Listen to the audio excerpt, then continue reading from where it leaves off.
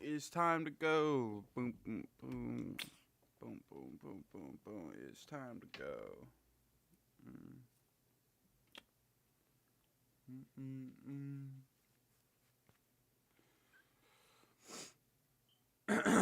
Yo!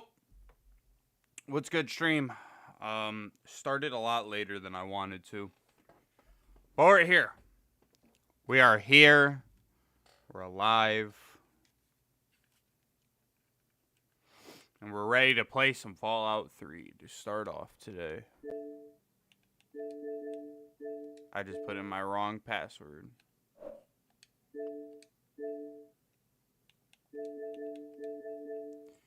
Alright.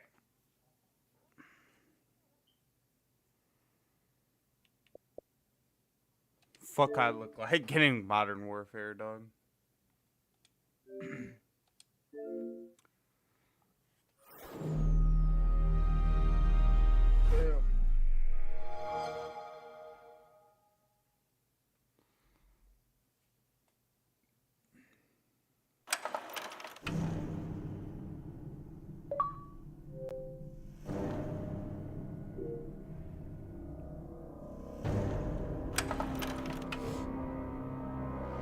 Signing me into Xbox Live.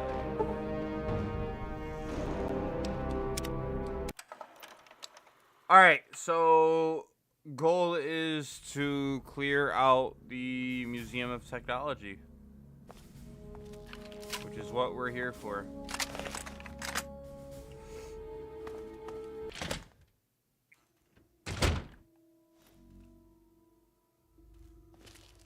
I already see a super mutant, so...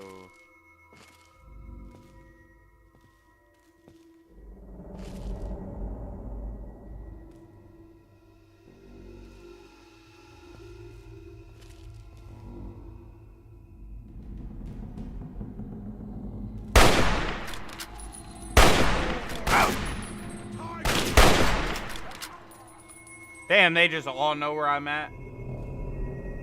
They definitely improved on stealth in, like, the later games.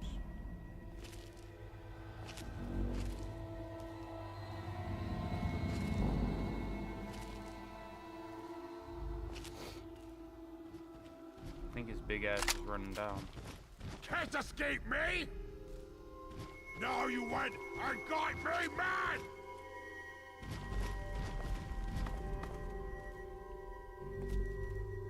What up, bitch? Damn, that bitch packs a punch.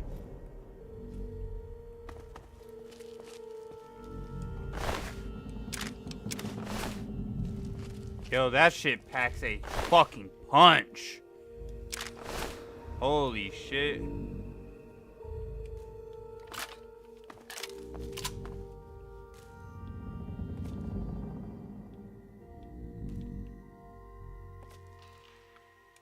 That Blanco mac and cheese. Damn, bro, nothing good behind this desk. Already looted. Wait, what was my objective now?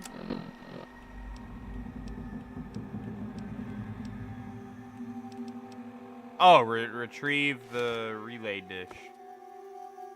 Whatever the fuck.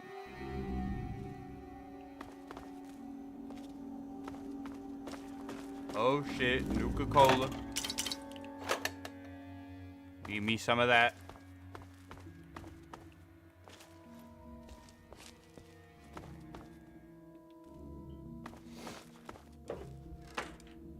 Anybody rubbing one out in the shitter? No?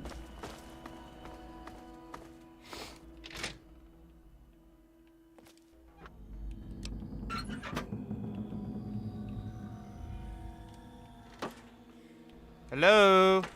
Anybody? Nope.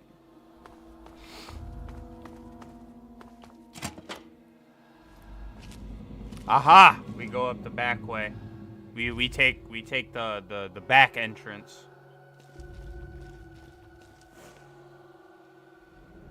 Some people will be very familiar with mutilated organs. Yeah, I think I'm good. I don't think I need mutilated organs.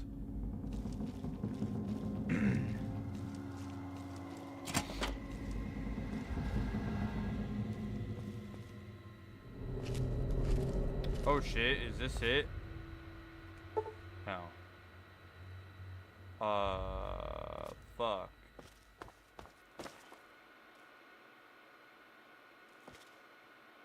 What is that?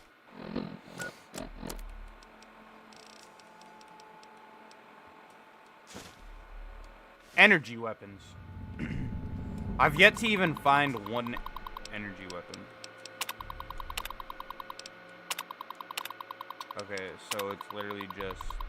Yeah, okay. Fuck all that. Damn, I don't have high enough science to do that, so... That was a waste of time.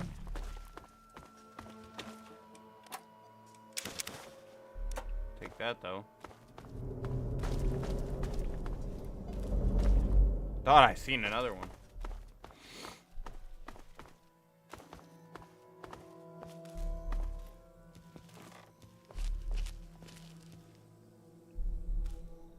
So it's that way. Overlooking.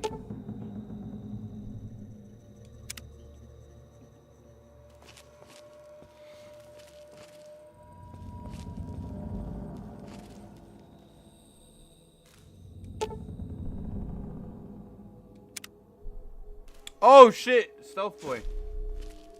2.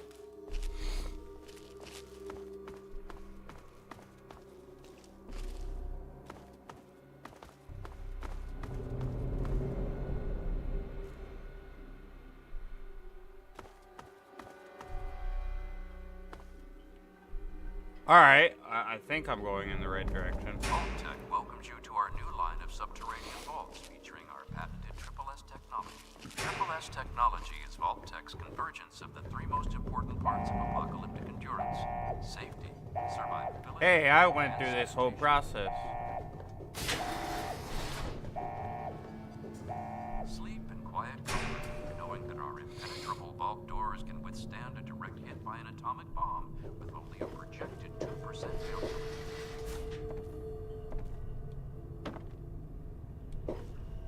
I'm gonna turn up my brightness a little bit.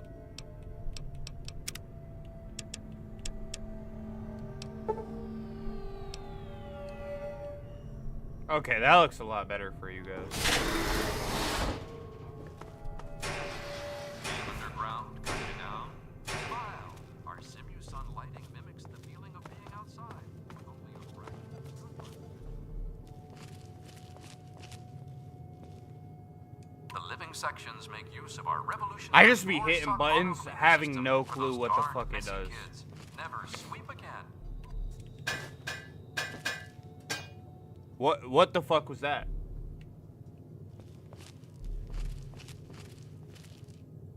Moms will love how our Culinator 3000 kitchen system makes cooking a breeze. Or don't be. Step into our Entertainatron room and watch the latest holotapes or concerns about security. Ah, the good old days when women sat in the kitchen. kitchen. Enable the Vault's leader to Joking, watch your joking. every Please move. don't fucking You'll ruin never my be alone life. again. Should the unlikely event arise that the planet is laid to waste, you'll feel happy. We hope you've enjoyed our tour today. If you have any further questions, please take a brochure from our helpful Vault-Tec guides. Oh, so that's it.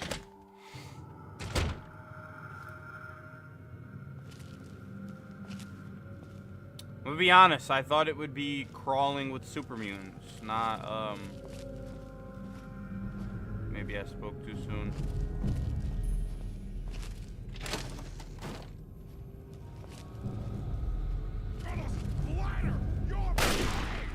Where?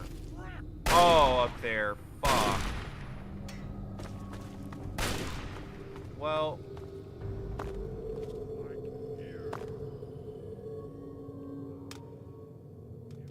Damn, which way to go? Which way to go?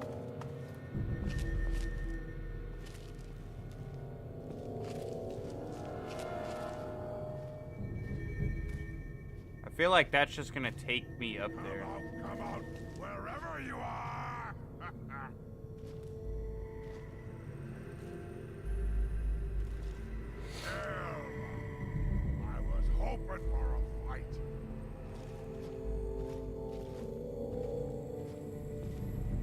I don't know which way to go.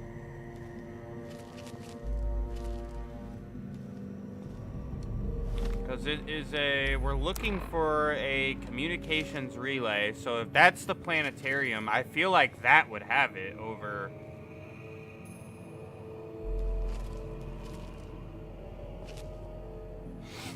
Whatever exhibit that is. Damn, bro, my fucking sinuses are killing me right now.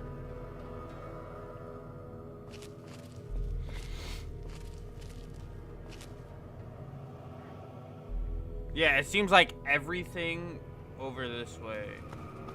Alright. I'm gonna go this way and then we'll go back the other way.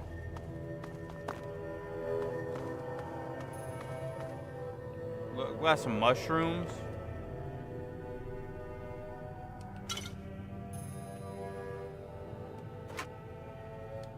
I don't need that. Far out space facts.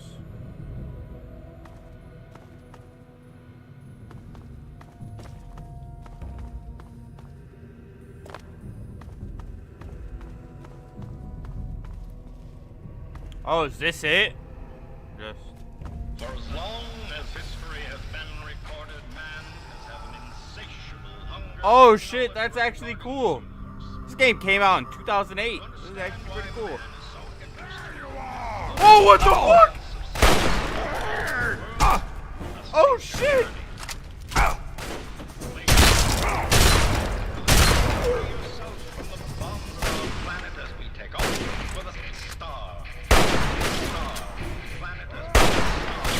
Quick scope. How did that not hit? For as long as history has been recorded, man has had an insatiable knowledge regarding Pussy. Fight me. man is so You know what? We can go toe to toe. We can go toe to toe, pussy. No, you wait! I got me, man! Oh, what the fuck? Oh my god. and free yourself from the bonds of Hey, he pulled out that big motherfucker. I had to do something. I was gonna go toe to toe with him, but not no more. The fuck? Missile launcher? I'm honestly cool off that. I don't really need that.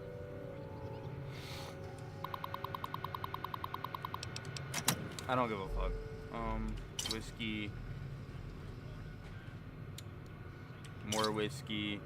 Ooh, a Nuka Quantum. Damn it.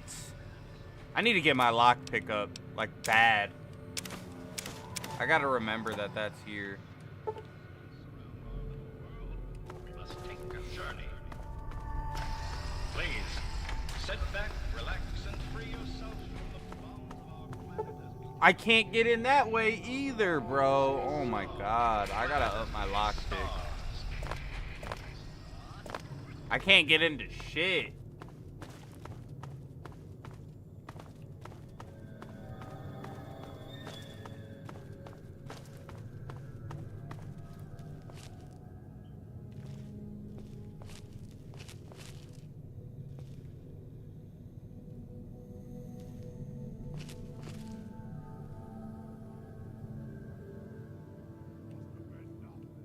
I got something for his big ass. Wait, no.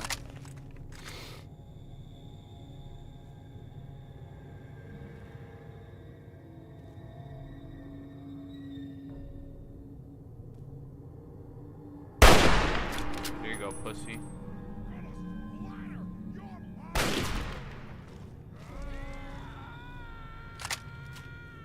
Come on. Come on. Oh shit. Oh shit. Hold on. I got something for you motherfuckers. Oh, I could shoot this bitch. Ah, shit. Nah, I'm gonna throw down some mines. Nash!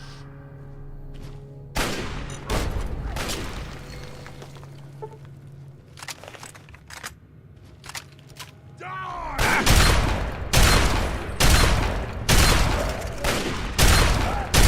Oh my god, this gun is amazing. Fuck anything else I was gonna do. I am now a shotgun main. That is what I'm using from now on. I don't give a fuck about nothing else. No, hold on. I'm not even close to my weight capacity. I might start picking these back up. Like that hunting rifle, that's 44 caps right there.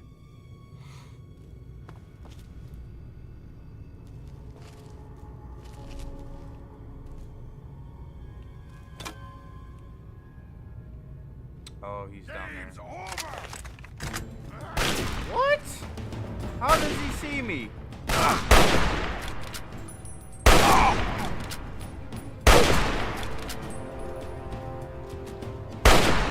Fucking bitch. Stop moving. Stop moving. Sit there and fucking take it. Oh, see? There. Activate rocket.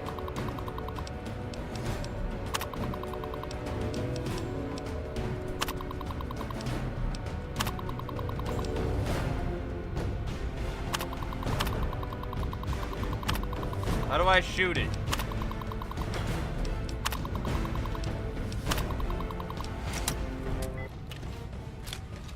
I want to make this bitch go boom.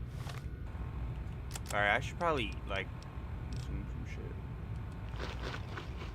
Alright, my rads ain't too bad.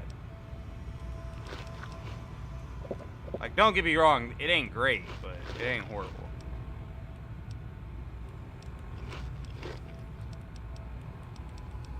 Purified water, roach meat. Maybe a little bit more.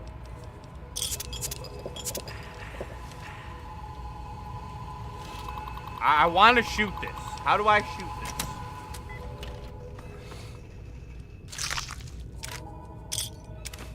Okay, I didn't want the mutilated torso, not gonna lie.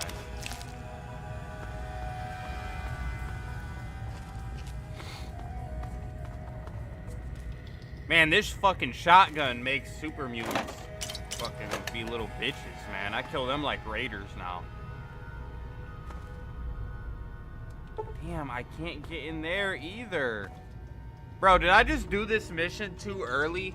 Because I feel like I can't get into shit.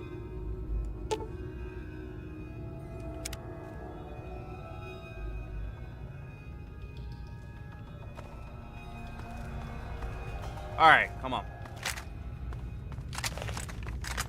We're gonna head downstairs now and hope that this fucking relay dish is down there.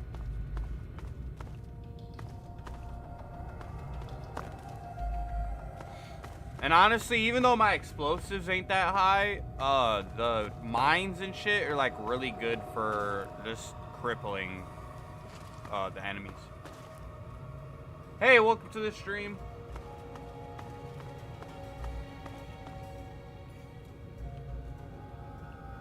Where was that one guy that I killed? Oh, over here.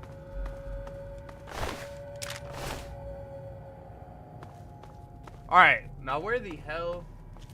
Is this a first playthrough?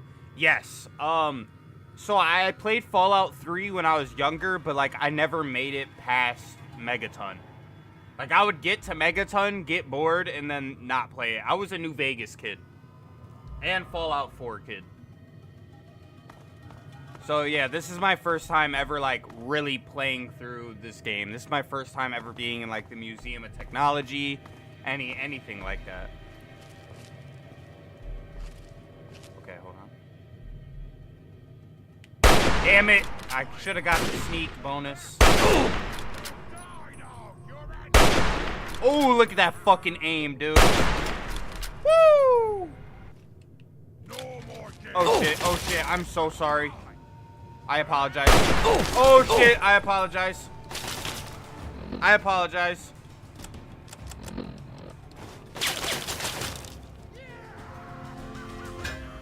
Eat that bitch. Come on. What?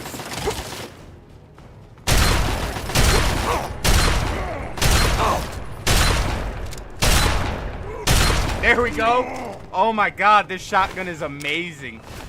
I'm taking that assault rifle. Selling that for sure. Alright, I gotta heal. Holy shit. Maybe I should take some buff out. Wait, is there addictions in this game? Thank you. Thank you for the follow. I don't know if there's addictions in this. I'm taking it.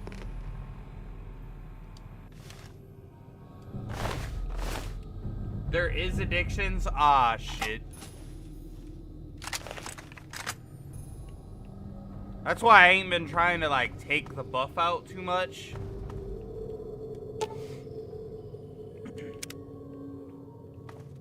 But at the same time, fuck, it's so good.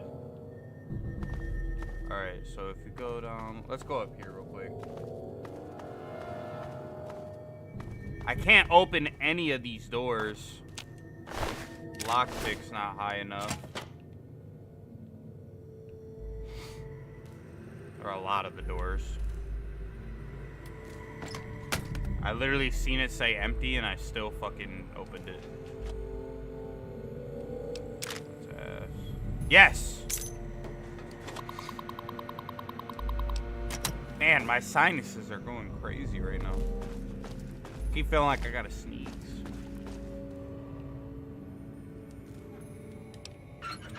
Alright.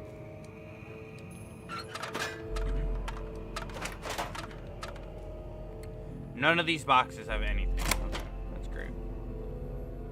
Oh, I'm back here now. Okay.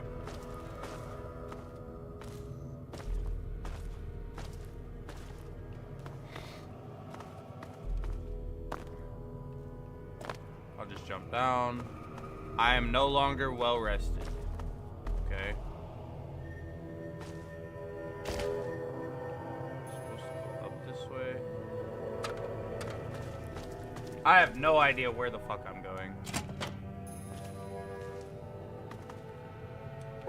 I can't fuck with that. I don't have high enough science. I'm about to just start pounding alcohol before I get into fights. Damn it. Wire key for that.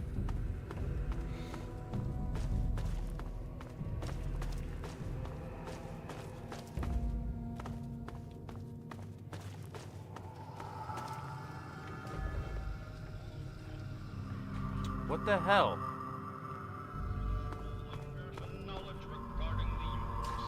I'm back here. To understand why man is so interested in this. Bro, I've cleared all this out. I'm so confused.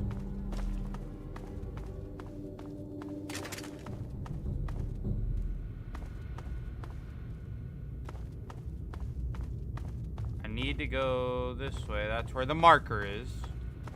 God, the fucking marker is so complicated in this game. Alright, back down here. It's telling me go this way.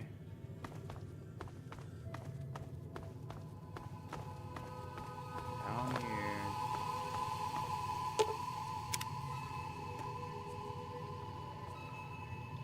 Oh. Yes! Yes! I did it! Find the Washington Monument. Ain't that right outside?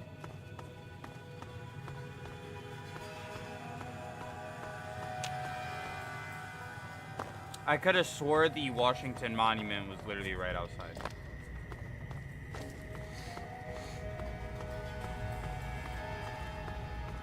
Wasn't that also the place that was swarmed with super mutants, though? We might run into, some problems.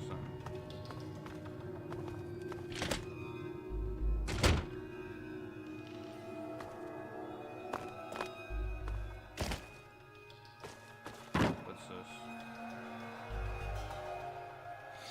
I don't really care. Oh, the buff out ran out. Ah, shit.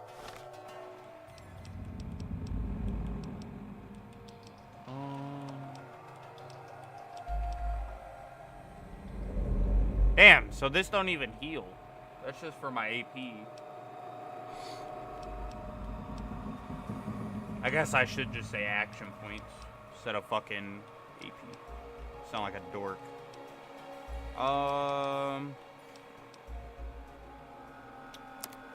Why is my screen blurry? Is my head fucked up? No. Alright. I'll heal up.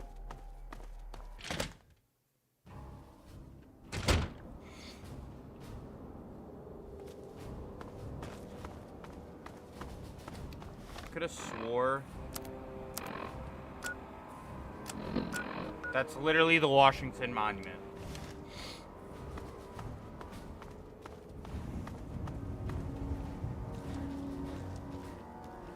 Oh, fuck me, man. Alright, let me save.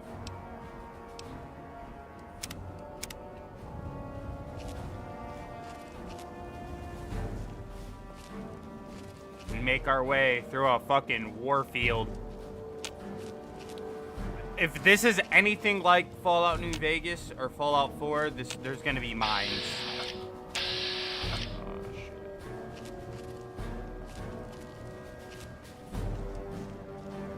You know what? Hold on.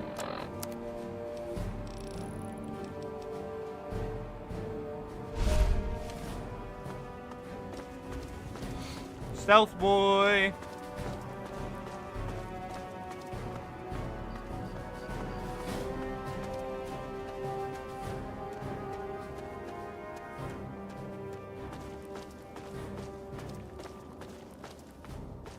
Is that Brotherhood? Yes, it is. Let's fucking go. Good to see you. You literally cannot see me right now. Hey there. Move along, outsider.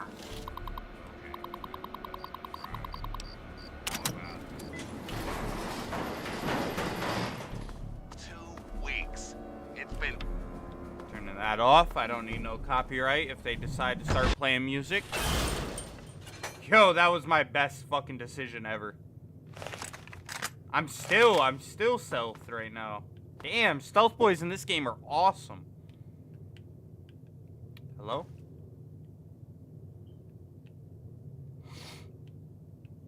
Hello? Oh, right here. A working elevator? Oh, okay. That's surprising. How long do stealth boys last? Holy shit, I'm still invisible.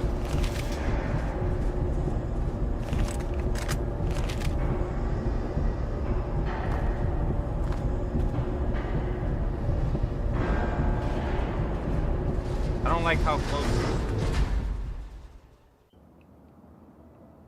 Why is it literally following on my, like, shoulder? Alright, let's see what else is in here. Ooh, 10 millimeter. All that. A metal helmet. Is that better than what I got? Oh, dude, my shit is god awful. Let me drop that. I'll wear this. I can't even see what I want to look like. Damn, if I would have knew a bed was here, I would have just waited to heal and then slept in the bed. Stealth boy. Damn, that lasts a long time.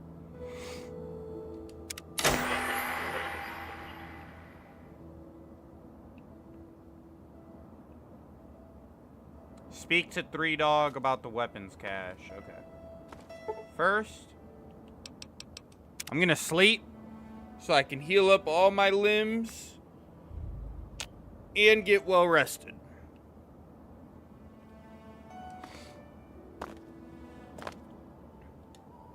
Can I teleport from here?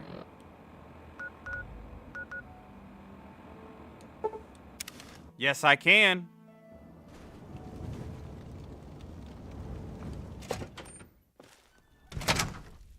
Yo, what's good, Brotherhood? I'm not gonna lie, I might join the Brotherhood in this game. I never joined the Brotherhood in like Fallout 4 when I would play. That should give the boys at Lost Hills something to think Are they in New Vegas? I don't remember. It's been so long since I've had a New Vegas playthrough. Excuse me. Yep, more important than all of you, I gotta go talk to the 3-dog. Bro, my sinuses are so bad right now. I'm so sorry if you guys can hear me, like, sniffling. What up, bro? Hey, all right! The hero of the wasteland returns. Hey, I didn't now even have to do GNR this can be mission. I heard just clear did it for the across the experience. capital wasteland again. But before I get back to my calling, Yes. this holotape contains the location of the... I hope you put them to... Remember to keep us tuned. Ever since GNR started singing again, the guys downstairs... Alright. Yes! Alright, lockpick. I'm debating on just fucking upping it all the way. Honestly, I think I just up it to 35 for now. I desperately need my lockpick up. And then, let's start to get my repair up too, because I know I'm gonna need that. And other than that, fuck it, throw some in the barter. I could get gun nut. Daddy's boy. That'd be medicine.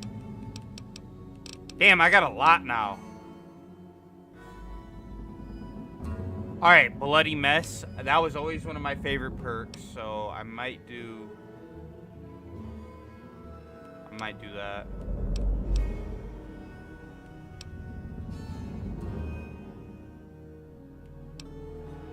Damn, toughness is good too.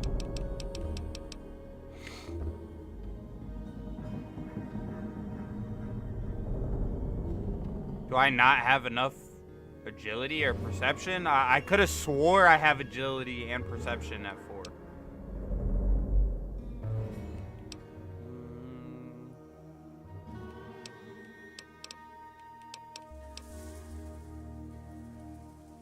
I want this. Commando. I need to be level 8 though. Mr. Sandman. Oh my god. I love Mr. Sandman.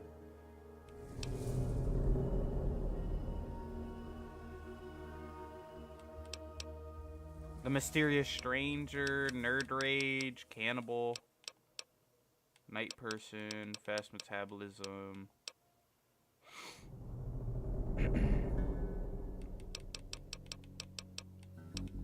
Life Giver. I want to up that too. What is my... I need to look at my fucking special perks. I think I'm gonna go Bloody Mess.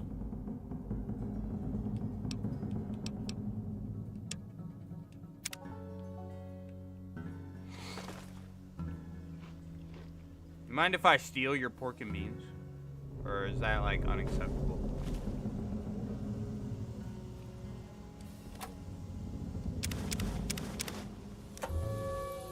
I didn't do anything. Alright, so let's look.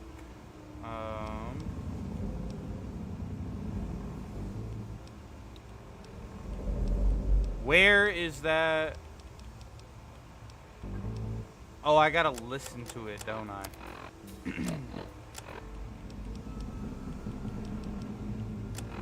Bobblehead medicine? Oh, I picked that up at the start of the game. Where is, the weapons cache?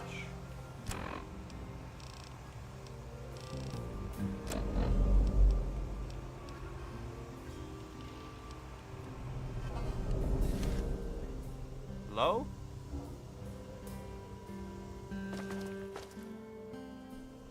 What the fuck? I thought it would mark it on my map.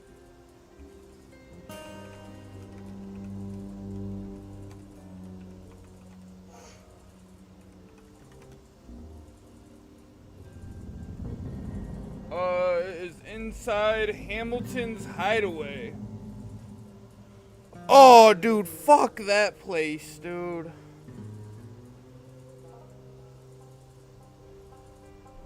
Man, I don't even know if I'm trying to go that way. I hated Hamilton's Hideaway. Power to the people, eh, kid? Facts, bro. Power to the people. Alright, let's see. What are we gonna do now? Honestly, we gotta make our way down to Rivet City, so it's either that or we go to Super Duper Mart and do that quest.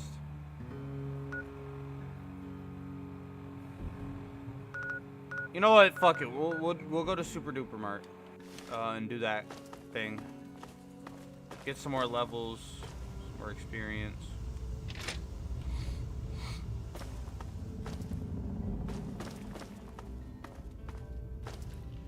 Am I going the right way? I have no idea.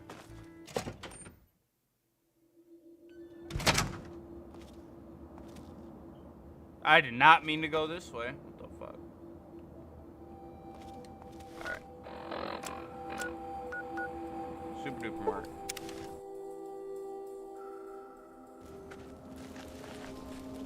Alright, just spawn me in the middle of a bunch of fucking people, I guess.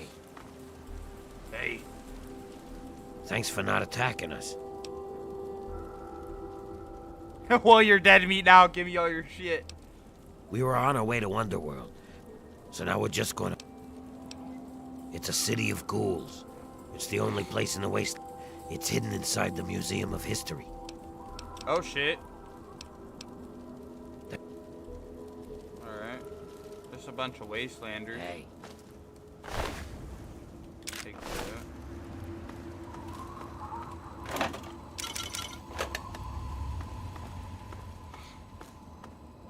Y'all are pussy. I had one inside already. Pack of 6. Fuck it, I'm going inside.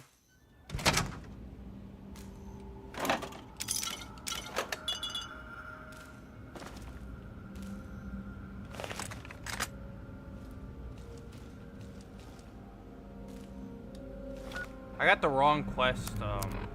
Right here.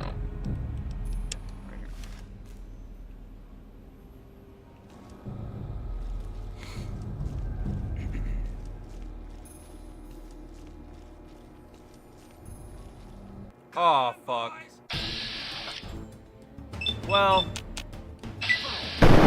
And I missed. There we go. There we go.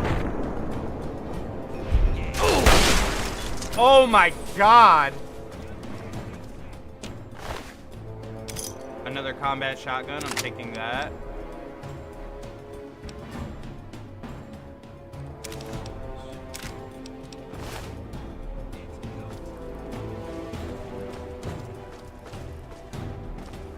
I'm here to loot. Fuck all of you. I don't care at all. Oh shit, oh shit, oh shit, oh shit, oh shit. Hold on.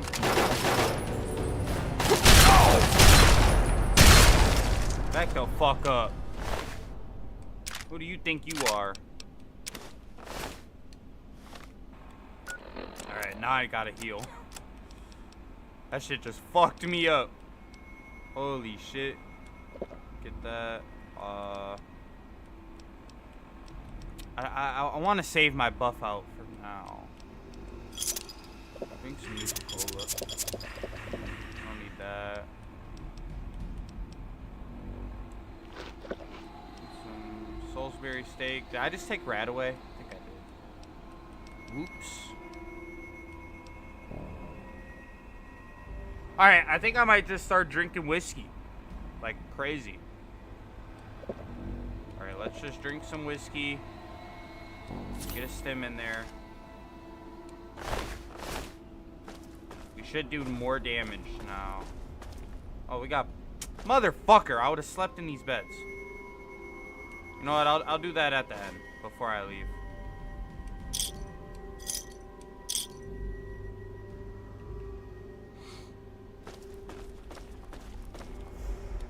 Did I accidentally sell my rifle? I might have.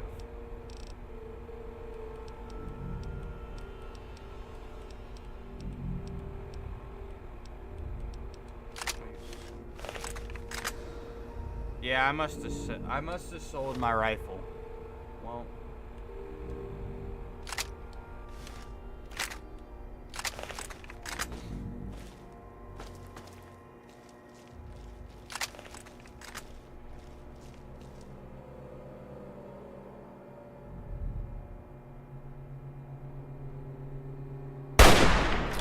Where's my stealth bonus?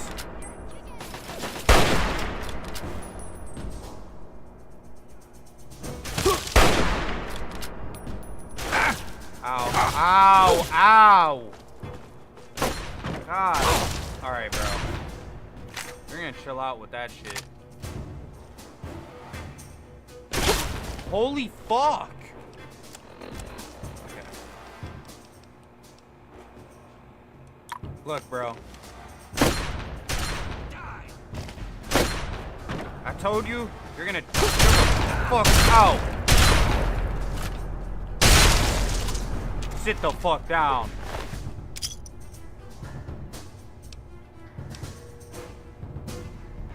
Take that.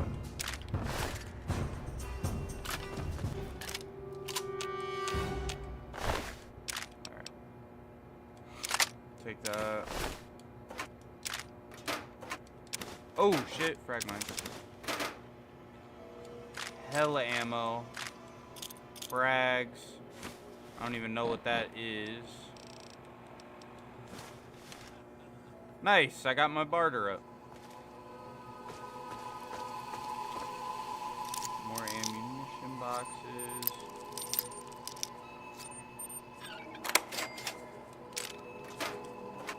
Dude, I can actually use my fucking 10mm now. Can't get that open. I'm still trying to get my lockpick up. Holy shit.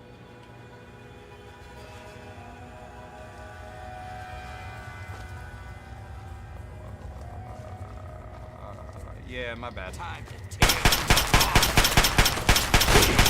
Excuse me?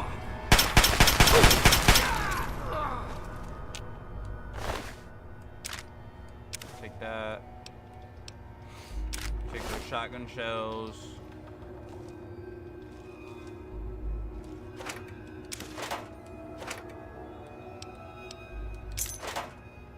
Ooh, the pharmacy key.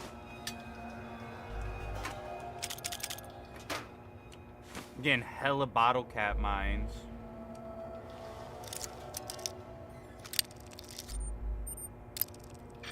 Dude, this has to be like down the middle. Motherfucker. There we go.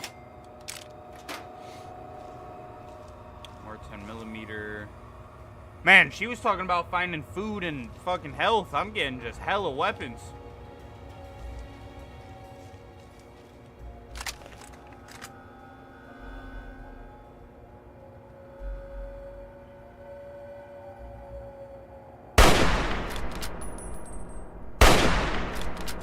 How did that miss?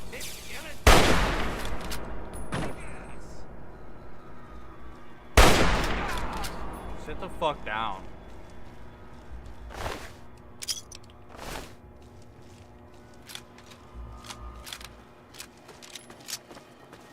Let me save.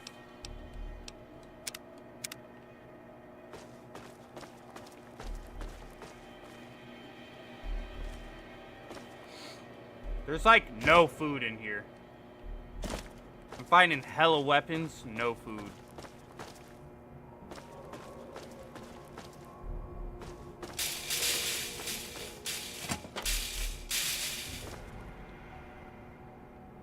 Which honestly, I'd rather have the fucking weapons. I don't.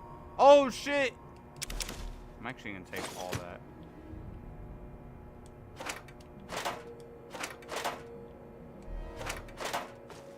Bro, I want to find the meds. Talking about return already. Look, just got stim packs. Ooh, a laser pistol. I haven't got to use that yet. Where's that at? It only does 5 damage. Well, yeah, I don't think I'll be using that.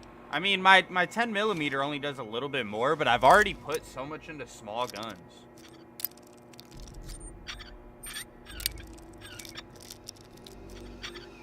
There we go.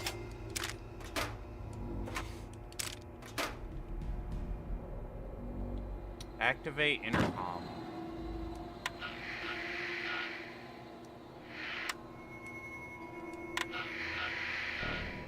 Am I supposed to be hearing something out of that?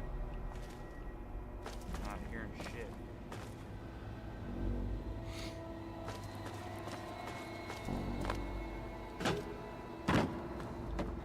Alright, I don't want to leave yet until I find the meds. I really want those meds. Was it in here? I feel like there was something that was locked. I didn't have access to. And then I found this key.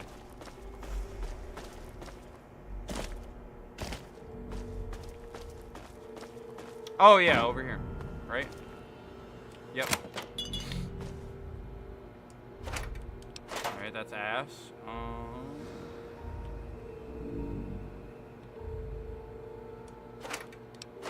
Bro, I gotta get something. Come on now. Alright, you guys are playing with my fucking feelings right now. We're back. Somebody open up the... Huh? Hang on. Something ain't right here. So more people might be back, guys. God.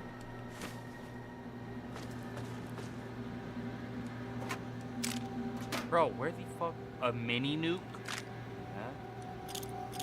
Give me all these nades.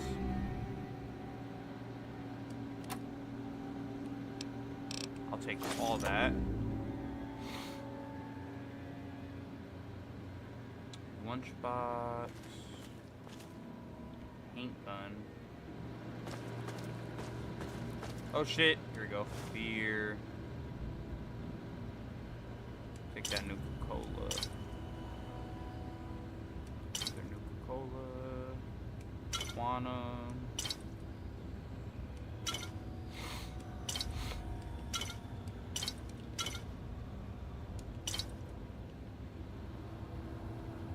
Alright. Got hella shit now. Is there somewhere for me to sleep in here? Or I gotta go? Yeah, I gotta go. Mentats. Vodka, scotch. Yeah.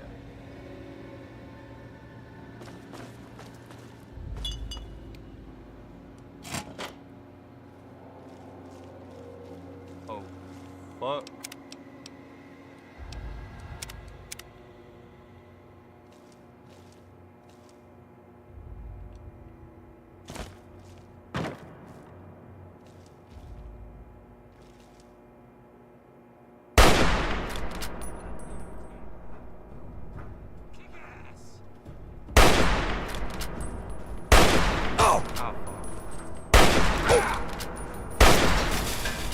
Eat my fucking balls. Don't drink the Nuka Quantums. There's a side quest to collect 30 of them. I really haven't. I think I've only drank one, and that was way earlier. Honestly, now that I'm actually finding the side quests and shit, I'm actually having a really fun time. Whoa, I'm carrying way too much shit.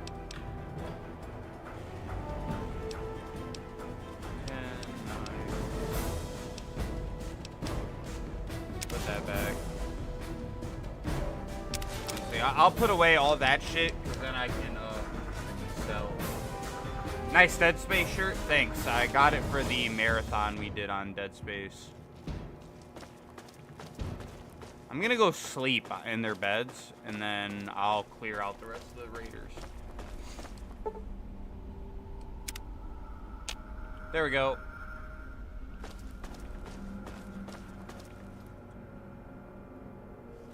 Oh shit. Oh shit. You don't see me. You don't see anything. You don't see anything. Damn noises again. Yeah, you are hearing noises. Get back, you monkeys. I got first call on the goods.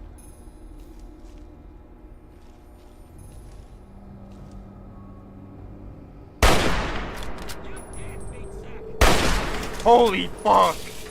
I love bloody mess. I love it. Let's see. I'm gonna take all this shit so I can sell.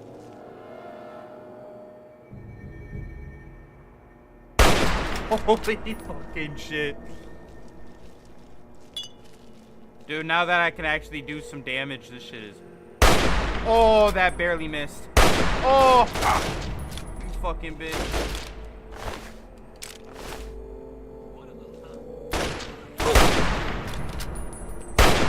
There we go. Cleared. There we go. Now, do I just go kill the ghouls outside for no reason? Just for the XP? Oh, hey guys. You guys can take this over. Thanks for not attacking us. Oh, okay. Never mind. I was just gonna give it all to him, but... Alright. Now we can go back to Megaton.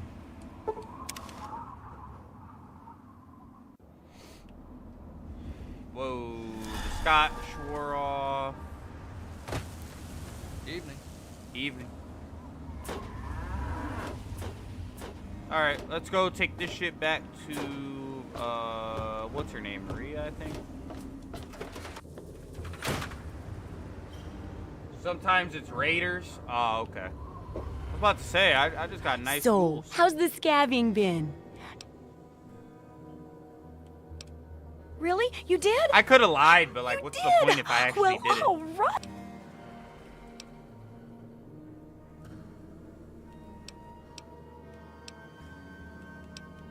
I'll use intelligence. So you're saying that they acquired a well-protected stash?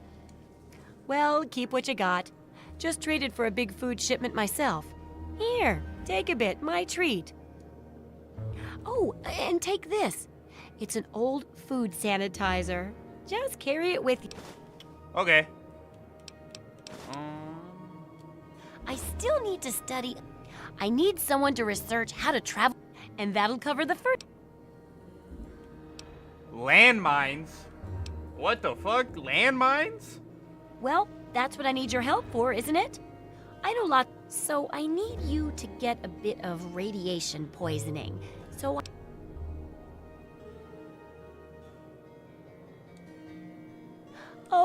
now 200 rad should be enough for basic sickness, but if you can get 600 or just make sure you can get back. Alright. Alright, I want to sell her some stuff.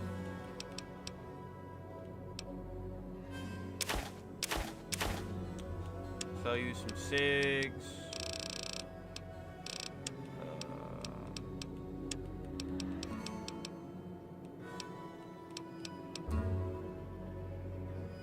Sell her that. Sell her this. Hold up. Can't afford that. She can take 50. Alright.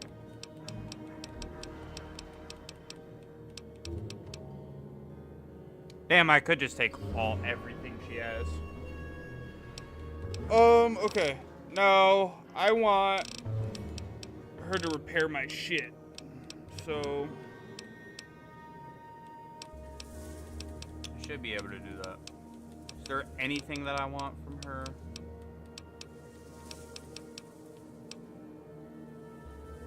Seven shotgun shells. I feel like that ain't even enough. Right, there we go. Gave her all that. Take that. And then I can take the rest of her shit again. Nice. Tell you that. Take those. 50. And then apparel. Take that.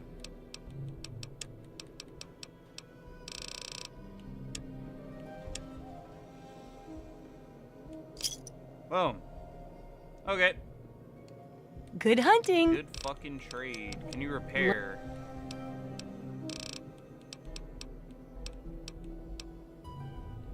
Damn. That's 65 caps.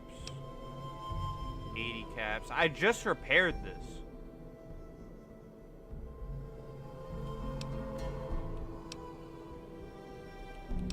Honestly, I think I need to fix my hunting rifle. And then... Damn.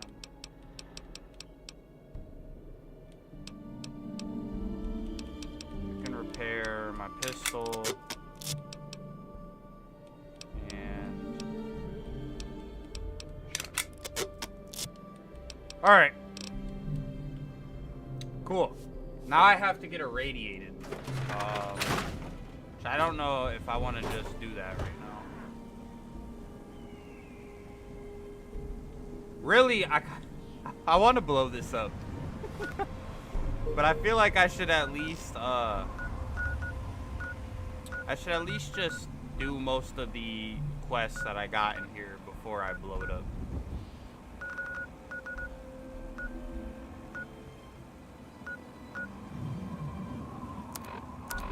Alright. Track radiation sickness. So how many rads do I got?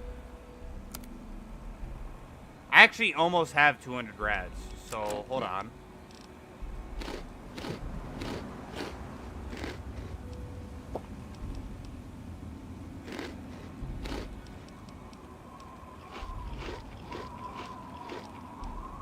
Bro, what the fuck? Oh, bro, what am I doing? I shouldn't even have did that. When there's rads right down here. The waters of the globe, for this ancient weapon of war. I'm fucking is our dumb. I just salvation. ate all that It is fucking the very healing symbol shit. of Atom's glory. Let it serve as a reminder of the division that has occurred in the past, and the resplendence of the Yeah, you know promise what? of Fuck. our I'm not getting up to 600. She can take what she gets. Damn, I wish I didn't just eat all that. Fucking bad. Oh my god, I'm so dumb. All of us here thank you for everything.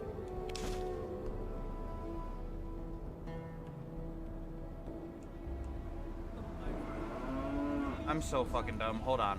Hold on. Yeah. Let me reload. Let me reload before I fucking eat all my stuff. Yeah. Okay, yeah, I still got everything. That was honestly a fucking brain dead moment right there. Oh, holy shit, I was dumb as fuck for that.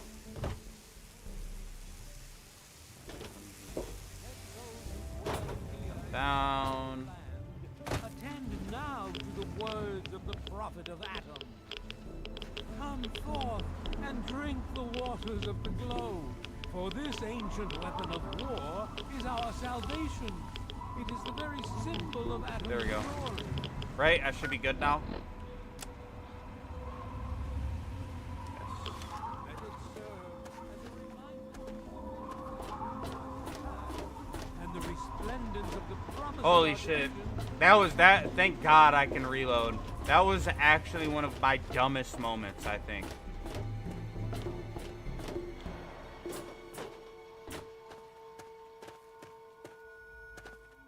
Literally got rid of all the rads that I just got for the fucking mission.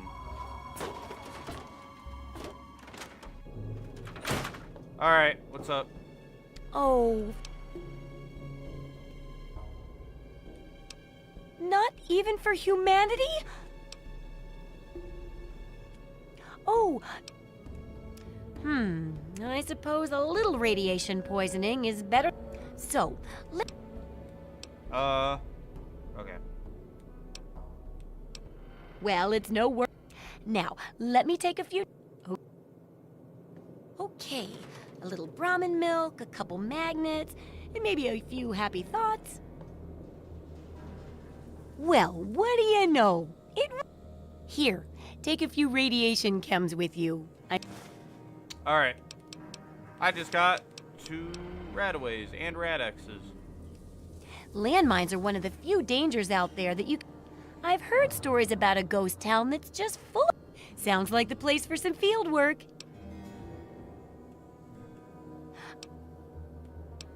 So I have to... Oh my god. Don't try anything. I will fucking kill you. Like, don't ever threaten me in your life. Alright.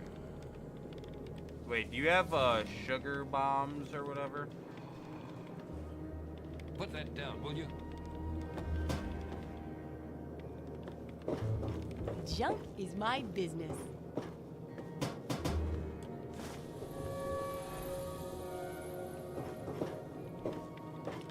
Can I do for you, Daddy-O? Just call me Daddy-O. Hi, Moira. Pause. Good to see you. Taking these sugar bombs. I need these. Don't try anything. Bro, eat my fucking nuts. Like, who are you to threaten me? I am literally destroying entire fucking raider populations for this bitch. Welcome to I'm allowed to Creekside take anything I Supply. want.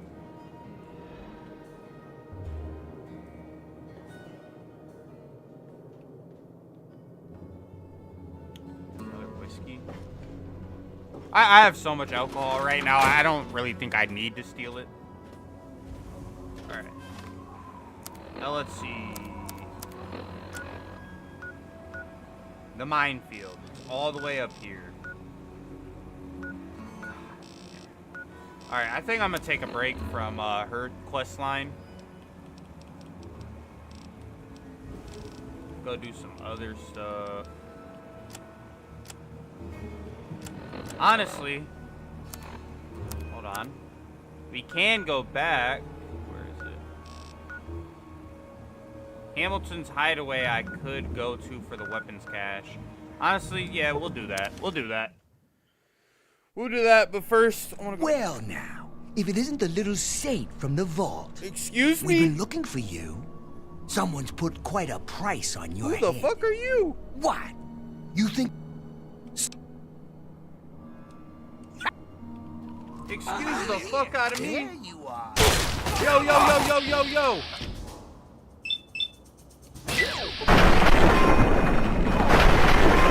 Back the fuck up. Whoa, whoa, whoa, whoa, whoa, whoa, whoa, whoa, whoa, whoa. Take some buff out. Shit. Oh, shit. It's fine.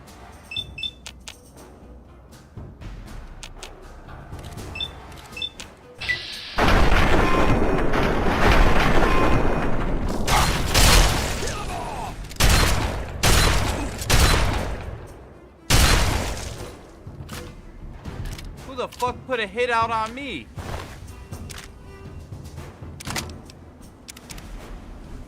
Whoa, this is actually really good. Right? Yeah, compared to my shit. But I get +5 to my weapons and all that. Plus, that condition's not really that good. I'll play that. It's only +1, and I lose a lot of my shit. So. Pulse grenades.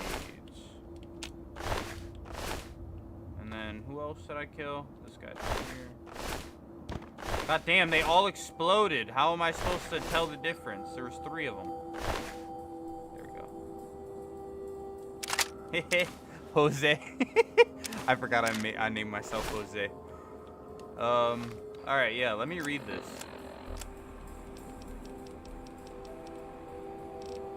Where is that at?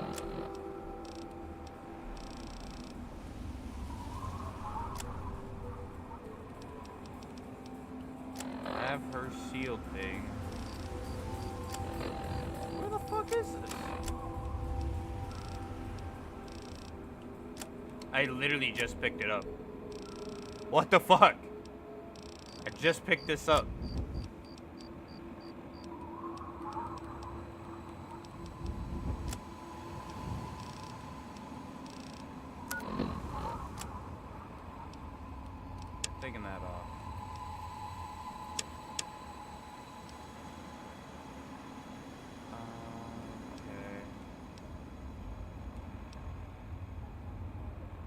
entrance to Rivet City.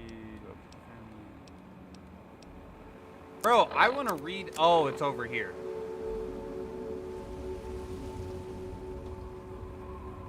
A 1,000 caps?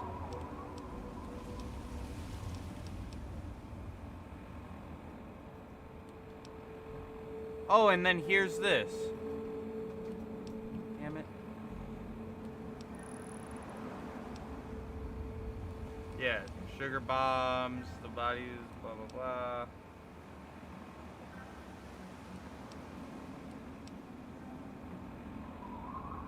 Look out. I'm not reading that. Birthday poem. Okay.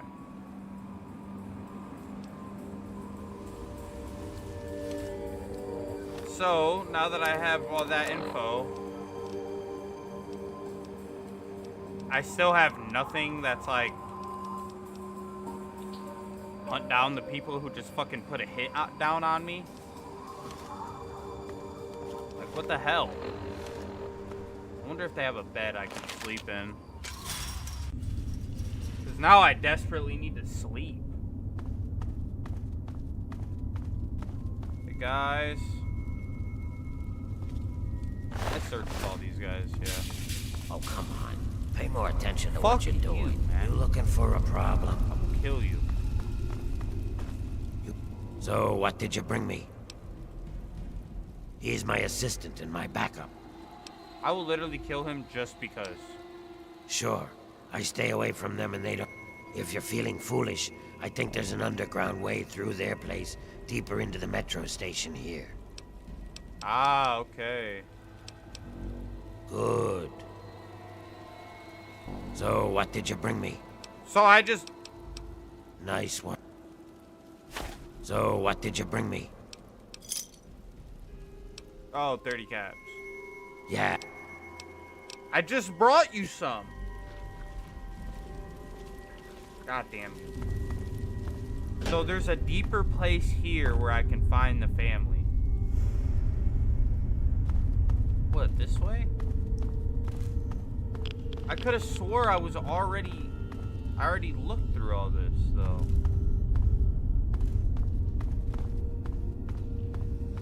Yeah, I already looked through everything.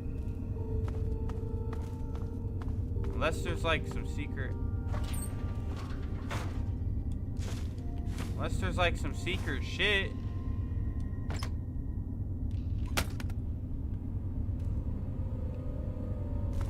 I've already looked for the family in all these different... It's like...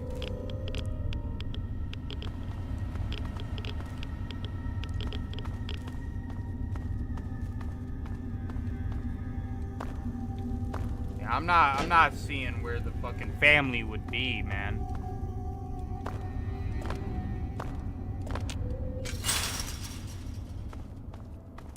Alright. Damn, I wish I'd fucking had a bed, though.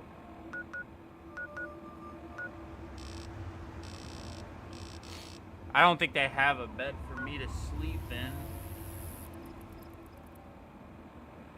I'm gonna go to Hamilton's Hideaway so I can go in there.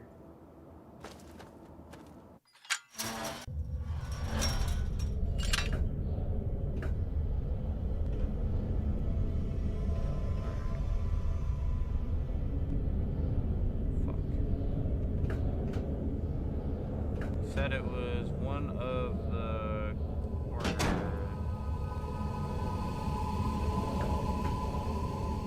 Bro, if I get attacked by another fucking rad scorpion, I'm done. It's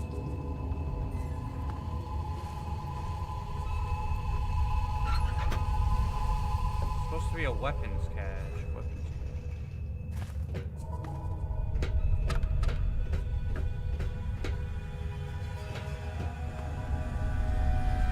Let me look this up.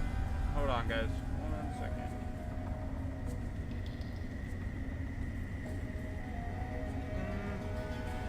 Okay. Inside, yep.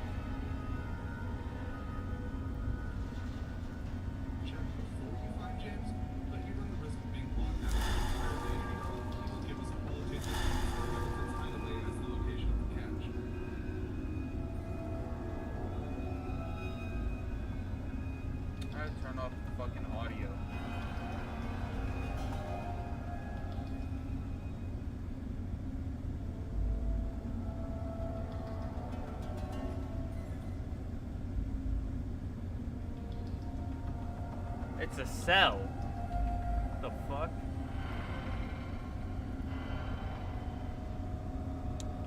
Alright, so I need to go through the concrete tunnels. I have like no health. I don't want to eat anything though.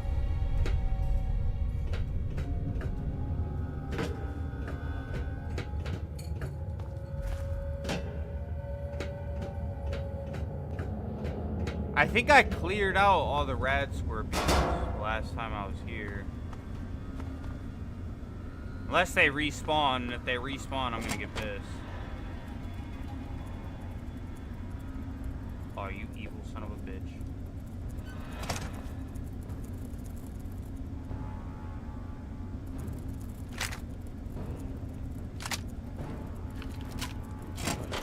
Come on, bitch. Yeah, I got some. Got something for your ass this time. Yeah, I got something for your ass this time. Last time I didn't have shit for you.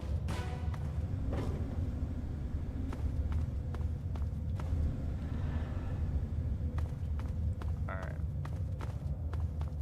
I gotta go to the north. The tunnels.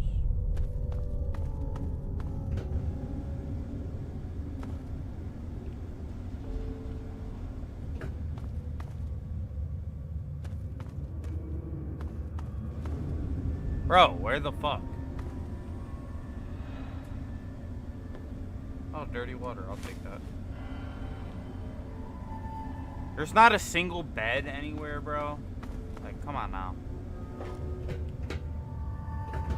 Instead of the concrete tunnel. I'm in a concrete tunnel.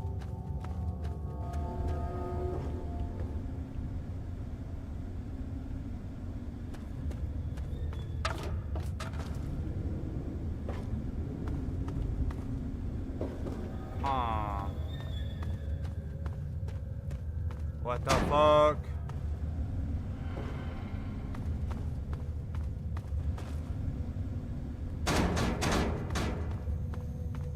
Bro, it has to be somewhere. In the concrete tunnels. This is the place, right? Yeah, Hamilton's Hideaway.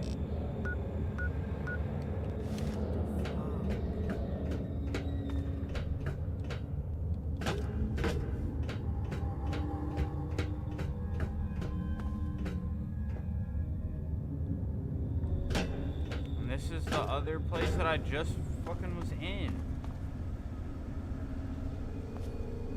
I'm so confused, man.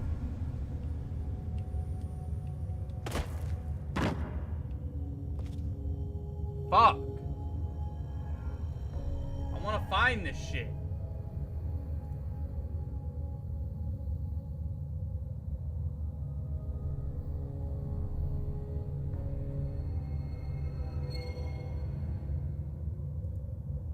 Talking about it's not that exciting of a reward. Bitch, I want my fucking reward.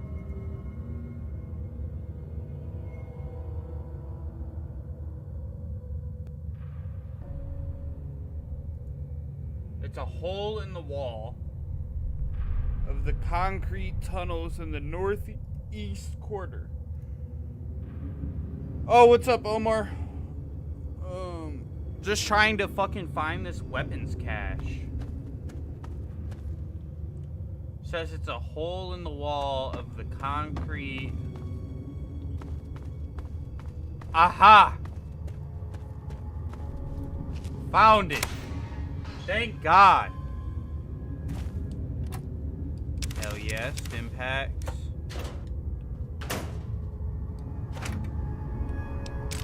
Darts. Police baton. Yeah, that's ass.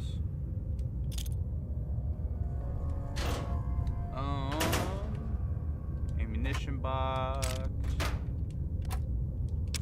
Take all that.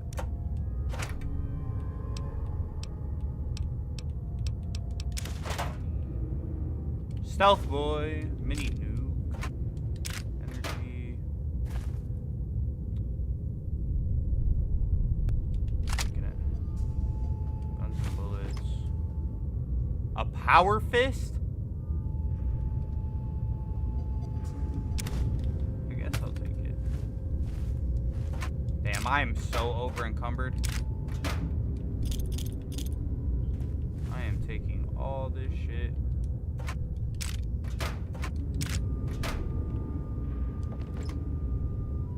Recon armor. That shit is garbage. That shit is actual trash.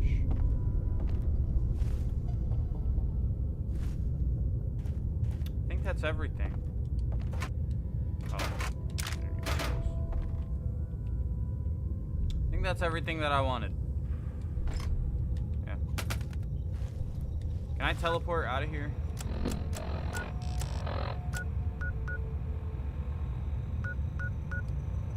No. Aw. I can't fast travel while over encumbered. Aw.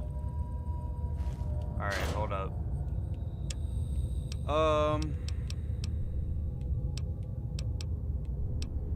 Put that back. You know what? Hold on.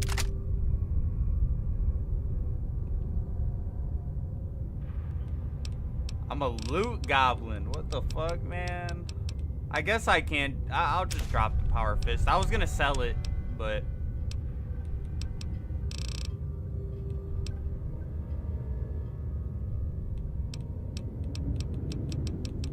Alright, so what if I already have an addiction?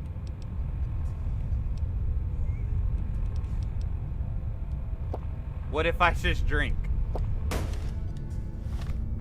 Boom. Now I have enough. Why do I have 5 assault rifles? Because they are really pricey. So whenever I need stim packs, I just go to a trader, sell all of my shit that I don't want, and then I can buy stim packs for free. God damn it. Alright, I gotta get out of here so I can go back to Megaton, sell all this shit, and then I'll be good.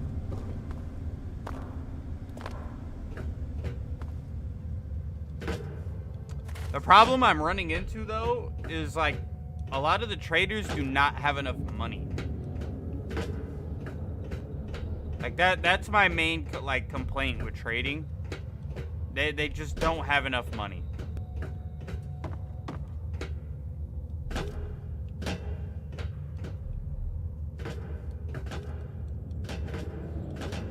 Like, I can barely even trade them a lot of shit before they're literally already... That scared the fuck out of me. Alright, are we dead ass? I think...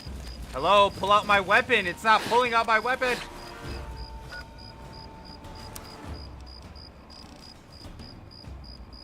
Holy fuck. Oh, I probably sold it. I think I sold it. That's probably why. Alright, here we go. Piston.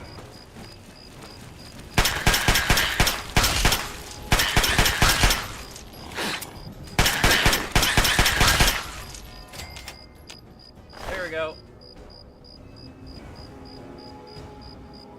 I don't know if I have the repair skill high enough for that, though. Because, hold on, I'll try. I'll try and do it. Quick. Like, repair. Okay, hold on.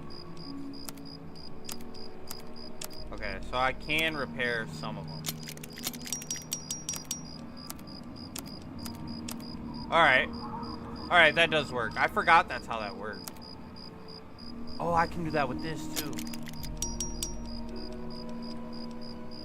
I forgot that's how it worked in the old Fallout games. This is my first time, like, really playing Fallout 3. I never made it past Megaton the first time, like, when I used to play when I was younger. I'd get distracted doing little shit. Never actually, like, made it far. I knew that's how it worked in Fallout New Vegas, but never in these games. Alright, I'm gonna go back to Megaton. Yeah, you need something? So I can sell some stuff. We're all still breathing, so I know you didn't screw up. You got some... Yes? Can I trade with you? No. Alright. I need to get to the... Hey there. canteen or whatever. Not the canteen, the saloon. I'm gonna blow up Megaton. The only reason I haven't yet, though, is because I have missions here that actually give me some pretty good XP. So I haven't blown it up yet.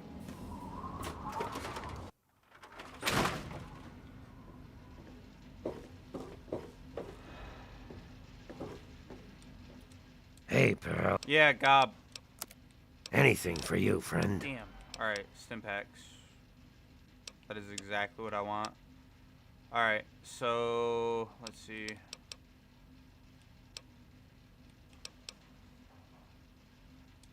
Show you that one. Hold on.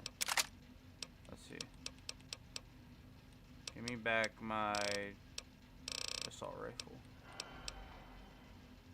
Wait. Hold on. Yes, cancel. Anything for you, friend. Take those weapons.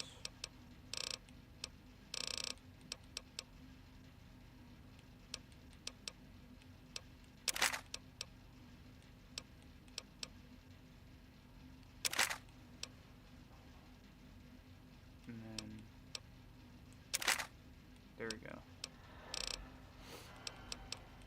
I also kind of want to sell my Fat Man, but where's the bobblehead for explosives? I found the one for See you soon, I drunk. found the one for medicine. Or did I find the one for explosives?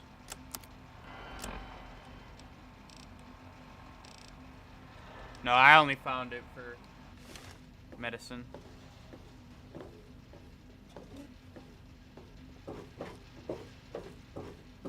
Yes? Are you having trouble with your little assignment? Do I need to Bro, find shut up. someone else? I'll get to it. That's secure for a reason. I can't fucking pick it yet. Dude, so you're telling me I have to buy that shit every single time? Yeah, you're tripping. In the mayor's house. Good to see you again, Drake. I don't know if I'll be able to lockpick it. Cause ain't the mayor, the sheriff? They're like the same person, ain't they?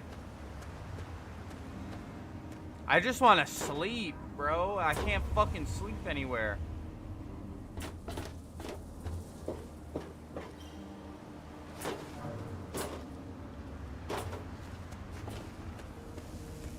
What's up?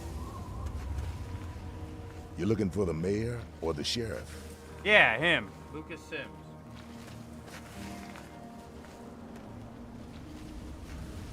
Can I get in here?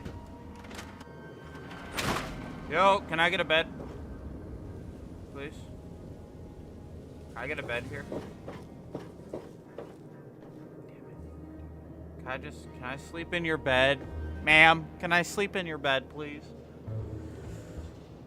Ah!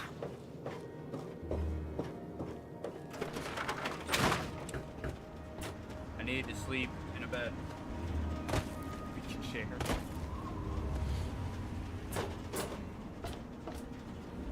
Mr. Burke's house. Yeah, I don't think I'm gonna be able to pick the lock to the mayor's house because my lock pick ain't high enough. It's a common house? Oh, can I sleep here? Can I sleep? Bro. Sugar bombs.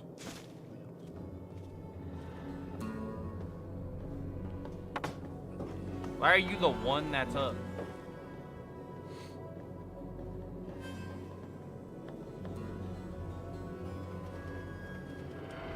guys' whiskey too. Bro, so you're telling me I'm the only one who don't?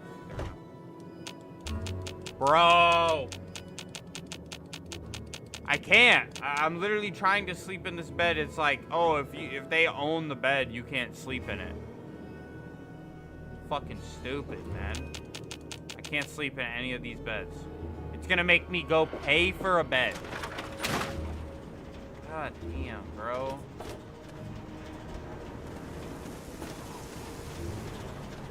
I know I could go to the saloon and sleep there, but like I gotta pay 100 and some cash Every eye shall be blind with his glory. just to sleep there. Shit's literally a scam.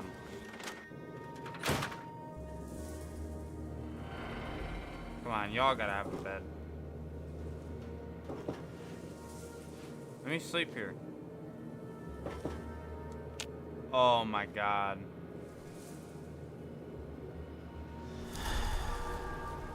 Oh shit. Are you having fun with that? Yeah.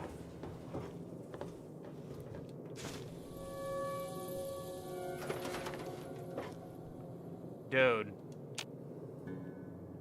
What in the... Because if I sleep, I get full health. I don't have to use my medical supplies.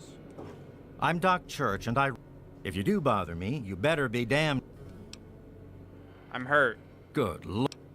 100 caps? Honestly, 100 caps is better than the fucking price to sleep, so... I swear you people never learn. What do you think is out there in that wasteland anyway? Yep, heal me all the way. All right. That's all I need. And like, to heal all the way, you gotta use so many fucking... Were you just kidding? You gotta use so many stim packs. I'm not trying to use those. Oh, fuck. I have addictions. Hold on. I gotta go back in there so I can get rid of my addiction to drugs. Doc, you're not done. Nope. Nope, you're not sick? done. Injured? No, I'm chronically You came in here addicted on to your own drugs. power, so... I thought you... Cure me.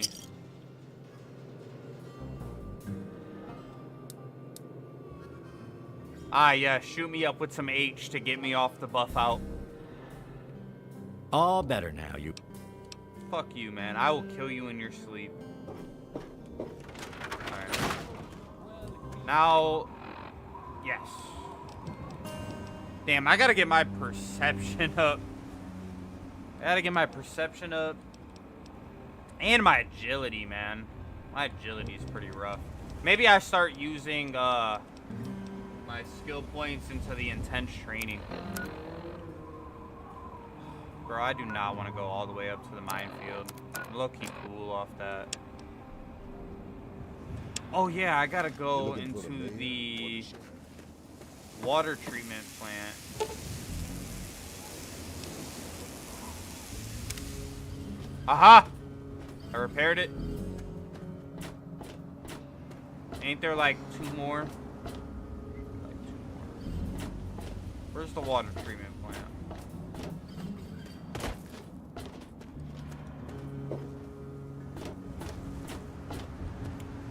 I could have swore I jumped on top of one of the leaky things. Damn, I need my lockpick to get higher.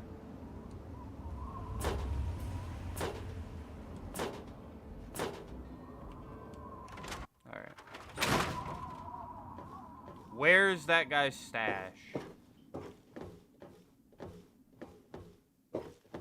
It's somewhere in here.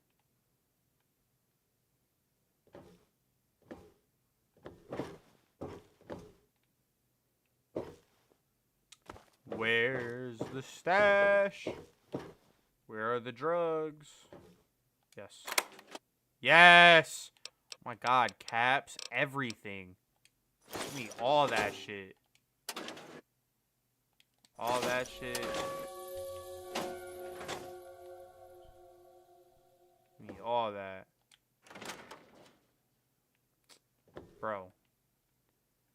I'm just pissed there's no bed. Like, bro, I can't get a bed. I can save your guys' town, but I can't get a fucking bed.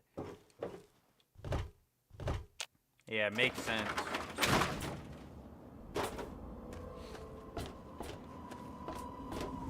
Alright, now I want to... Thank God. I want to try to fix up all these water leaks so I can complete as many missions before I blow up this bomb. Hello? Okay.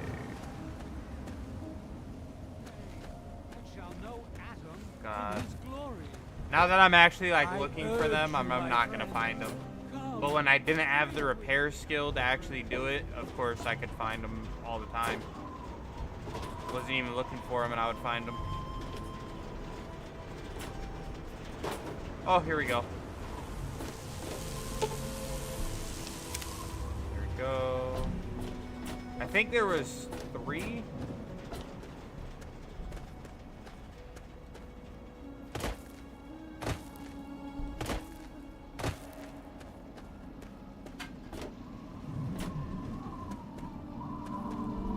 One thing I will say, I low-key like Skyrim and like the Elder Scrolls system better, where like your skills go up the more that you actually do them.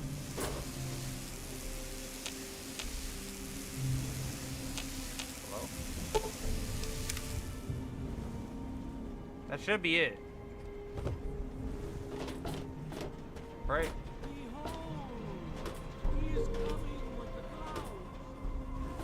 That should have been it.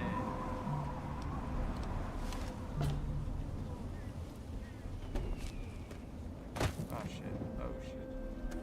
Let me look that up.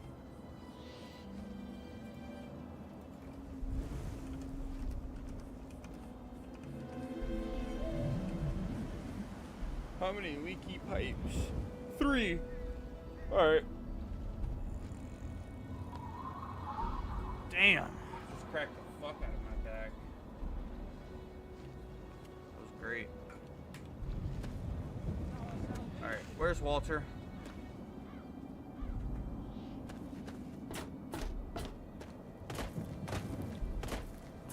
Oh shit, I'm an hour and 30 in. Water.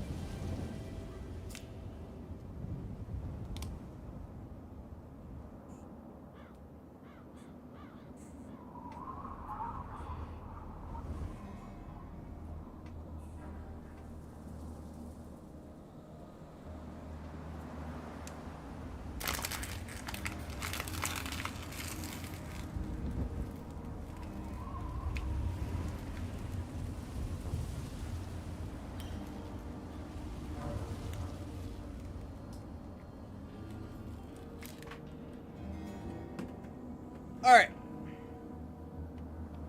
Here we go. Where's Walter at?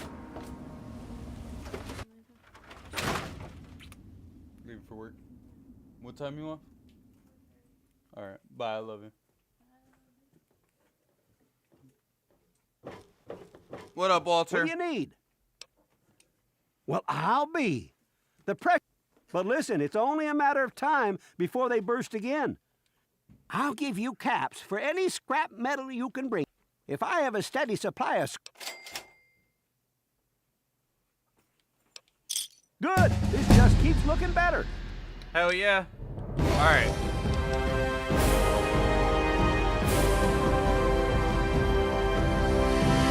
Fucking cat ran in here as soon as she went to go leave. Okay. So lockpick. Need lockpick to go up. Other than that, let's get medicine up. Repair up. I feel like my speech is good for now. Maybe some more barter. And then, let's see. Could do Fortune Finder, but I feel like I can just do quests to get a lot of those. Child at heart. I'm okay. Could get more experience, but I feel like I'm good with that. Little Leaguer, intense training, gun nut. I could do gun nut. Again. What's this? I need more perception for that, though.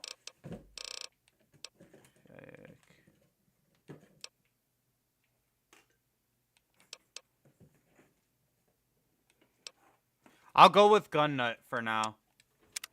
Just because I need more lockpicking. So then if I go into my... Damn, I have 8 intelligence? I forgot about that. My lockpick's almost... I'm almost able to open up average level containers. What fucking quest do I have?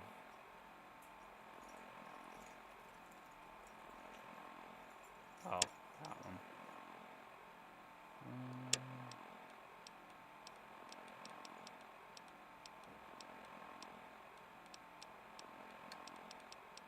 Okay, let's go to Rivet City. I think it's time. Can I fast travel from here?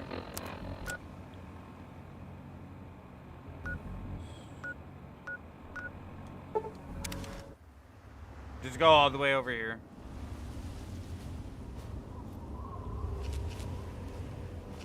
What the fuck, man?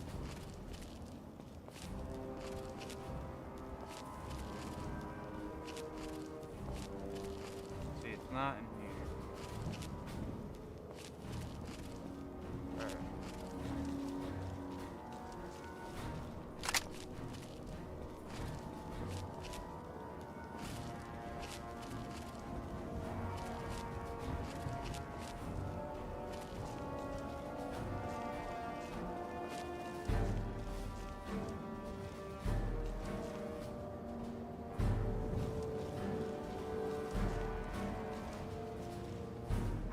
How am I still in caution? Alright, you know what?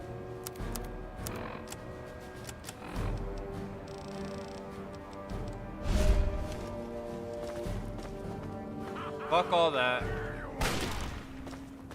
Huh?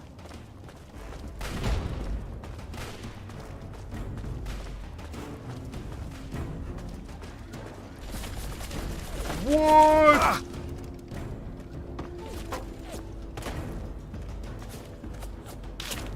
They can see me with the stealth boy? Oh, what kind of bullshit is this?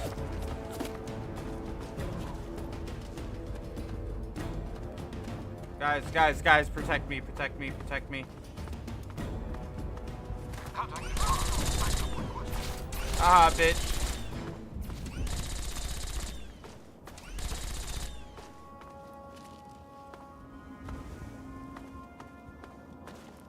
How the fuck do they just detect me like that?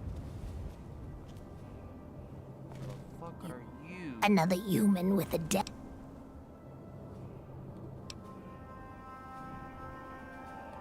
Yo. Nice to...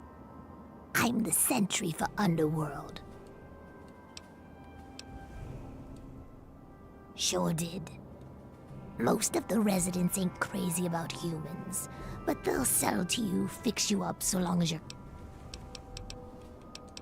Those knuckle draggers? Nah, they don't bother us ghouls. Yeah, you know, those humans like you. The Brotherhood of Steel guys with their testosterone and...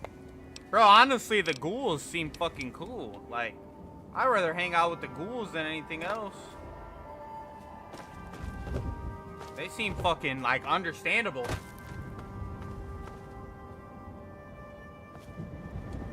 I think I gotta take this to Rivet City.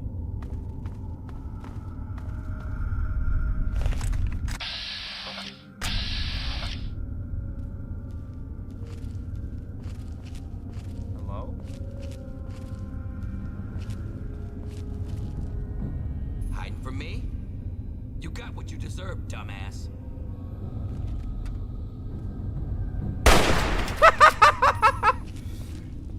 I got what I deserve? No, I think you got what you deserve. Fucking bitch. See that. Take the shells, too. Is there health in here?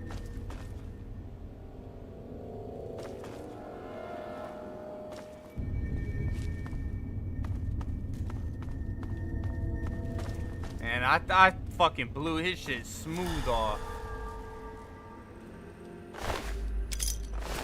Cats. Oh shit, bunch of rad roaches. Me.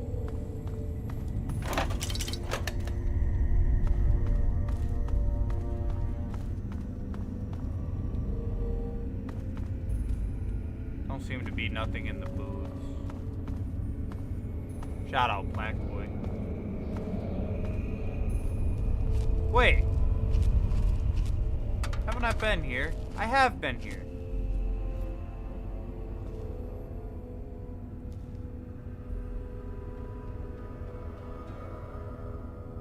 Hold on, wait for it, wait for it.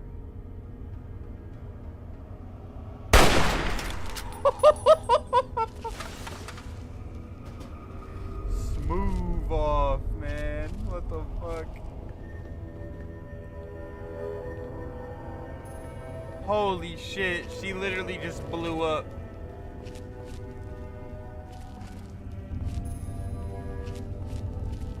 Yeah, I'm actually starting to have a hell of fun with this game.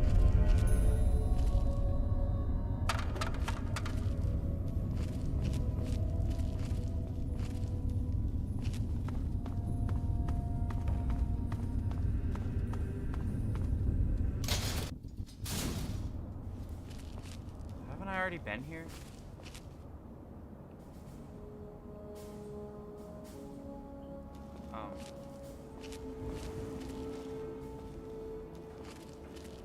What the fuck? Alright, where the fuck am I going? 'Cause this is literally just where I came from. So I need to go. I'm facing this way.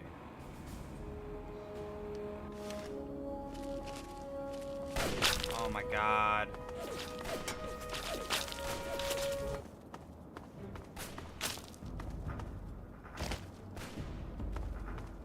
See, but it's telling me to go back that way. Like, I'm so confused.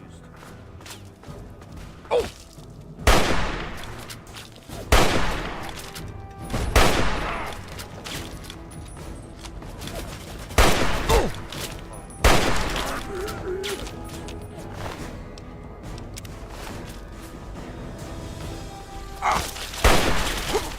Oh, bro, you gotta be fucking shitting me. Hold on. Hold on. Oh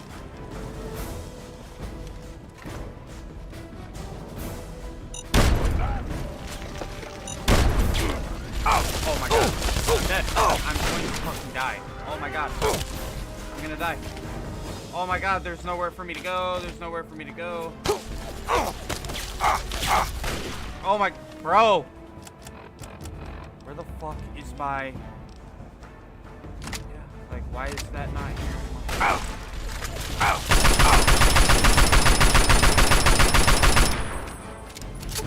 Ow! There we go.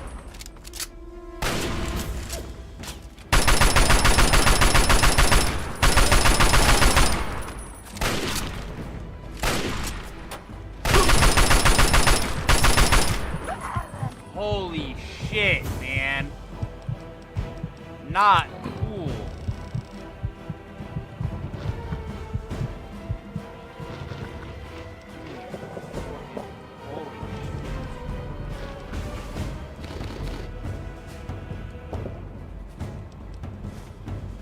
Damn, I can increase my small guns. Holy shit, man. Not cool. What the fuck?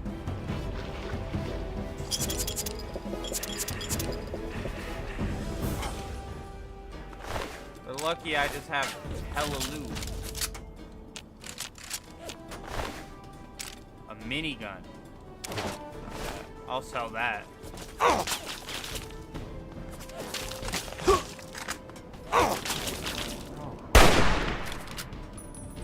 Another brute, man. What the fuck?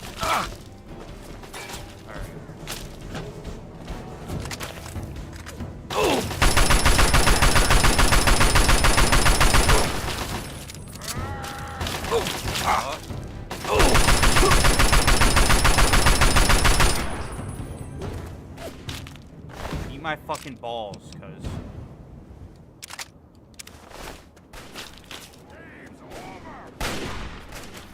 Oh, fuck.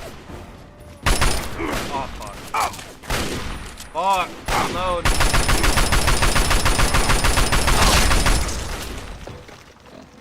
Pause. Wait a minute. Wait a minute. Wait a minute. Break. Let's have a break.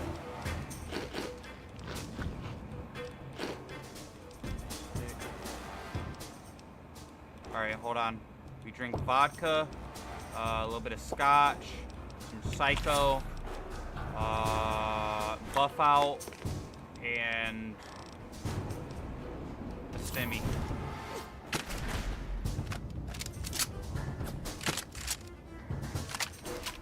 Run up, bitch.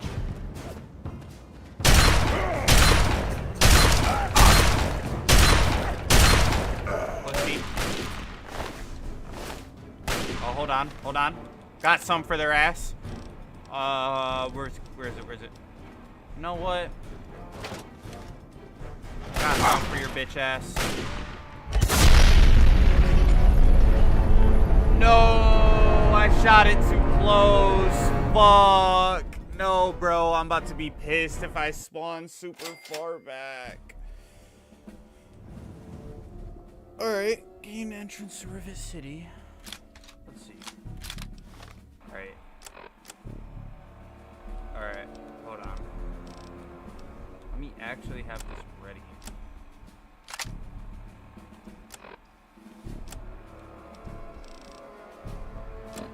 Okay, so I'm not super far away. My question is, where the fuck do I go for this, man?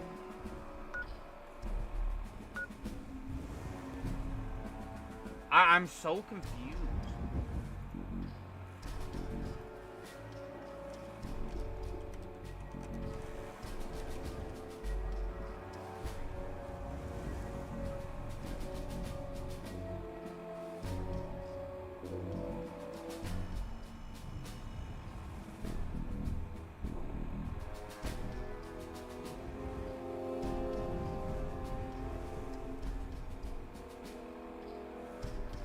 How the fuck do you, it says like the Potomac River. So what, over here? And just head down the coast. Okay.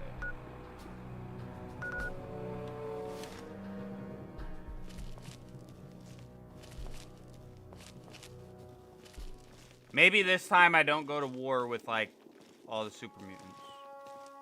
God damn it, please. What way? Because this says I'm still facing... So this way, right? I'd go this way. God damn it.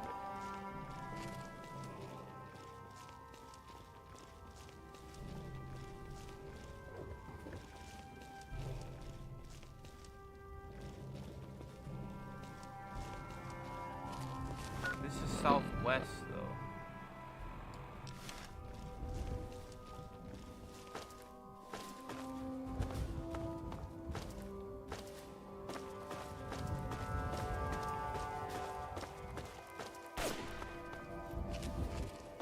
Oh! You're dead ass? You're dead ass serious.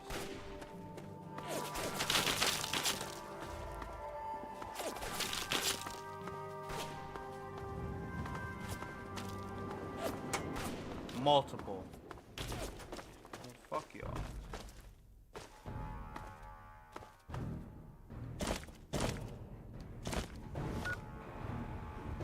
I actually am heading towards the river.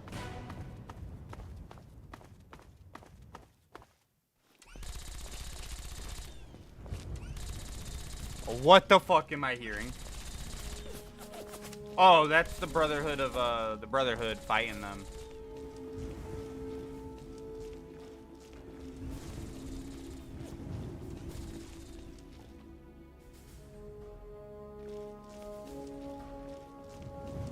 Yeah, those are just rad roaches. I really don't give a fuck about them.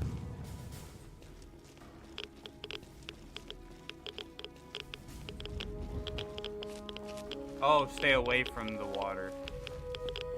Or is it those barrels? Oh, yes, barrels.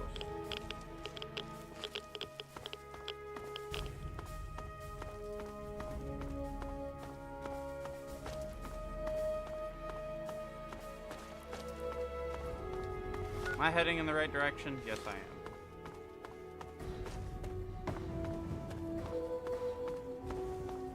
Holy shit, man. I'm just trying to get to Rivet City, bro. Mall Southwest. Lincoln Memorial.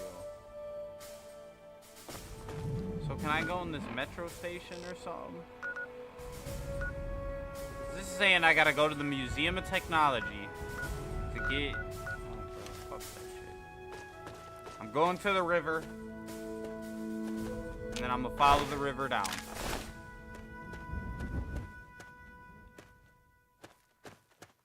Hopefully.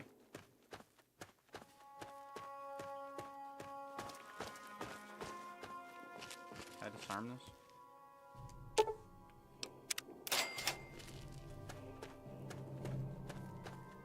Alright, it seems like I'm not gonna be able to get to the river from here.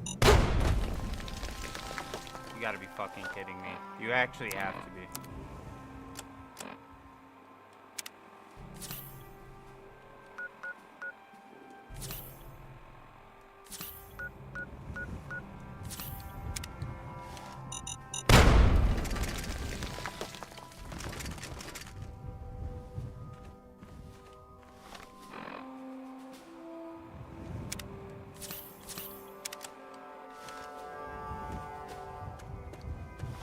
I'm gonna go back. I'm gonna go back.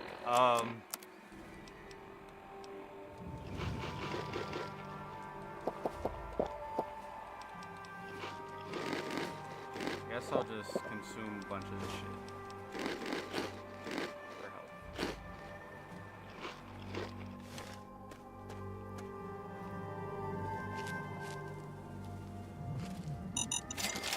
Oh my god, there we go.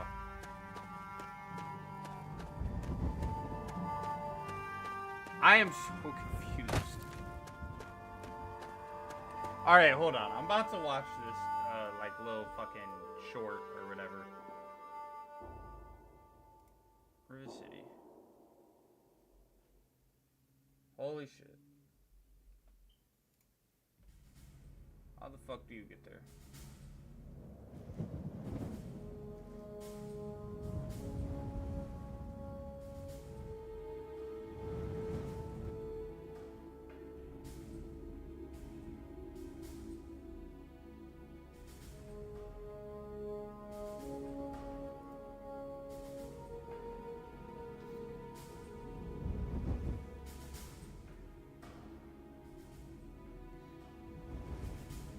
So this says go to and just walk the road.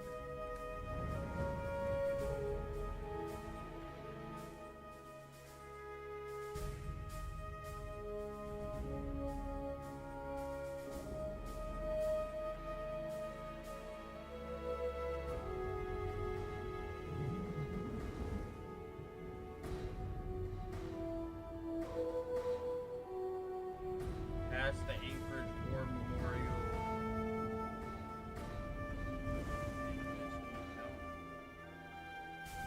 Alright, maybe we were going about this all wrong. I don't know. Okay. Tell you what. We're gonna try something else, 'cause this shit's not working.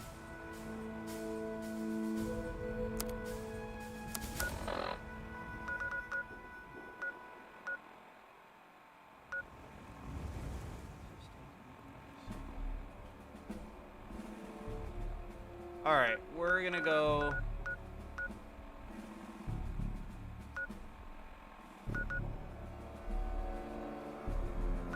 Fuck, bro, but I feel like we're closer than going all the way back here to walk down this road.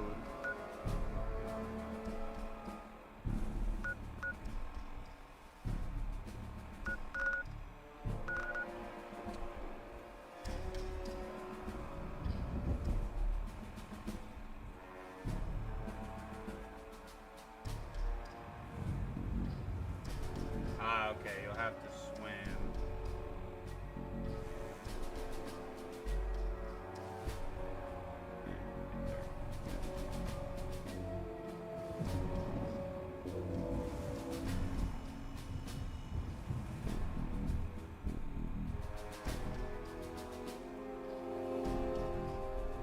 Damn it.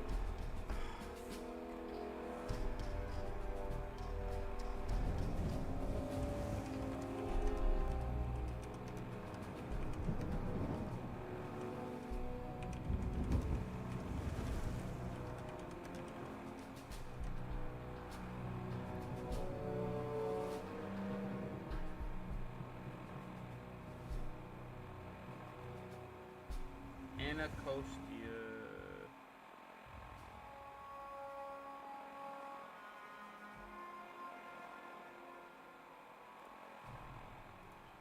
Fucking lost. I'm so fucking lost.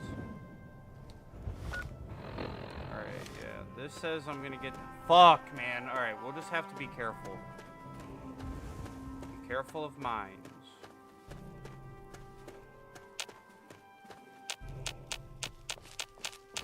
I've already lost multiple stim packs to fucking mines. That pisses me off.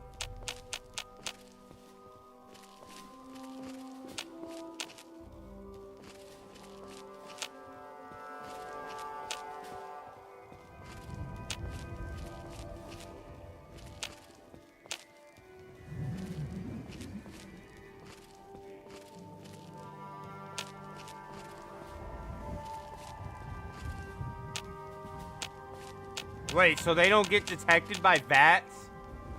Oh, that's so ass.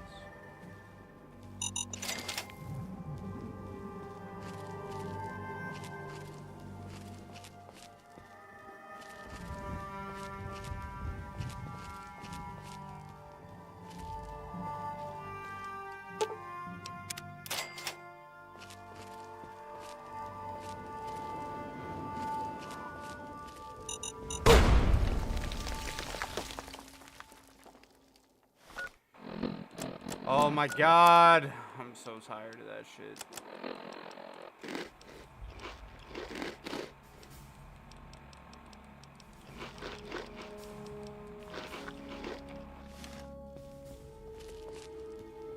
How do I get out of here, bro?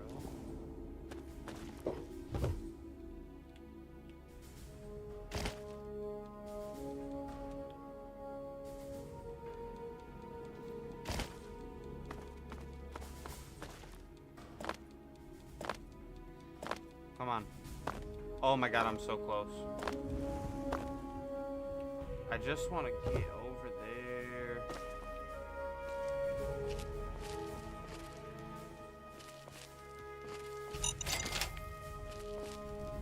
Bro, I just want to leave. I want to get to the river, but I can't figure out how. Fuck.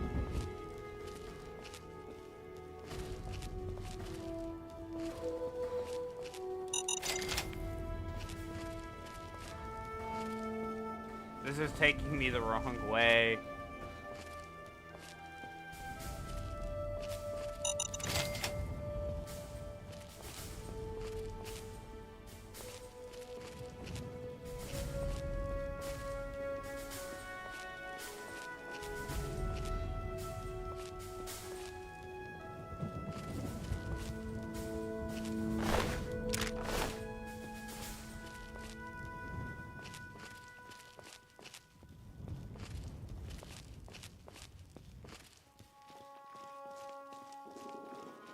Alright, man. Fuck this place. I can't get to the river.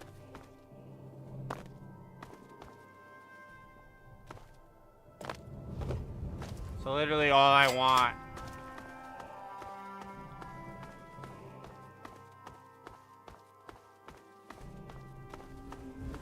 You gotta be fucking kidding me.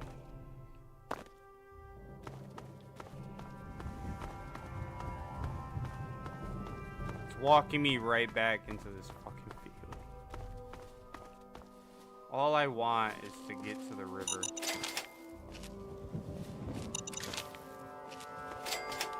You know what? I feel like at this point I might as well just try and teleport somewhere. See if that can get me to the river.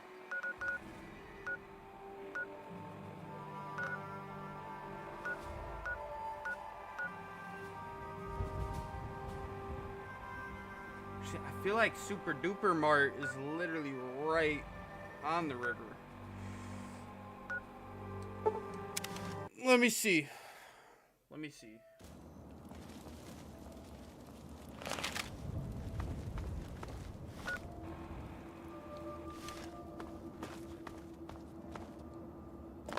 Yeah, Super Duper Mart's right on the river.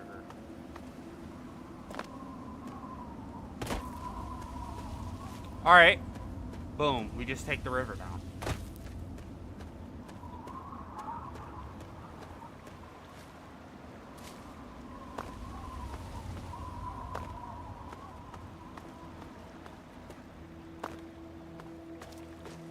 Right? This is the right way. Yeah. Oh! What? Who the fuck are you? Bro, I don't even know who the fuck you are, gang.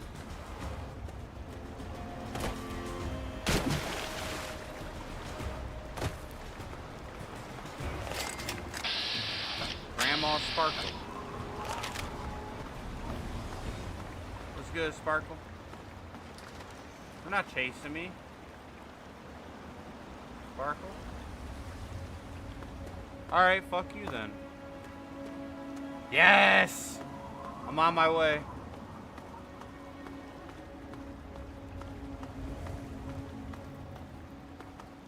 Holy shit, that's a lot of mines.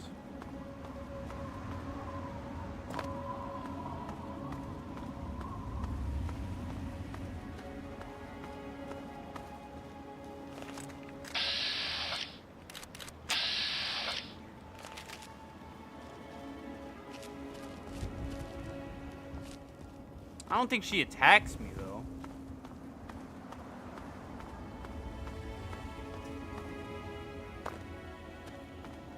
Okay, so would that cross me over? I think. Let me just keep going this way.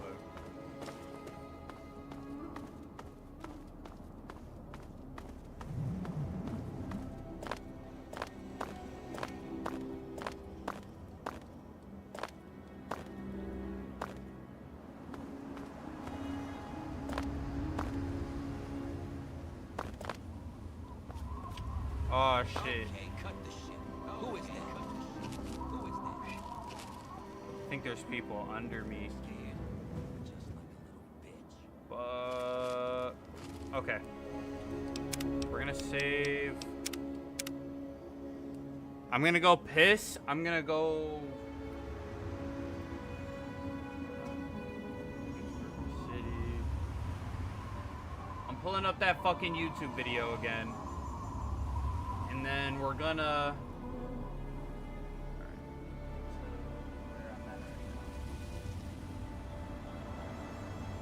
Alright, yeah, you jump down. Okay. Alright, I'm gonna go piss, and then when we get back, we're gonna continue our journey to Rivet City.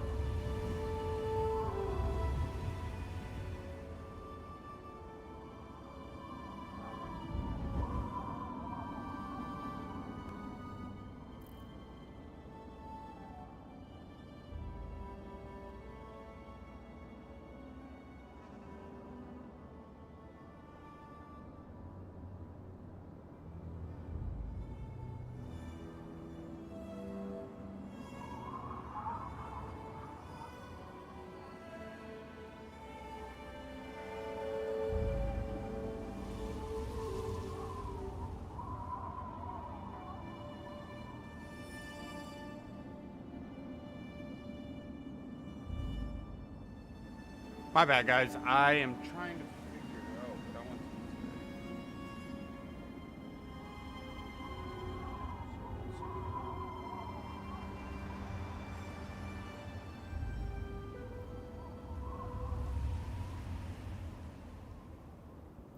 One moment before we continue our fucking journey across the entire map.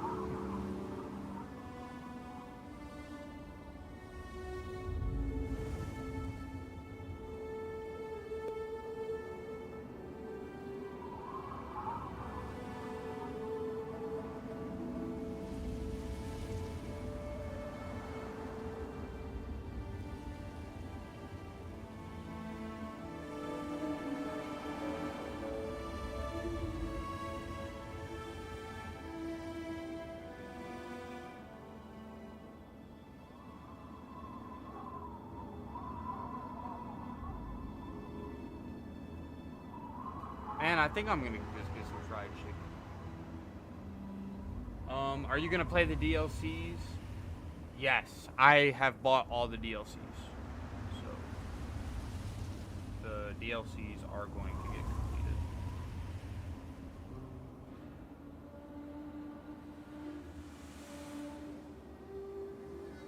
All right, I might just wait. I might just wait a minute to go to order my food.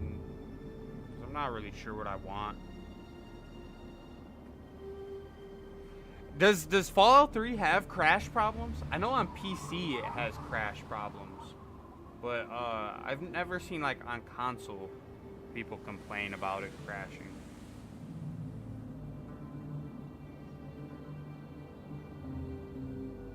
Damn, I really don't know what I want to eat.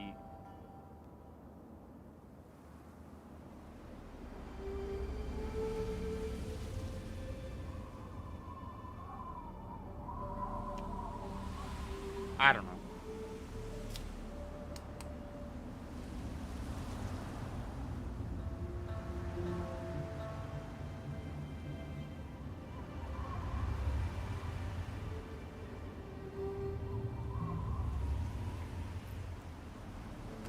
I think I'm gonna wait till we get to Rivet City, and then I'll order something.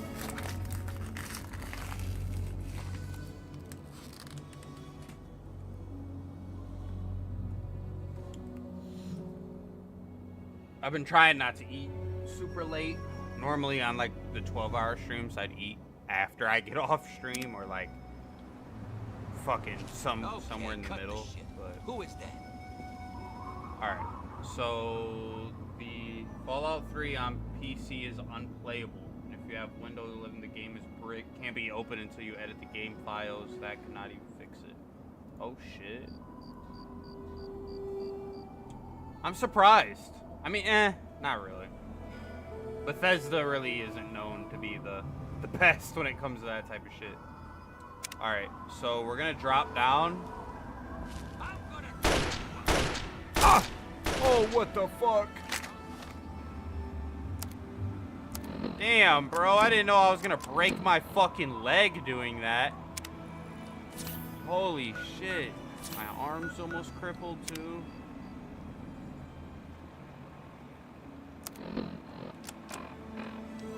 Yeah, but like Bethesda is kind of known to just put a game out there, and if it works, it works. Like, where the fuck is my hunting rifle?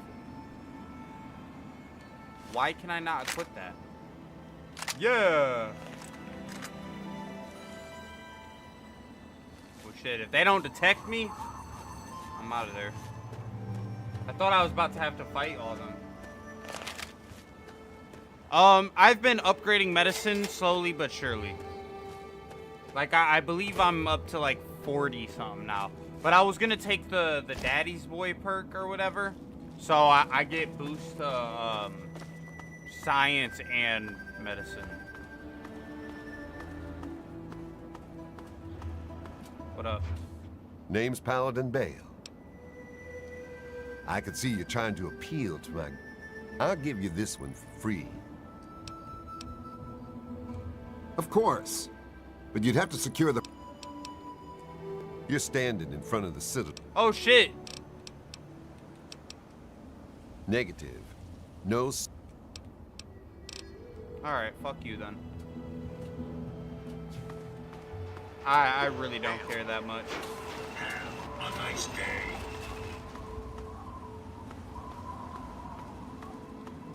I don't know, I was thinking about joining the Brotherhood, but they've been assholes. So I really don't know. Alright. I was just making sure that that turret wasn't going to attack me. I think if I keep going this way... Alright, hold on. Let me look at this fucking sped up video. Alright, so he takes this all the way down to where I'm at, and then... Okay, this is where I have to swim. Swim across.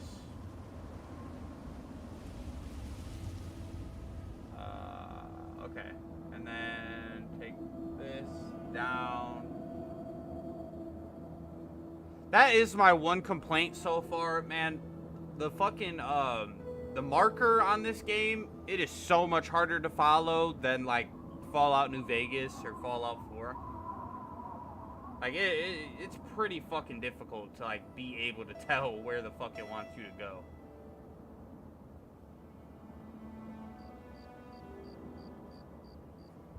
Okay. Pass those.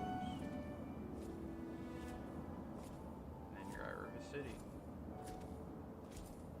Okay. I think I got it. I think it's the same as New Vegas. I feel like New Vegas is improved. Like, New Vegas took the system it had and just kind of improved upon it. Like, I never really had that much trouble with, like, finding stuff in New Vegas. Unless it was, like, meant to be hidden. But I feel like this game, like, tries to direct you in places, and the marker just kind of, like, wigs out.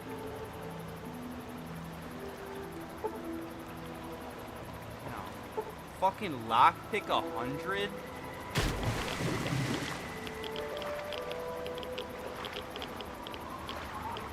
Although I never played these, like, 3 long enough to, like, understand, like, how rads worked and shit. So, like, the rad system is, like, way different. Like, I was thinking it was gonna pop up on, like, my HP bar, and it really don't. I guess I'm used to, like, Fallout 4 in that regard.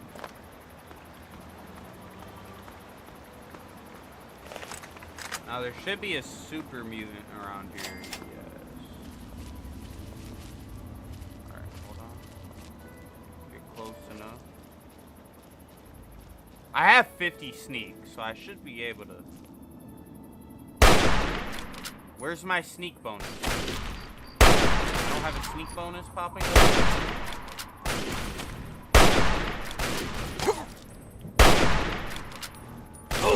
Okay, that is way more than I thought would be here.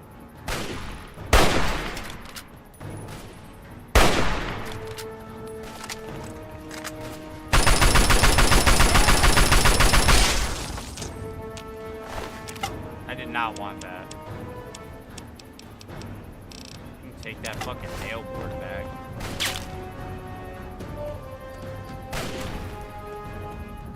What's up, pussy?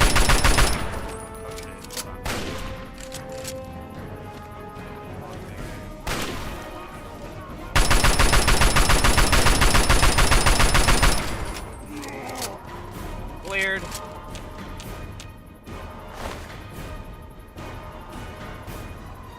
Ah, okay. I don't know why, but like, I feel like in this game, super mutants were kind of scary at first, like maybe like right at the start of the game, but now I'm kind of just fucking them up. Like, I'm not even that far into the game though, and I'm just kind of destroying super mutants.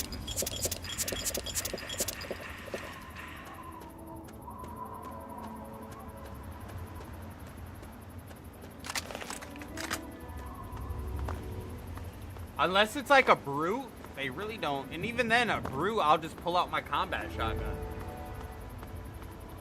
fuck them up that way. Actually, no, I mentioned it. Here those.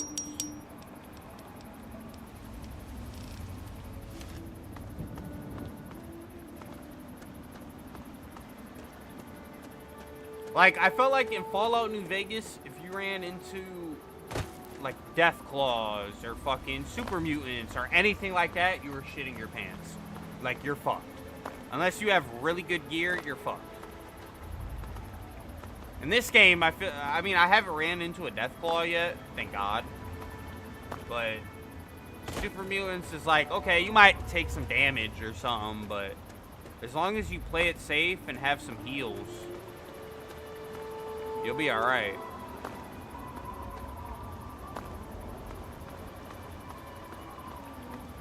I don't know, the game's growing on me though. Time to Oh, die! fuck. Bro.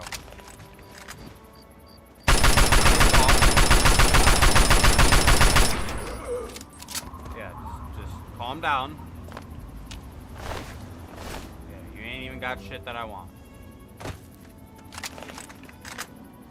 Although mines and shit in this game are just devastating. You hit a fucking mine, it's just, you're fucked.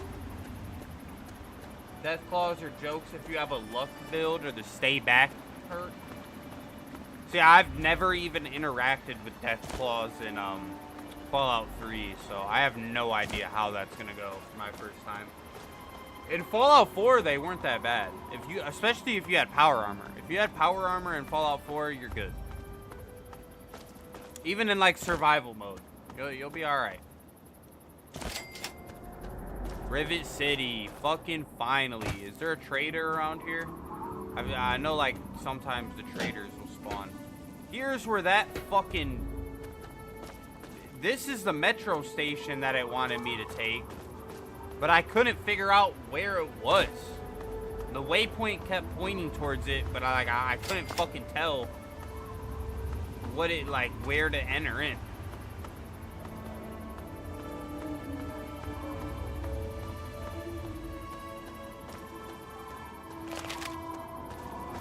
Alright. Finally got to Rivet City, man. Alright, just a shitter right there. Just got the shitter out in the open.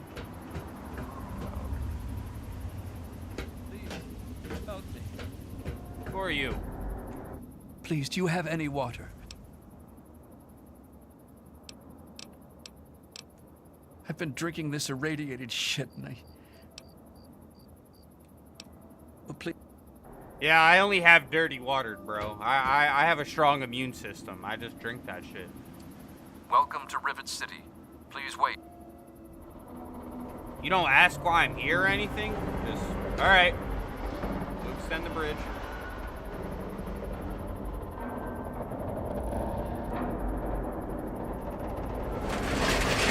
Cool.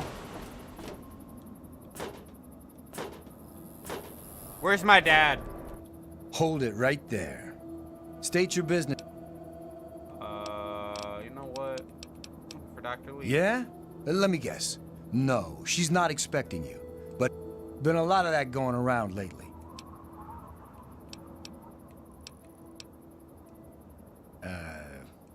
You'll have to ask her about that, I guess. Just keep...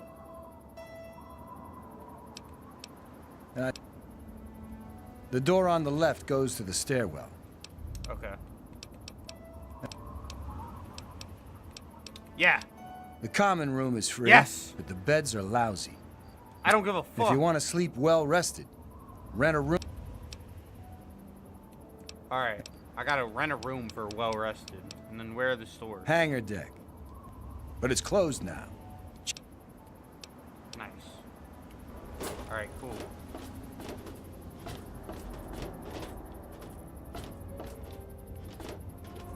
Honestly, though, I'm gonna just wait for the morning.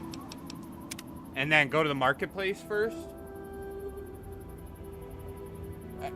Yeah, because I got shit to sell. Right? What all am I about to sell? I forgot. I'm gonna sell this fat man for sure. Damn, I died when I had that minigun. I was gonna sell a minigun too. Alright, I got a carton of cigarettes. Freeware money, pack of cigarettes.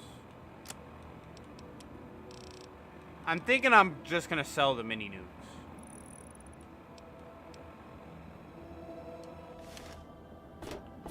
Damn, I still can't go in. Alright, fuck you. Why sell the Fat Man? Because I haven't put anything into my big guns. And I've only used it one time and I killed myself. Out in GTA. In game. I'm so scared about saying that fucking word on stream. That phrase. But yeah, no, I died right away when I fucking used it. Like, I get it, it's cool and all, but like, I don't really see I'm not gonna use it often. Skills with explosives. See, I haven't even put anything into explosives. I haven't touched explosives at all. The only explosives I even use are like mines.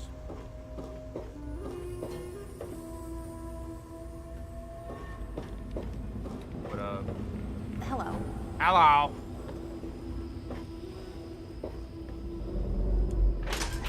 Fucking finally, man.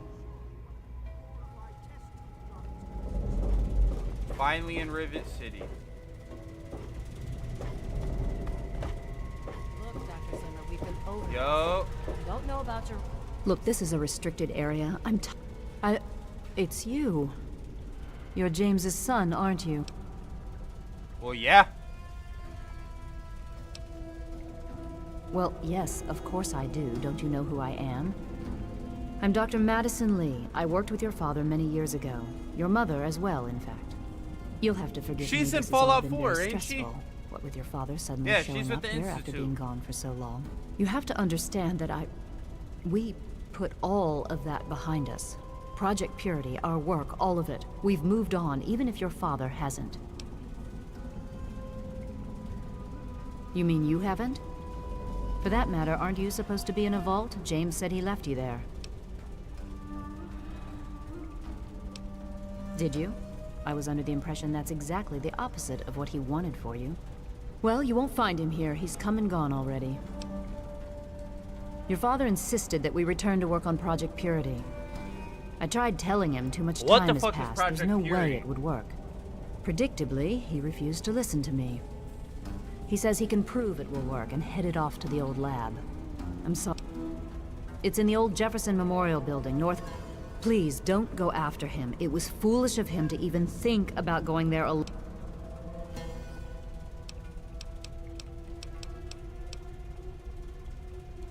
Look, I don't have the I'm Oh, fuck.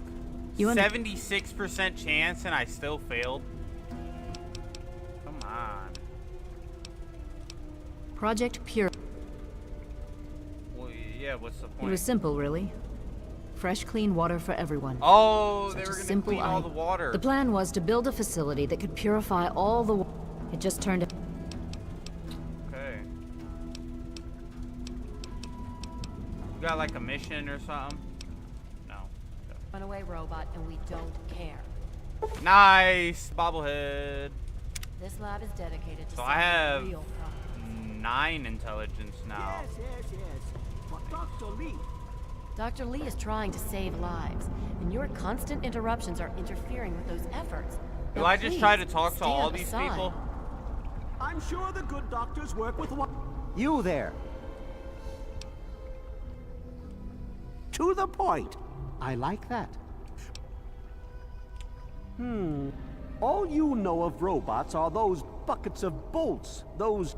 You see, in the Commonwealth, we've made artificial Oh persons, shit, they're mentioning Fallout synthetic 4 with the humanoids, synths. and occasionally...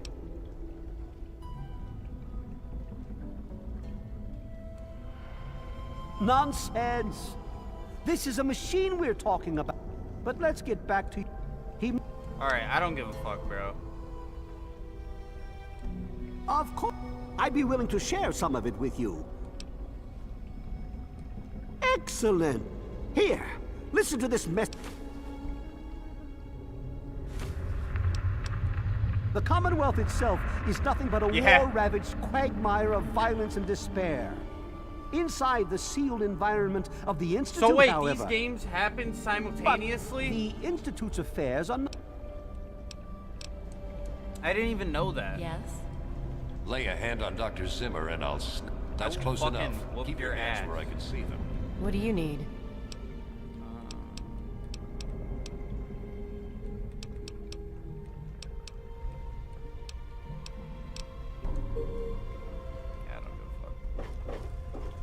Damn.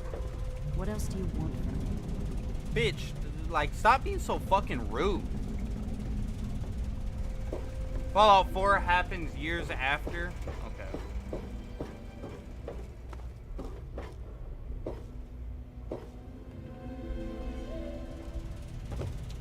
Cause like in Fallout, oh yeah, cause Dr. Lee's with the Institute in Fallout 4.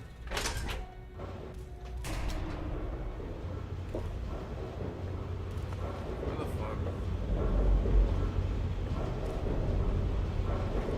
Morning. He's still frozen. Ah. What mission am I like tracking right now that I'm just following blindly? Okay.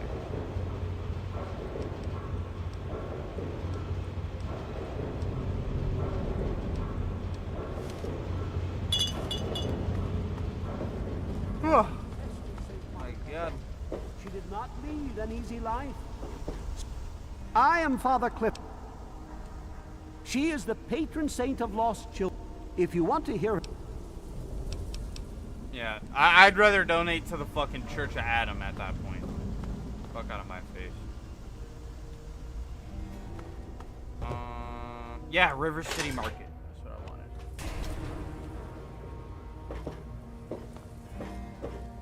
Alright. I do the repairs around here, so if you see something that needs fixing, let me know. Watch it, will you? Who are you, Yes, sir? bitch? Like, watch your fucking mouth. You mean like, no. Most of them are polite. Well, one of us is. Sometimes. You're a woman, just seduce him. Yeah, right. I don't think. I wish I had some ant pheromones. Alright, fuck you. I'll have a wire or cake and some water.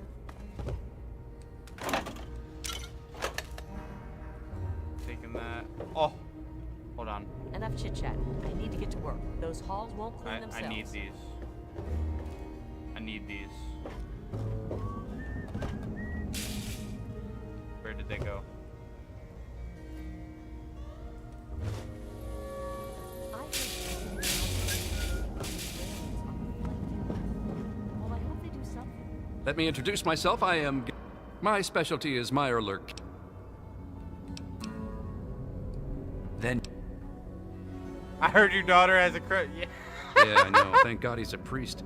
At least I know Father Clifford would kick him out of the priesthood if he ever found out. Why do I love sugar bombs? I don't. I go and trade them to, fuck, what's his face?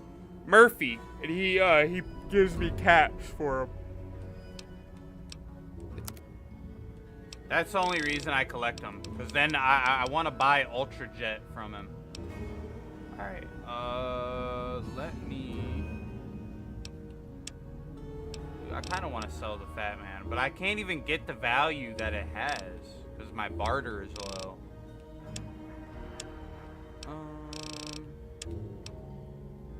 This type of shit.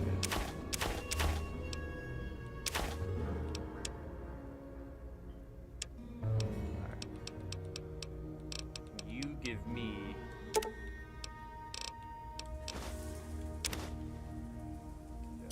Give me 2 more stim packs. Pleasure doing business with you. Remember that child that fell off the deck last year? Quick fix. Yeah, that was... This is a quick fix. I mean...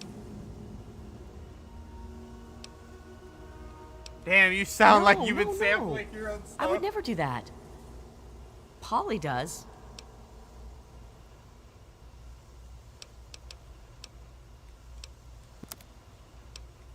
Oh, I can buy pheromones.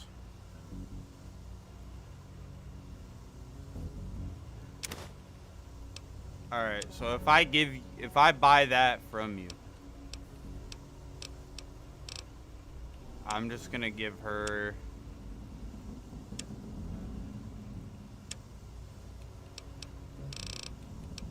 I just sell some of these. Cool. Give me a shout if you need anything else. There is a perk in New Vegas that lets you turn sugar bombs into real bombs. Is that like one of the Good that to see one of you. like the fucking Stay away from me. wandering? What do you want? Like what is it? The Are you schizophrenic perk. one of them?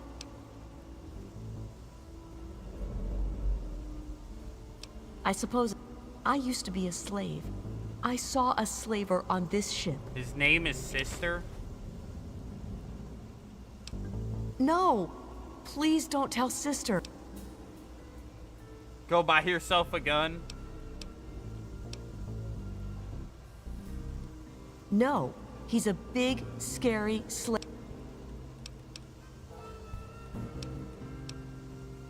Do I want to give her 25 for her to go buy a gun? Not really.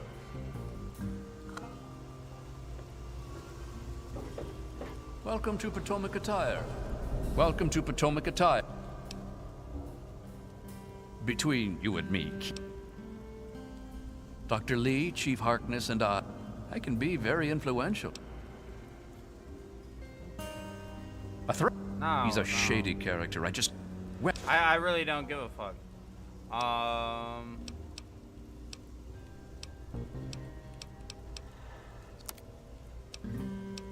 You got anything that's like good armor?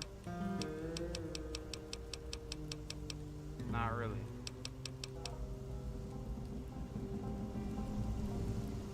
Sexy sleepwear. All right.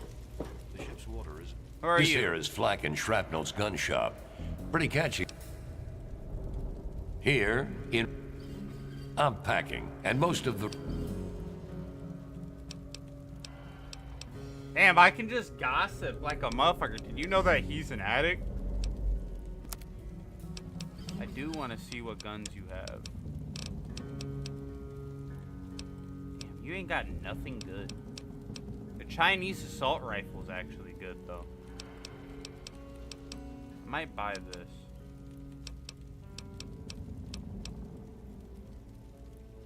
Sexy sleepwear gives extra charisma? I'd assume.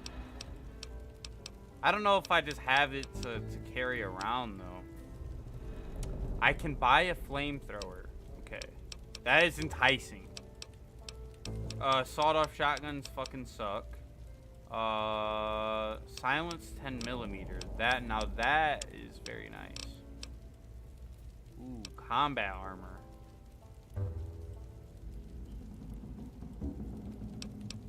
Damn, do I get combat armor? I have enough.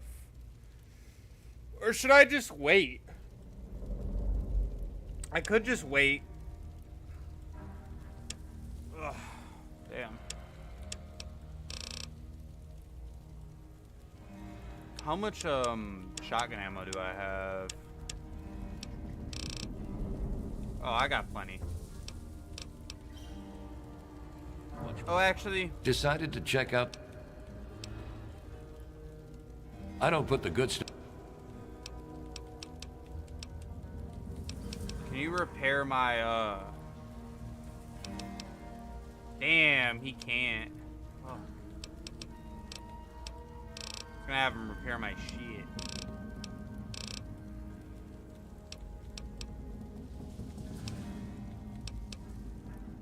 He can repair my assault rifle, but at the same time, I could probably just wait till I get a different assault rifle and then repair them myself. Freshwater soon, we'll all end up like her.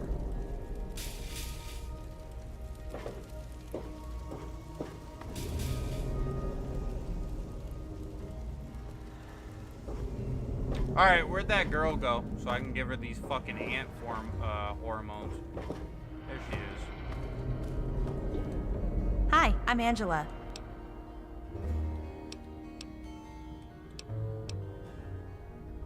You're a little sweet. What? I'm not some. Yes, sir? So you're in Diego. Really? Oh, then you'll have to marry me. There you go. Hey. Wait, so I don't get XP for that? I literally did that shit so I can fucking get XP. I don't give a fuck about Howdy, her. mister. What do you want? My mom is probably... Is that good enough? I mean, yeah, sure. It's not my fault you got a Hello. shitty family. Fuck you. Yeah, I'm just out here fucking giving Yeah? love potions, What do you I want? guess, for free. You don't have to be such a bitch. Oh, really? My husband ran off and got himself killed. Hey. I love how I'm just The making Maya hella looks like enemies here. Like, damn, I wish I could blow you guys up like I'm about to do fucking Megaton.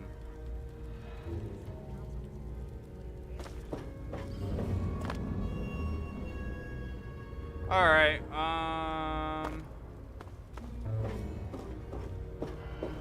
what mission do I want to do? I could go looking for his robot.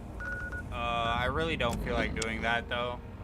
Especially because I always side with the railroad when I play Fallout 4.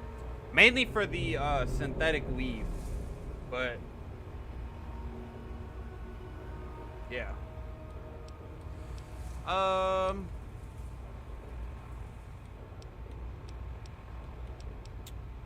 I could go do the minefield thing. Just so I can get that over and then blow up Megaton. Yeah, bro, I always team with the Railroad. The Railroad's the best faction. Unless you want to fast travel with the Brotherhood if you're playing, like, survival mode, but... They give you the best pistol, and they give you synthetic weave. Literally best shit in the game. You can wear whatever you want. Alright, I think I'm gonna go do this. How far is that? Damn, that's right up here. And I passed it, so I can just teleport right to it. I'm gonna go do this, though, real quick. I'll go get some more levels.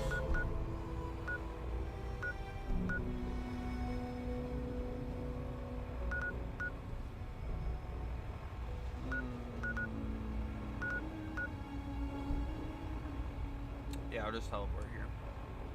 I gotta leave.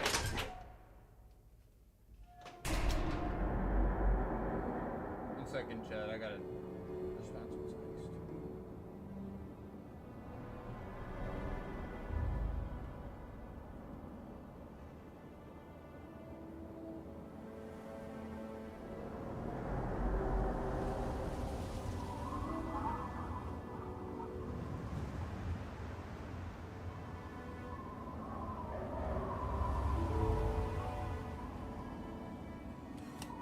God damn, I just dropped my controller. Well.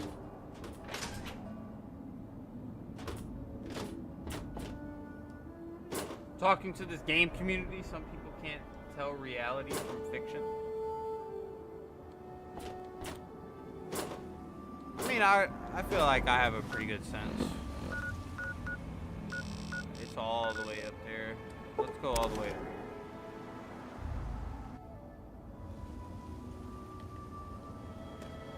Alright, time to go to this minefield.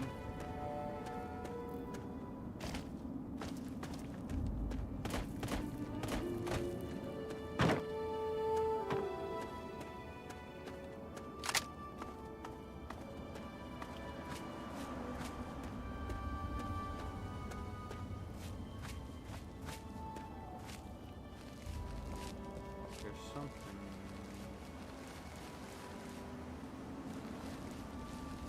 Alright, so there's something up here. Commencing attack.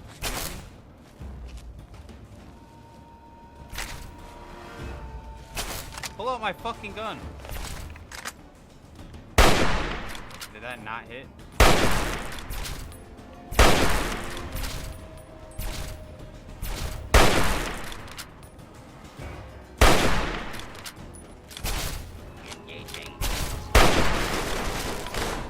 Like, what the fuck? They just have random Protectrons out here going rogue?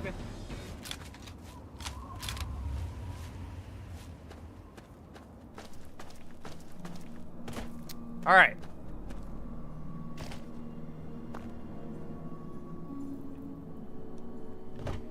Oh no, I do evil characters all the time. The railroad I only side with because you get such good bonuses.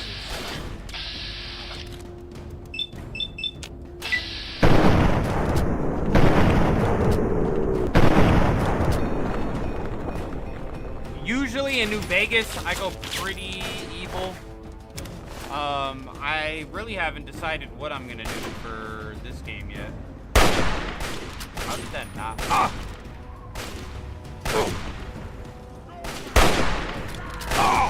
Oh, alright. It's over. Alright, hold on.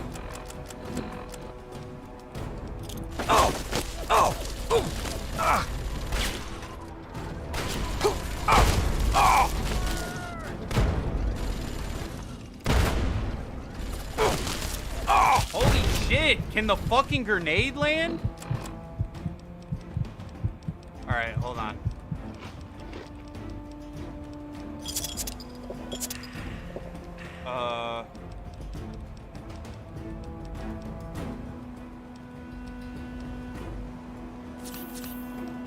And then let's do... Fuck it, bro. Psycho.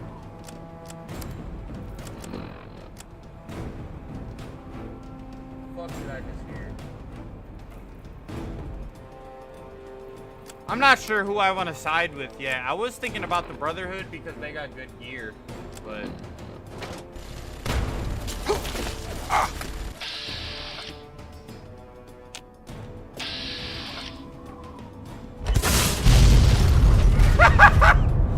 Eat that pussy.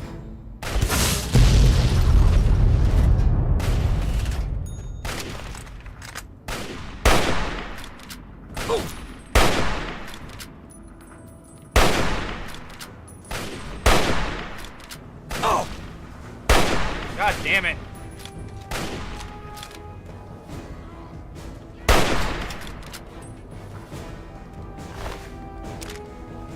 I'm selling that for sure. Fucking Senator? That was over here? I have enough drugs and alcohol to put Florida to shame. Dude, yeah, I gotta stay strapped up with the drugs and alcohol. Here. You know what? I wasn't even thinking about that. I should use VATS for with grenades. I was just trying to manually throw them, and yeah, it wasn't going well.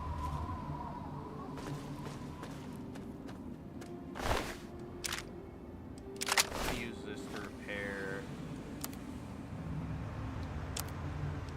All right, I'm dropping that then because I can't even fucking. It's not even worth selling. At that price. What is this? Paradise Falls to the Republic of Dave. We're coming to you loud and proud. Bro, like, what the fuck am I at right now? But 3 Dog, you're in that cool radio studio in DC.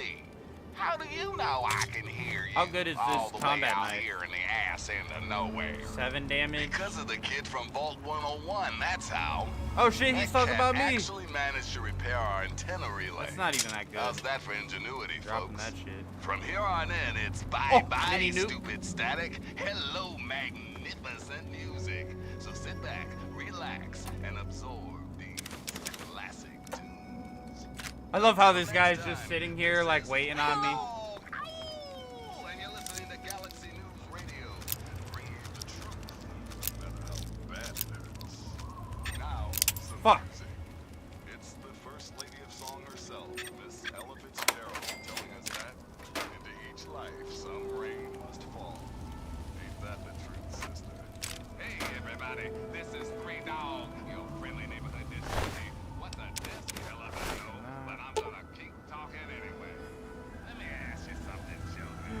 Oh, bro. I'll untire. You alright? What? Who? I need to get out of here. You're right. I'll try to make it. Thank you. Thank you for the fucking supplies. Man, I was expecting a stim pack, not just ammo. Alright.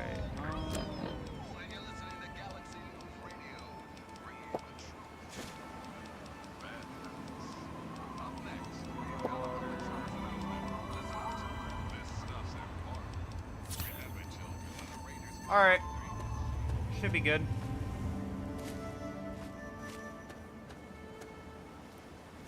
Bro, again? For what?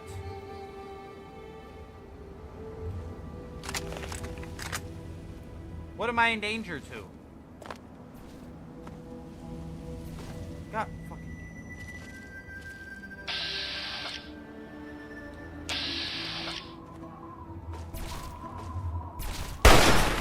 back the fuck up. Fucking hunk of bolts. Bro, I can't even sneak because they just randomly pop up. I hate these things. No. Oh! Fuck you. Die.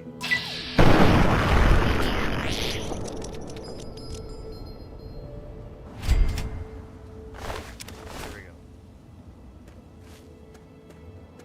I hate bloatflies, like with a passion. Oh my god, another one. Oh!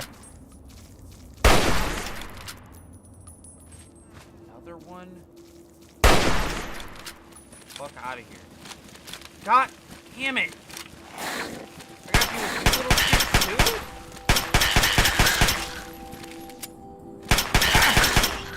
too? Bro, I'll tell you what. Fallout 3 has the most active wasteland. These motherfuckers are always popping up. There's just always somebody trying to kill you.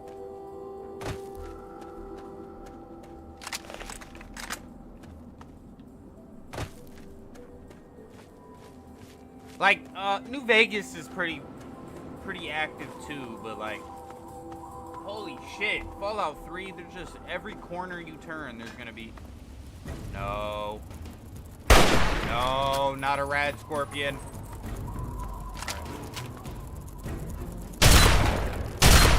Yeah, pussy. You wasn't expecting that. Whoa.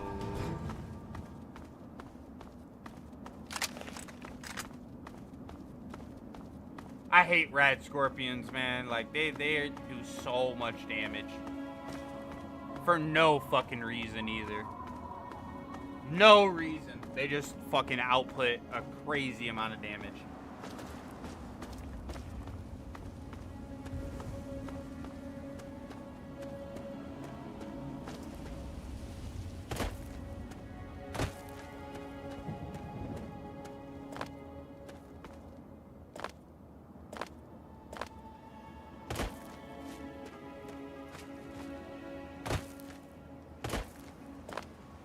Is this Mineville or whatever the fuck?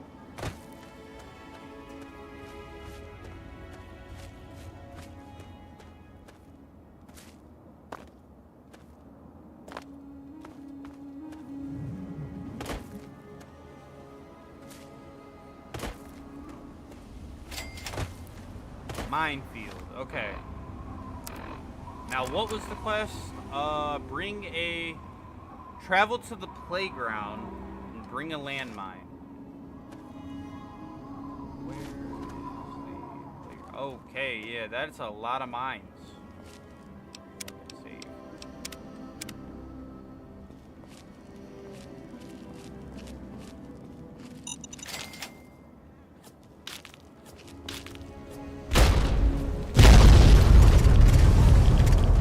Excuse the fuck out of me.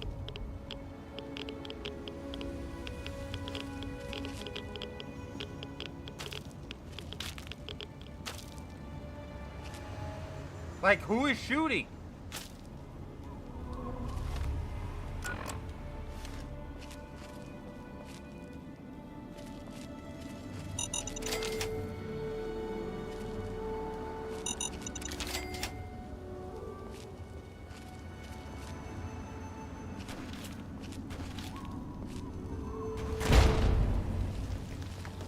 Alright, I'm at the playground. What the fuck? We're being dead ass? Alright. There we go.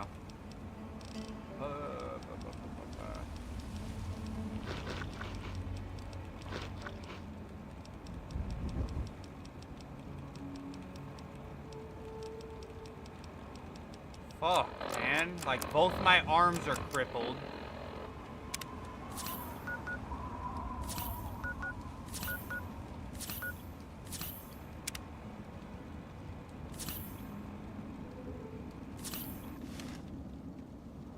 Fucking bitch. Is that him? That's the guy that's shooting?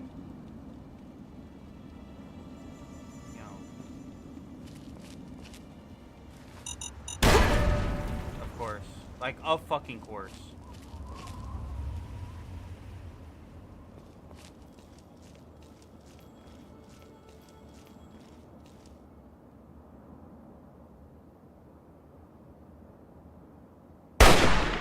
How does that miss?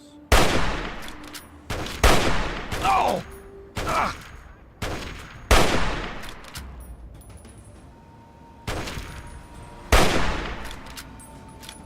What's up, bitch?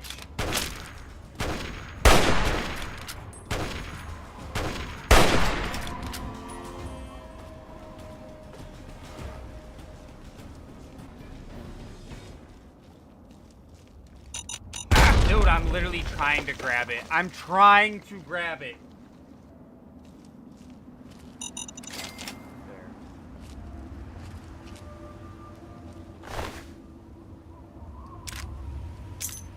Sniper rifle.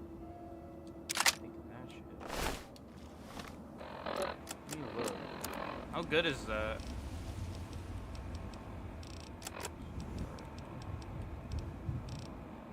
$28 damage. Shit.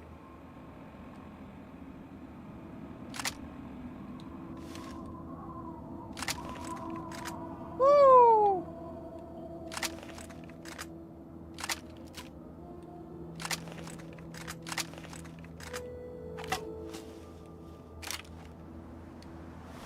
Alright.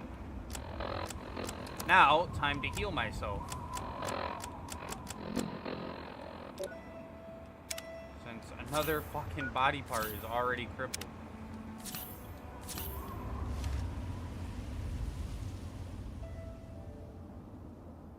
Can I get out of caution so I can, like, return back?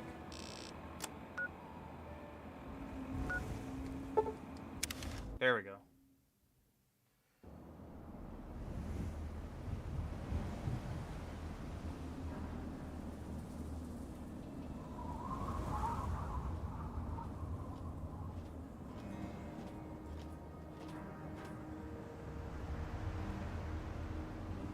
Okay.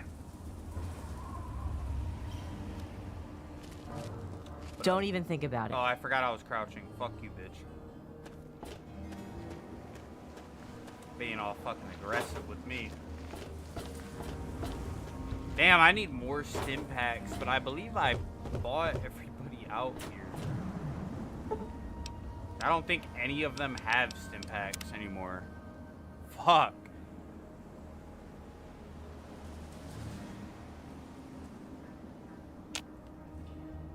God damn it. Do I have to wait 2 more hours? I'm not supposed to talk to strangers. Then fucking walk away. How are those hot little... Because... My very own landmine! Oh! Now, tell me... Not quite as much of a... I know you may not want to see any more explosives for a while. And looking at this landmine... Oh, I got frag grenades. And a bottle cap mine I can make now. Nice. Correct. And it's looking very... Here, for your services, Yes, I've stim saved packs. up quite a few... Give me 10. Oh, 4. I guess I was a little bit hopeful thinking there. The second chapter is going to be a bit... For example, so let's buckle down and get to work on this...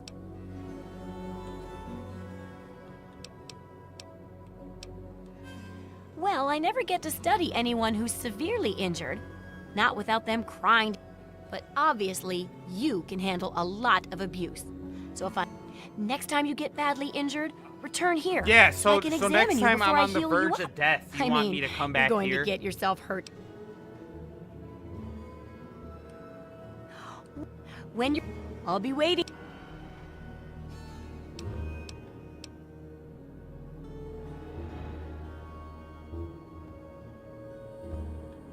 Guess I could, like, fucking blow myself up.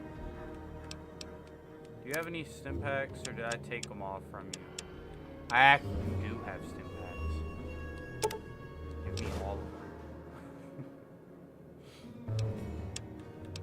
Do I have anything to sell you? I'm not selling you a fat man for fucking 46. Over my dead body, bitch.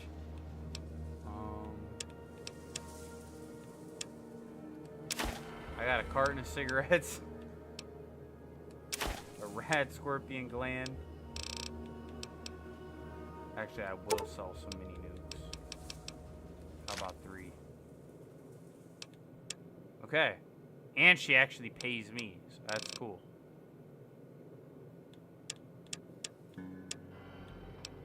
Yes. I accept. Good hunting. Alright, so like... Oh, don't... Fucking bitch. I'm not gonna lie, I'm about to, like, I didn't even get as much XP as I wanted from that. I was expecting to get, like, a serious amount of XP. I'm gonna look up, is there, like, a serious benefit?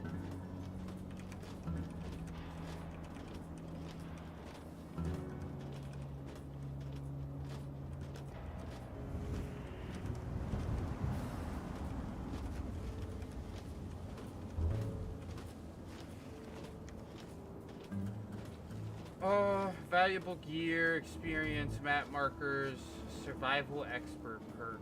Oh, shit.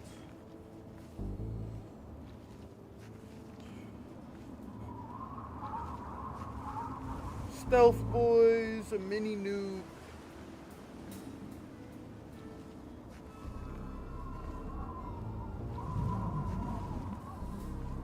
I'm not gonna lie, other than the survival... Like, the survival expert thing, though, is, like, poison and radiation resistant. I really haven't been getting poisoned or radiated, so, like... And then a mini nuke for the final thing, like... Damn, holy shit, this is god-awful. Hold on, I need her to repair this. This shit's trash now. Hey, Well, how do you feel? Maria.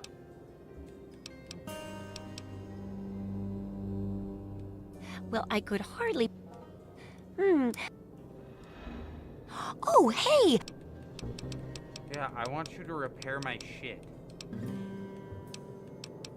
Yes, this. She can barely repair it.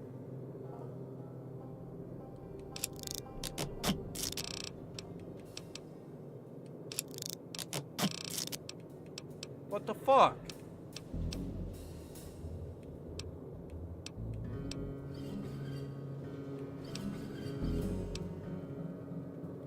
I can't sell that minigun though.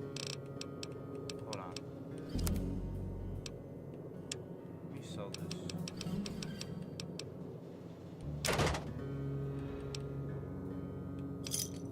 Good hunting. I'm not gonna lie, I kind of just... Open the nuke.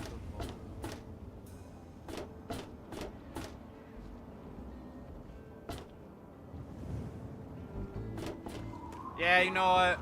I hear you on that, but Each of us shall be mother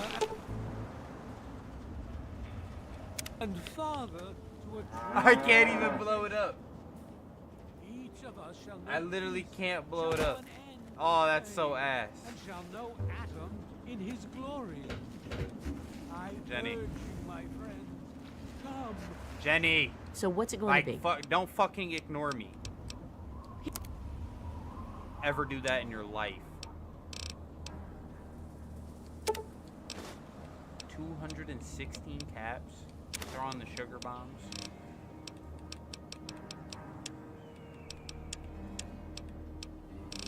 Okay.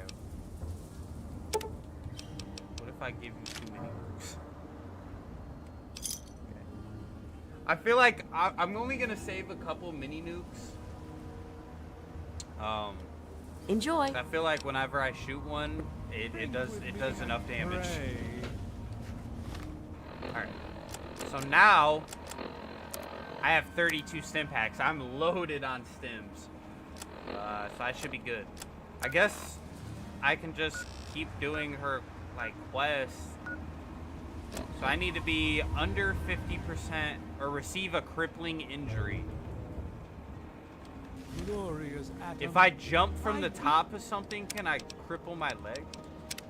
Give unto you these feeble bones. I present you. Like if I jump all the way down, I break my fucking leg.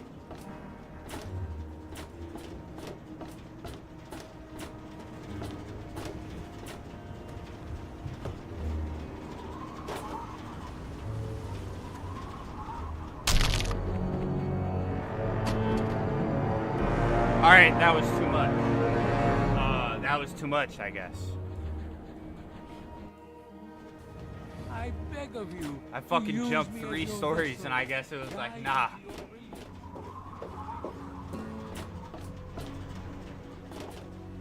Omar, that chat came in a little bit late. I already made up my mind. Alright, what about over here?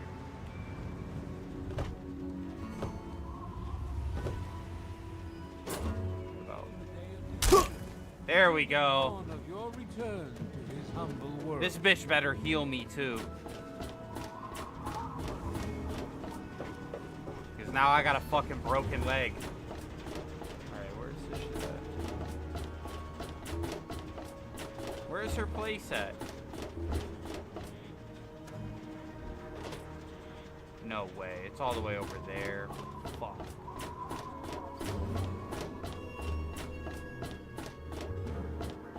Let me go return to her with my broken fucking leg and...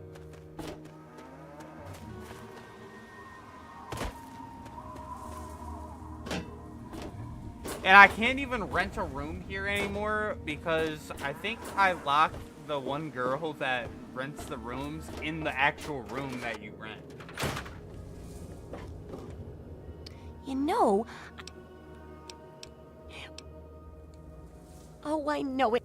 Now, how would you describe... Excruciating.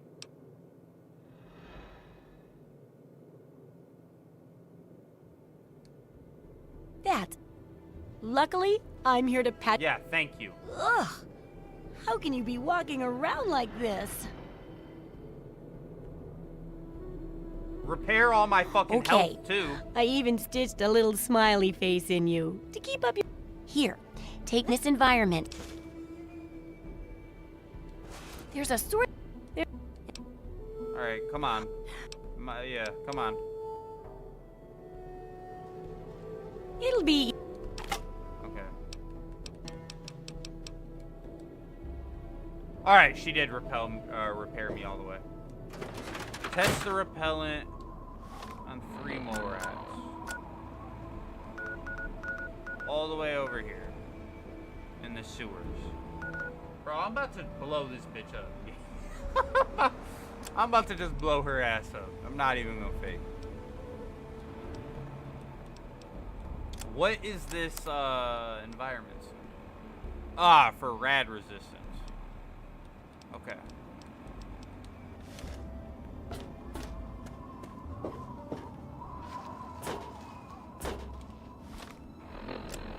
What do I want to do? Because I need to level up before...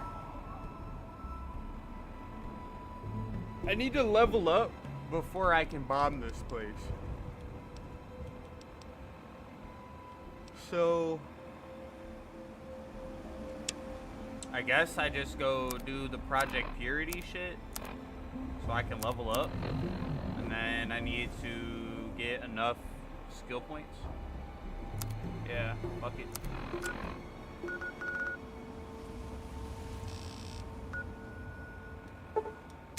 Fucking fast travel right there. Here we are. Dad, are you ready to see me? Alright, let me drink water real quick.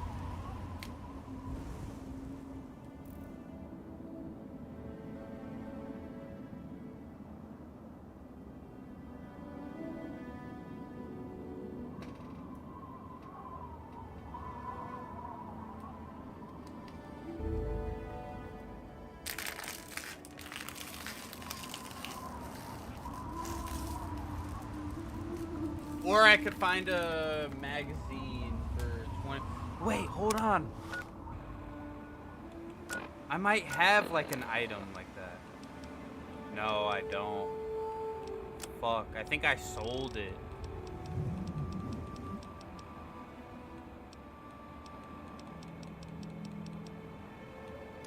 But where would a magazine like that be?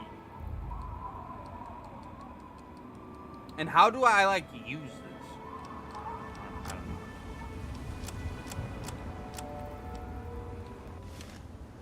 I don't know where something like that would be at. Real quick, guys, I'm gonna order.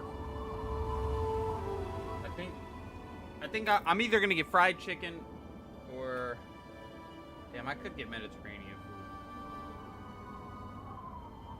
There's just so many options. I could get pizza, but kinda cool off pizza.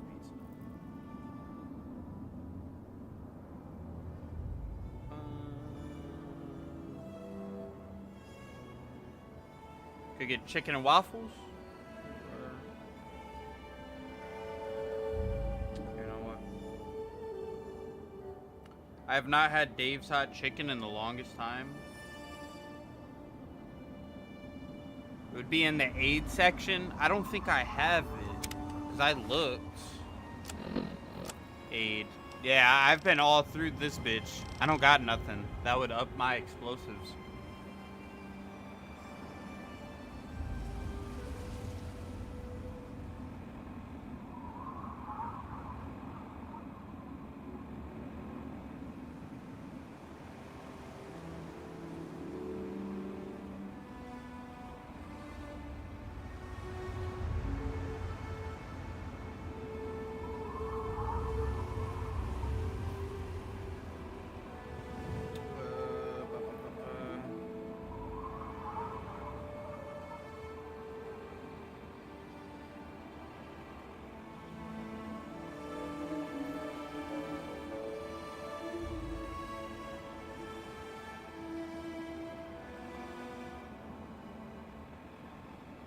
Guys, I'm getting better at not being a glutton. I could order a fucking milkshake, but I'm not going to. I'm just going to be a regular guy. No crazy ass shit, you know.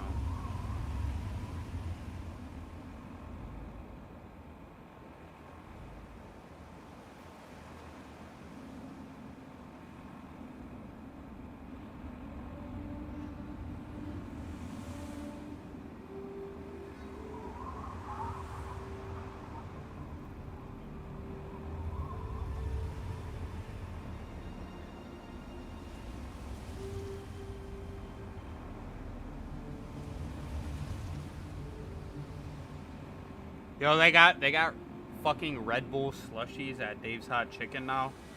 Thank God my girlfriend is not here to like hear about that, because she would fucking freak out.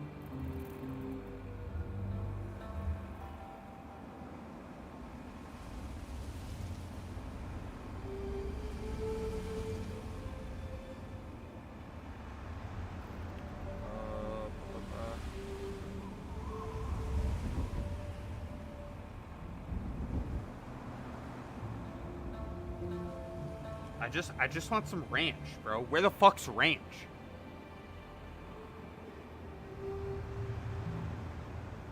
Like, I don't need a large ranch. I just need a ranch. Thank you, God. Actually, I think I have ranch here. I have ranch here at the crib. I'm not paying for ranch if I got ranch here.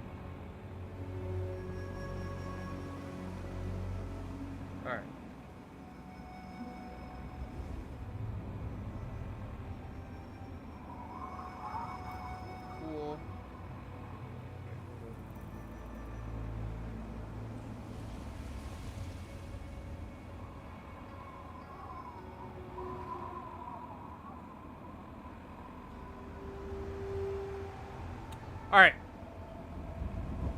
Red Bull slushy sounds like a fun way to shred your heart. Yeah, I don't drink shit like that.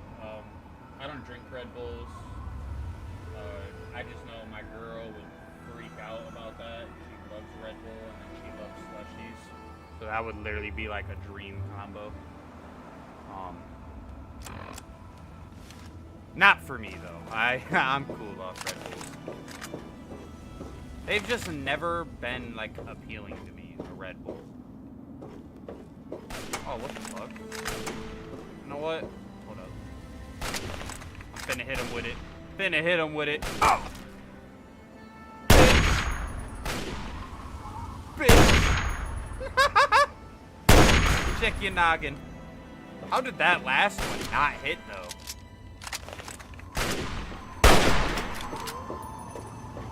That last one definitely should have hit.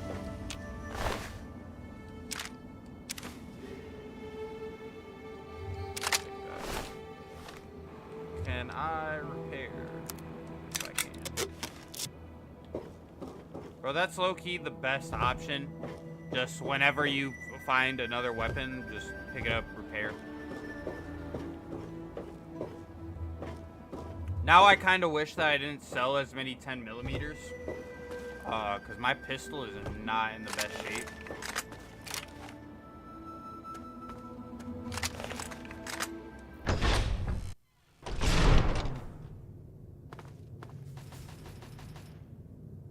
What the fuck is that?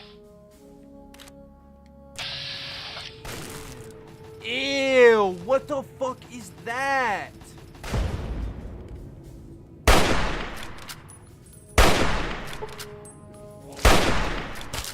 Yo, that is actually fucking disgusting. Get the fuck away from me. That thing looks like the walrus from Tusk. That looks disgusting.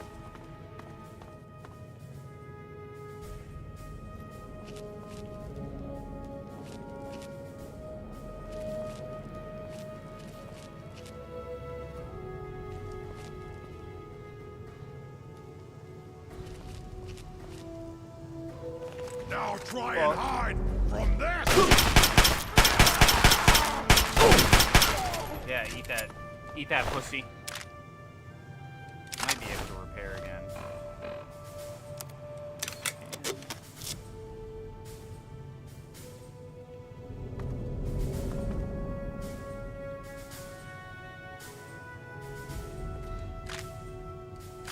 Rounds.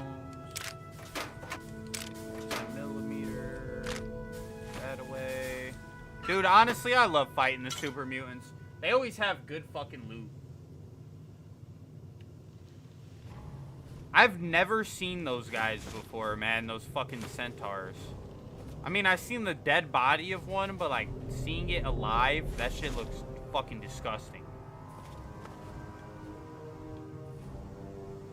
Pussy.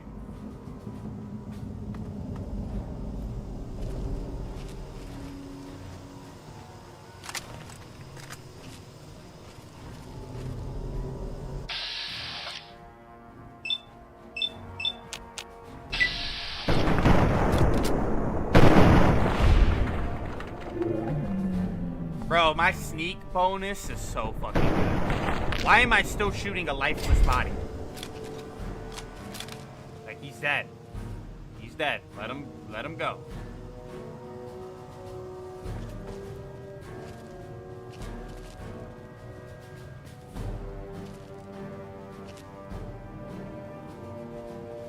I did not realize that there's another opening there.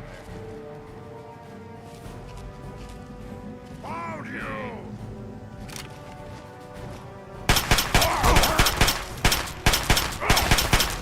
Ow.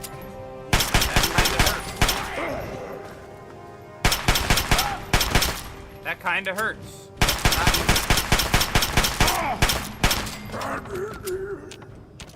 Yeah, that was not cool. Now both of you are dead.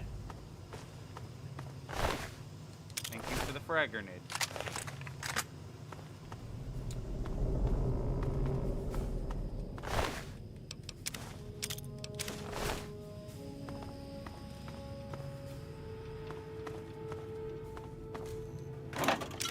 Take all those Nuka-Colas.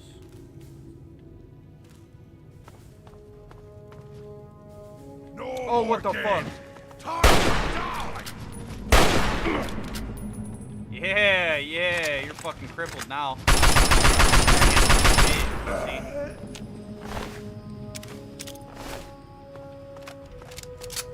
They were created by the Unity, the villain of the first Fallout, so they could be guard dogs. See, I've never, like, played or seen Fallout 1 and 2. Because, well, I watched this guy named Kelsky stream Fallout 2 for a bit. He's a really good YouTuber, but, like, I've never understood the lore, like, played them myself, because they're turn-based. I haven't found a 10mm SMG yet. I have been looking. That is something that I have been looking for. Same with, I was gonna buy a Silence 10mm, but it was really expensive and it was about to break. So I was like, what the fuck is the point of me buying something that's literally about to break? Yeah, he's about to find me. So.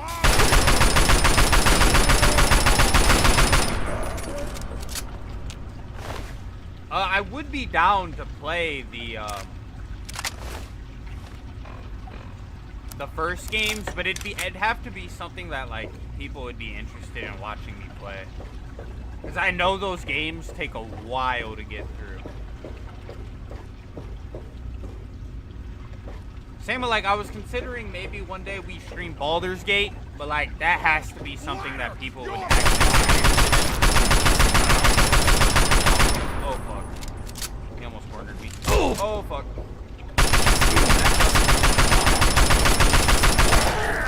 God damn! You can't get a critical on you? Fuck.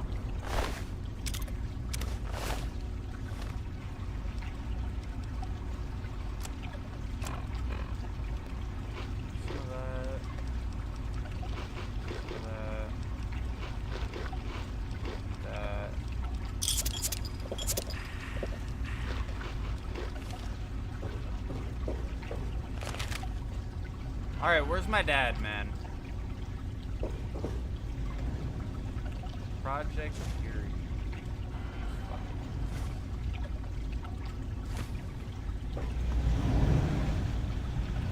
He's not here.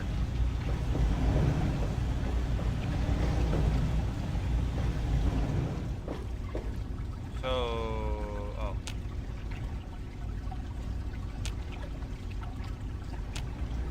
Can't activate that.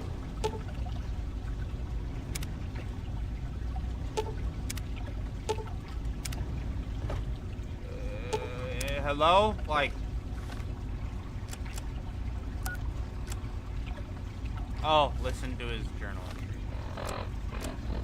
I'm off to Vault 112 to search for anything of Braun's that might help me get this purifier up and running.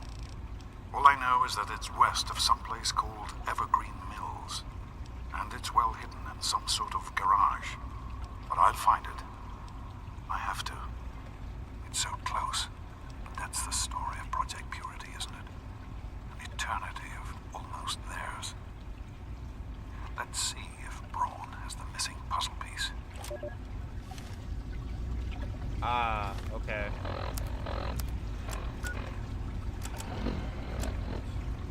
So I have to gain access to Vault 112. Which is all the way over here. You gotta be fucking kidding. Alright. Fuck. At this point... Come on. Let's go fucking mess with mole rats, I guess. Can't fast travel from here. Oh, fuck me.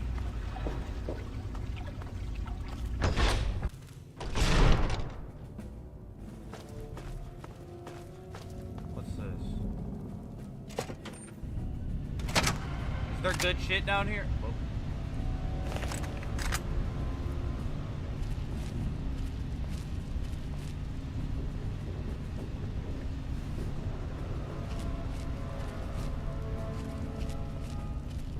I've never been down here, so...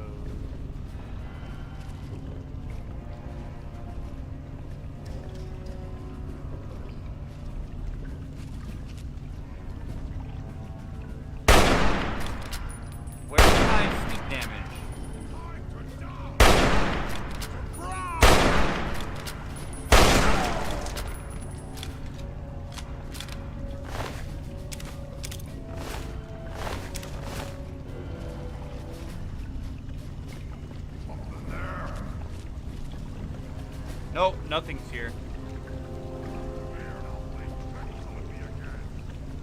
If you're gonna talk, talk! Wish I had a new weapon. Something good to smash with. Wish I could hold one of those behemoth clubs. A behemoth club? No, no, no, no. I don't want to fuck with no behemoth. You talk a lot. Sounds funny when you talk like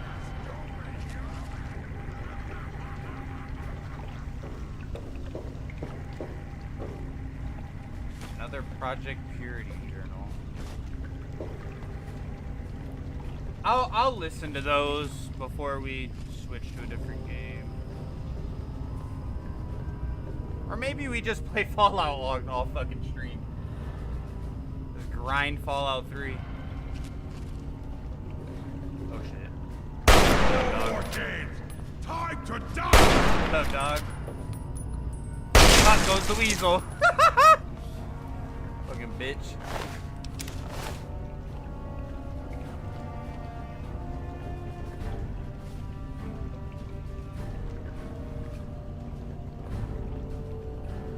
Damn, they ain't got shit. I can sleep though. How come I can sleep here but I can't sleep in a fucking common room? Alright, bro.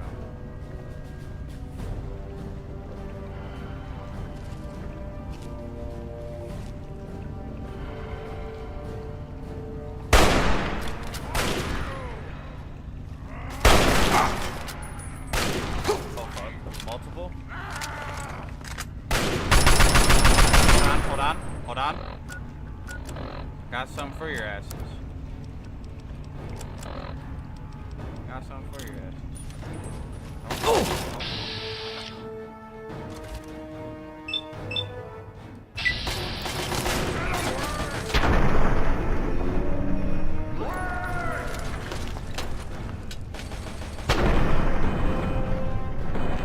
Alright, I'm taking a lot of damage here.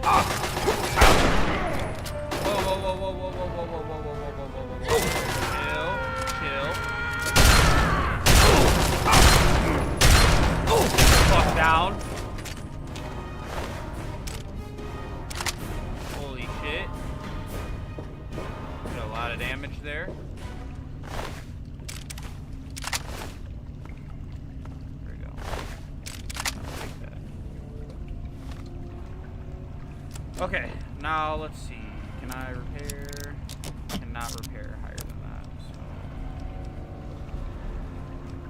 Damn, I can't. Make sure this is the one. And then assault rifle. Sure it's that one. What else did I just grab? Alright, I just have an extra one of those now. Okay, now let's heal. Because I'm fucked up. More rat meat. Bunch of rat meat.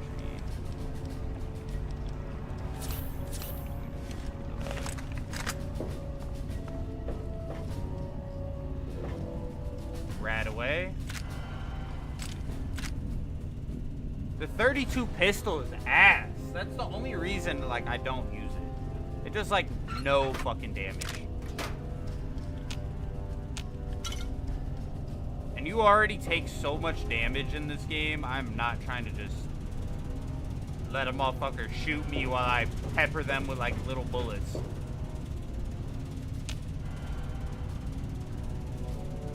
Oh, I'm guessing you're supposed to come down here and clear all this for a later mission. Like with your dad or something. Yeah, because look, more Project Purity shit. Damn, I shouldn't have fucking healed. I should have used one of the beds. I'm fucking dumb. Fuck.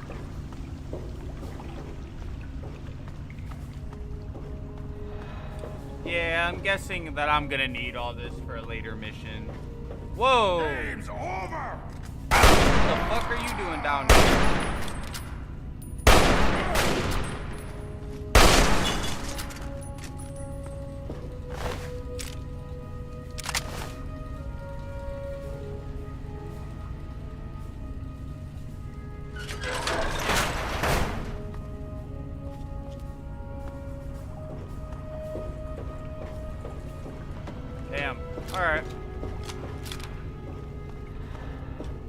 Oh shit, no, that's where I came from. Alright, well, time to get out of here. We can go fuck with some mole rats and... yeah. Just so I can get some levels, and then we're gonna blow up Megaton.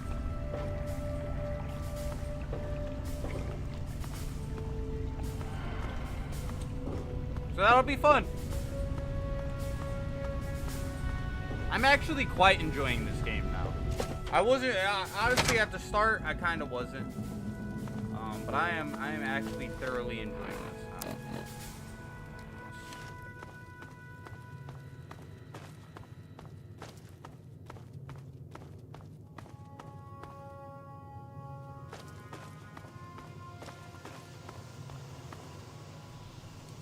I missed that whiskey. How did I took that?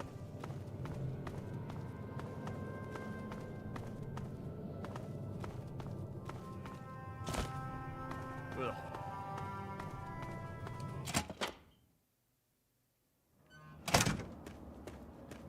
All right.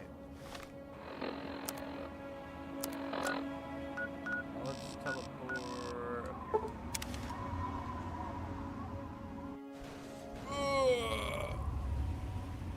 Ah, fuck.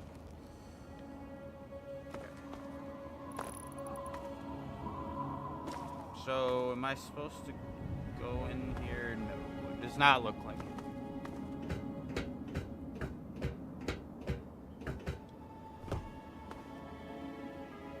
Well, if I'm not supposed to go in there...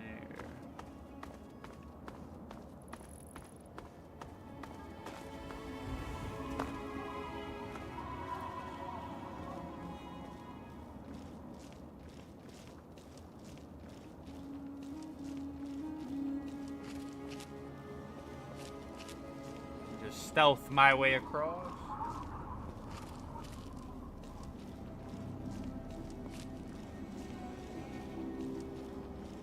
Gotta be fucking kidding. Alright, there we go. This is where I fought all those raiders. Yeah. Yeah.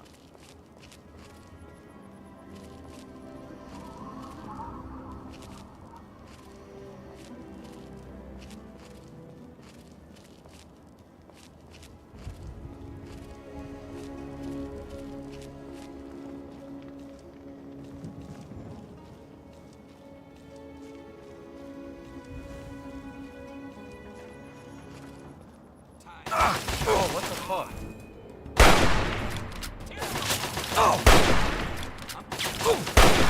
Oh, what? That one? Yeah, there we go. Oh! Where? Where? Oh.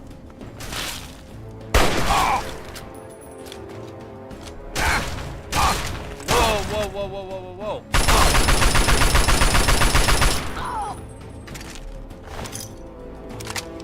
The fuck?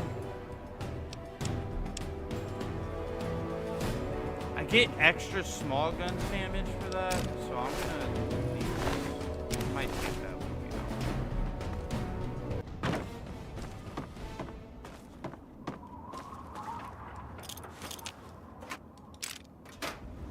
Alright. I blew his fucking head off. Smoked him like a fucking cigarette. Oh, thank you for the pack of cigarettes, actually.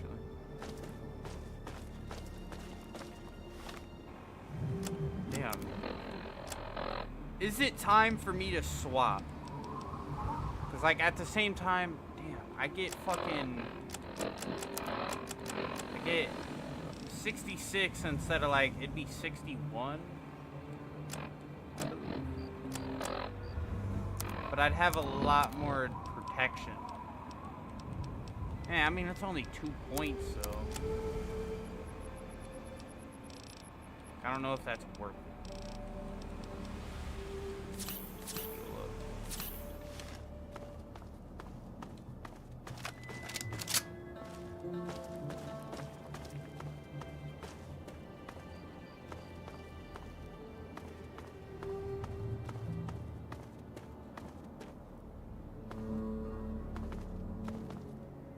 Talking about right here.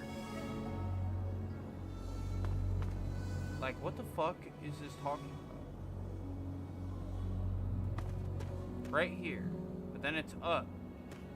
But then it's down that way. I'm not understanding.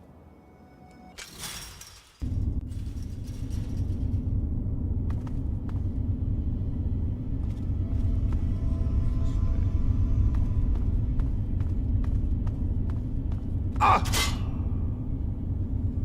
The fuck?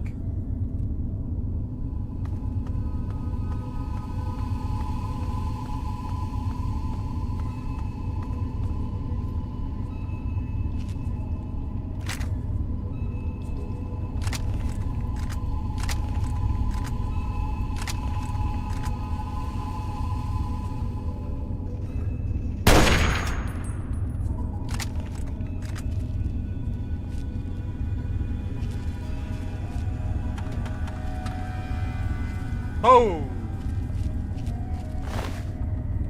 Yes. Now I can actually repair those. Holy fuck.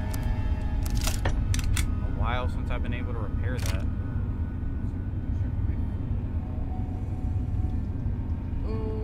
Okay.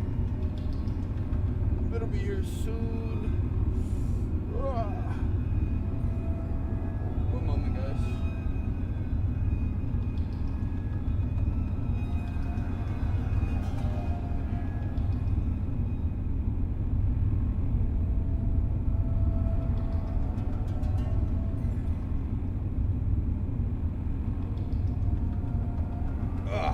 Damn, I needed that stretch.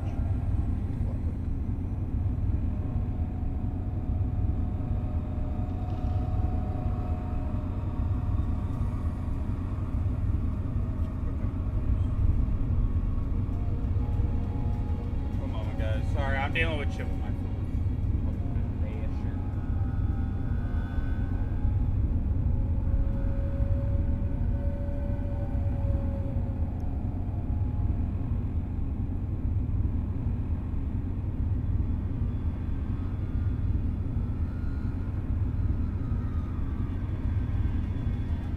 Here we go.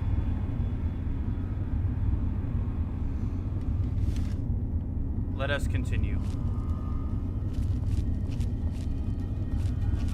Am I going? My fault. My fault. I ain't even here. I ain't even here. This is bullshit. Come out and fight. You know, I almost feel sorry for this poor bastard. Almost. Come on, boys. Fresh meat. Kick ass. How the fuck did she even see me?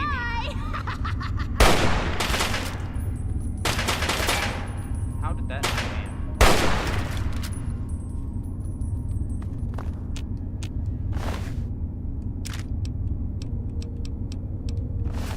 I blew her fucking top back.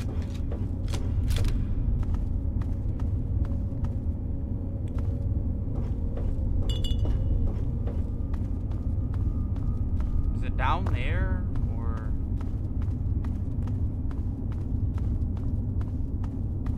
through here?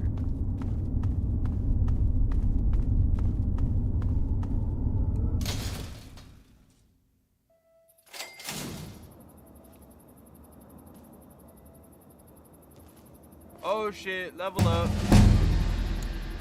Which means if I can't find this shit, guess what? Oh, what? My explosives is this low? Okay. Get to 25. Boom. Look. Now that shit don't matter. I'm on that ass. Regardless. I'm debating. Damn, maybe I put up my repair more. More medicine. Just get well-rounded.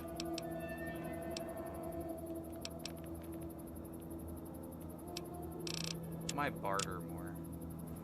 I'm fucking tired of getting scammed for my prices. And then I could also do Daddy's Boy or Gun Nut and increase my small guns. How many ranks of Gun Nut are there?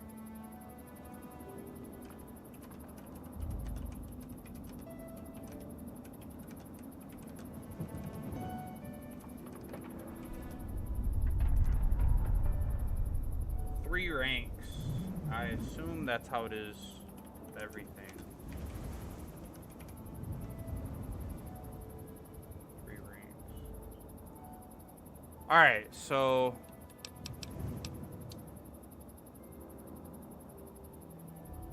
I might do this as well. I don't know. I can either do that and up my shit now. Fuck, there are some good ones. Or I can do commando.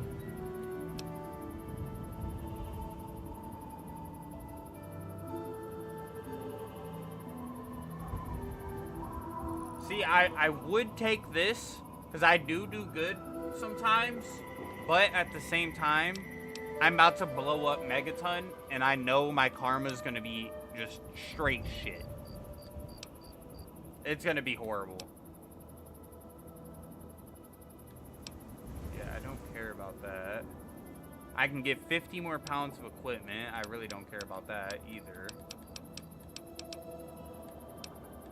I low-key need to up my my luck.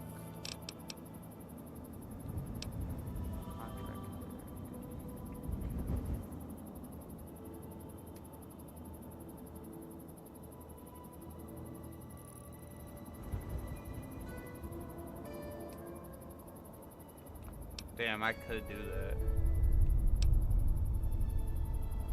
Oh my god, adamantium skeleton, that'd be awesome.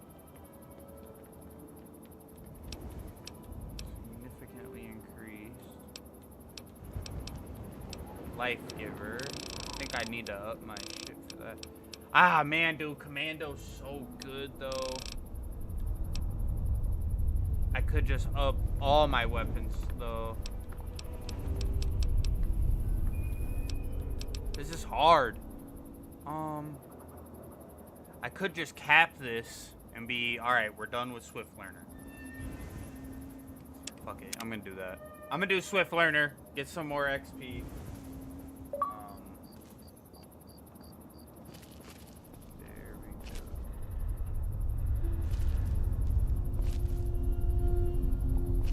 go. Alright, let's save.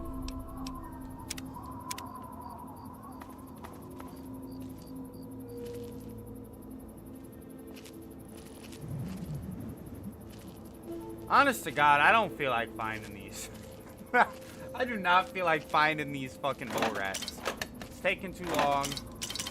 You know what? We're going back to Megaton. I'm blowing that bitch up.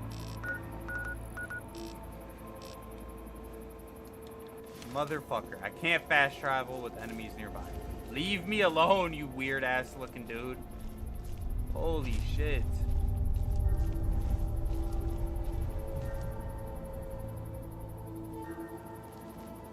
Bro, it's still coming? Pause.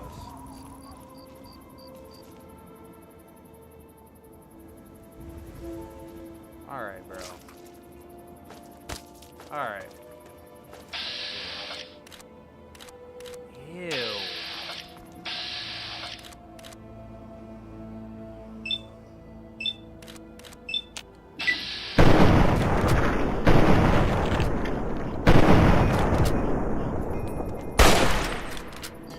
Fuck away from me. Alright, I'll check around this corner. If it ain't here, we're just going straight back to Megaton.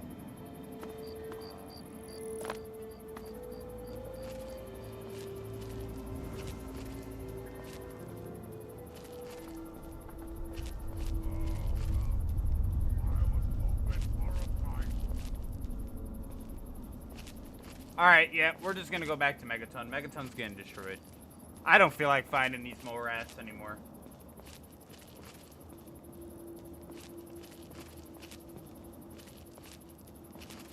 And I gotta head to 10.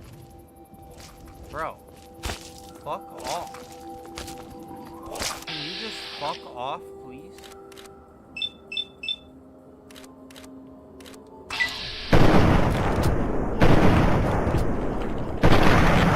Like, Jesus, bro.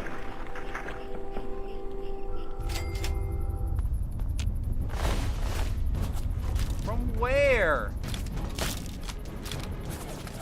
God damn it.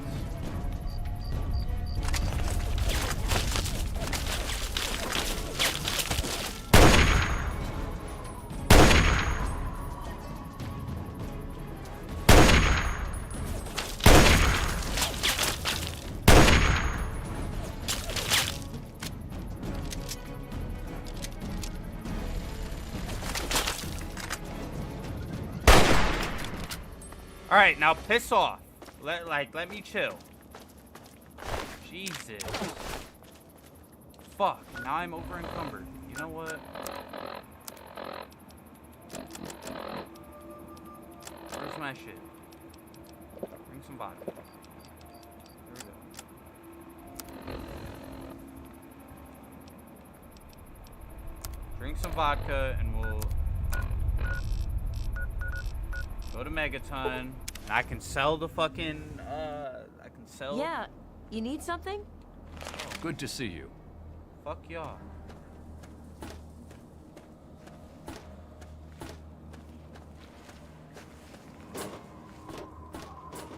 Fuck, the thing is, if I wait, I'm gonna be over encumbered again. Fuck it, I'll be alright.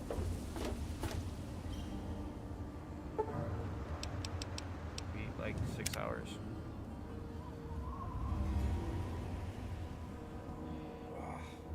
Shit. Alright, bitch. I need you to buy something off me. Oh, I can't wait. Excellent. That worked? Finally. Alright.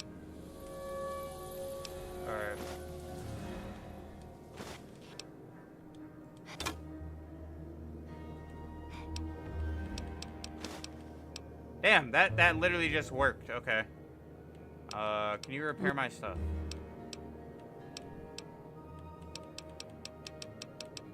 Repair that.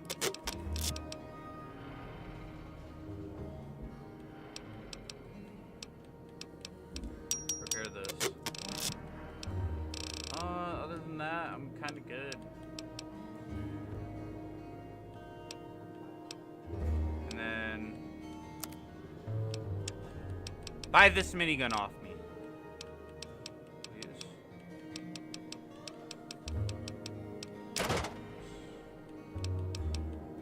I think that's...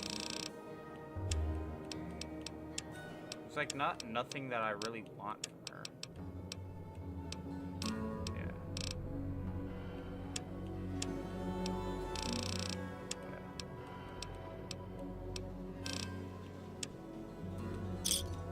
Good hunting. All right. Let me repair my items really quick. Repair that. Repair that.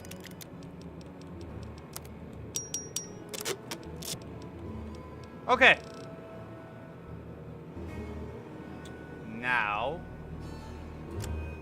what did I get from her observer? Oh, she wants me to go fucking all the way over here.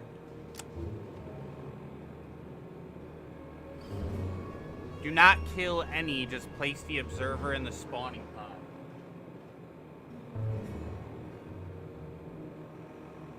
I do have that DLC.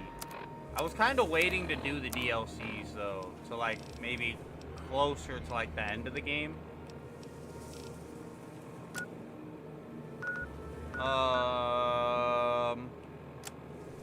Honestly, I'm kind of good off her. Like, 'cause then after this, I gotta do a whole nother fucking line of bullshit. I'm kind of good. I want to get this over with. Whoa, whoa. That wasn't cool. With his glory.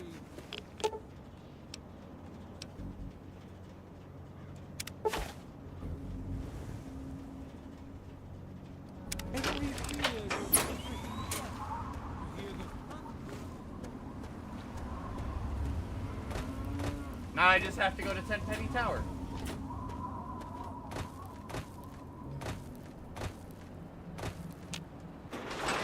Alright. Although... Need some grub? How far? Far as fuck.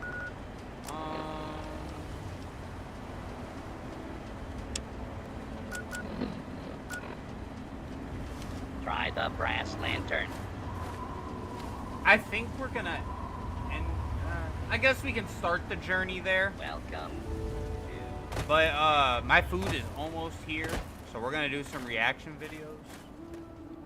And then, yeah. We're gonna do some reactions. That is that way. And then I think we're gonna swap over, maybe do some zombies. If not, I don't know, I'll think of something.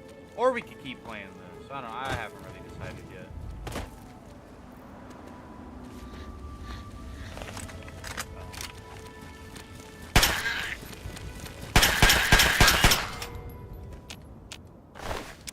You're fucking more at me.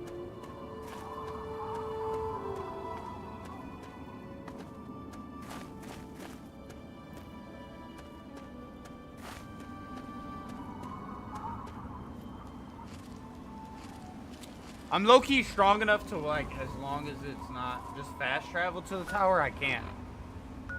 I haven't discovered it yet, so I can't. Trust me, I would. And I have to go in this direction for the main storyline anyway. That's why I was like, alright, I'll just blow it up and go to Tenpenny Tower.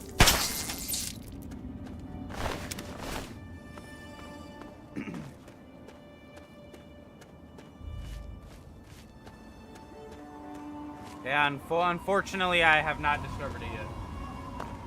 Because, like, if I'm already going to be heading in this direction for the main quest line to go to Vault 112, I might as well just blow this bitch up. I, like, take a little pit stop, and I'll have somewhere to sleep. I don't have to fucking pay 120 caps to fucking sleep.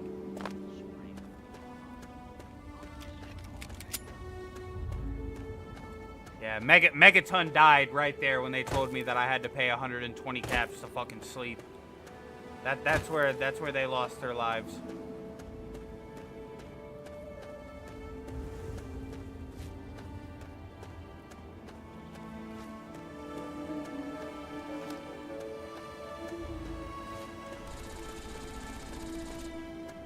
Oh, what the fuck was that noise?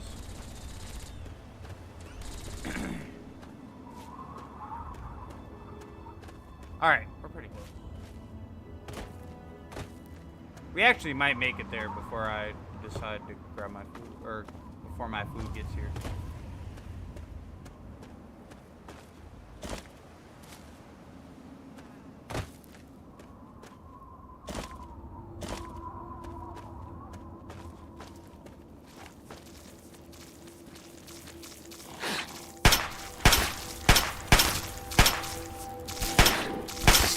I knew I fucking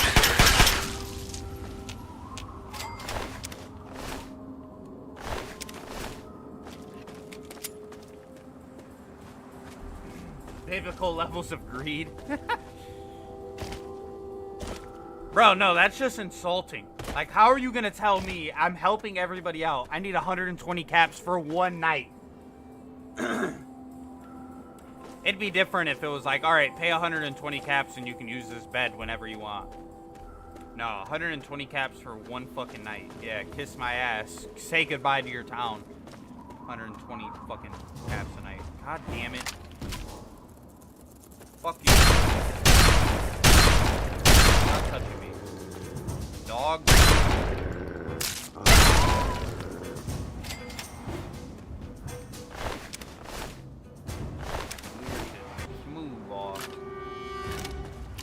Now, is this game like Fallout 4 and like New Vegas where you can modify the weapons after like you have a certain skill? Because I mean, I would like to like do some crazy builds with like a shotgun or something. Mustache itches.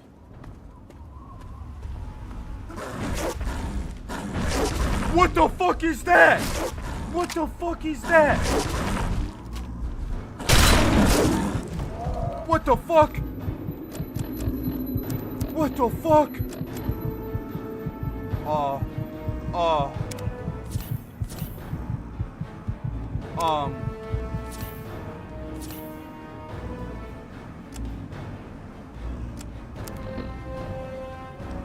Excuse me?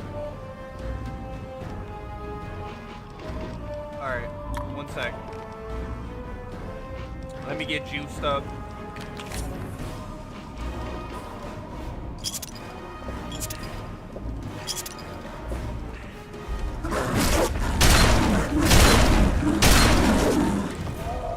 The fuck?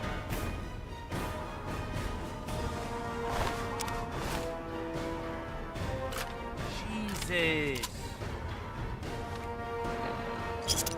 That was actually insane.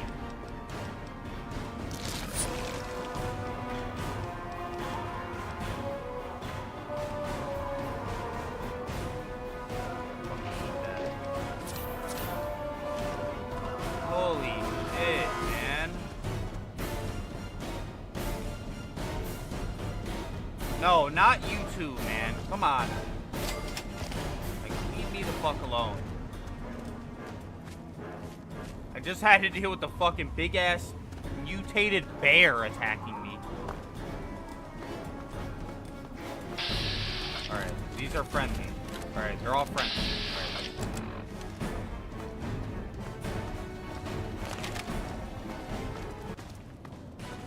Bro, I didn't even know those were in this game. I thought that was a Fallout 4 thing. Damn, my stomach is actually starting to hurt. I am hungry as a bitch.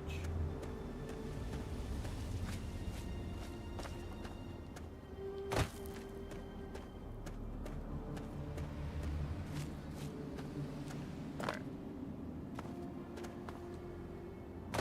Where's the entrance?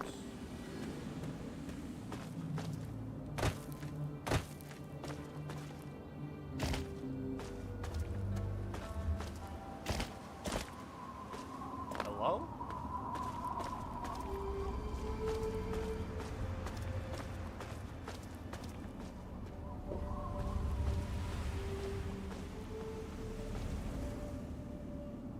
Comp.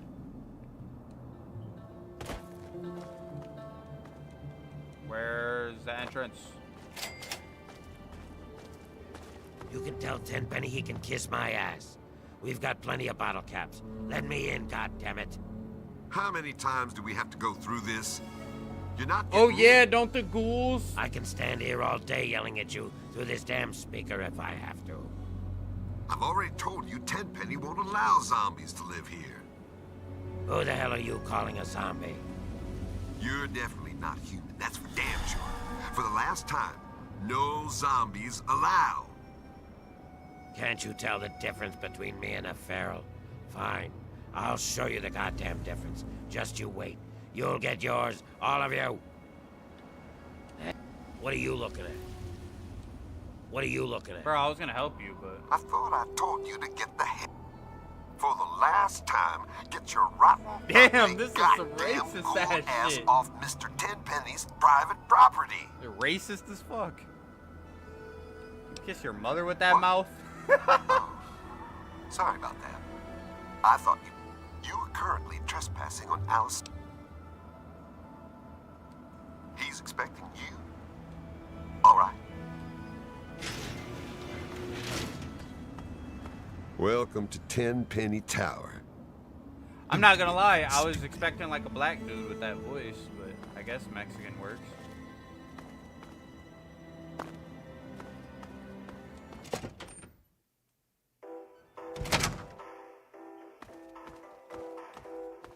Why, my, what a lovely place.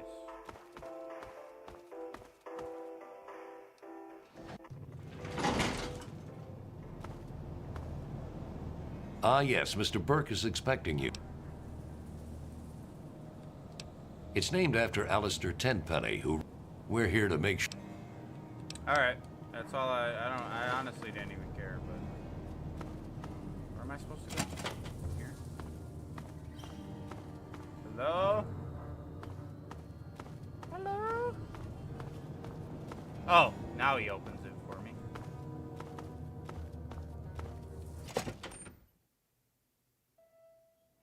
Alright, real quick before we continue this, I am going to damn, should I save this for the next time we play?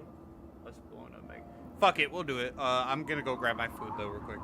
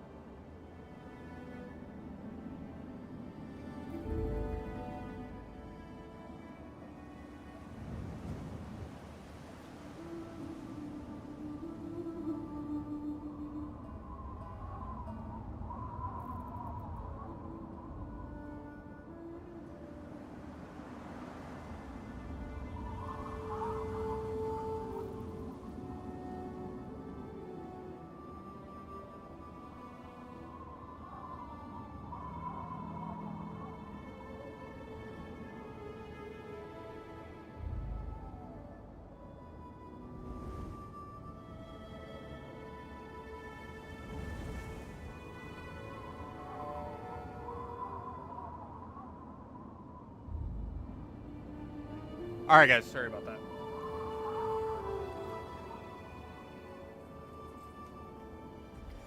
Ow. I just fucking smacked my hand on the bottom of my desk.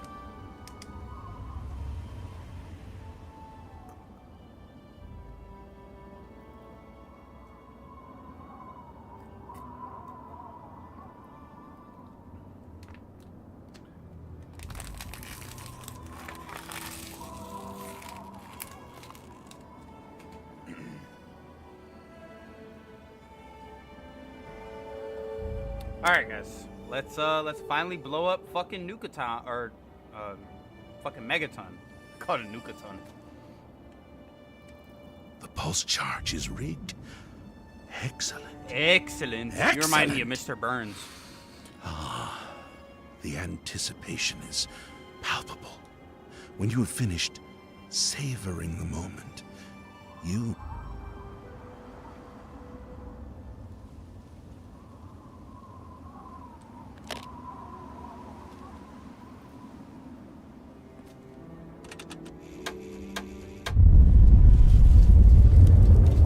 Damn, bro. Holy shit.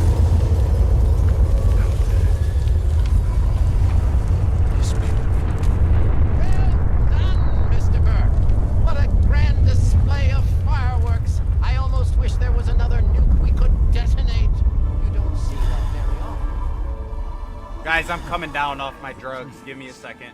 I had help, of course. Quite right. And you are to offer him... Alright, give me my reward. My God. I have been asked. Here's the key. And... Damn, I have a master suite. If you wish to spruce the... Master suite. And 500 caps. Oh my God. Almost 400 XP. Fancy that. All of... So, what do you... Indeed, I'm extremely impressed. Right. I had the great fortune to run in. Then I don't really give a fuck. I complained offhand one day about how I thought that heap of metal on the horizon. It's just an eyesore. Burke is such an agreeable. Oh my God. Well said. All right. Oh, it. Why? Yeah. All right. Yeah. Cool. Fuck. Yes, friend. Is there something I can assist you with? No. You're a fucking creep. Look, I did it for money and for XP. You did it just cause. Completely different. What about my quests? Like, I still have this? Megaton Ruins. Holy shit. Well. Alright, guys. We are going to end Fallout 4 there. Or not Fallout 4, Fallout 3.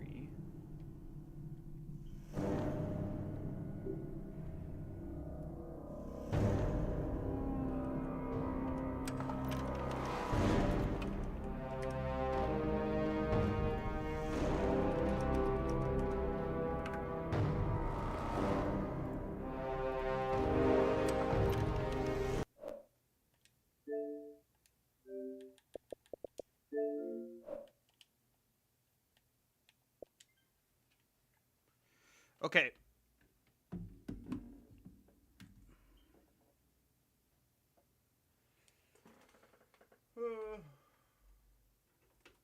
There we go.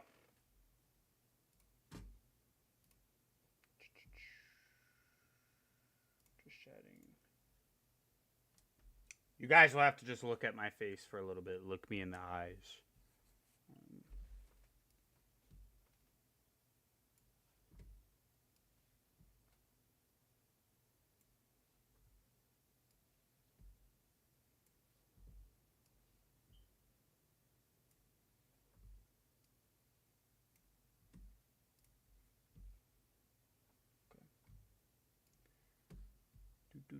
I already know what reaction video we're gonna watch. Actually, I have two. I have two that I really want to watch today. So, new window. desktop.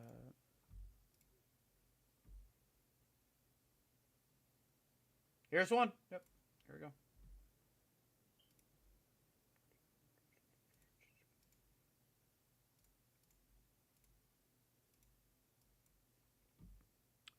All right, time for H2K Reacts while I eat on the 12-hour stream. We have a new Fern video. God damn, bro. I'm going to need to grab my fucking pocket knife for this. Yep, I'm going to have to get my pocket knife real quick. One sec.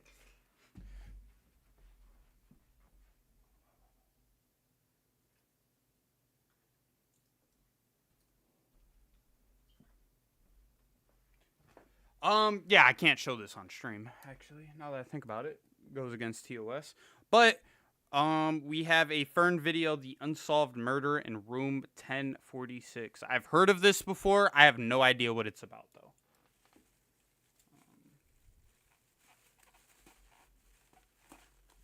Here we go.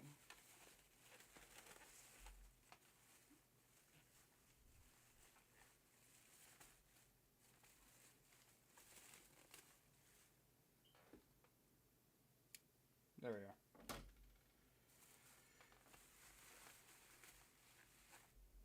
All right, let's go. My bad for the delay. Shout out Fern. They always got good videos.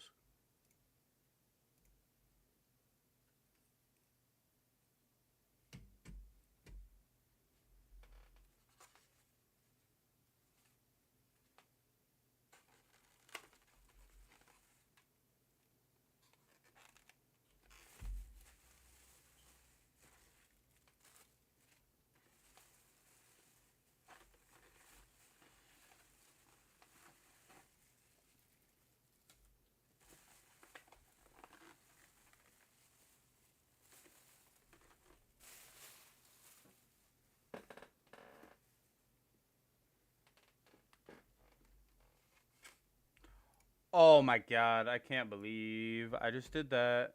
No audio. Alright. God damn it. I'm gonna have to edit all that out. Yeah, I'm gonna have to edit all that shit out. Fuck. I only watched like the first minute, but still.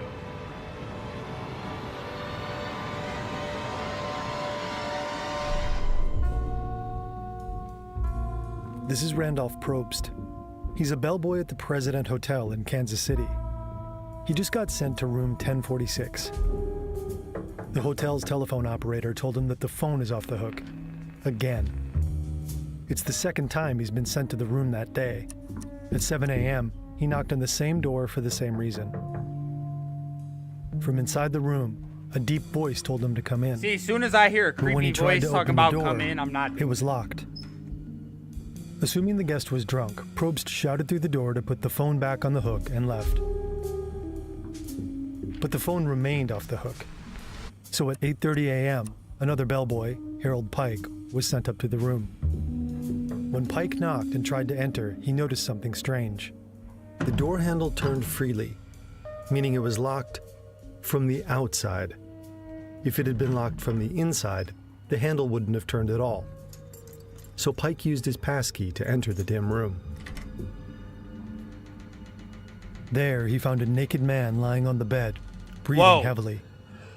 There was a dark spot on the sheets next to him, but with the shades drawn, it just looked like a shadow. I had to close the door. Pike picked up the knocked-over telephone stand and placed the phone back in the hook. When he left the room, he locked the door from the outside, leaving it just as he had found it. Now it's 11 a.m., and once again, the phone is off the hook. Probst knocks 3 times, but there's no answer. So he uses his key and opens the door. Less than a meter in front of him is the naked man, crouching on his knees and elbows with his head in his hands. Probst turns on the light. There's blood everywhere. It's all over the walls, the bed, and the bathroom. The man has a head wound. Frightened, Probst runs out and alerts the assistant manager, Mr. M.S. Weaver. The staff call for a doctor and notify the police. At around 11:15 a.m., the 2 men and another staff member return to the room. But they can only open the door a few inches. It seems the injured guest has collapsed against it from the inside. 15 minutes later, Dr. Harold F. Flanders arrives at the scene. Mr. Weaver, Dr. Flanders, and the bellboy, Pike, enter the room. The guest is no longer blocking the door. Instead, they find him sitting on the edge of the bathtub with his arms and head draped over the sink. Strangely, there's a clothesline tied around his neck, ankles, and wrists. The doctor takes stock of his condition. He's been stabbed in the chest. The wound might have punctured his lung. His skull is fractured on the right side, where he was struck multiple times. And there are bruises around his neck suggesting he's been strangled. What the fuck? Miraculously, the man is still breathing and semi-conscious. The doctor cuts him loose and notes that his wounds aren't fresh. They seem to be at least 6 or 7 hours old. The blood is already dry. According to newspaper reports, when police detective Ira L. Johnson arrives, they ask the wounded man a series of questions. Who did this, Mr. Owen? Who was in the room with you? Nobody. How did you get these injuries? I fell against the bathtub. Did you try to commit suicide? No. Following this brief exchange, the man loses consciousness. He's taken to the hospital, but he slips into a coma. Later that night, he dies, taking his killer's identity with him to his grave. The murder is national news. It's called America's Strangest and Perfect Murder Crime. The Kansas City police are stumped. This case came nearer to being the perfect crime than any other murder Kansas City has seen. The strange occurrences in the President Hotel have fascinated people for almost a century. A few years ago, the case files were made public for the first time. Some 500 documents contain detailed witness accounts, anonymous phone calls, letters from a dead man, and a mysterious object found in an attic decades later. This is the unsolved murder in room 1046. Damn, it's still unsolved to this day. This video is largely based in the official case files of the Kansas City Police. Some details are based on research conducted by Dr. John Arthur Horner of the Kansas City Public Library, the first to gain access to these files. We also reference the 1943 article Mystery Murder, Room 1046 by the Newcastle Sun. Further sources can be found in the description. Oh, and yes, we fully recreated the room and hallway to bring this story to life for you.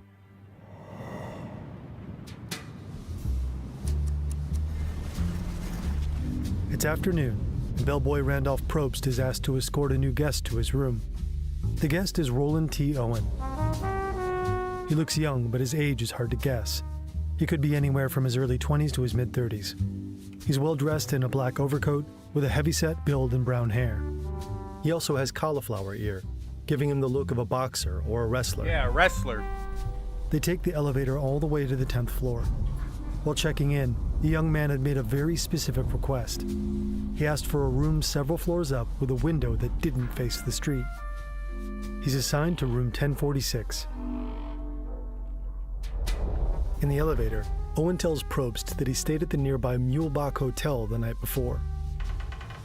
When they enter the room, Probst turns on the light. He observes Owen taking a brush, comb, and toothpaste out of his overcoat pocket and putting them above the bathroom sink. Strangely, they're the only items he checked in with. As they leave the room, Probst turns off the light, locks the door from the outside, and gives the key to Owen. They ride the elevator down to the lobby together, and Owen leaves the building. Around 40 minutes later, cleaning lady Mary Soptic knocks on the door of room 1046. To her surprise, Owen opens it. She had expected a female guest, so she excuses herself, telling Owen she'll call again later, but he doesn't seem to mind. Entering the room, Soptic notices the blinds are drawn tight. The only light comes from a dim desk lamp. Seeing the expression on Owen's face, she notes that he seems worried about something, or afraid. As she starts to clean, he puts on his overcoat, probably hide him goes to from the bathroom somebody. to comb his hair, and leaves the room. On his way out, he instructs Soptic not to lock the door, as he's expecting a friend in a few minutes. But by the time she leaves, no one else has arrived. And cut. Bringing room 1046 to life took quite a lot out of our producer, Mona, and it's tough to wind down after adrenaline-filled production days. Until walking in, she notices a note on the desk. Dawn, I will be back in 15 minutes. Wait. Soptic comes back to clean again the next morning. She unlocks the door and finds Owen inside, sitting alone in the dark. Then a realization hits her. I realized then, after I had unlocked this door, that the man had been locked in the room from the outside. If he had locked it from the inside, her key wouldn't have turned in the lock. While she's making the bed, the phone rings. Owen picks up the receiver and says, No, Dawn, I don't want to eat. I'm not hungry. I just had breakfast. Before hanging up, he repeats that he isn't hungry. Man, yeah. After the call, he asks Soptic about her job and whether she's in charge of the whole floor. He mentions that he recently changed hotels. At around 4 o'clock that afternoon, she returns to deliver fresh towels. But this time, Owen isn't alone. As Soptic approaches the door, she hears 2 men talking in low tones. She knocks on the door. Who is it? I got a theory. I think, because what, this is back in the day, like, so probably not the most accepting of, like, homosexuality. It's probably a gay couple. And the one dude's probably gonna, like, be more controlling and kill him because he was gonna, like, he wants to cover up his, like, gay affair. Bro, that's my theory. So far with the information that we know. It's the maid. I want to leave some fresh towels. No, we don't need any. We've got enough. Strange, she thinks. She didn't leave any towels in the room that morning. And the only reason the other man might lie is to keep her out of the room. Exactly. They're having a gay affair. Robert Lane is driving down 13th Street past Lydia Avenue when he notices a man running down the street toward him. It's a cold January night, but he's only wearing shoes, trousers, and an undershirt. Waving and shouting, the stranger asks Lane to stop. But when he approaches the car, he realizes his mistake. I'm sorry, I thought you were a taxi. Still, he asks for a ride. Will you take me to where I can get a cab? Lane agrees, and as the man hops into the back seat, he gets a closer look at him. There's a deep scratch on his left arm, and he's cupping his hands together, as if to catch blood dripping from a more serious wound. You look as if you've been in it bad. The man responds with a grumbled threat to his attacker. I'll kill that tomorrow. The statement sticks in Lane's mind. When they reach the intersection at 12th and Troost, the young man thanks him and jumps out of the car. He runs to a parked taxi, opens the door, and honks the horn, summoning the driver from a nearby restaurant. Elevator operator and stand-in bellboy Charles Blocker is clocking in for his night shift. Shortly after, a woman enters the elevator and asks to be taken to the 10th floor. Blocker recognizes her as a commercial woman who often frequents the hotel with different men. He's about 5'6", 135 pounds, with black hair, and she's wearing a black Hudson Seal coat with a light strip of fur on the collar. She asks about room 1026, telling Blocker that she's looking for a client, a man who is usually very prompt in his appointments. But after a short time, she returns to the elevator, claiming she couldn't find him. Blocker takes her back to the lobby, and she leaves the hotel. After about an hour, she's back. This time, she's accompanied by a man. He's around her height, with a slender build. Oh man, she's giving He's it up. wearing a light brown overcoat, a brown hat, and brown shoes. They ask to be taken up together, this time to the 9th floor. At around 4:15 a.m., the woman returns from the 9th floor and leaves the hotel. 15 minutes later, the man she arrived with follows. On the way down, he complains to Blocker that he couldn't sleep. Then he leaves. It's the middle of the night, and hotel guest Jean Owen is lying awake in her room 1048. She's trying to sleep, but the noises coming from the room next door are keeping her up. She can hear multiple voices sounding both male and female. They're talking loudly and swearing. It's so loud, in fact, that she considers calling the front desk, but she decides against it. Eventually, she falls asleep. When she wakes up at 8 a.m., it's quiet. She eats breakfast and checks out, unaware that in the room next to hers, only a few hours later, a man will be found inches from death. Kansas City police detectives Ira L. Johnson and William E. Eldridge are at a loss. They've finished interviewing all the witnesses they could find, but their statements have led to more questions than answers. The front desk ledger at the President Hotel shows the victim signed in as Roland T. Owen from Los Angeles. But when they checked the ledger at the Muehlebach Hotel, where he told staff he had previously stayed, he was signed in as Eugene K. Scott. The detectives contacted authorities in Los Angeles, but they neither were on name some could be shady found in any shit. records. Maybe some mob They're fake identities. They also pursued another lead, that the victim was a professional wrestler. A week after the man's death, a wrestling promoter from Arkansas named Tony Bernardi came to identify the body. At Melody McGilly Funeral Home, Bernardi positively identified the man as one who had approached him weeks earlier for work. According to John Horner, the name he had given was Cecil Werner, another alias leading to another dead end. Based on the accounts of the hotel's maiden bellboy, someone clearly locked the victim in his room. Was he being held prisoner? The Newcastle Sun claims that Owen likely didn't have the key to his room, as it wasn't found there after his death. And this wasn't the only thing that was missing. All of the victim's clothing, his toiletries, and the knife he was stabbed with had disappeared. Anything that could help the police identify him. According to Horner, all that was left behind was an odd collection of items: a necktie label, a hairpin, a safety pin, an unlit cigarette, and a small unopened bottle of diluted sulfuric acid.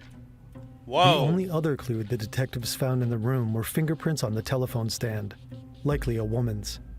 Possibly the same woman Jean heard arguing with two men on the night of the murder. It's plausible they were left there by the prostitute seen by the elevator operator, but she was never seen entering the room. Then there's the man she was with. Was it the same man who had been in the room earlier, talking quietly with Owen? Could that be Don, the man that he had talked to on the phone? The one that the note was for? Did they really have business on the 9th floor? Or did they take the stairs one floor up to avoid being seen entering the 10th floor via the elevator? Were they both present when Owen was bound and stabbed? After all, the doctor had estimated that his wounds were 6 to 7 hours old when he was found. This would mean that they were inflicted in the middle of the night, and that the victim had already been wounded when the bellboys came knocking that morning. But when the detective asked who had hurt him, the victim simply said, "Nobody." Was he afraid? Delirious from his brain injury? Or was he maybe trying to protect his attacker? Probably protect The his account attacker. from Robert Lane, the driver, adds to the confusion. According to Horner, the detectives had him identify the body in the morgue, and Lane claimed that Owen was, in fact, the man he had given a ride to. But the detectives didn't think it was possible for the young man to leave the hotel and return dressed in his underwear. Not without somebody in the lobby spotting him. At the end of the day, the detectives have nothing. No murder weapon, no murderer, not even the victim's identity. Without any actionable leads, the investigation grinds to a halt. But then the strange calls start.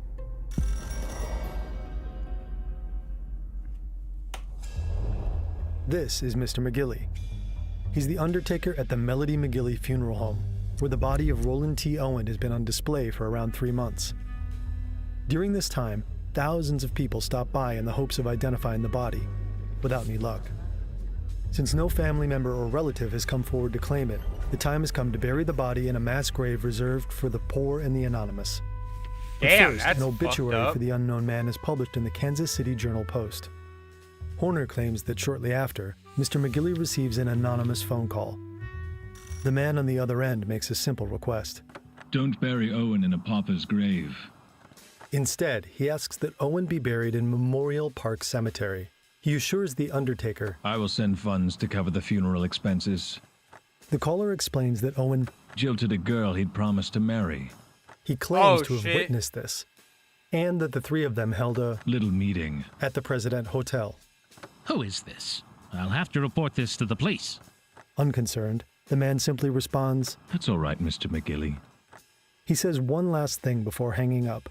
Owen hadn't played the game fair, and cheaters usually get what's coming to them. So yeah, Meanwhile, him and the girl. the editor of the Journal-Post so it also wasn't receives gay a phone lovers, call. Okay. But Hey, this to be time, fair, I the didn't know caller a is girl was woman. involved at that point. She tells the editor that the story in the paper is wrong.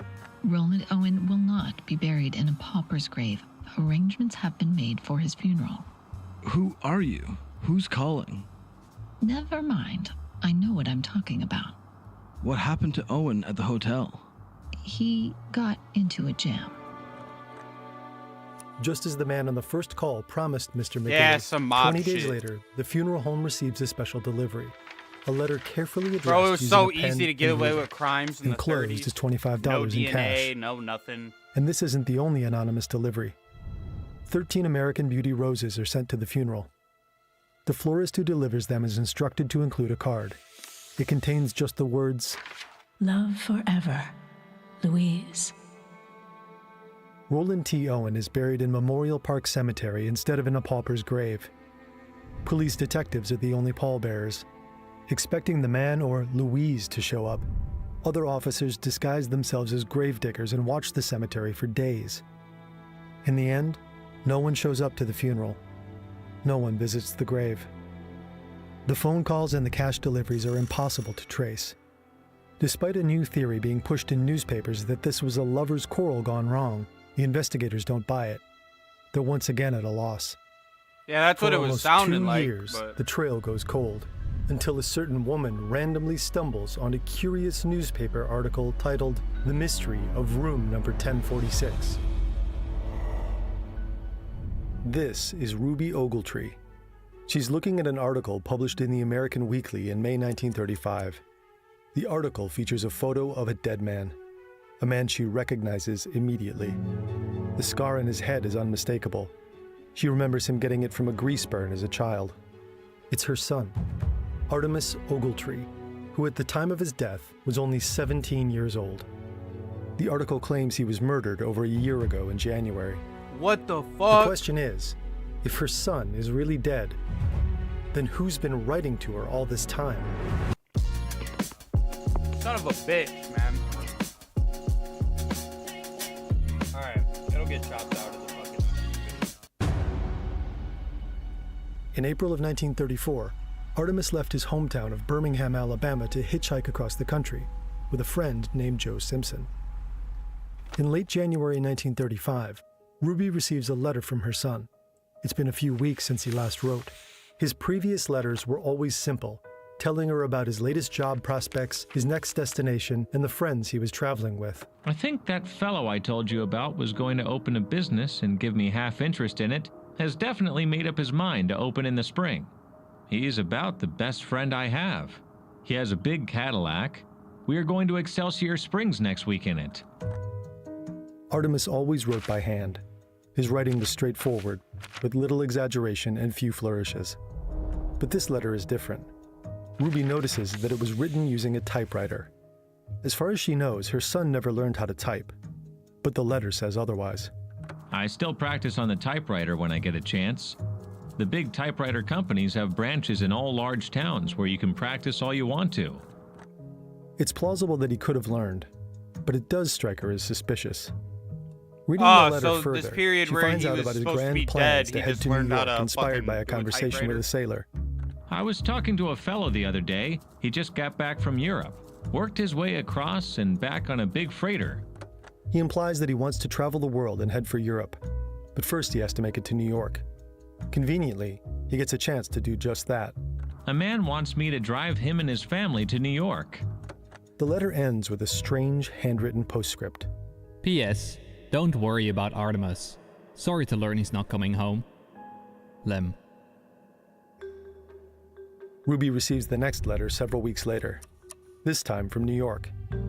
Apparently, Artemis had driven the man, who he now identifies as Mr. Jordan, to the city.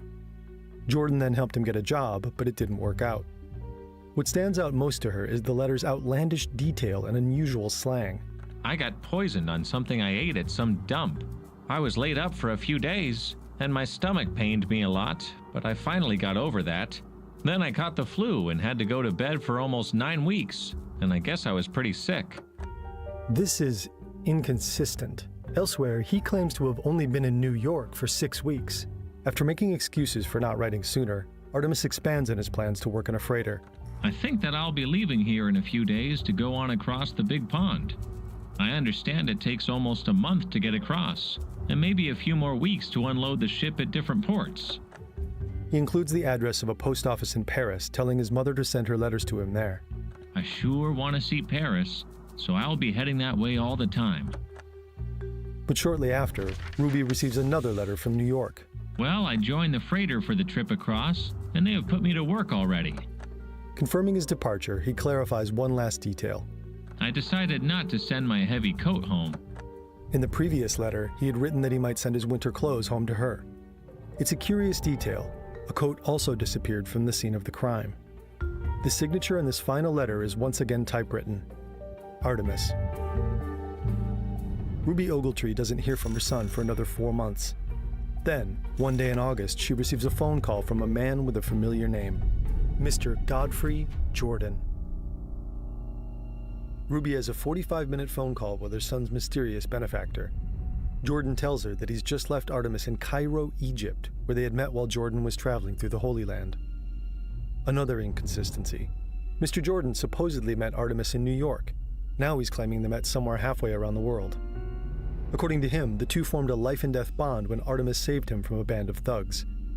To repay him, Jordan says he gave Artemis money and arranged for his passage home through Paris and London. The Newcastle Sun reports that he also claimed Artemis married a wealthy woman in Cairo and was doing well. Conveniently, he even has an explanation for the typewritten letters. Apparently, Artemis lost his right thumb during the fight for Jordan's life. Because of this injury, he could no longer hold a pen to write. This also doesn't make much sense. Why would he have started typing in New York even though he only lost his thumb in Cairo? Ruby is understandably alarmed by the call.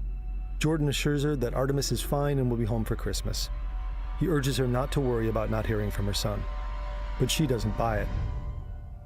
My The mom story would have already simply been seems traveling too across the outlandish. country. So she No begins an faking. investigation of her own. First, she contacts the American Consul General in Cairo. She details her call with Jordan and asks them to find her son. The consul replies a few weeks later. They are unable to find any trace of him. Then she writes to the director of the FBI, J. Edgar Hoover, asking for any information. 10 days later, Hoover replies. A search of the Bureau files has failed to disclose any information about her son. She also writes to the Department of State to inquire about Artemis's passport. No record is found of such a document ever being issued to him, meaning legally he couldn't have traveled to Egypt. Making no progress with her inquiries, she has one last hope, that her son will make his way home for Christmas. But despite Jordan's promise, Artemis never shows up. Desperate, Ruby makes a last-ditch effort to find her son. She sends a letter to the president, Franklin D. Roosevelt. It contains a photo, a description, and a mother's plea. I fear he has fallen into the hands of some gang, or something has happened to him. I simply must find some trace of him. Her letter to the White House is forwarded to the FBI. 8 days later, she again receives a response from FBI Director J. Edgar Hoover. Please be advised that this photograph is being retained in the files here for future reference. Regarding your son, you'll be promptly notified. The picture she sent isn't linked to the murder in Kansas City. Things don't fall into place for Ruby until she sees her dead son in that article 10 months later. The identification of Roland T. Owen as Artemis Ogletree breathes new life into the investigation. With the victim's real name, the detectives are able to retrace his steps. They discovered that for several months he had stayed at a third place in Kansas City, the St. Regis Hotel. There, he checked in with a companion, a man who signed the register as Donald Kelso, presumably the Don. In 1937, there finally seems to be a break in the case. A man is arrested in New York. A career criminal who is known to have used Donald Kelso as an alias before. A man who served time in a psychiatric ward in Artemis's hometown of Birmingham, Alabama. A man convicted of a murder in New York that had striking similarities to the Ogletree killing. According to a New Yorker article from 1938, he had shot his roommate, dismembered him, and attempted to ship the nude body to Memphis in a steamer. Yo, this motherfucker's crazy. His real name is Joseph Ogden. Police Chief Otto Higgins decides that the cases have too many things in common for it to be a coincidence. To prove the connection, the police send samples of Joseph Ogden's handwriting in the hotel register to the FBI. But the tests are inconclusive. Still, Chief Higgins is convinced that Ogden is the killer. In the minds of the police, the murder is solved. We have the picture of Joseph Ogden and are satisfied that he is the man known to us as Don Kelso. And the letters written to his mother, all check. You might call it a mother's intuition. Ruby Ogletree doesn't believe Ogden is her son's killer. To her, the letters and the phone call she received were too personal. They didn't seem like the work of a random gangster, but somebody who knew her son intimately. Someone like his friend Joe Simpson. And Ruby has mentioned her suspicions about Simpson to the police before. Mrs. Ogletree does not know of anyone her son left Birmingham with except Joe Simpson. But the detectives have already corresponded with Simpson by letter. He claimed that he traveled with Artemis to Los Angeles, where they split up, never to meet again. Less than a month after Higgins writes that he's satisfied Ogden is the killer, Ruby writes to him again, urging him to look into Simpson. I really do believe Joe Simpson can give us some real information, if you could only make him talk. But the detectives ignore her suspicions. In their eyes, man, she's the only reason you guys got this far. I'd listen. So Ruby continues her investigation alone, determined to find an answer. Her first lead is a letter Joe Simpson had sent after it became public knowledge that Artemis was the victim in the mysterious murder in room 1046. In it, he told the same story he had presented to the police. I was horrified to read of the atrocious slaying of your son. Artemis was a good boy, and I'm sure he wasn't involved in anything illegitimate. If there's anything I can do to aid in the solving of this case, I will be very glad to help. This thoughtful gesture also contained an interesting postscript. P.S. Artemis and I left Birmingham alone, only two of us. If true, this means that Simpson was the only person on record to have seen Artemis alive before he re-emerged under different aliases in Kansas City. Ruby becomes even more suspicious when she finds out Simpson had failed to visit her while in Birmingham for work. He'd promised to do so multiple times. Clearly, he's avoiding her for some reason. She wants to speak to him face to face, so she hunts him down. Ruby, her husband, and a friend track Simpson to the house of one of his friends, Bill Hogan. Man, the husband ain't Simpson's doing car shit. is parked in Like, the street, come on now. so Mr. Ogletree goes to look for him, leaving his wife and her friend behind. It takes over an hour for Joe and his friend Bill to come outside. All five sit in the Ogletree's cramped car together. I said to Joe, well, 5 years are a long time for one to keep trying to see one. I had been told he did not intend to see me at all. Joe tells Ruby that he had only avoided seeing her because he was afraid she would cry. It seems to her that Joe answers her questions very carefully. Mostly, he claims not to remember. But a few key things stand out to her. The first is Simpson's voice and speech patterns. During her call with Godfrey Jordan, she had noticed a specific verbal tic. He repeatedly prefaced his sentences with, "You see," or, "You see, it's like this." Sitting in the car now, Joe says something that sets alarm bells ringing. "You see, Artemis told me he wanted to go to Africa." Right after, his friend Bill corrects him, saying, "Egypt." Why would he correct him? Was it a slip-up? And how would these boys know about the Egypt lie she was told on the phone? The longer she hears his voice, the more confident she becomes. Finally, she confronts Joe directly. I looked Joe square in the eyes and I told him I would know the voice that talked to me from Memphis. Sitting closely together in the car, his physical reaction is difficult to hide. He turned red, dropped his eyes, and was nervous.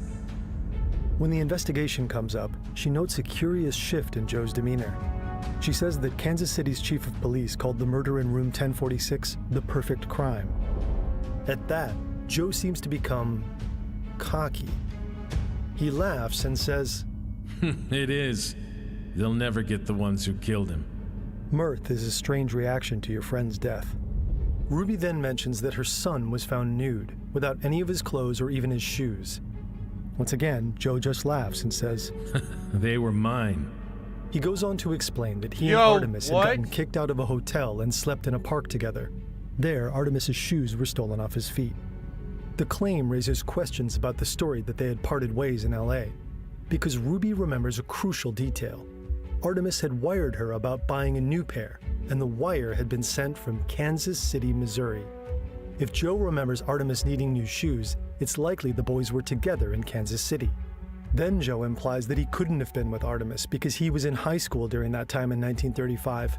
But Ruby sees in the school's records that Joe was expelled for poor attendance on January 2, 1935, the same day Artemis checked into the President Hotel. Lead detective. The records also show that Joe had been absent from school for a total of 21.5 days, meaning that he also could have been absent in the days before the murder. Finally, Joe claims to have stayed in touch with Artemis after they split up. He promises Ruby he'll send her a letter he received from Artemis, a letter he claims was badly typed. Ruby knows all the letters Artemis would have sent while he was with Joe were handwritten. The letters she'd received from the imposter after her son's death weren't public knowledge. Why does Joe claim that Artemis used a typewriter? Did he receive a letter from the same imposter? Or is he himself the imposter? Yeah, that's what I would say. Joe Simpson. I was reasonably convinced that he is the person that talked to me 7 months after my son was killed. Ruby never receives a letter from Joe after their meeting. When he fails to deliver on his promise, she writes up their entire conversation in detail and reports it to the Kansas City Police Department. But Joe is never prosecuted for the murder of her son. More than a decade passes. The murder in room 1046 is still unsolved. Then, in 1950, the FBI analyzes the handwriting samples from Joseph Ogden and Don Kelso again. This time, they come to a definitive conclusion. The handwriting doesn't match. Ogden was most likely not the killer. Donald Kelso is never identified. The case goes cold once again, until a final mysterious phone call is made, over 50 years later. 2003? Holy shit, I was still in my dad's balls. Dr. John Horner is a researcher and librarian at the Kansas City Public Library. And this was 50 He claims that one day he after. receives an anonymous phone call from out of state. The caller recounts clearing out the possessions of an elderly person who had recently died. Among the things they found was a box. Inside was a collection of newspaper clippings about the murder of Roland T. Owen. But there's more.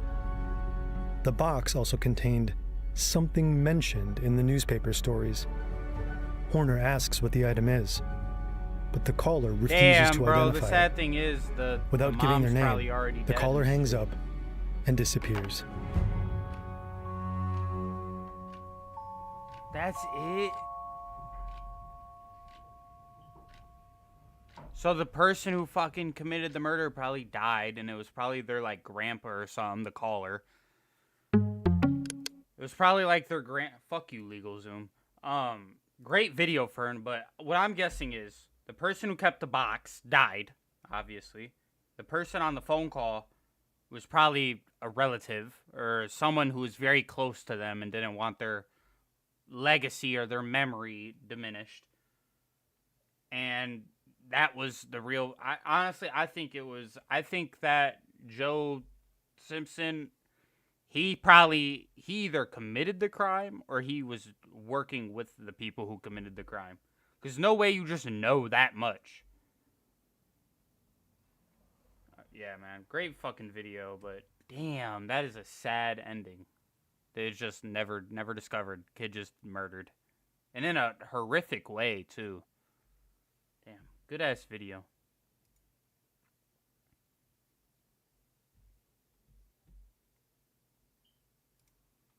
All right, now there is one more video that I want to.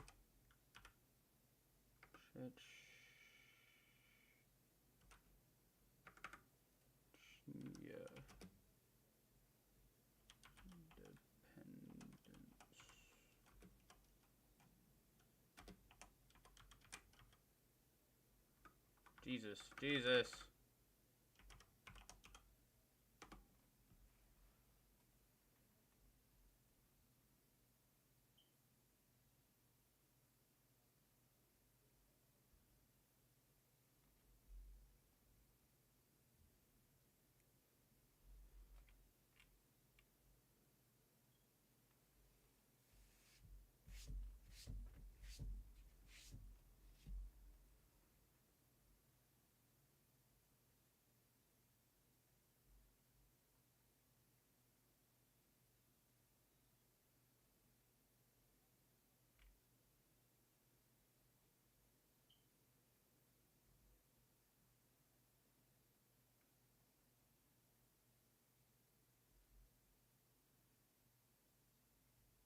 Oh, there was 2 wars. Hold on.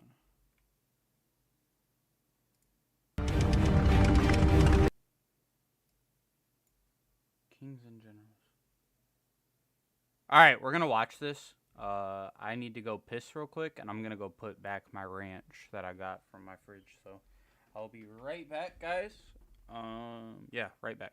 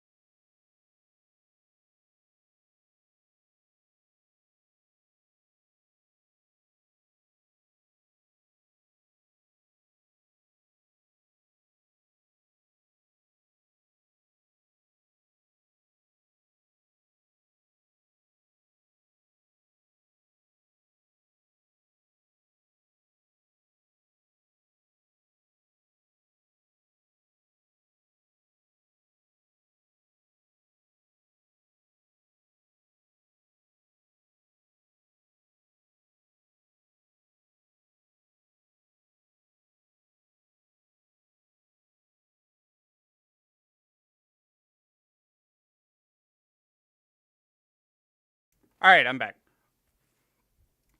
Alright, another reaction video. So I've always wondered why, about like Russia's republics, and Chechnya is in Russia. I've mainly learned about a lot of that shit from like Khamzat Chimaev and a lot of UFC fighters that are from Chechnya.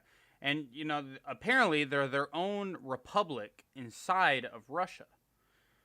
Because I know they're like, their leader is like a dictator, very dangerous man.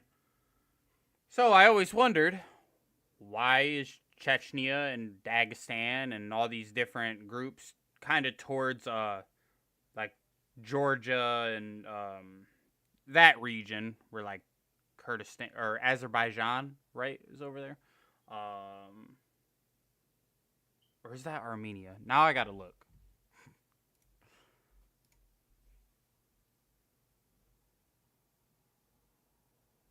Hold on. You know what? Fuck it. I'll just go with the mistakes. That southern region of Russia near the Black Sea. So I always wondered, why are they not independent countries? And what is the lore to them of why they're independent republics in Russia compared to just regular Russia? So, yeah, that is why we are here. Now, I did not know that there was 2 wars. I knew about a Chechen war, because Khamzat Chimaev said it was horrifying. It was one of the worst wars he'd ever seen. It was very cruel, very brutal, and that's why he became a fighter. So then I started looking up the Chechnya Independence War explained. And I guess there was 2 wars. So we're going to start with the first war. Both videos are by Kings and Generals. And then he has a second video about the second Chechenian War, or the second Chechen War, which was only a year in 2000. And yeah, we're gonna put them in one video on the live channel. This is gonna be uploaded as one reaction video, but it is two separate videos. So I'll provide the links for both in the description.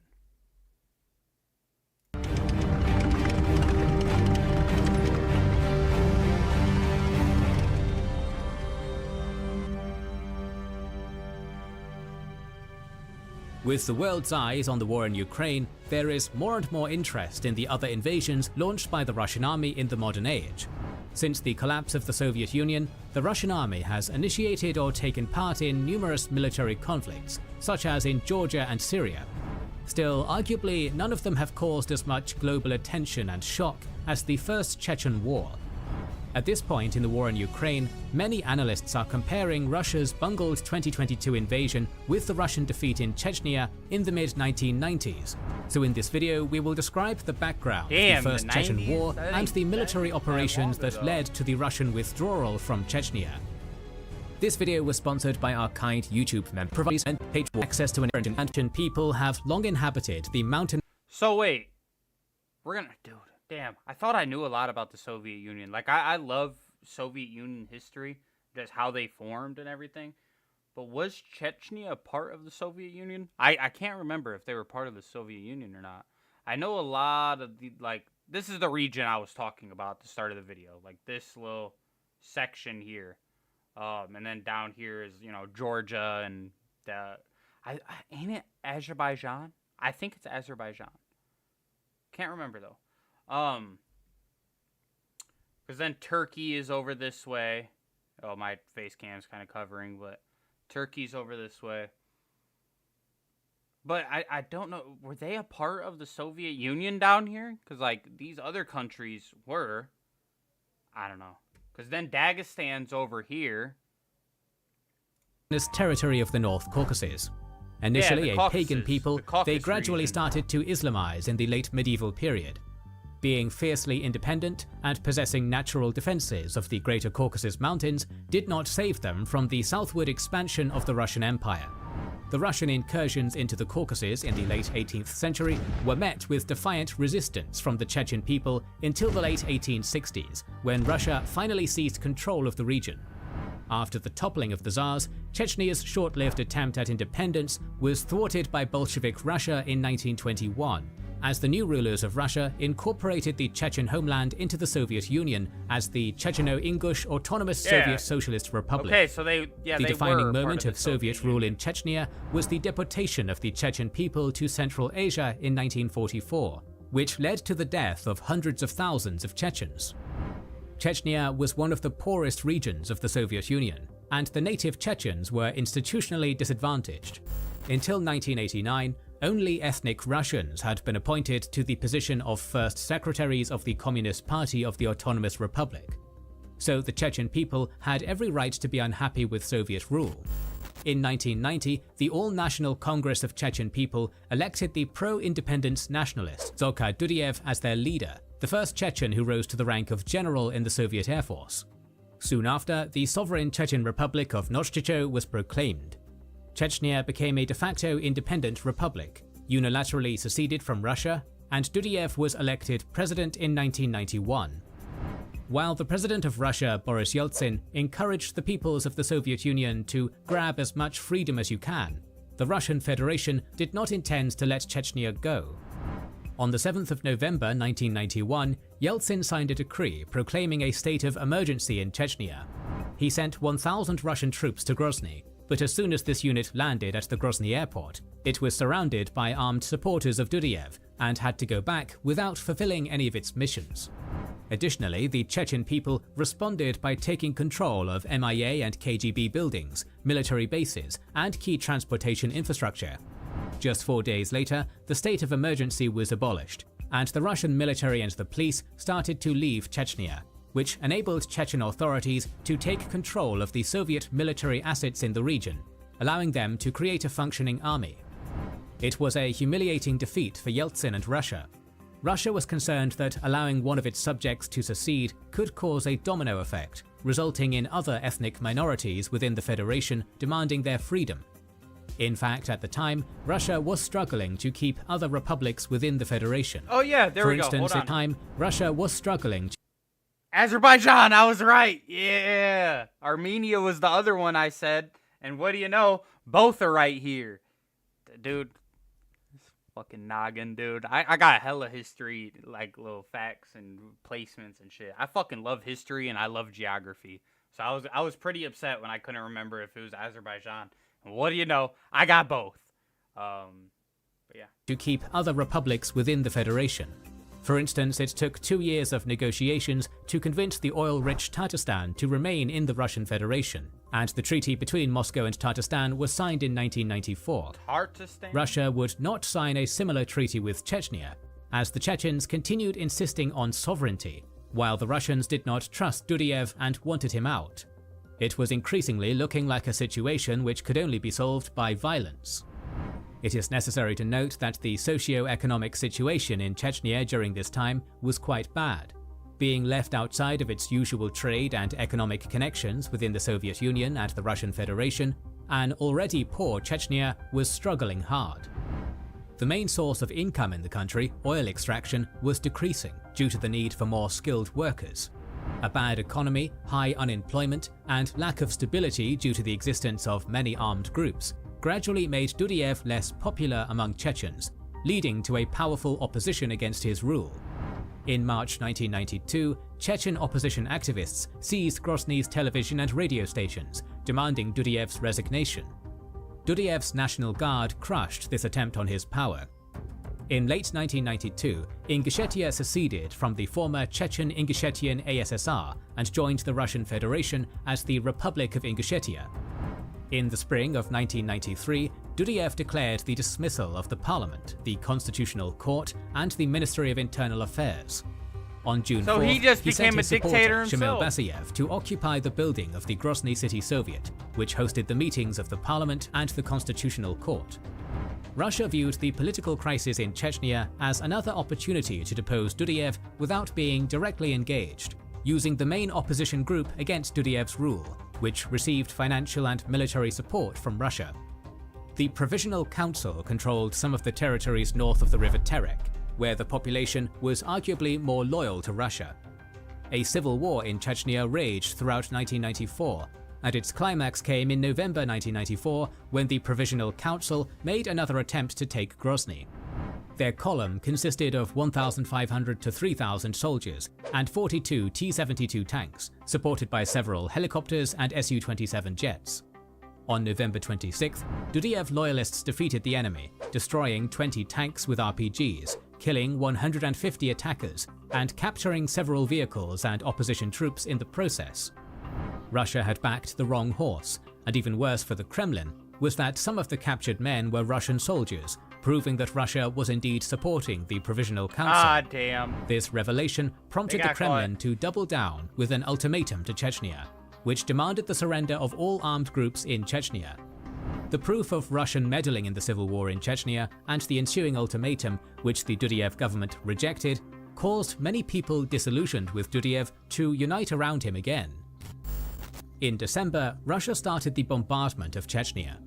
One of the main targets of the Russian bombing campaign was the Chechen Air Force, which had 266 military aircraft left by the Russian army in 1992. Although the Chechen army lacked pilots to fly all of these planes, the fact that Russia managed to destroy all of these planes by attacking Kankala and Kalinovsky airfields on December 1st was a significant victory for Russia, as it ensured their air superiority throughout the First Chechen War. Russia gathered their aircraft at the airfields of the North Caucasus Military District, which included 140 Su-24, 25 and 27 fighters, 55 helicopters of the Mi-24, Mi-8 and Mi-6 make, and a large number of AN-12, 22 and 124 and Il-76 transport aircraft. Russia initially deployed 23,000 soldiers, commanded by the Defense Minister, General Pavel Grachev, the Joint Group of the Federal Forces, Commander General Gennady Troshev, and the Commander of the Interior Troops, Commander General Anatoly Kulikov. The Chechen army was commanded by President Dudiev himself and Colonel Aslan Maskhadov, along with paramilitary units of militia commanders like Shamil Basayev and Ibn al-Khattab. Before further describing the military strategy and tactics of the Russian army in the First Chechen War, it is necessary to note that not everyone in the Russian political and military elite was in favor of a military solution to the Chechen crisis. The chairman of the State Duma Defense Committee, Sergei Yushchenkov, actively opposed the invasion of the Russian army after the Provisional Council's failed attempt at a coup d'etat in November 1994. The Deputy Defense Minister, General Boris Gromov, resigned from his post due to his public opposition to the invasion of Chechnya. Over 550 officers of the Russian military are believed to have been sacked and punished for their opposition to the war. Two main arguments against this war were that, first, the Russian army was completely unprepared. Second, it would not be a walk in the park, as many believed. And third, you do not send an army against your own people. Yeltsin and his advisors ignored these arguments, and the Russian ground forces entered Chechnya on the 11th of December 1994. The Russian invasion force was called the United Group of Federal Forces, UGFF, and consisted of three groups. The Northern Group, commanded by the Deputy Commander of the Northern Caucasus Military District, Lieutenant General Vladimir Chelindin, consisted of 15 battalions, 2 companies of internal troops, 41 tanks, 132 BMPs, and 99 armored personnel carriers. It moved into Chechnya from Mozdok. The Western Group, commanded by the Deputy Commander of the Airborne Troops, the VDV, Lieutenant General Alexander Chindarov, moved from Vladikavkaz and Belsan through Ingushetia and consisted of 11 battalions, 34 tanks, 98 BMPs, and 67 armored personnel carriers. The Eastern Group, commanded by the commander of the 8th Army Corps, Lieutenant General Lev Rokhlin, advanced from Dagestan, consisting of 8 battalions, 7 tanks, and 162 armored personnel carriers. The commander of the Northern Caucasus Military District, Colonel General Alexei Mityukin, was appointed the commander. Damn, so what the fuck? Why the fuck did it just do that? Of armored personnel carriers. The Eastern Group, commanded by the commander of 8 battalions, 7 tanks. This is all Dagestan? Or, because I thought Dagestan was like just this. I guess it's all of this. Damn. And Dagestan's 162 armored personnel carriers. The commander of the Northern Caucasus Military District, Colonel General Alexei Mityukin, was appointed the commander of the UGFF. 2 brigades of internal troops were tasked with defending the perimeter of the administrative border of Chechnya. Overall, the Russian invasion force consisted of 23,800 service members. The groups advanced in columns, with the airborne troops in the front, followed by other regular army units, and the Ministry of Internal Affairs (MDV) troops coming last. They were supported by Mi-24 helicopters and Su-25 planes. The Russian grand strategy consisted of several phases. First, these 3 groups were supposed to advance and surround Grozny in 3 days. The second phase consisted of taking Grozny under control by securing the presidential palace, other governmental buildings, radio and television stations, along with other strategic objects. The plan was to complete the second phase in 4 days. The third phase aimed to push the Chechen forces further south into the mountains and establish a pro-Russian government in the occupied areas in 5 to 10 days. The fourth and final phase was about defeating the rest of the resistance in more difficult mountainous areas of the south, which could have taken longer. Conversely, the Chechen strategy was to avoid meeting the Russian troops in frontal battles in the open field, and instead use ambush tactics against the Russian rear. Good old The idea guerrilla was warfare. to slow down the Russian advance on Grozny and gain enough time to prepare for the defense of their capital. The Russian advance on Grozny was not as smooth as hoped. The Eastern Group was delayed in the Kasavyurt district of Dagestan by the local Chechen population, which managed to block their advance for a while. The Western Group was attacked in the village of Basuki. The Northern Group was the fastest, reaching the village of Dolinsky, 10 kilometers away from the outskirts of Grozny, where they were shelled by the Chechen resistance, but were able to blockade Grozny from the northwest. The Eastern Group reached Tolstoyurt on December 15th. The Western Group bypassed the Sunzhensky Ridge and blocked Grozny from the west. Finally, the Eastern Group blockaded Grozny from the east. The 104th Guards Airborne Division captured the Kankala military airfield and defeated the Chechen counterattack on December 28th, blockading Grozny from the Argon Gorge. Grozny was not blockaded from the south, likely by design, for the Russian command intended to let the Chechen militia leave Grozny from there, making it easier for the Russian troops to occupy the city. Nah, they probably It is necessary to note that the Russian advance up to the First Battle of Grozny was relatively smooth and uneventful due to easier terrain and the relatively more loyal attitude of the local population to Russians north of the River Terek. But the appearance of the Russian forces caused a surge of popular support for Dudiev, and more people joined the armed resistance against the Russian occupation from all areas of Chechnya. Even before the Battle of Grozny, the Russian command made several changes to its hierarchy. Vityukin was dismissed as the commander of the UGFF due to delays in the completion of the first phase.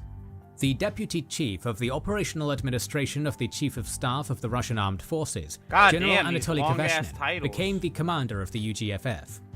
Additionally, the 3 Russian army columns were modified into 4. Going forward, there would be a northern group commanded by General Konstantin Pulikovsky, a western group commanded by General Ivan Babichev, a northeastern group commanded by Lieutenant General Lev Roklin, and an eastern group commanded by Major General Nikolai Streskov. It is evident that the Russian government was not happy with the execution of the first phase of its invasion, and made changes before the battle to seize the Chechen capital began in earnest. Instead of withdrawing from the south of Grozny, as the Russian plan envisaged they would, the Chechens brought reinforcements into the city, intending to make a stand there. The Chechen defense of Grozny was commanded by the Chief of Staff, Colonel Aslan Maskhadov. Many militia groups of the Chechen field commanders, like Shamil Basayev's Abkhaz battalion, were well prepared for Grozny's defense. The defense of the capital was organized district by district, each having several groups defending it. Groups usually consisted of 8 to 10 men, each having 1 or 2 anti-tank weapons, 1 light machine gun, and 1 or 2 sniper rifles, while the rest were armed with AK-47s. Groups operated largely independently on the ground, but followed the general instruction of the Chechen command during Grozny's defense. The Chechen militia knew the city quite well and could move around quickly to take the Russian invaders by surprise. Despite the Russian military command's requests to wait an additional 2 weeks before attacking Grozny, Yeltsin was convinced the attack should happen immediately. The Russian invasion force was bolstered with units of the Leningrad, Volga, and Ural military districts, and as a result, the overall force reached 38,000 men and 230 tanks. The Russian plan was to attack with all 4 columns, which would come together near the presidential palace, while 2 airborne units were deployed at the southern entrance of Grozny to harass Chechen defenders, who were supposed to withdraw from Grozny according to the Russian plan. On the 31st of December 1994, the First Battle of Grozny commenced. 250 units with armored vehicles were sent into the city. The Russian army suffered from poor coordination and communication among units and different branches of the military, and poor morale of the troops, as many soldiers were forced conscripts. It also lacked many mundane yet crucial things, like up-to-date maps of Grozny, relying instead on outdated Soviet maps. The Chechens exploited this by switching street names and signs to confuse the Russians. Like, hey, this used to not be The Russian here. armored vehicles moved inside Grozny with little cover, and were easy targets for the Chechen defenders waiting for them in high-rise buildings. A quote from Ilyas Akhmedov, future foreign minister of Chechnya, describes the situation in Grozny quite well. What struck me at first was that Russian tanks and APCs, armored personnel carriers, were not even advancing in battle order. They were marching as if on parade ground, with only a distance of 5 to 6 meters between each APC. They were unable to maneuver or turn around when necessary. What is more, infantry was also advancing in complete disorder among the APCs. Our tactics were simple but effective. We let the Russian columns enter the city, driving along streets where the APCs and tanks could not maneuver. When a column was engaged in a narrow avenue, we simply shot the leading APC and the last one of the column. The Russians were sitting ducks. The advance of the Western Group was stopped in its tracks, while in the east, the 129th Motor Rifle Regiment was defeated and retreated, not engaging the enemy again until January 2nd. General Rocklin's 8th Corps made some progress from the northeast. The most dramatic events unfolded in the north of Grozny. The 131st Maikop Separate Motor Rifle Brigade and the 81st Samara Guards Motor Rifle Regiment of the Northern Group advanced to the train station and the presidential palace, where the Chechen militia ambushed them. Russian losses were devastating. The Mykop Brigade suffered 85 KIA and 72 MIA, losing 20 out of 26 tanks and 102 out of 120 APCs. Damn! More than 100 soldiers were captured. The attempts of General Rocklin's 8th Corps to break through to save the entrapped units were unsuccessful, since other Chechen groups prevented their advance. Despite this, they remained the only effective Russian force in Grozny, and withstood the Chechen counterattacks on their positions in the north of the city in the early days of January. On January 3rd, they sent suspected civilians to the so-called filtration center in Mozdok, where the authorities were supposed to find out whether these civilians were members of the Chechen militia.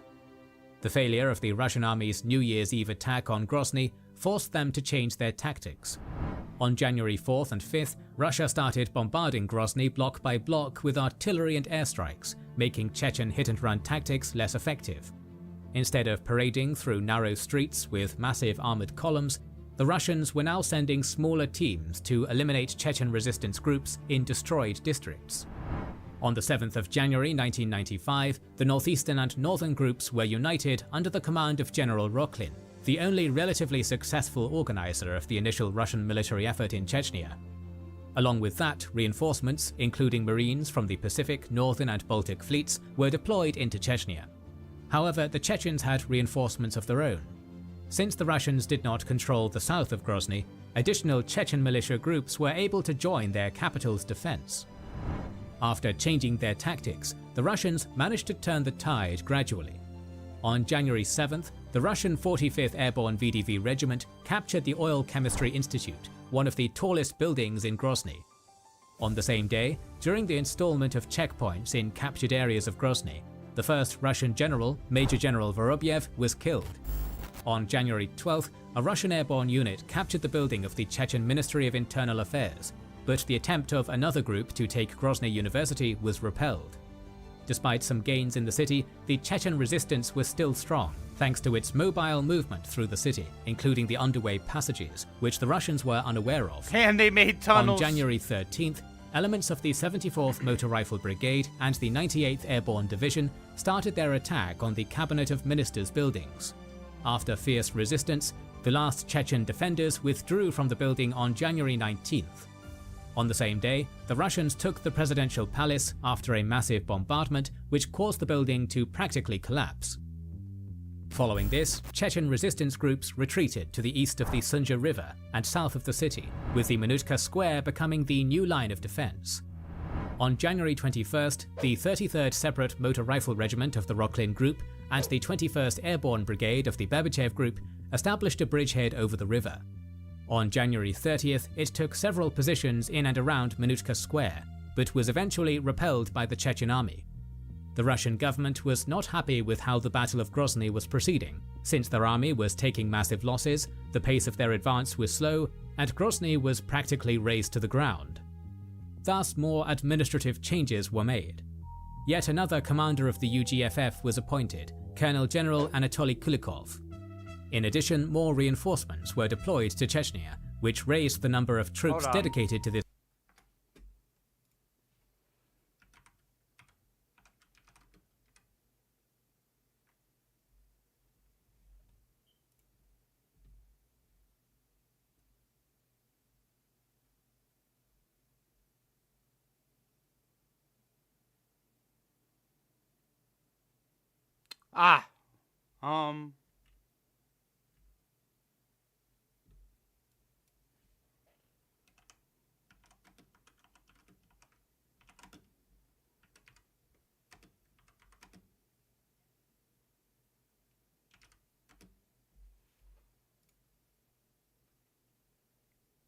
Avutkamatkalachinkinokova.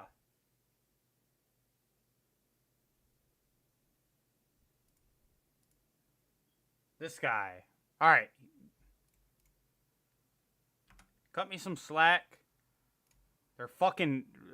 not... Alright, to any Russians, not trying to defend you guys, but holy fuck, as an American, your guys' K last name... Bro, your guys' last names, bro.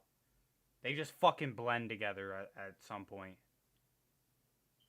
Like, sometimes they really just fucking blend right in there. Alright, back to the video.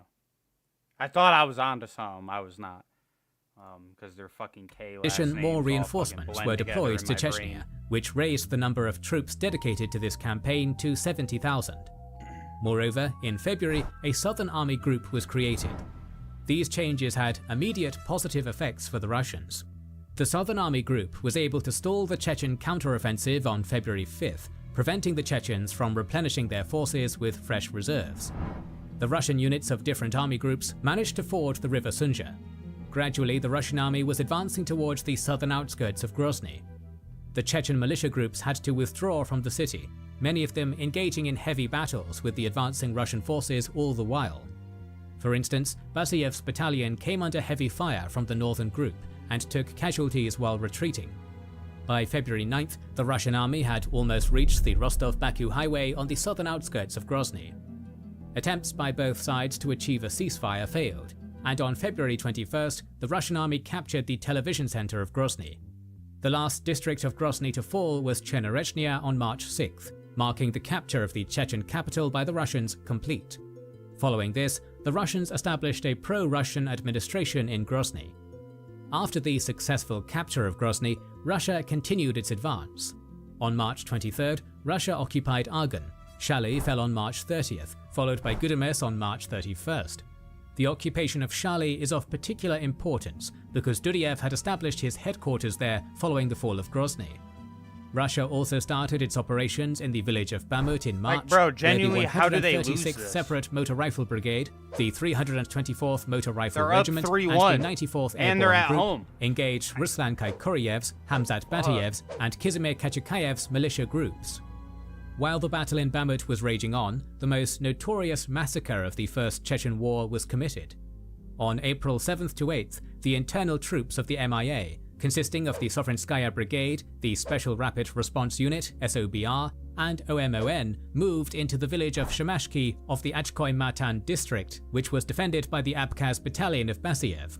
The Russian units took this village by massacring more than 100 civilians, according to the UNHCR, and the Russian human rights group Memorial. Russia was already taking huge losses during this war, but destroyed cities and villages and massacred civilians made an already unpopular war in Chechnya even more unwelcome.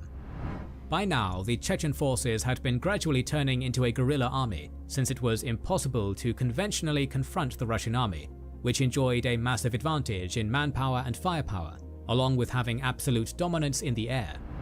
Chechen guerrilla warfare had caused many casualties for the Russian army, but by April 1995, the Russians had still managed to take almost all of the flat land of Chechnya. The Chechens were trying to hold the line of towns and villages on the edges of the mountains, from Bamut in the west, Chiriyurt in the middle, and Sergenyurt in the east. Taking these towns under their control would allow the Russians to enter the mountainous part of Chechnya, where the Chechen leadership organized its stubborn resistance. Capturing Chiriyurt would open the way for Dubiyurt and the Wolf's Gate, allowing the Russians to launch operations in Maskhadov's headquarters in Vedeno and Dudiev's base at Shatoy. Capturing Sergenyurt would give the Russians an entrance to the strategically important Vendo district, which had a road to Vedeno. While Yeltsin signed a decree suspending Russian operations in Chechnya from April 28th to May 12th in connection with the 50th anniversary of the Soviet victory in World War II, engagements on the battlefield continued. Chiriyurt was captured after weeks of bombardment. For 2 months... Man, that's another thing. So, they're not Soviets no more. They're not the Soviet Union no more. That collapsed. Yeah, Russia still celebrates all of the Soviets' fucking accomplishments. So, like, really, are you guys not... like, it seems like you guys just let a bunch of countries go because you can't control them anymore.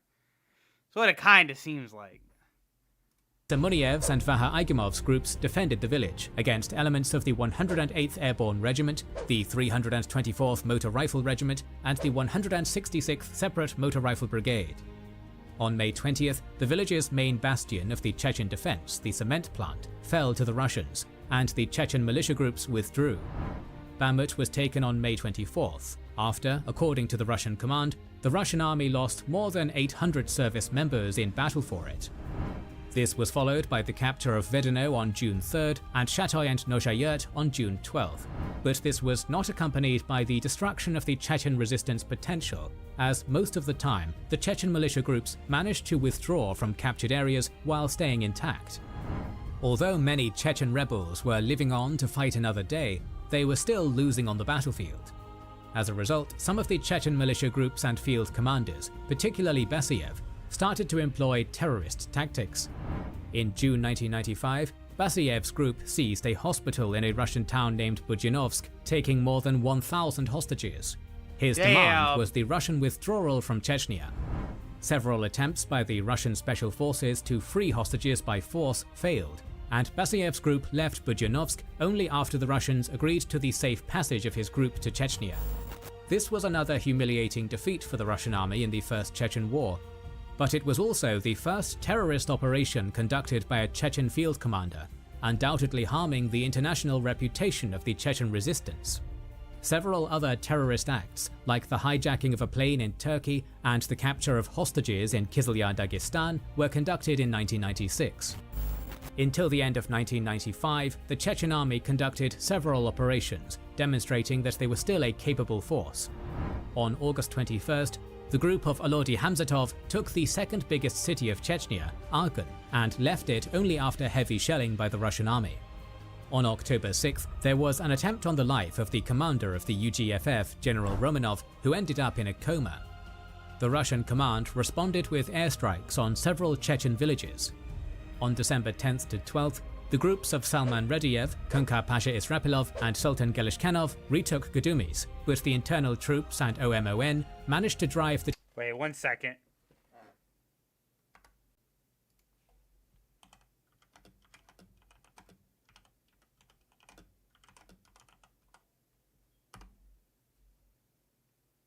Razman Kadyrov.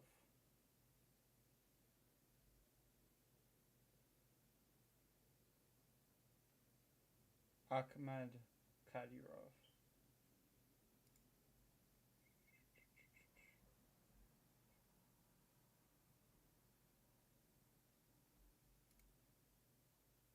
Ah, that's Rudayev. The Chechen groups out of the town after heavy fighting on December 23rd. Again, on the 6th of March 1996, the Chechen militia shocked the Russian army by arriving in Grozny with 1,500 to 2,000 men and attacking the Russian units there. Their intention was not to liberate Grozny, even though at the high point of this attack they took a considerable portion of the capital under their control. Their goal was to show Russia, the world, and the Chechen people that the resistance was still going strong, and that it was capable of major operations. On the second day of the attack, Russia completed assembling airborne troops, tanks, and artillery to retake lost positions, but the Chechen fighters simply withdrew with captured weapons. According to the official figures, the Russian army lost 70 servicemen in this attack. On April 16th, the group led by the Saudi jihadist Ibn al-Khattab carried out a deadly ambush on a Russian convoy in Shatoy, which caused the resignation of Russian Defense Minister Grachev. But 5 days later, a precision missile strike by Su-24 and Su-25 jets killed the Chechen President Dudiev. However, rather than making the resistance movement crumble, Dudiev's death provided a martyr figure for the Chechen resistance to rally around. On the 6th of March 1996, just 3 days before the inauguration of Yeltsin for his second term as president, a 1,500-strong group of Chechen fighters, commanded by Shamil Basiev, attacked Grozny once again.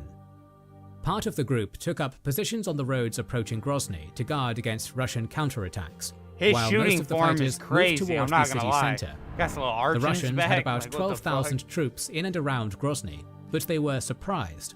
Within hours, the Chechen fighters took control of swathes of Grozny and besieged the Russian garrison. On the 5th day of the attack, the 276th Motor Rifle Regiment was sent to Grozny to repel the Chechen fighters, but was defeated in battle. Simultaneous to the retaking of Grozny, other Chechen groups attacked Gudemez and Argon, repulsing almost all Russian troops from those areas.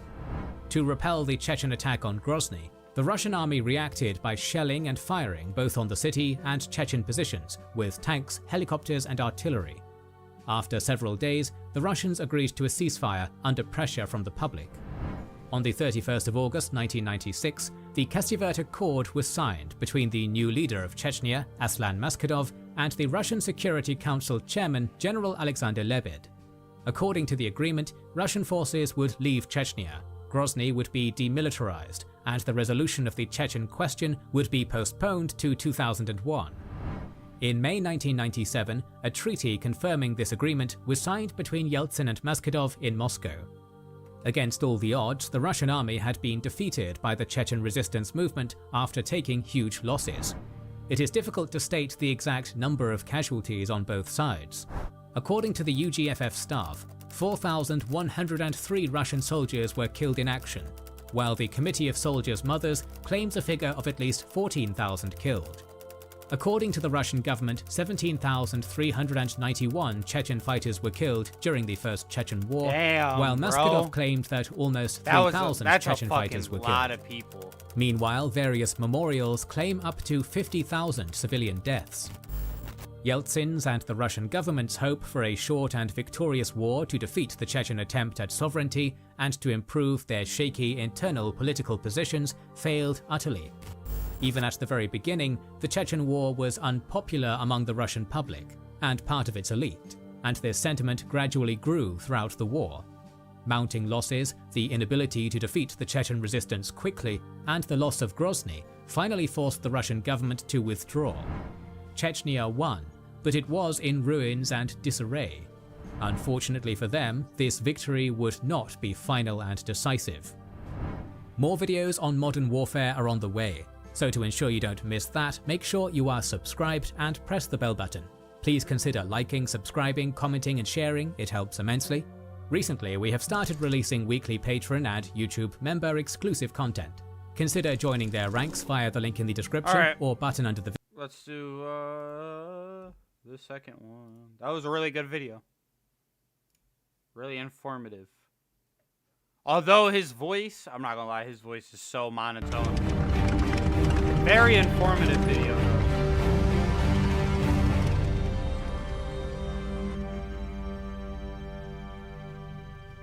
The Second Chechen War was the first big test of then largely unknown Russian Prime Minister Vladimir Putin. Following an embarrassing defeat in the First Chechen War, the Russian leadership sought to restore control over Chechnya. Suspicious explosions in Russia, instability in Chechnya, and fragmentation of the Chechen leadership created a perfect ground for the Russian army to restart the war in the North Caucasus. This was going to be Putin's first war, the war that changed post-Soviet Russia and gave us a glimpse of things to come. In this video... Hold on. Another question. I have a lot of questions. These history videos, I always end up looking shit up.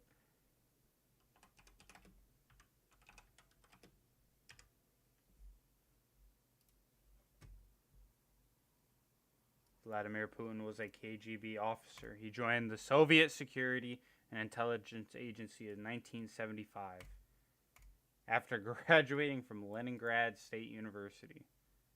He served in the KGB until it fucking collapsed. Damn.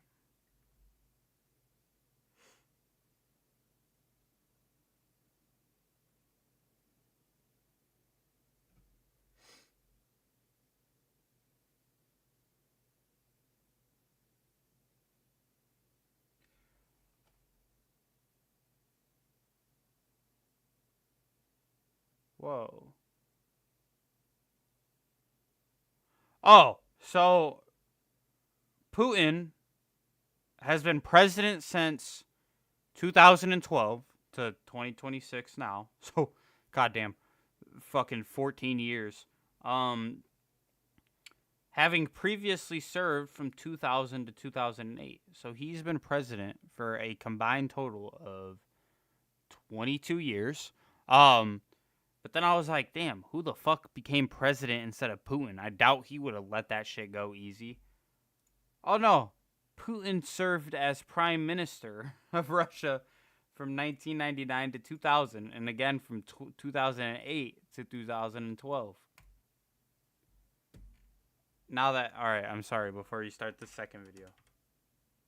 Russian president history.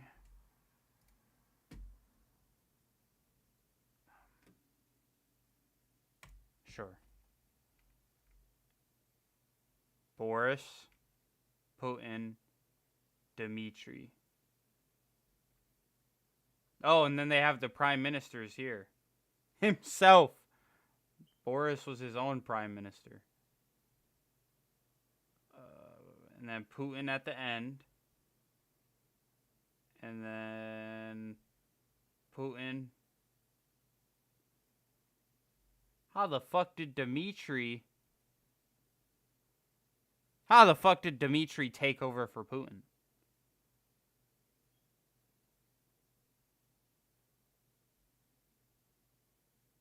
That's my question.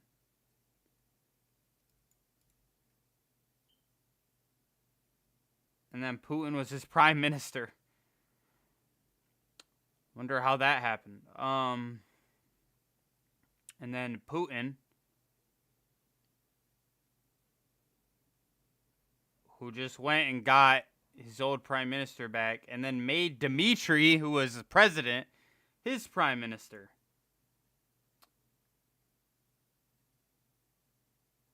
And now that guy's there. Well, damn. Yeah, he's been here for 14 years, and he was here for 8 before that. Holy shit.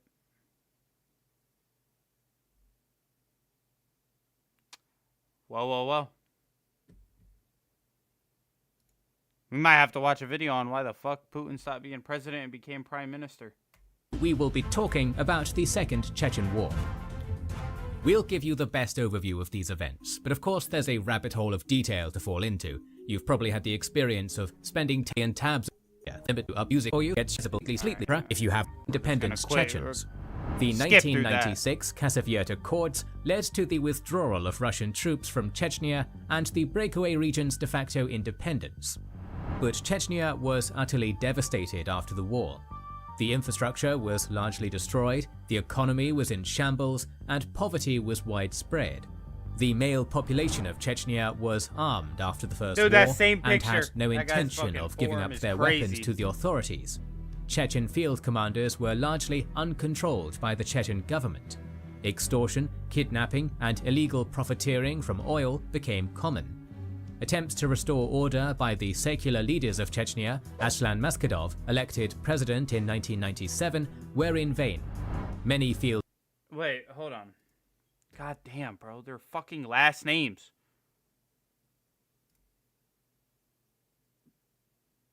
Alright, no, that's Maskhadov. Okay. Commanders, including Salman Radiev, Arbi Bariev, a Saudi national Ibn al-Khattab, and later Shamil Basayev, called for the creation of an Islamic state in the North Caucasus and rejected the secular policies of Maskhadov. He was accused of helping the Kremlin. Several skirmishes between the government forces and the fundamentalists took place in 1998. To solve the crisis, Maskhadov banned all militia groups, but this did not change much. In 1999, attempting to reconcile with the radical groups, Chechnya adopted Sharia law. Around the same time, the envoy of the Russian Ministry of Internal Affairs, Gennady Shpygin, was kidnapped at Grozny airport, indicating that things were spiraling out of control. The Russian government imposed an economic blockade on Chechnya and started to bring its military assets closer to the border with the breakaway province. Fundamentalists regularly attacked the Russian troops and policemen along the border with Dagestan, raising further tension. Arguably, their worst mistake was the incursion into Dagestan in August 1999. A group of some 2,000 men, primarily foreign Islamist fighters led by Shamil Basayev and Ibn al-Khattab, invaded Dagestan, occupied several villages on the border, and proclaimed a Sharia-ruled state. Aslan Maskhadov condemned the incursion, but it was too late. The local population mobilized, and together with the Russian forces, defeated the fundamentalists, who retreated back to the mountains of Chechnya. While the fighting was still going on, a series of events shook Russia to its foundations. In the space of 16 days, 5 bomb explosions, including 3 explosions in Moscow, killed over 300 people. Russians felt angry and unprotected. Many later likened the impact of these explosions on Russians to the impact of 9/11 on Americans. Then along came a man who gave everyone an easy answer. The chief of the FSB, a successor organization of the KGB, Vladimir Putin, largely unknown to the Russian public, who became prime minister 4 days after the Chechen incursion into Dagestan, blamed these explosions on Chechen terrorism. Since some Chechen field commanders and foreigners fighting in Chechnya had already used terrorism as a tool, it was a convenient explanation for many.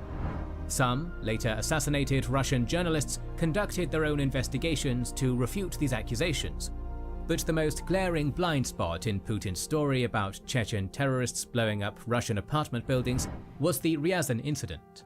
On September 23, 1999, residents of an apartment building in the city of Ryazan reported suspicious activity in their basement, as 3 unknown men were carrying sacks to this basement from their cars, which had partially concealed license plates.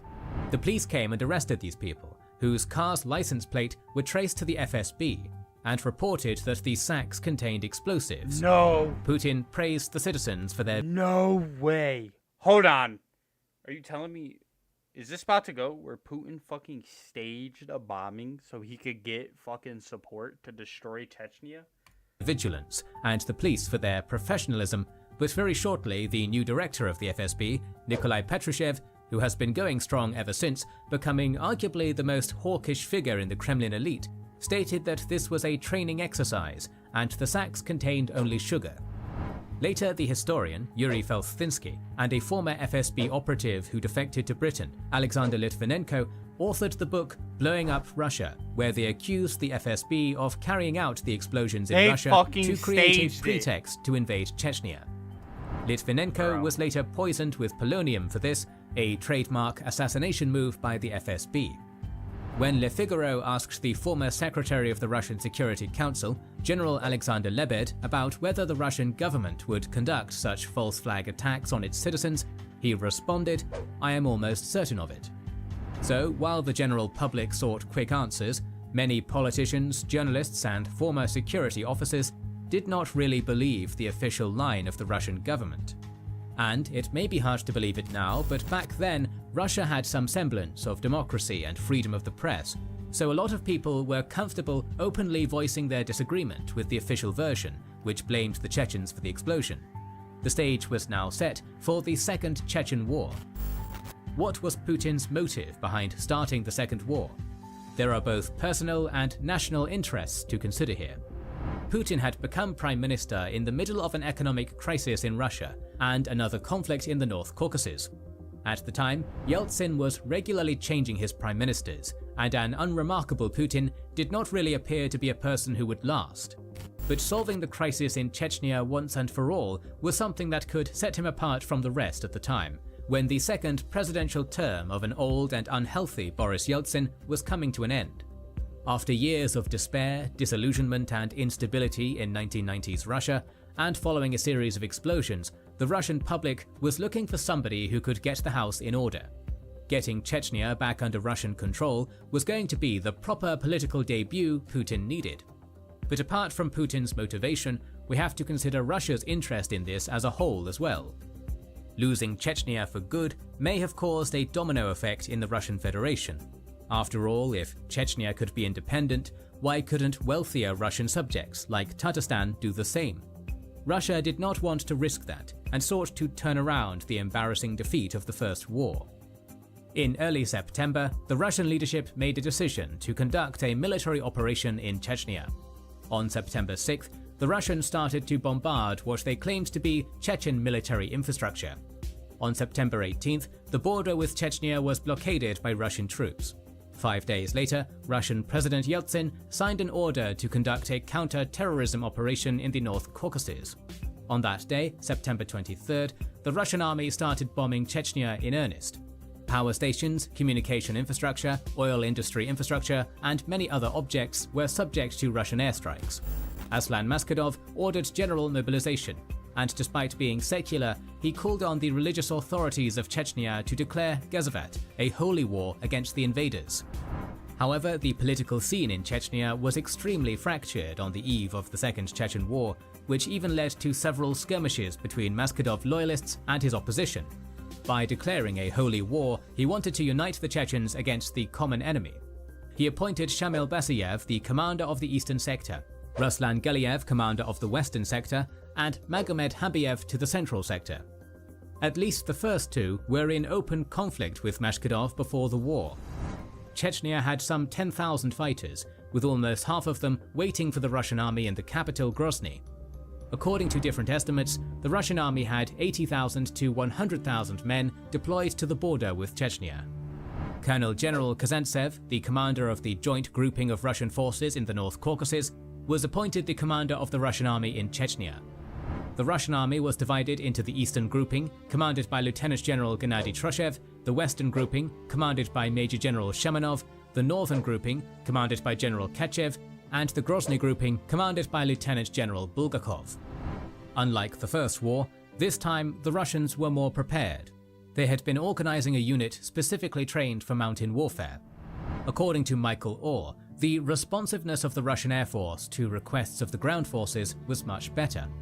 In general, cohesiveness between different branches of the Russian army was on a much higher level. A notable detail is that the main political spokesman for the war from Russia was not President Yeltsin but Prime Minister Putin. During the war, he once promised to follow terrorists everywhere and wipe them out in the shitter if they catch them there. After heavily bombing Chechnya for a few days, the Russian army launched its ground assault on September 30th. Just like in the First War, the initial goal of the Russian army was to capture the relatively more straightforward terrain north of the river Terek. The northern grouping advanced towards Kalinovskaya and Shelkovskaya, while the eastern grouping advanced from Kizlyar towards Terek. In mid-October, the western grouping entered Chechnya from Ingushetia. The Russian progress was swift. By October 16th, the Russian army was in control of the area north of Terek. The Chechen groups were resisting, but apparently their main focus was on the capital Grozny, and they intended to make a stand there, similar to the First War. Mashkadov's calls to the Russian government to talk and to NATO to somehow stop the war were ignored. Chechens were on their own, against a much better prepared enemy. After reaching Terek, the Russian army started the second phase of its operations, capturing the ground around Grozny and isolating the capital from the rest of Chechnya. On October 18th, the Russian army crossed the Terek and started closing in on Grozny. The city was under heavy bombardment. On October 21st, the central market of Grozny was bombed under the pretext of selling illegal arms. Up to 140 people were killed in one of the worst cases of civilian bombing in the Second Chechen War. The humanitarian corridor enabling Grozny residents to leave the city was targeted by the Russian airstrikes too. Gdemis, one of the biggest cities of Chechnya, was given up after a few days of fighting by the religious leader of Chechnya, Mufti Ahmad Kadyrov, in early November. Kadyrov fought against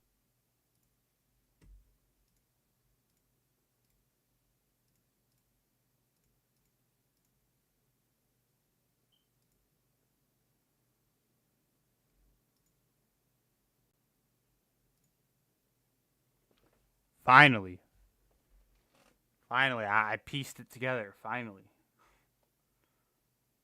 Oh, he was from the Kazakh Soviet Republic. Yeah, Kazakhstan. Damn, so he wasn't even fucking... I mean, I guess they were still Russian, but... Yeah, he's been around for a while. He was involved in the First War.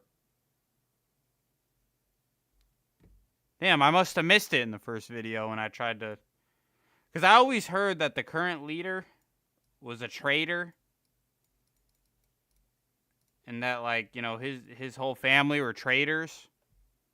So that's why I was kind of waiting to see if I could spot him. I must have missed it in the first video. Yep, there he is. The Russians in the First Chechen War, but this time decided to side with them, which yeah, he ends up becoming pro-Russian. Damn. Was a sign of things to come. In November and December, the Russian army captured Achkoy Matan, Urus Matan, Argun, Kankala, and Shali. With the capture of Shali by mid-December, they encircled Grozny. The Chechens were inflicting losses by ambushing the Russians, but they could not stop the progress of the overwhelming Russian force. Now the price was Grozny. In the First Chechen War, the Russian army's plan for Grozny was to encircle it from three sides and leave the south open. They hoped that Chechen fighters would be overwhelmed and forced to flee to the mountains to the south. Instead, this plan allowed the Chechens to reinforce Grozny's defense. This time, Grozny was blockaded from all sides, as the Russian army closed in on the Chechen capital from 5 directions: from the northeast near the Sunja River, from the east along the airport and Kankala, from the south and southwest, and along the northwestern road. As early as December 6th, the Russian army offered Grozny residents the chance to leave through the humanitarian corridor, warning that those who remained would be considered combatants. This demonstrated the intention of the Russian command. They were going to destroy the city without any regard for civilian life. That's what it was going to be. On December 15th, the Russian army made its first significant attempt to capture Grozny. The eastern grouping advanced from the military base in Kankala with several tanks and armored personnel carriers. They were stopped in the Minutka Square, where the Chechen forces destroyed at least 7 tanks and 8 armored personnel carriers, according to witnesses. The Russians had to withdraw. But towards the end of December, the Russian army restarted its assaults on Grozny and gained some ground, despite fierce resistance by the Chechens. On December 17th, the 20th Motor Rifle Division was deployed to the Chechen-Georgian border to prevent any supplies coming from Pankisi Gorge. By early September, the Russians captured Argun, defeating Ibn al-Khattab's group. On January 9th, the Chechen groups caught the Russians by surprise, counterattacking and regaining Argun in this sector and Shali south of Grozny. But this was arguably the last big success of the Chechen forces. In a few days, the Russians recaptured both towns and took Vedeno under their control. By early February, the Russians successfully completed the operation in the south by capturing Itim-Kale. This was another major blow to the Chechen resistance, which was now cut out of an important supply line. On January 17th, the Russian army started a major assault on Grozny. They quickly gained ground and a day later captured the bridge on the Sunja River in the middle of the city. Grozny was under intense shelling, and the whole city was a combat zone. Under heavy pressure from the Russians, a few thousand Chechen fighters tried to withdraw to the south beyond the Sunja River in late January, but lost a lot of men to Russian fire and minefields. On February 6th, Putin announced the capture of Grozny. Now, the Russian army was going to fight in the mountains to defeat the remaining Chechen rebels. The Russians created the central grouping to assist in this effort. By late February, the western grouping blockaded Kharsenio, while the eastern grouping blockaded Ulyskert, Dachibozhoi, and Yarish Madi. In early March, Geliev's battalion was defeated in Komsomolsk. The Russians declared victory and the end of the military phase of the counter-terrorist operation in Chechnya. The Mufti of Chechnya, Ahmad Kadyrov, was appointed the head of the country by the Russians. The remaining Chechen fighters engaged in guerrilla warfare for a few years, but Putin was confident enough in the situation to remove the army from Chechnya in January 2001. The Russians managed to co-opt some of the Chechen leaders, including the aforementioned Kadyrov, Yamudayev brothers, Kikiev, and others, who were now fighting the rebels in the mountains. Gradually, the rebel forces were being decimated. In 2002, al-Khattab was killed by the FSB. In 2003, Geliev's battalion was largely destroyed and its leader killed. In 2005, Aslan Maskadov was killed in Tolstoy Yurt. In 2006, Shamil Basiev was killed. It was not completely smooth for the Russians and pro-Kremlin Chechens. They squad wiped. Basiev organized several terrorist attacks in Russia before being killed. Kadyrov was killed in an explosion in 2004, and he was replaced by his son, Ramzan Kadyrov, who has since become one of Putin's closest allies. In 2009, the counter-terrorist regime in Chechnya was abolished by the Russian government. Chechnya is still under the iron grip of Ramzan Kadyrov, who rules the country with zero tolerance for any opposition and minimal interference from the Kremlin. Unlike the First War, during the Second War, the Russian government managed to co-opt important groups of the Chechen elite and gave them full power in Chechnya in exchange for nominal recognition of Russian sovereignty over the country. Chechnya still receives 300 billion rubles annually, according to the latest numbers provided by Kadyrov, which amounts to $4.5 billion. At the same time, Kadyrov's entourage plays an oversized role as Putin's foot soldiers, and they are often blamed for the political assassination of Putin's opponents, including Boris Nemtsov. This oversized influence, and the fact that Kadyrov and his entourage started to worship and propagate a more fundamentalist version of Islam, is a constant annoyance for the Russian nationalists and might spark future unrest. The Second Chechen War resulted in a Russian victory. The dream of independence of the Chechens was shattered due to the exhaustion of Chechen society, fragmentation of its political elite, and minimal international support. The Russians were much better prepared for the Second War, and managed to divide the pro-independence camp in Chechnya, co-opting key individuals and groups. 6,000 to 14,000 Russian soldiers were killed in this war, while at least 3,000 Chechen fighters were killed. According to Amnesty International, some 25,000 civilians were killed by 2007 in Chechnya. The Second Chechen War also had a profound impact on Russia. Putin's victory in Chechnya skyrocketed his popularity in Russia. He comfortably won the 2000 presidential election and never looked back. Legitimacy won in this war enabled him to completely transform the Russian political system, dismantling any trace of democracy and press freedom in Russia. To prevent any future attempts of federal subjects to demand independence, in 2004, Putin abolished governor elections and started appointing Republican and regional leaders personally from then on. Victory in the Second Chechen War was one of the key factors behind the current personalist regime of Vladimir Putin. We will continue talking about other modern conflicts in the near future, so make sure you are subscribed and have pressed the bell button.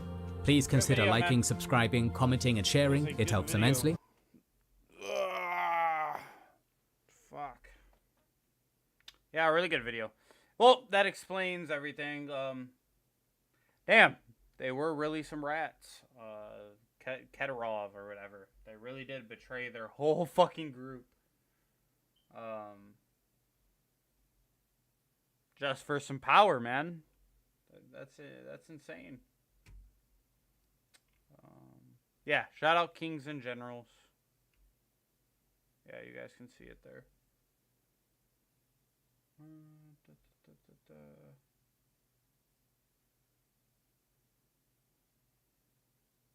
Damn, he has one about the Syrian Civil War. Huh. I didn't even know that they went through a civil war. I just thought it was like straight hell over there.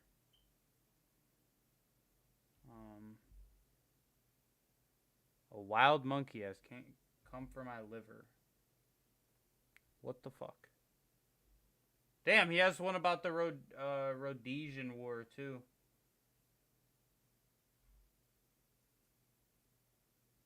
Nice. Alright, good video. I'll drop a sub for him. Maybe we watch more of his videos another time. Alright. I think I'm going to swap over to my PlayStation. And then we can run some UFC 6.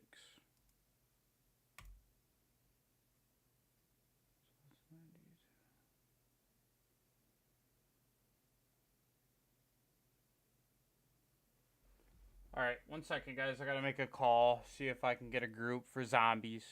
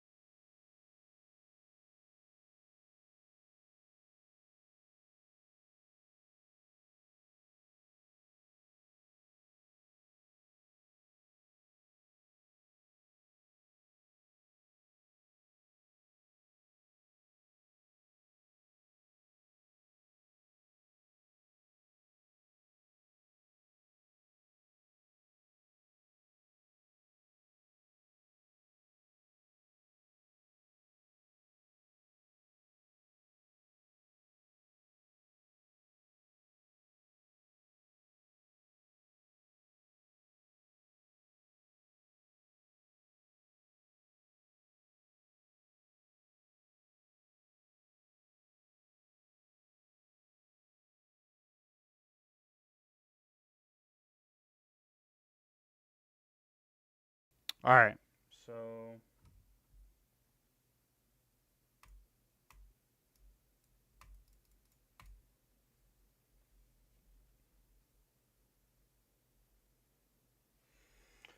one second, guys.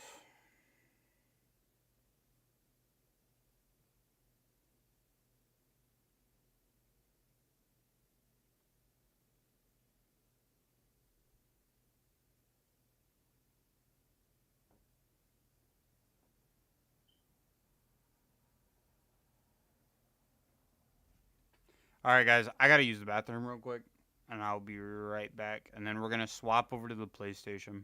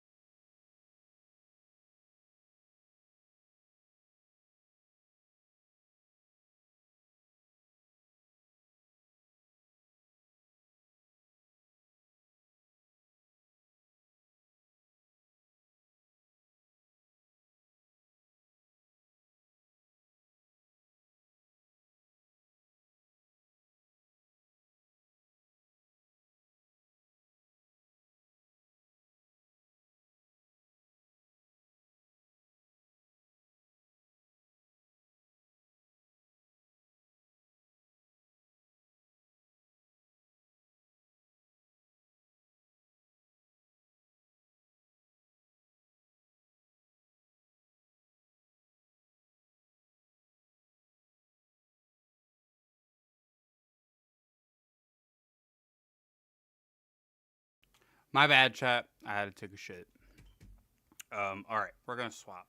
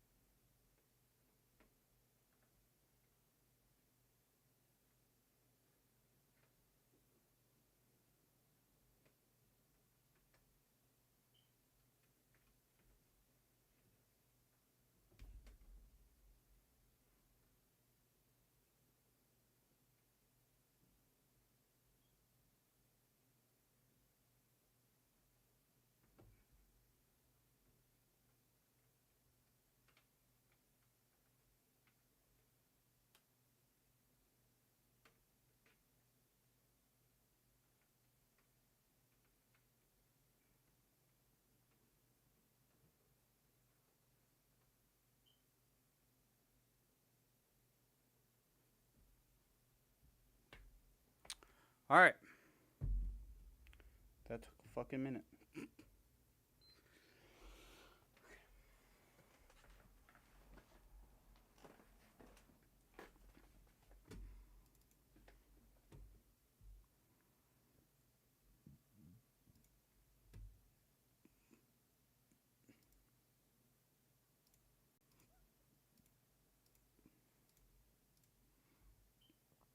Okay. I gotta swap everything over now. Ooh.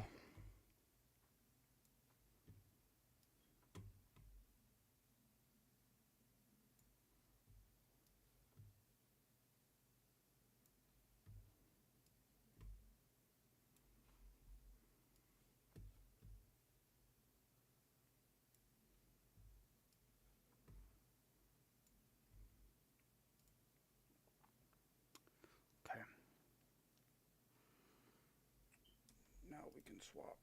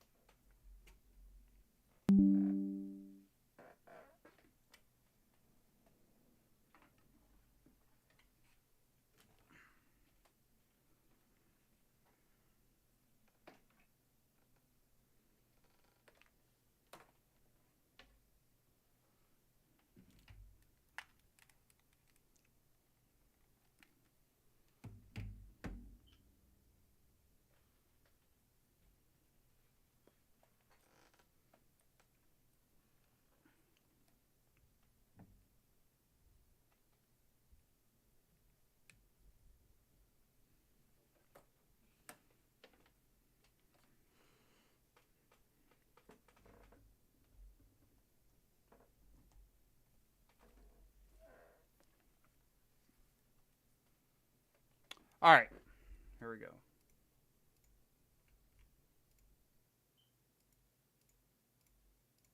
There we go. We should be good now.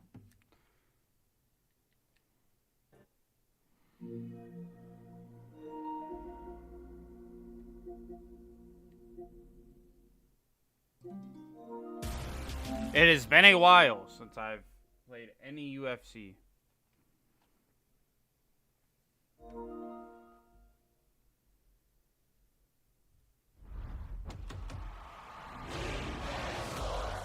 It's in the game.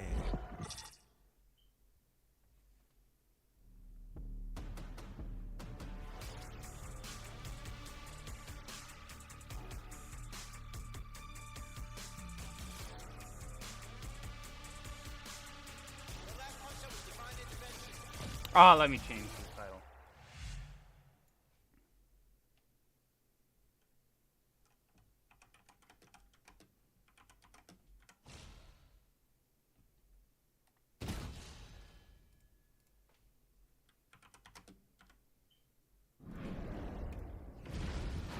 I might get my ass beat, chat.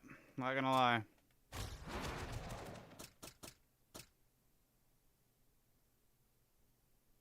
You know what? Damn.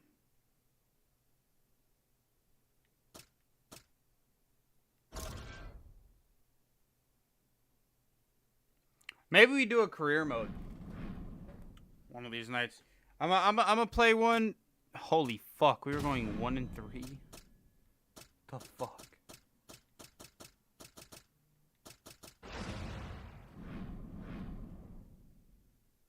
Hold on, we might have zombies set up.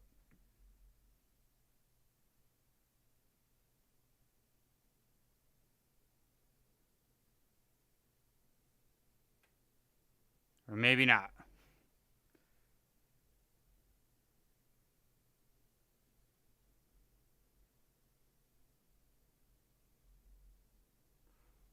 Okay.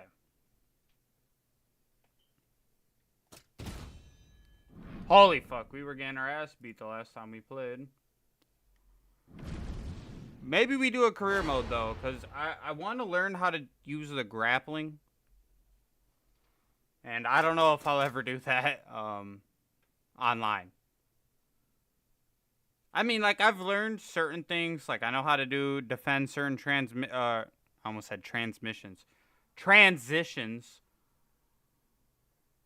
And I know how to go into, like, submissions and ground and pound. But I am pretty ass at that shit. Damn, they have the Gremlin now. Forrest Griffin, they got Bogdan Guskov. Alright, bitch. Alright, bitch, come on. Come on, Jonathan.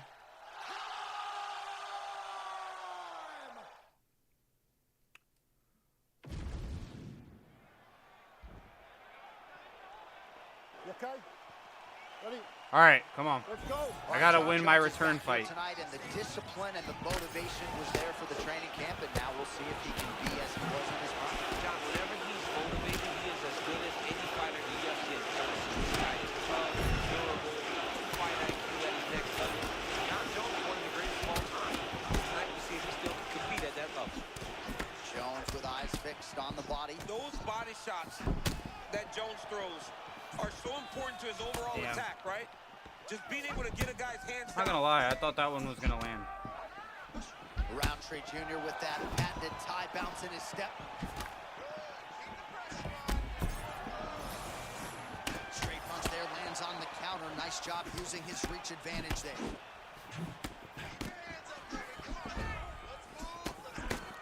Well, champ, I'm not suggesting he needs to pace himself necessarily, but throwing caution to the wind. Oh, so John Jones changes levels, and now he takes the fight to the ground. Yeah, he's a junior college national champion. And I remember when John Jones was in college, everyone looked at him. Oklahoma State, Iowa State. He chose to fight, and he shows right now why he had so much big Division I interest in his wrestling career. Man, there's that body shot again. Defense has got to make some adjustments here. How didn't I block that? At some point, you're going to see him start to really show the effects of this body work. Oh, nice shot by Bones. Oh, that's big. Oh, beautiful. Lag? Lag? What the fuck? Match. Bro.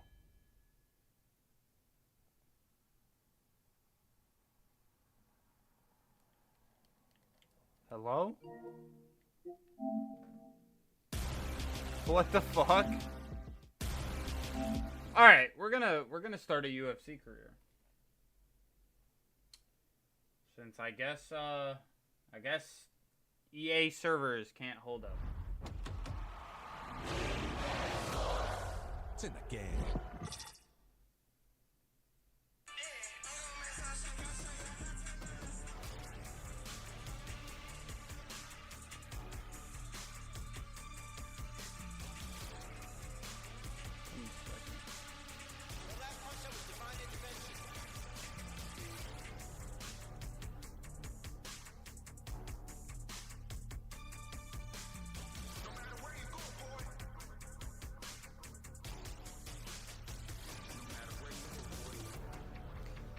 I don't have any UFC 6 footage anymore. It's been a while since I've played this shit. I think we're gonna start a career mode.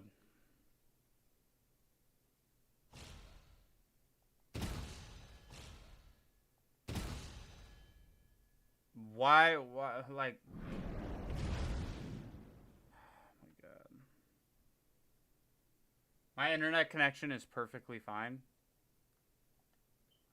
For some reason... It's just not working on EA, though. Literally working on everything else. I can see people online. I can, like... What the fuck? See all this shit? Get on EA, like... Bro. Stream still running. I can look stuff up. It's in the game. And look at my live content. EA is the only thing that's bugging out for me.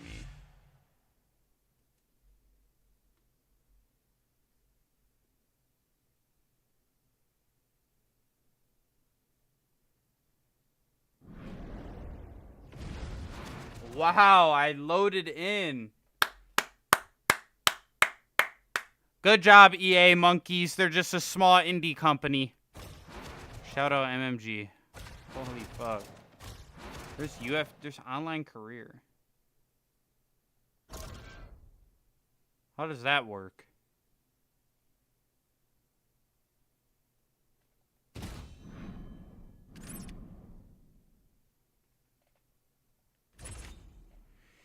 Each fighter improves their stats, moves, and perks using skill points. There's a maximum amount of points you can use for each fighter, so plan accordingly.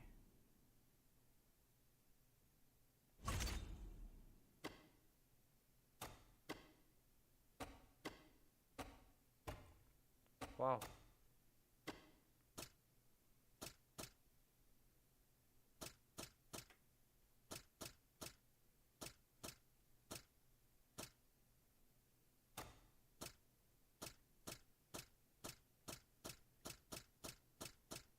There's men's heavyweight, men's middleweight, and men's lightweight. Yeah, I'm not feeling that. Not gonna lie, I'm just not feeling that.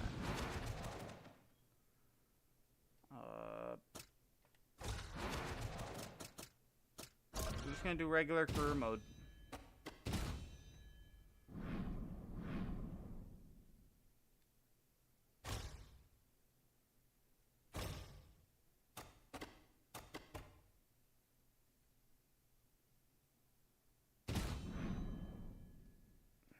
All right. Current.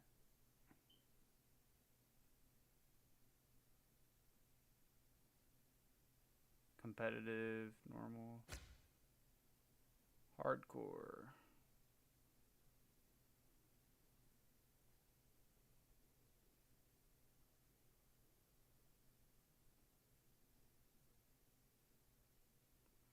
See, I'm cool with this, but I don't like the no health or stamina HUD.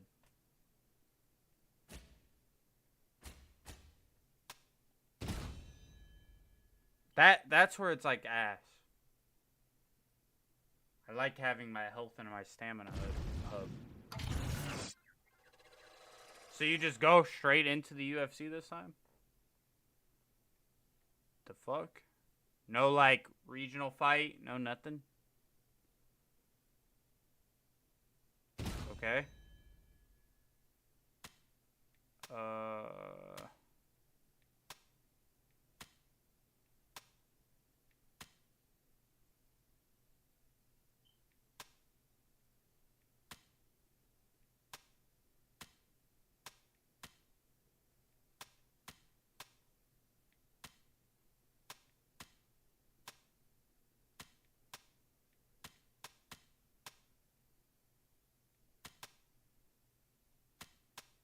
So, fight of the night. I feel like that's kind of hard because you don't know what the game is going to say.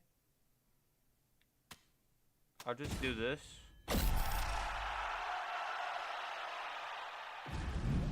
I mean, I already made my fighter on stream a while ago. Never used them, though. I'm surprised that we just go straight into the UFC. I can kind of tell they didn't put much effort into career mode this year. I mean, they had that preset career mode or whatever the fuck. And that shit was so corny, I couldn't even make it to the first fight. I'm listening to the motherfuckers talk. I'm like, holy shit, this is the corniest shit I've heard in my entire life.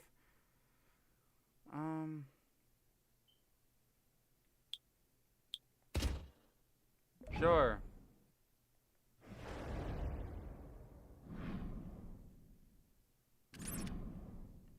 Upgrading attributes. Holy fuck. You actually start out really well-rounded. The fuck?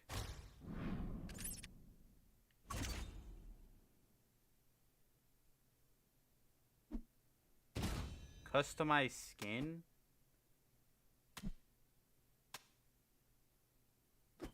Fuck.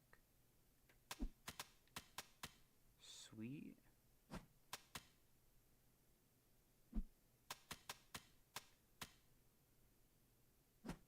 Okay, so different ways to throw a jab.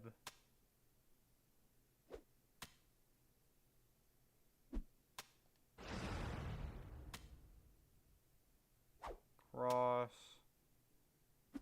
Extended. Holy fucking shit. Spinning elbow.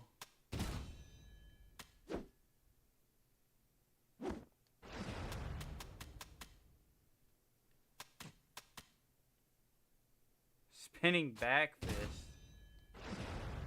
You just start with all this stuff now?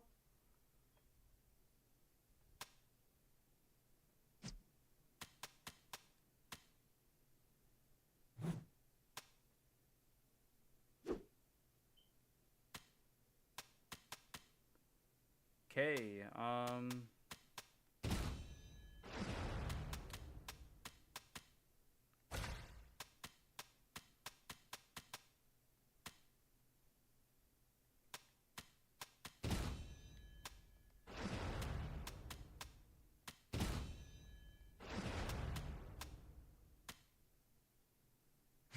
okay, body kick, that's cool.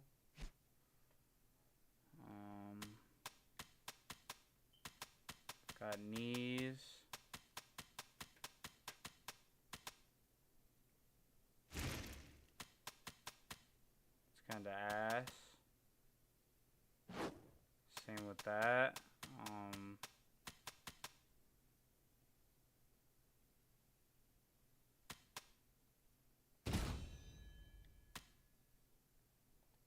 Don't even show that one. Good job, EA.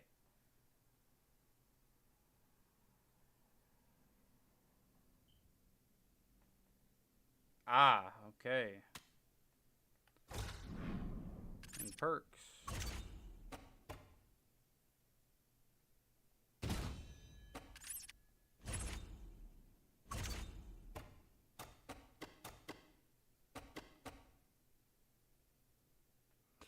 Like, I don't get this. When did I pick this kind of fighter, man? I picked this shit on stream. I don't remember none of this shit.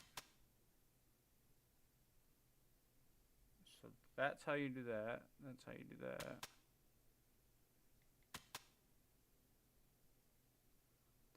Okay.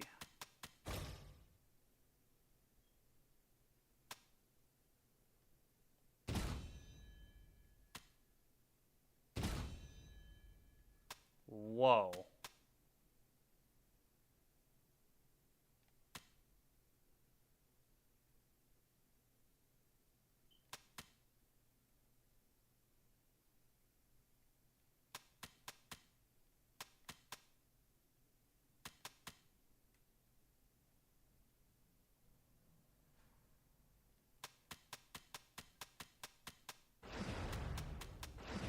Alright, my goal is to do a lot of clinch work in this. I wasn't done with that. What the fuck?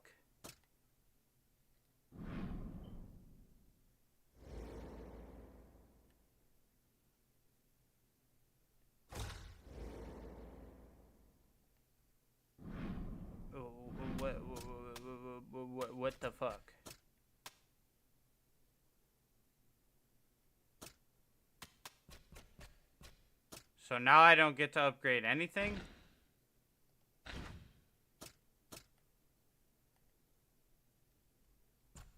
I'm literally confused as fuck.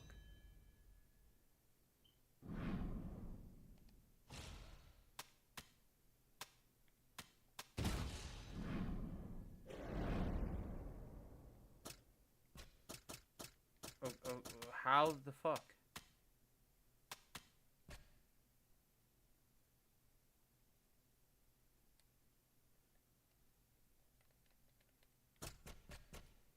Dog, I have 100 skill points. I accidentally backed out. Bro. This shit is insane. Alright, I guess not. A fake fighter, okay.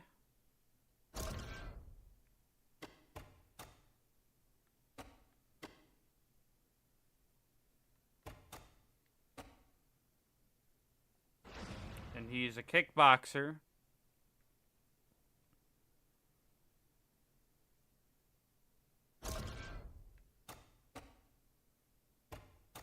Fuck it, we're gonna take it on 2 weeks. We're taking this bitch on 2 weeks' notice. Great opponent.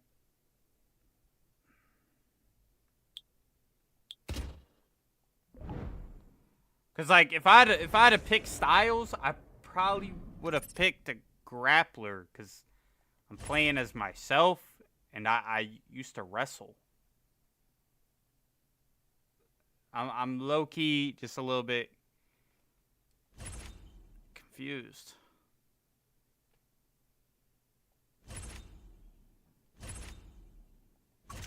So all the same shit.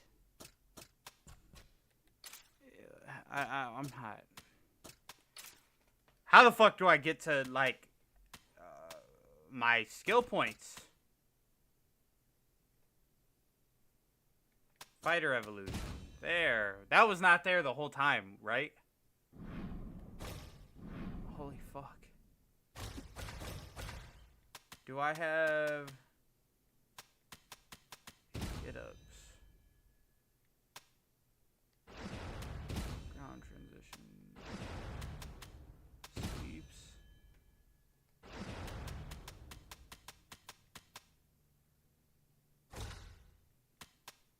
I have arm bars, arm triangles, guillotines.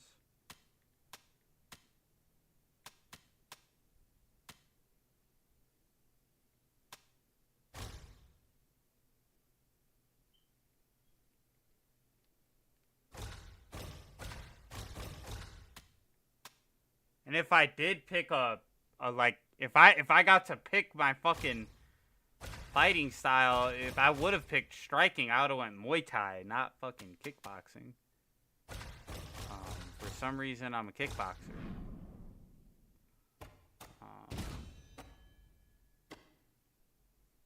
Like, I would not have picked that. I'll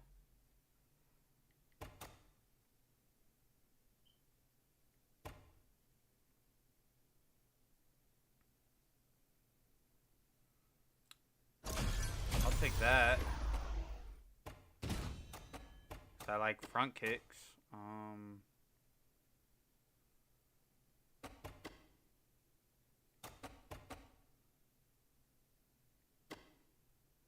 like that and hooks.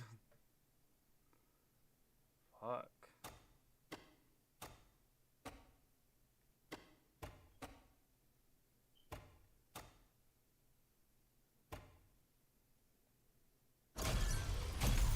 Take that.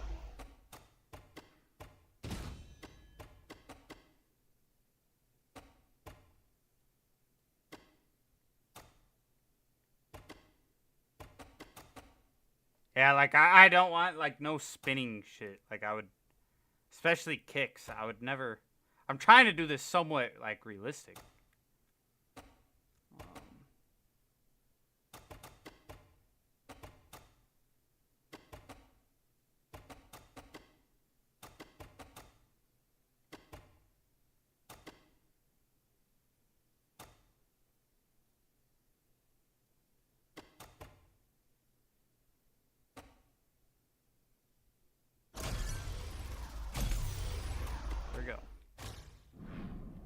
Then we'll start off mid, you know?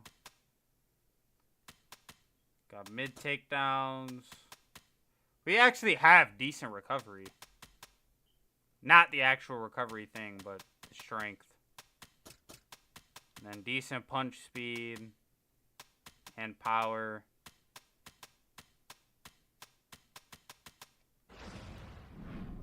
Okay, takedown defense. Alright, so how much, how many, like, time things do I have?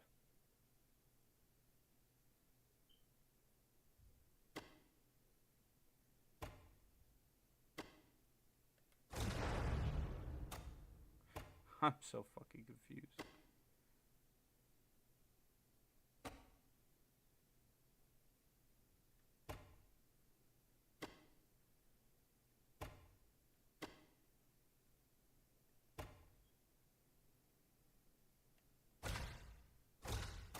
Sure.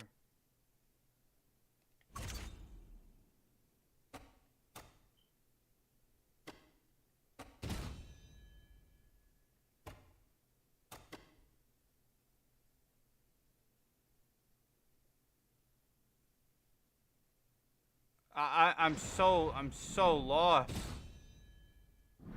Promotions.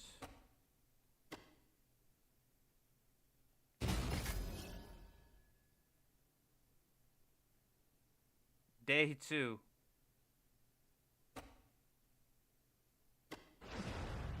What the fuck is going on? I'm so confused.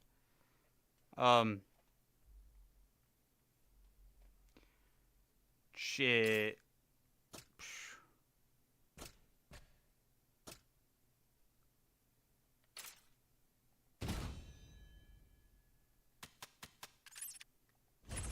I can't afford shit.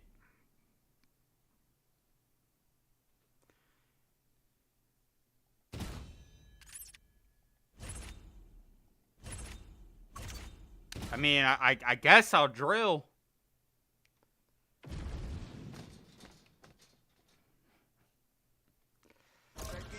God damn. Nice.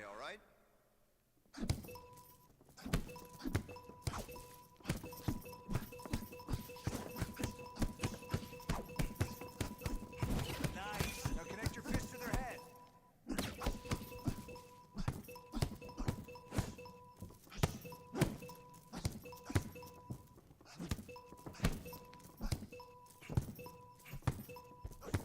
Good. Let's see some punch combos.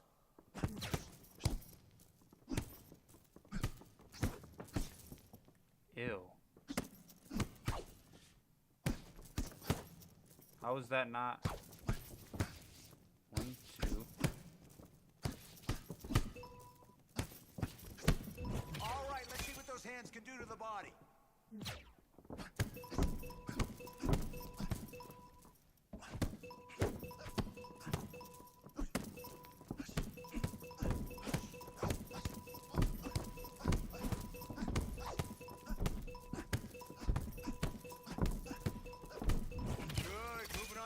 One. Just open heavy bag sparring. That bro. Yeah, no, they really did not try this here. So let me just try some shit out.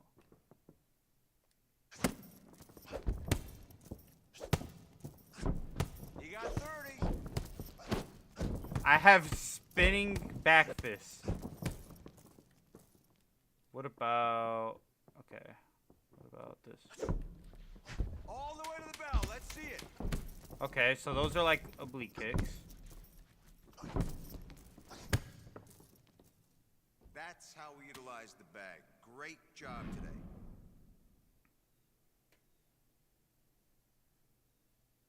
today. Okay. Man, I was really trying to do this shit realistic, but I don't think I'm gonna be able to.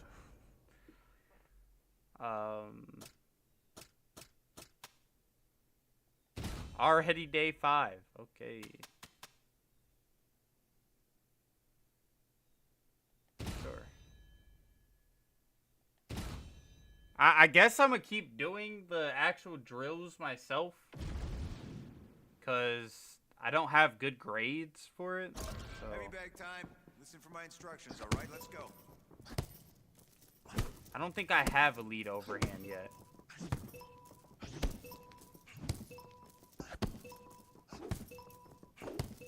Like, you think I'd have a lead overhand instead of a fucking back fist. I don't have a lead elbow either. Come on now.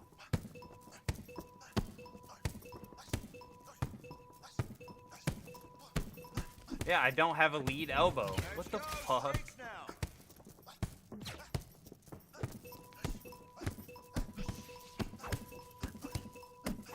Hey, but I have fucking 1,000 jabs to pick from.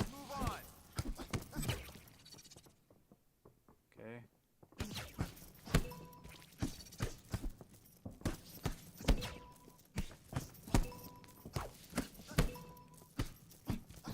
Ah, yes, the random bar who's gonna block the camera. 1, 2, 3. What the fuck?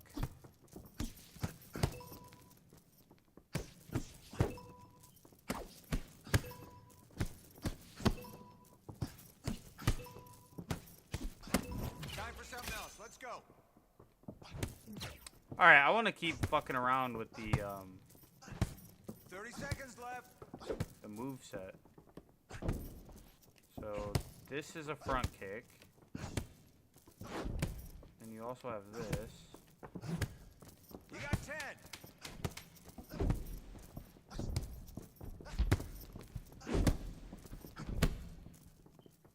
Okay. Nice swarm. Good technique in the bag today. Let's keep that up.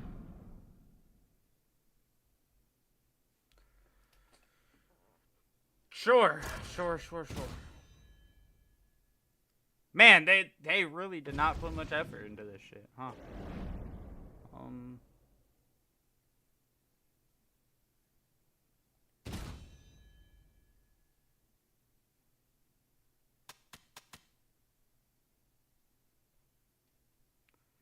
Holy fuck, man.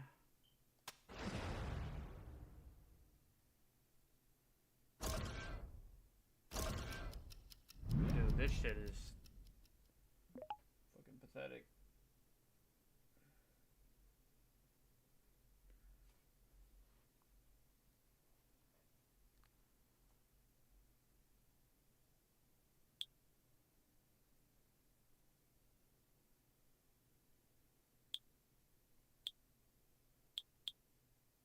The heavy bag's all I need.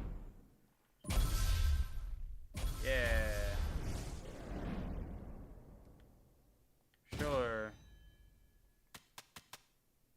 It's the same fucking challenges I already did.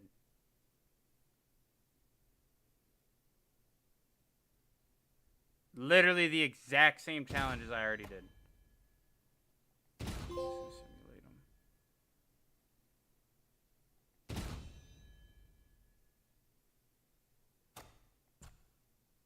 And I can't simulate them? Oh, I've already did it. Or I haven't did this one yet. Okay.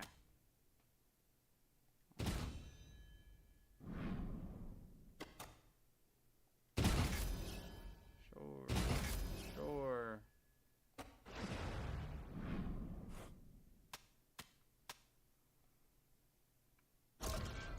Yeah, maybe taking it on well, they're not. Bro, I literally have nothing left to do. What are we talking about? I can't do anything. I'm talking about it's gonna like, what the fuck are you talking about? Sure. This game confuses the fuck out of me.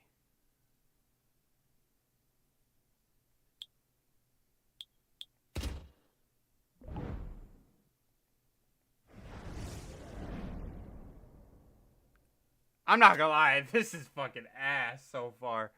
This is pretty garbage.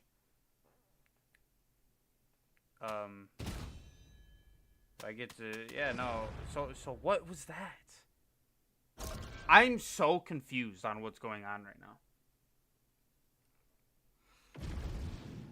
All right, first fight of my fucking UFC career. I was trying to do this somewhat realistic and go with the grappling, like Greco-Roman approach.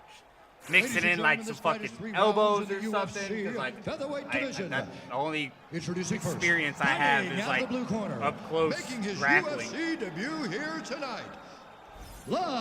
But I really, truly don't understand this fucking system, man. You just start off in the UFC. They changed like a bunch of little shit. I'm anxious for him at this point in time. He has put so why do I have slow-mo on? To arrive at this UFC debut, and now we'll find out if he's ready. Like, yeah, John. You know, this young man has thought about this moment for so long. He's worked so hard with the idea that at some point he could fight in the UFC. There are a lot of nerves I'm that just he's feeling right now. For some reason, I was a kickboxer. I didn't pick that. Those things and fighting to the best of your ability. There becomes a calm guy once not the know how fight to... starts, but right now, this guy is flooded. Why with so am many I getting... emotions. This and is this is actually like... Right now. Why am I getting slow-mo events? Can I turn that off? I don't want slow-mo events. What the fuck? Please. I literally have it off. I don't understand. Both guys still truly trying to find their range. What do you mean? I have landed every strike.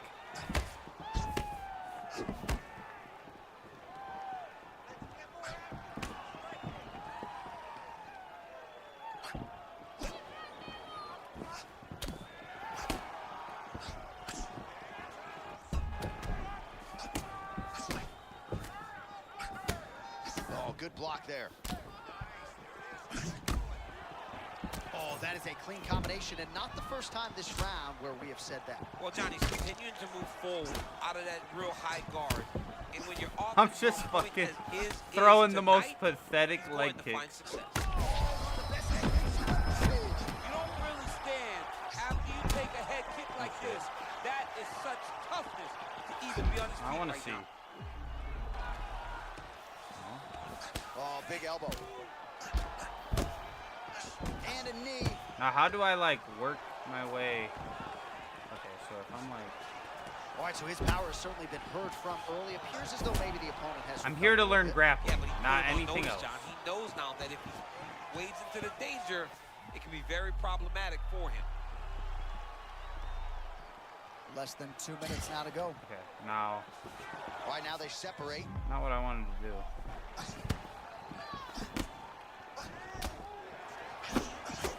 Well, you can see a little bit of swelling in and around that left eye now.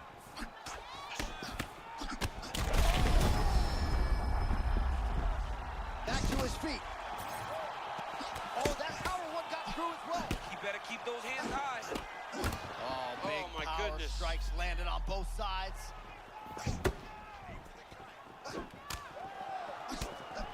All right, coming down the stretch here of our opening round, and that Philly shell has been impenetrable all night. I mean, he's doing everything right, John. Controlling the pace behind the Philly shell. Jesus. He's got his timing, his rhythm, everything's on point. Why am I getting slow-mo gameplay, bro? I'm trying to throw my fucking oblique kicks and shit. 30 seconds now to go in round one.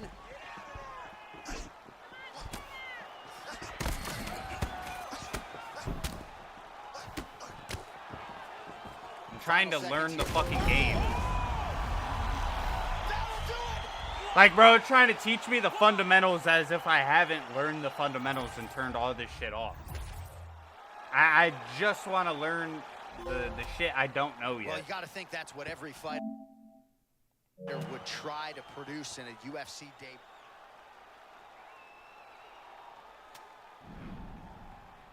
Bro, how did they ruin career mode? Career mode was so simple. They somehow fucked it up.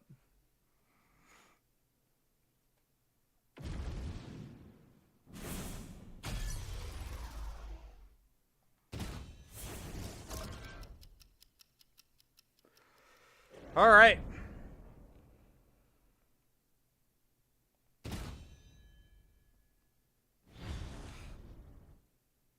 Another fake guy. Okay. Go in 2 weeks again.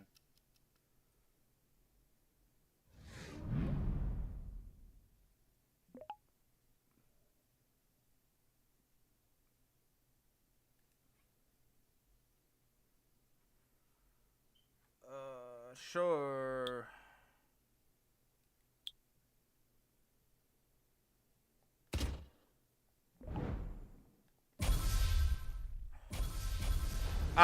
Dude, this shit's ass. Fuck, this shit's garbage. Honestly, the only reason we're still playing this shit is because I want to stay on the PlayStation so we can play zombies here in a bit. That's it. The only reason we're still playing.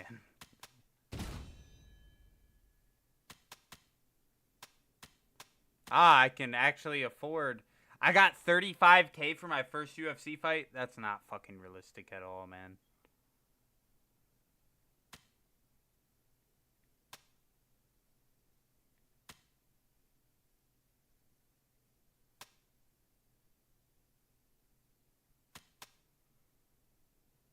I actually kind of want to do this, but that's all my money.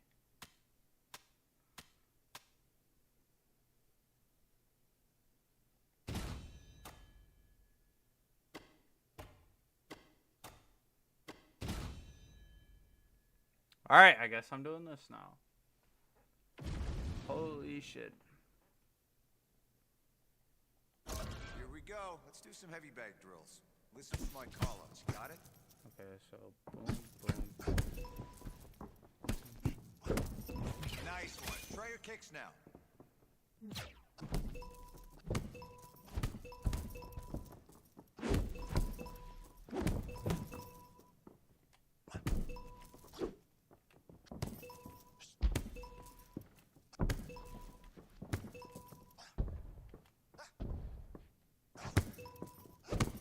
Nice. Now throw some leg kicks.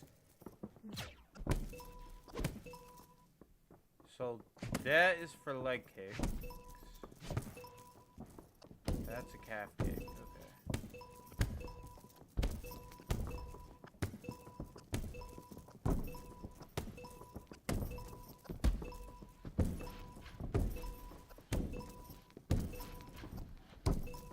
Holy fuck.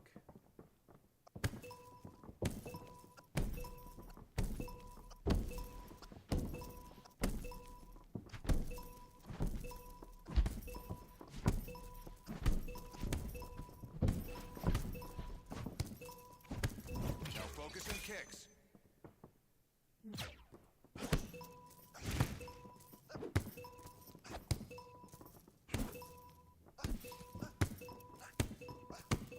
You got 30 seconds. Oh, hold on.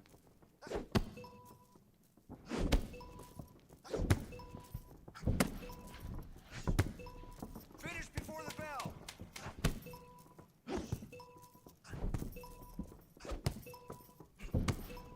Damn, I almost had it. Come on, Whatever. it's just a bag. It'd You be... can go harder than that. Let's run I really don't give a fuck. This shit sucks. This shit is so ass.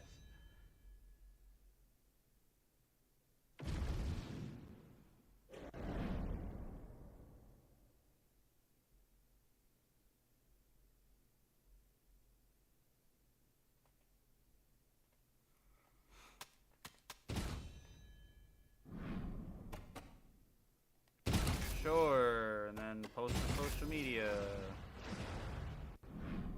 God, this shit sucks.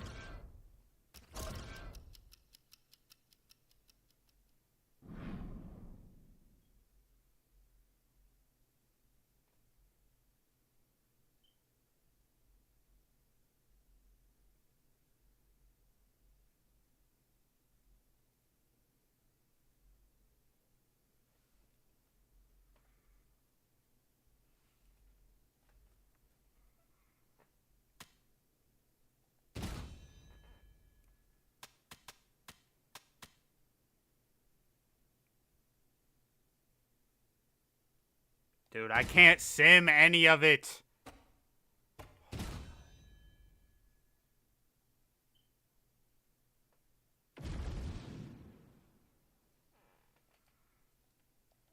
Time Find a burn and get after it. Here we go.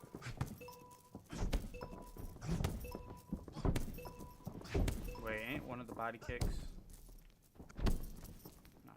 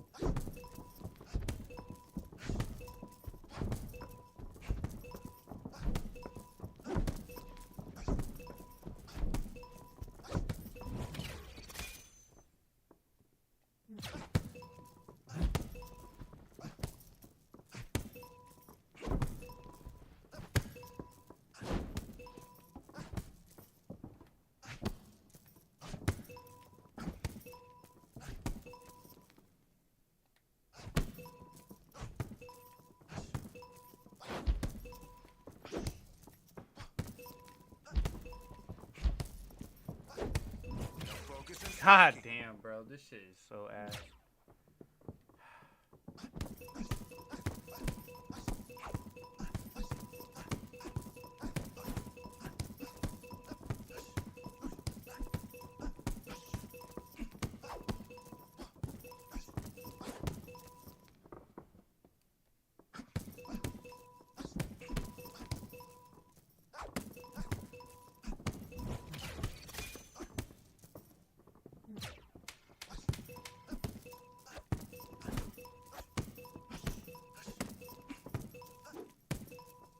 How the fuck do you want me to do damage? I have no fucking skills at all.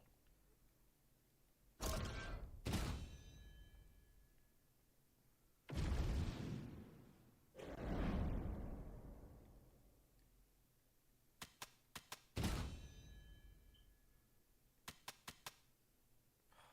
me. This is all I have. This is all, like, this is the only option I have. This shit is so fucking boring. There's no punches coming at you, so you got time to focus on perfecting your technique.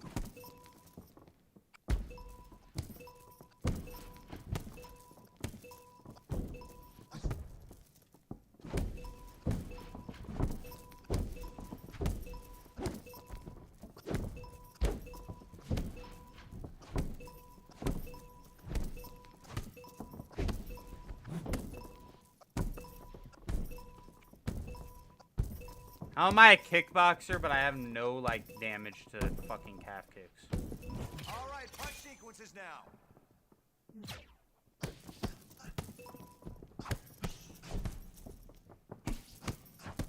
Good. Now kicks, kicks.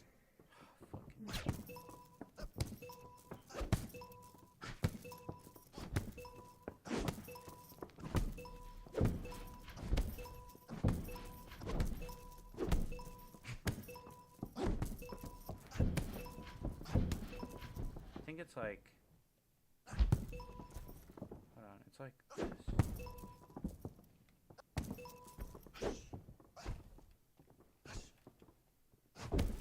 I want to see high kicks now. I'm trying to learn the one kick.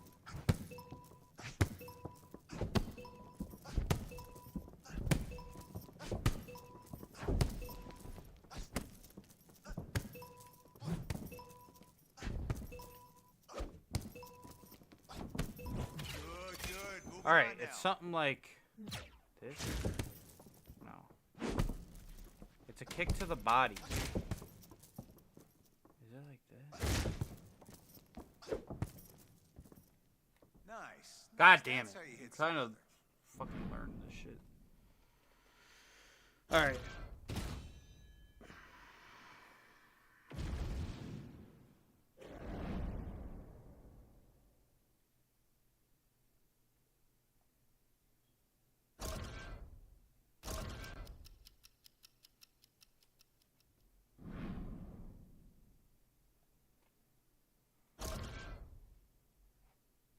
I'm not understanding why you simmed the last week when you go to the fight anyway. Our tail of the tape. But you just have to sim twice? I don't get it. All right, now for the introductions, here is Bruce. Man, they could like, bro, they have so much potential with this shit. I've literally bought like, I've literally bought and have played. Why is that on?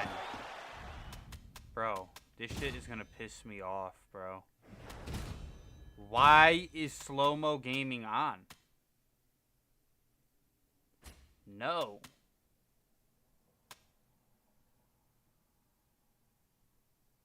No. Fuck. Now the I've had this shit turned off. Why is it? UFC debut. Now we're looking and expecting him. Like, I've played the indie games that you can buy on your fucking laptop for like $30 that are way more in depth about following an MMA career than this shit. Well, he's everywhere. This young man is everywhere. And he honestly wants that, John. He makes sure that he's a part of every conversation. And by doing that, he's growing a massive following. It's very interesting to watch. He sets this really high pace with the hope that his opponent can't keep up. And we've seen him do it.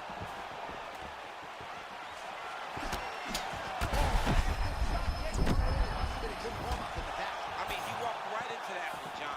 It's a huge test, especially when it's this early in the fight. Oh, beautiful level change.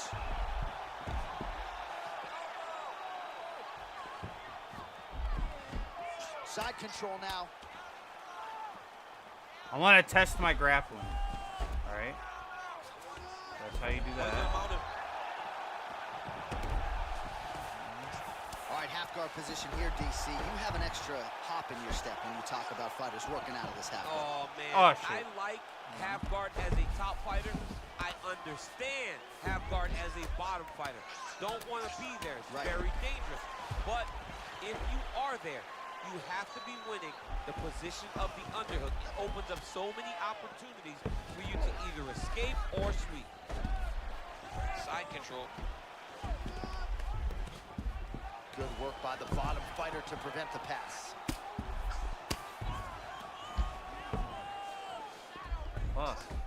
That was nice. Oh, there's a beautiful elbow there from top position. Oh, hard ground and pound strike there. I believe that one opened him up. By late round one, and the ground and pound is... John, now how do you... submission attempt, it's starting to get tight. He's got to be very careful here. That's tight and high. I don't understand how you do this. Going to position over submission as he bails on the sub. Great job landing from the top position.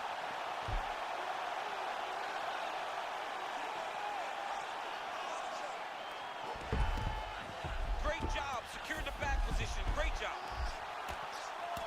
Crazy accuracy and efficiency with these ground and pound strikes here. And if you're the opponent, you've got to intelligently defend or the referee's going to stop. You got to defend.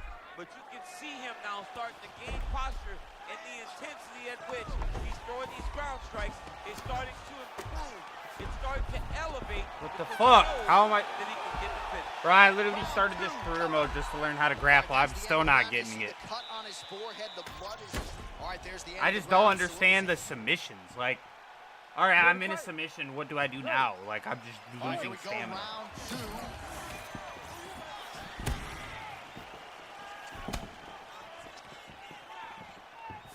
Oh, that is a nasty inside leg kick, DC. It is a great technique, but it only takes one time to check it. Right. And your night can be over.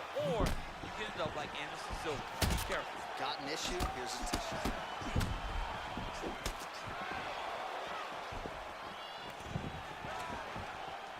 Nice left. There we go. Okay.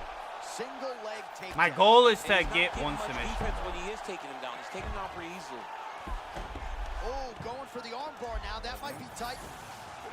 Oh, looks like he's got the arm isolated. He's got it isolated, working towards the finish. Oh, he's out. He actually escaped. Look, I gotta stop writing these dudes obituaries, man. I always think they're done. Surprise me.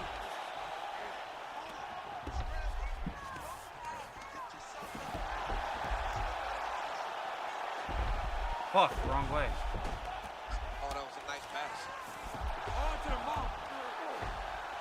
All right, so he's got the ground and pound game going here. All right, half guard. We'll see what he can do with this position. I mean, way to stay aware and stay safe defensively. I'm like a Dagestani, bro. I'm just grappling the fuck out this guy. God damn it. As soon as I go to fucking do something. All right, great position for him here. He's got the full mount. Let's see if he can get that ground pound Armbar, going. John. Look at this. He's getting close to an armbar. He's got to be very careful defensively. Oh, he's out. He actually escaped. Look, I gotta stop writing these dudes obituaries, man. I always think they're done. All right, now watch. Go to armbar. Another submission attempt here, and this is a Back good one. sitting. Working very hard to get this armbar. Oh shit. Rear naked choke. God damn it. Great submission defense on display tonight. Damn it. Gonna try to take his opponents back here, and he does. Side control now. Half guard now. Oh, he got this boulder to target very quickly. Under a minute now to go in the round. Oh, man, ground and pound could be coming. He's got the knee right on the belly. Oh, yes. Oh, that's a nice instinctive flow. Beautiful transition. All right, well, he's got him softened up here. Oh, aha! Rear choke. Oh, he's got him in a choke here. Nice. All right, I'm learning the grappling. My goodness, man. All right, replay brought to you by the Daniel Cormier. I don't remember picking that either. Nice submission finish tonight. I mean, he was able to get the fight to the ground. That's exactly. Bruce Buffer has the... All right, we're going to bounce on out of here.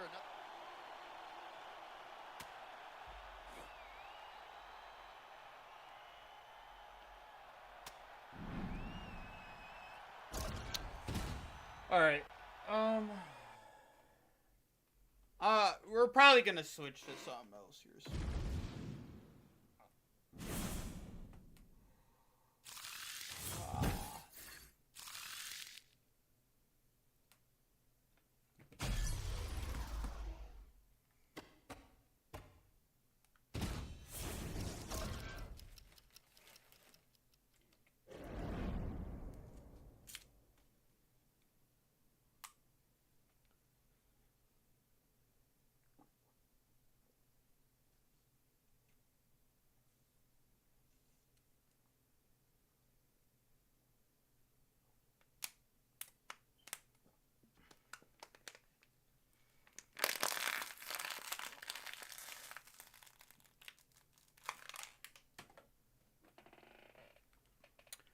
All right.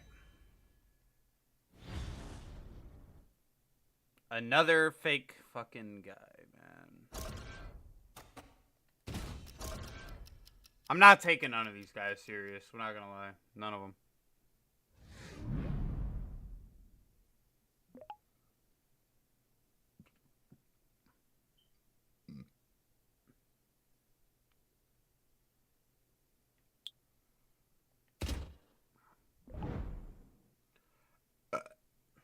Like, I wish they would at least make it to where you could fucking go to different gyms, train with different people.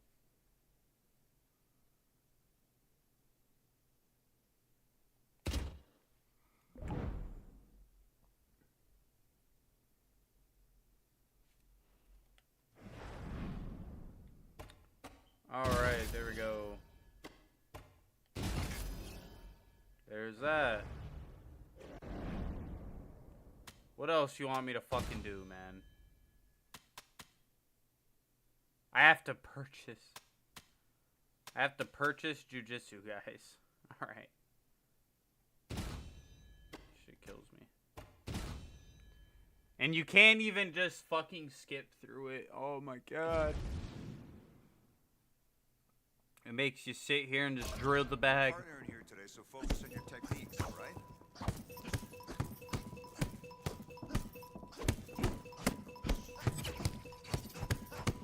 Perfect. Now focus on boxing combos.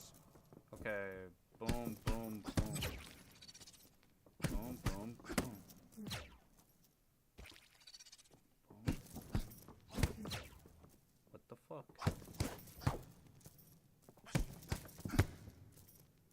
step it up a little Hello?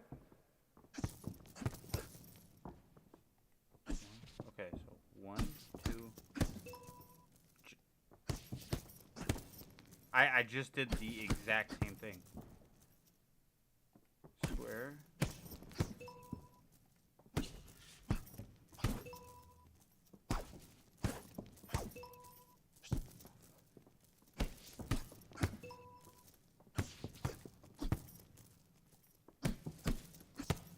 Dude.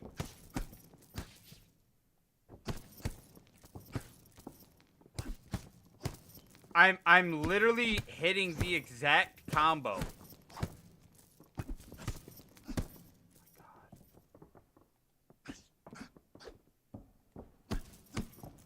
Alright, I'm about to fucking quit out of this shit, dude.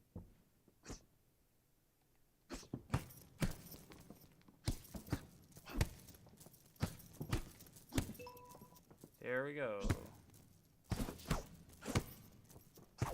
I'm doing the exact combo. I'm doing it.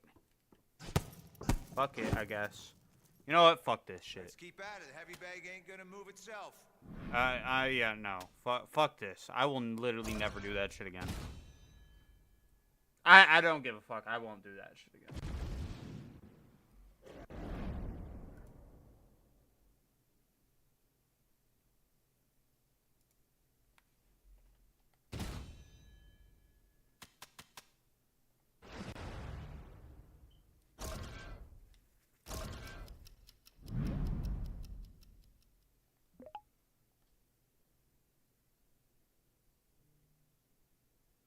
Slow him down with leg kicks.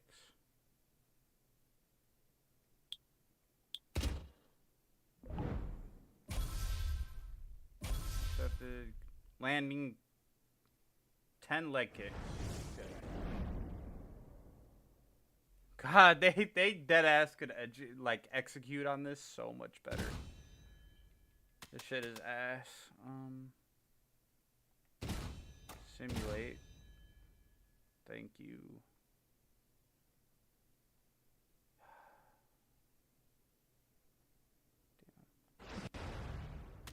Damn. I don't give a fuck.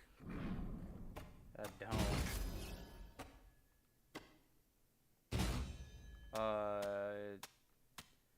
It's gonna be by sub.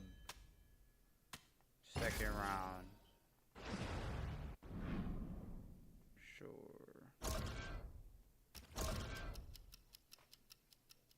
I'm barely training, like, fuck this shit.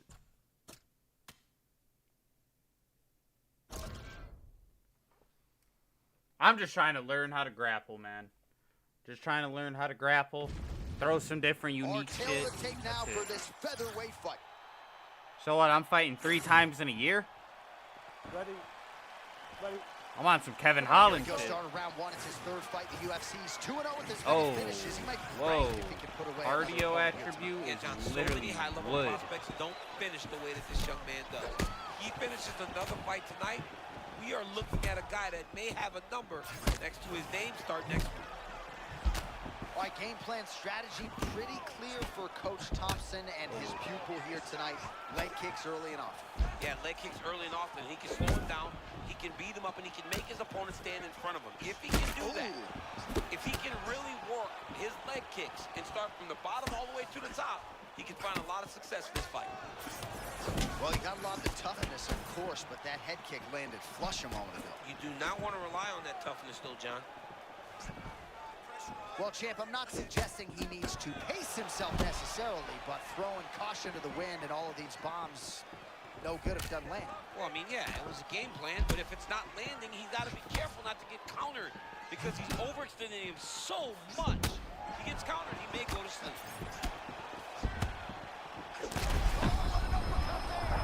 Nasty uppercut land. I haven't even got to grapple you, dude.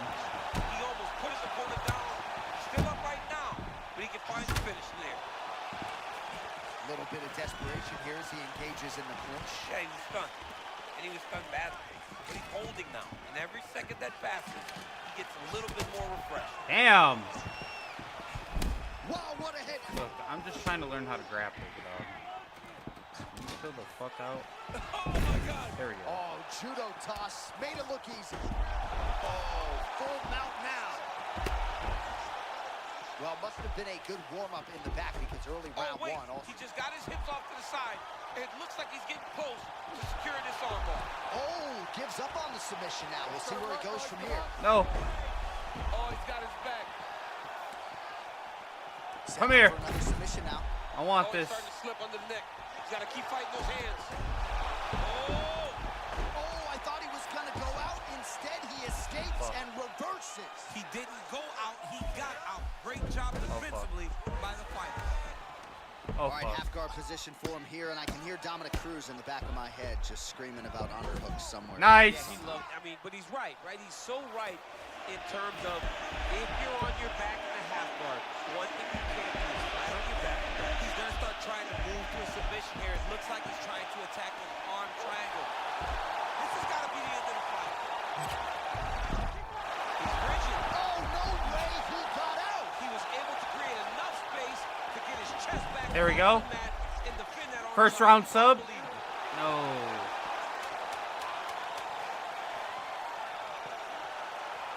He's fine. He seems to be comfortable.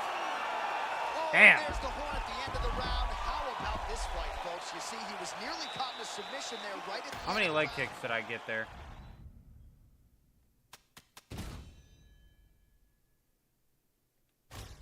Leg kicks, leg kicks, leg kicks. Damn it, don't show you how many leg kicks?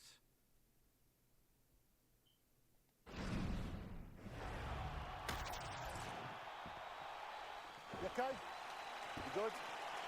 All right, here we go with round two. Head kick attempt. It's blocked.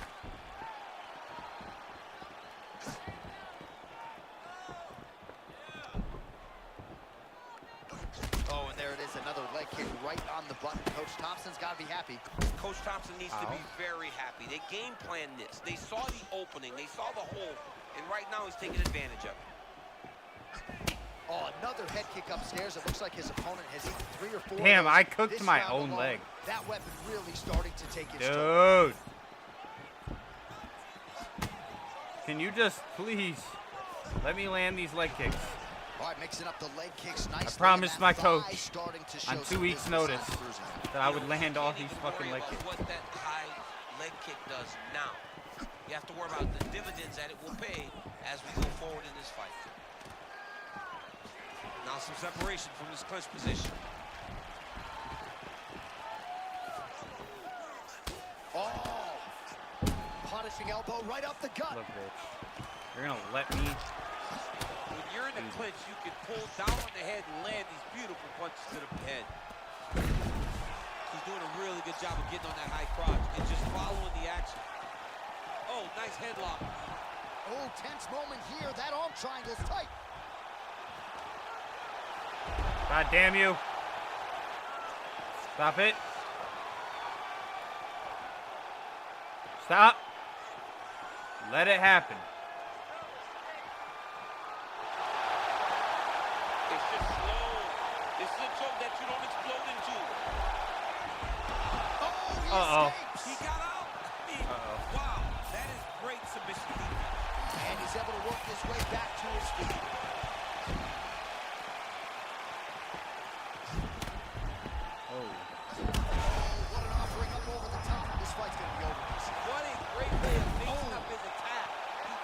I just want to get this submission.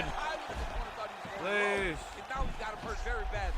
Oh, and that's got to be frustrating. Right back to the mat. Oh, wait, hold on a second. Right there, he's getting very close, John, to that arm triangle.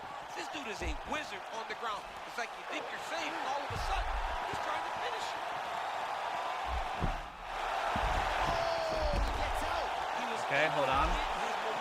Damn it. Towards his opponent and back in the opposite direction to get his hips back and his chest down towards the mat. And you just spilled your popcorn all over the broadcast table. table. John, you know I love popcorn. All right, so the fighter's setting up another sub attempt here. It looks like he's trying to get this arm triangle. All he's got to do is get to the side Get his chest down to the mat, and he'll get the finish. Oh my God, I got it at the end.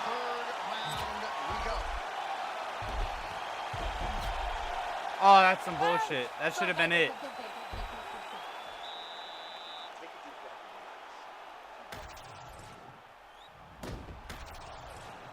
All right, I'm literally gassed. I did not train for this. Yeah, I mean, here we go. Oh, I actually regained pretty well. To the body. Oh, that's the biggest shot fight thus far. How's his opponent still standing? I mean, I have no idea. This fight is supposed to be over. And it might not be over now, but it's going to be over very soon. Yes. Yes. There we go. No! Wow, hurt, but still firing back. What the fuck is this camera angle? All right, so an opportunity goes by the boards. He had him stunned, nearly finished, and oh!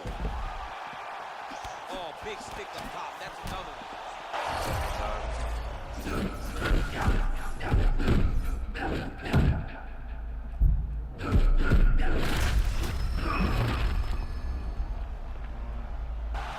What'd that happen? Oh, shades of you against Dan Henderson back in the day. You can see him setting up the arm triangle. Yeah, you see him setting it up.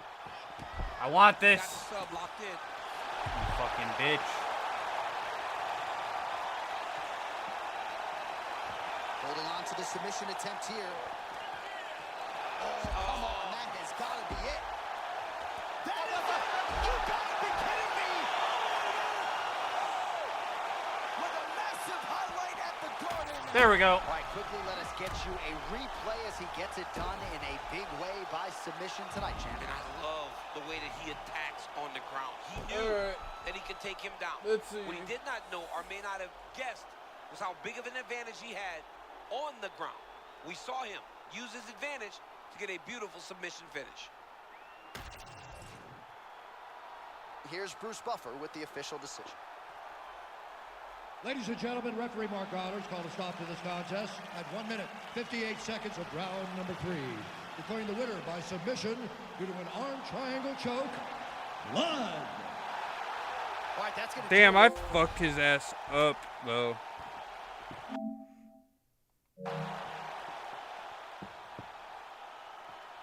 I was not training for that shit.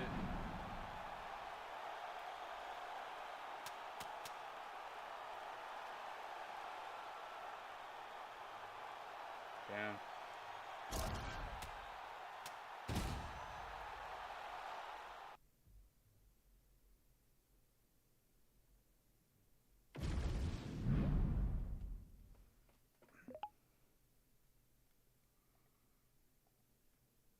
See, the thing is, those leg kicks probably hurt me worse than, like, the fucking other guy.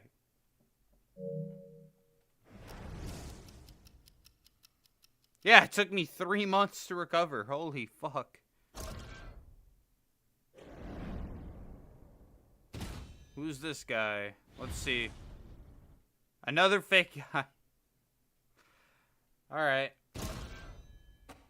Doing this on 2 weeks' notice again. Fuck it.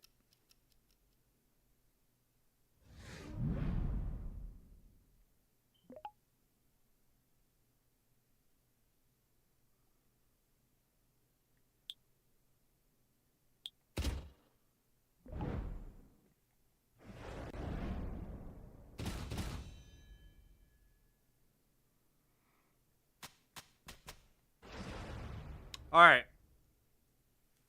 Let's see. Any other games we got on here? Not really, man. Fuck. I guess we'll keep playing this for now, and if I do not get word here soon, we're gonna swap back to the Xbox and we're gonna start playing some more Fallout. So the only reason I'm even playing this shit is because I'm waiting for someone to get on Zombies, who said that they were gonna get on. So I guess I should do this. Somehow I'm still not ranked. I literally have 2 subs and a knockout in my first 3 UFC fights, but okay.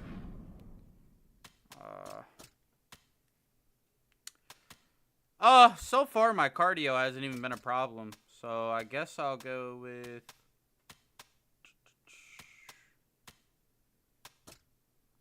Honestly, I kind of want to work on my grappling.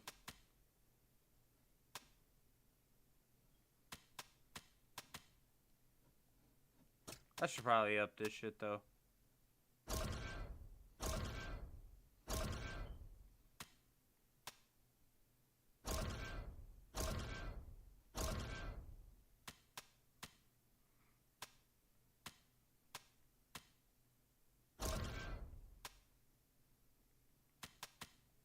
There we go. Just up my speed like crazy.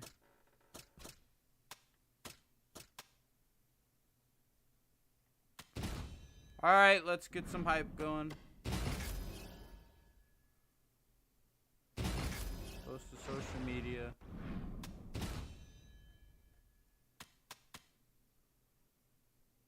Do some jujitsu.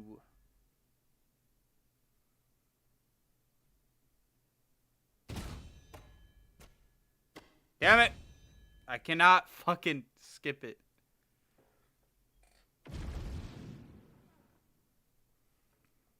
Alright, come on. Alright, let's get on the mat and roll, okay? Just keep moving until I say stop. Bro, what the fuck?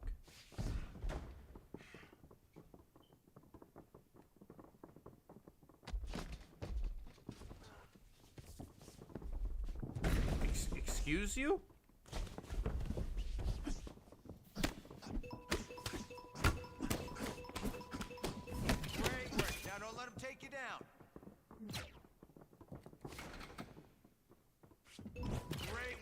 Show me some heavy ground and pound.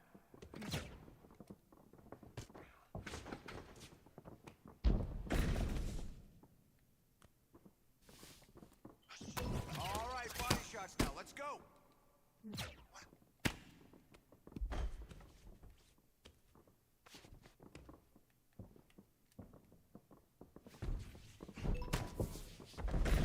Ah, you fucking bitch.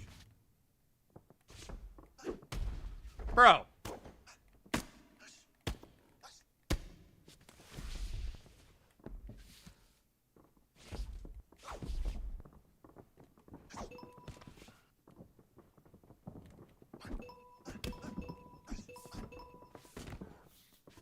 Oh my god, this guy's such a bitch.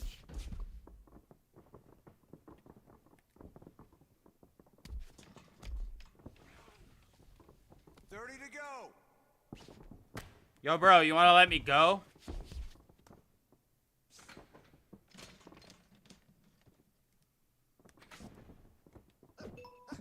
You got 10 seconds. Good. New set. All right, catch this. Catch this. That's what I like to see. You kept working for that position and you got it. Nice work. Like EA, bro. Oh my god, EA. This is the only reason we're not fucking doing online either. It's because EA wants to shit the bed with their servers. Oh, you're not connected to the servers. Oh my god. I fucking hate EA so much. They're genuinely the bane of my existence. Alright, EA, come on. You have to connect to the server.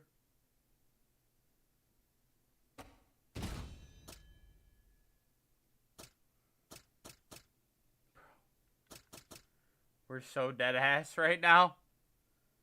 We're so dead ass. It really just stopped. Oh. Reconnect.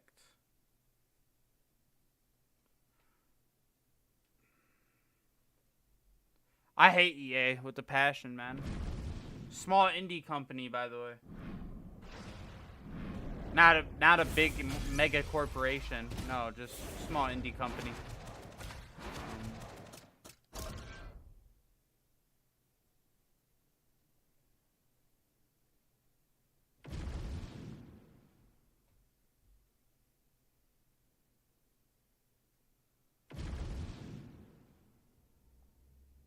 What the fuck am I? No, like, what the fuck are we doing, bro?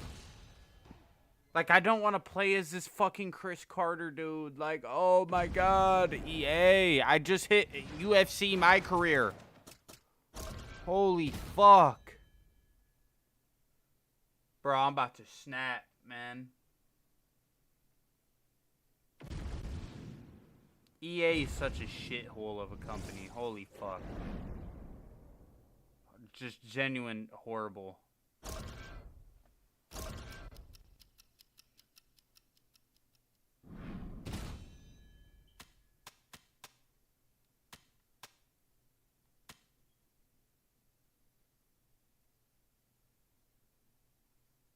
Like, I wish they'd actually teach you shit, though. Like, that ain't teaching me anything.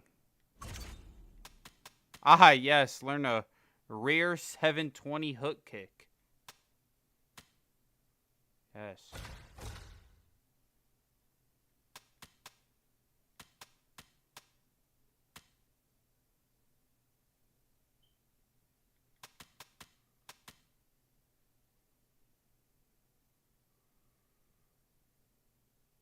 You know what? Hell yeah. Hell yeah. I'll learn how to do a triangle, Anderson Silva style. Okay. Alright, let's get in there and push it today. Let's see what you got. Triangle.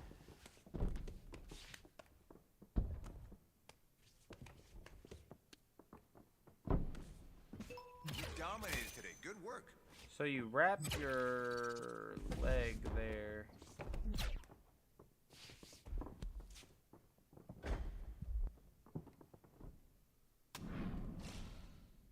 Oh.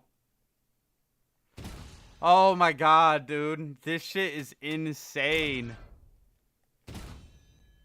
Bro, how am I disconnecting in fucking offline career mode? It's actually mind-shattering.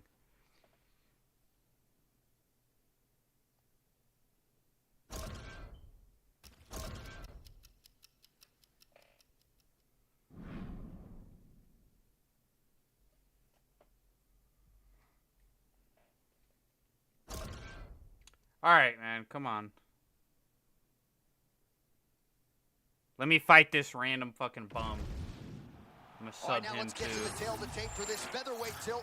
Finally 22 after 3 fights and a fucking leg injury where I was on the shelf for 3 months. All right, here we go with 3-fight winning streak in tow. The Believe MMA pupil of Coach Thompson will try to keep it going. He has seen his popularity soar. Divisional contemporaries have started to take notice. And now, a tougher matchup in front of him in the bracket. We'll see if he can keep it going. All right, early action here. Maybe he just tries to make it dirty, right? He's come in there in the past and been in wicked good shape. That is not his Jesus. Oh, he barely settled in. A huge shot lands early round one. I mean, early in the fight, he already has his words. Oh my goodness, done. This could be a quick night. Jesus. Oh my goodness, he got his head Oh my snapped god. back again. He got hit again. You better keep those hands high.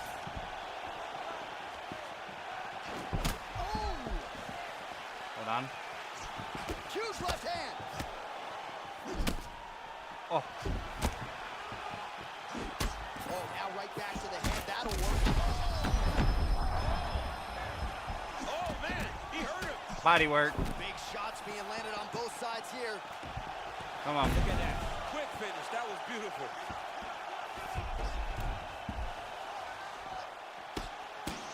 Oh, good ground and pound here.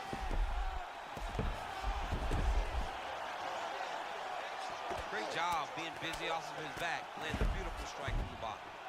All right, butterfly guard now, DC. No, If you're on stop the it. other side, the offensive fighter, what are you trying to do? I've got to separate him, John. I can't leave him against the octagon.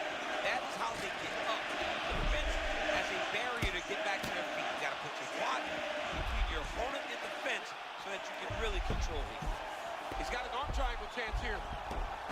Oh, he's got it locked in. He's got that arm triangle deep.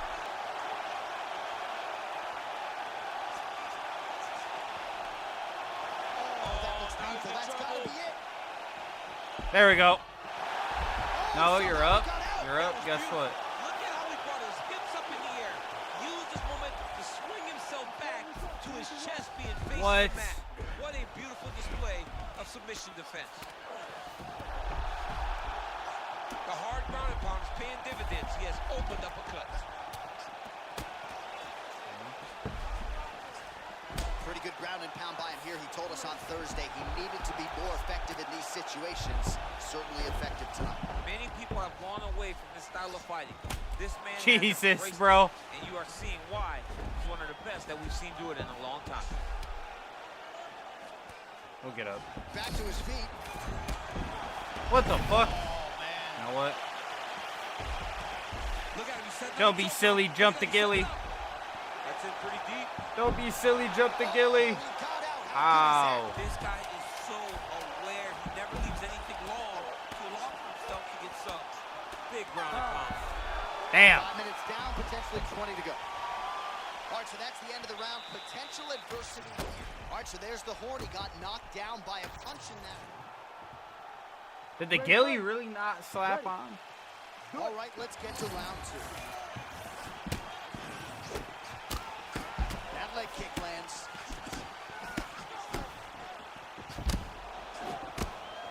Another massive body kick lands. Oh, what a head kick there as he lands it. Maybe time to get the bonus checks ready. I mean, this fight is about done. He's got him hurt very bad with his head kick. Now he has to find one more strike to end the night.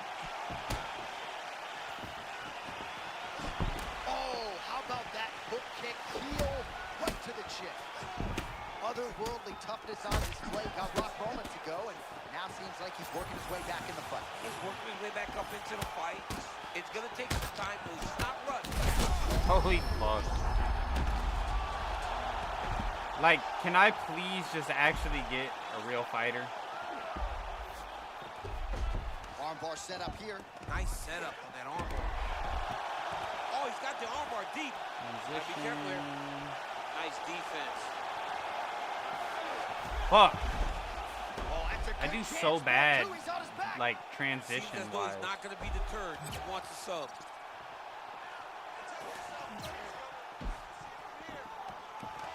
Oh, nicely. Oh, how about the judo toss there? Judo 101. All right, he's in a half-guard position here, DC, and in a good spot to dole out a lot of damage out there. A lot of damage can be Ooh, looking for the sub here, DC. Hang on a second. Oh, that has got to be it. Let it tap.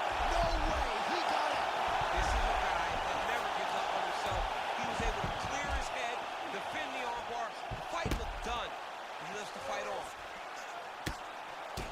And look at the redness starting to appear on the left side of his body.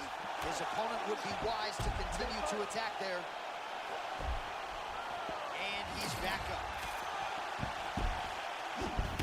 90 seconds to go in round 2. Oh, slams him down, and he's got side mount now. The kick is there to the body. Tags him with that uppercut. And they separate after exiting the clinch. Well, it looks as though that strike maybe opened up a cut around the eye area. Yeah, it looks like that strike opened Oh, up the fuck. cut, John, but it's nothing to worry about now. Jump the He's gotta ghillie. Start to protect him. Oh, Oh, so he's the attacking takedown. choke now. Oh, that guillotine is officially tight. Now he's in trouble. He's gonna go to sleep. Jump the ghillie. Sorry to cut you off, but he got out. What a great job attacking the locks, rolling to your back, giving up the mount. He chose a much worse position over giving up that submission. Final seconds here.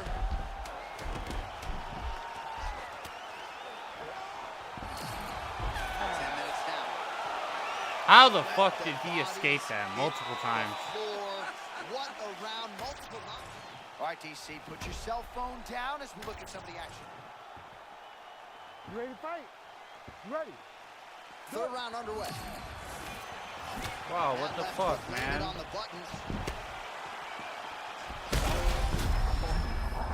Oh, he goes with the punch and he lands.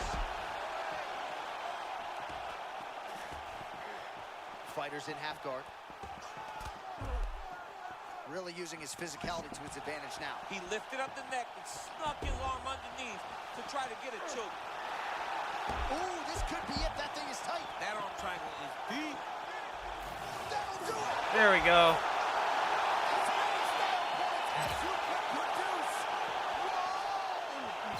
Oh my goodness. That was awesome.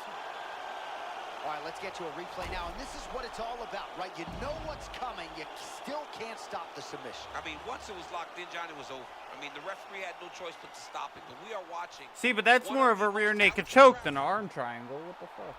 All right, here's Bruce Buffer now with the official decision. Ladies and gentlemen, referee Herb Dean has called a stop to this contest at 52. All right, I'll give it a little bit longer, Chad, but I think we're going to swap back to Xbox.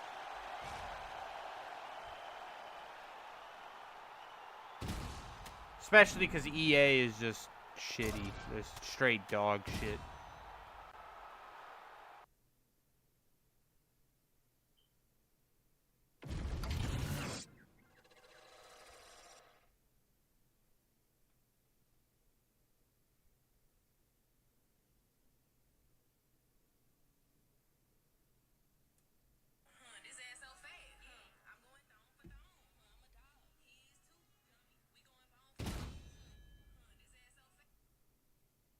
All right, let's see.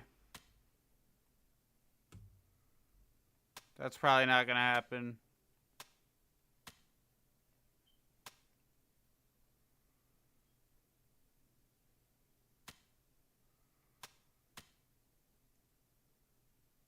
Yeah.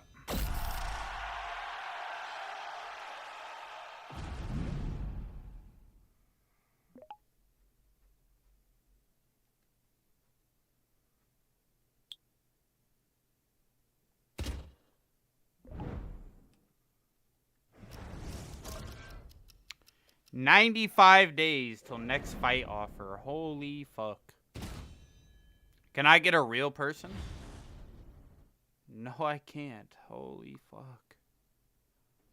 I kind of want to decline and see. Okay. If I decline,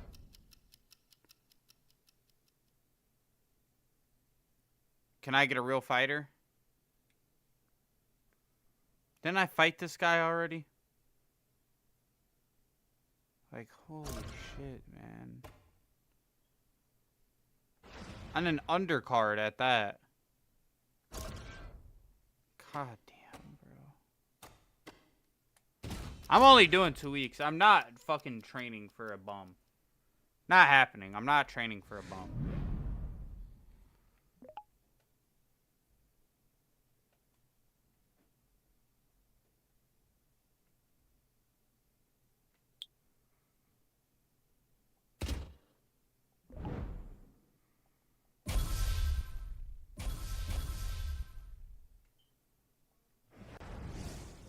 Alright, there we go.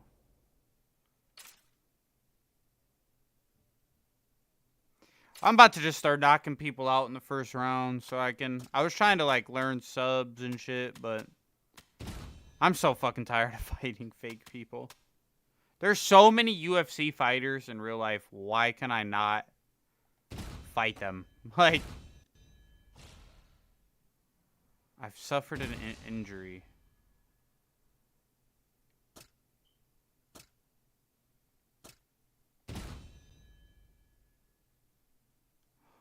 Motherfucker. Of course.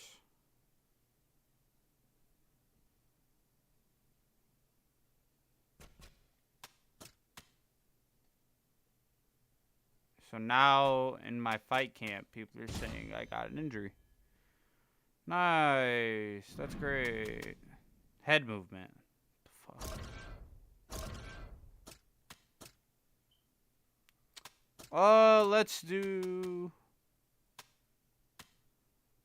Let's do punch power.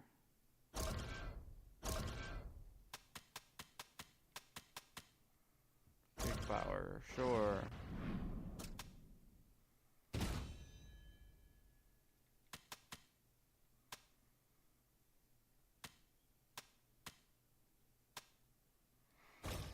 I want to learn to move instead of anything else. I can learn Kimuras. There we go. I don't have enough days. Oh, great. Man, fuck you. It's fantastic.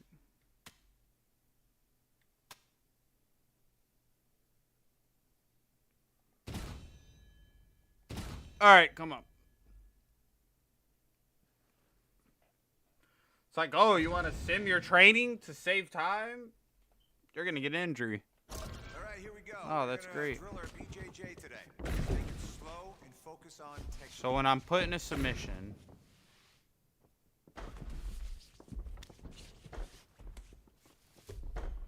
you hold like this.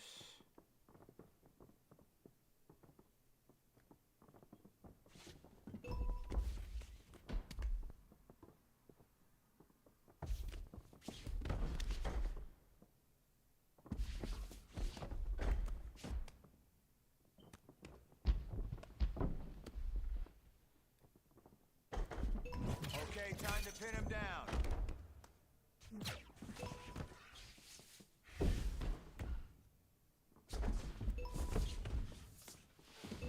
Your submission defense skills now.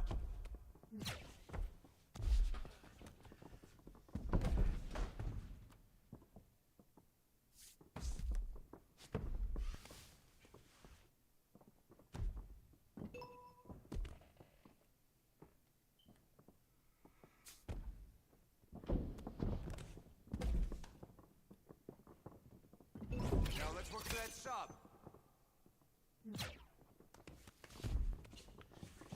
Submit from side control. Oh, yeah, that's the thing, coach. I don't have any submissions from side control. You think the game would recognize that, but no, because they're a small indie company. EA is only a small indie company. That's why it doesn't know.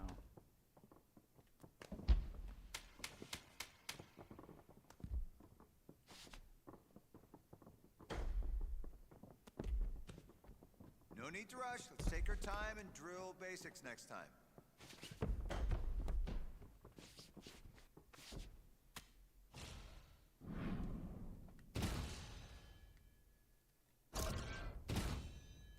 Alright, I actually have baseline fitness for this time, which I don't even care for. Oh.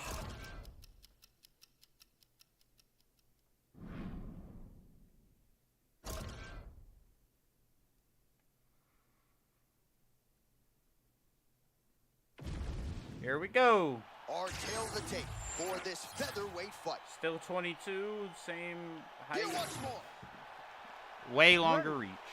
Ready.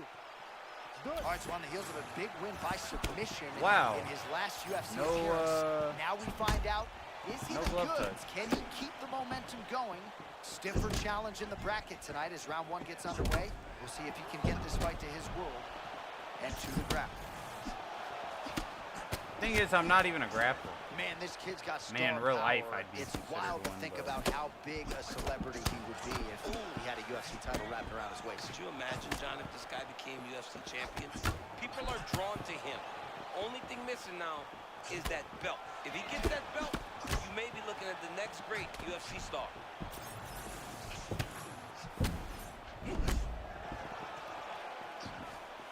So unable to connect on the uppercut. Oh, that's There we go.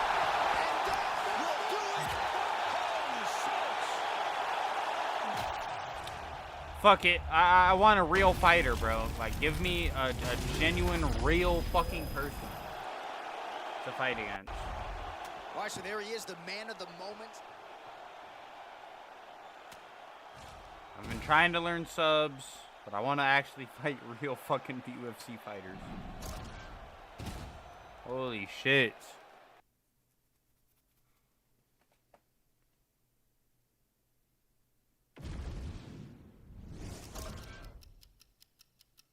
Ah, 2 months and a half. Okay.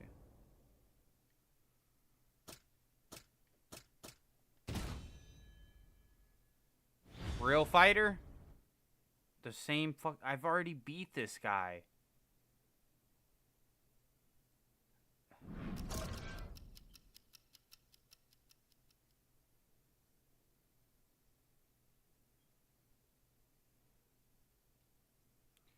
You have to be fucking kidding, bro. What do I have to do? What do I have to do? to get a real fight. Holy shit.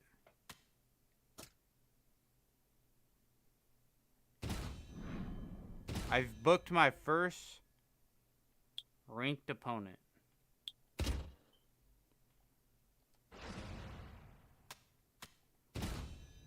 I don't get it. I don't get it.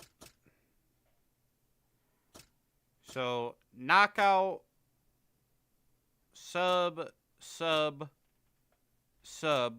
knockout. And you're telling me I'm still on the undercard fighting fake fighters. Okay. Okay.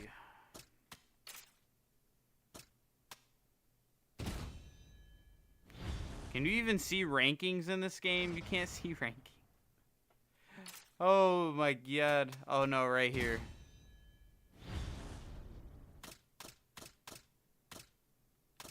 They still have Okay, no. Aljo is supposed to be here.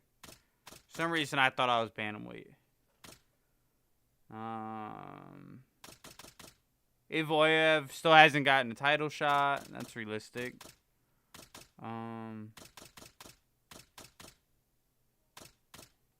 We have Ralph Little here.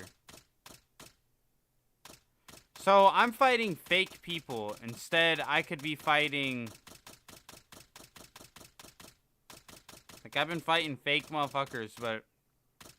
I could be fighting Sadiq Yusuf. I could fight Sean Woodson. I could fight Ricardo Teixeira. I could fight fucking Miguel Angel Gomez. I could fight Caden Clark. I can fight Jimmy Powell. Some of these are still fake. Duho Choi, I could fight. Darren Elkins, Dan Ige, Cyrus Rosales, Calvin Cater. There's all these real people I could be getting matched up with, and instead I'm getting fake names. Bryce Mitchell, Brian Ortega, Bogdan Romanov. Like, all these people are... Like, I could fight real people, and I was fighting fake.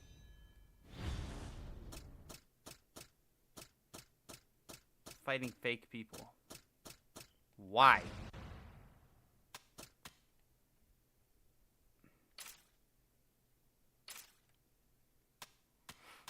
God damn, this game.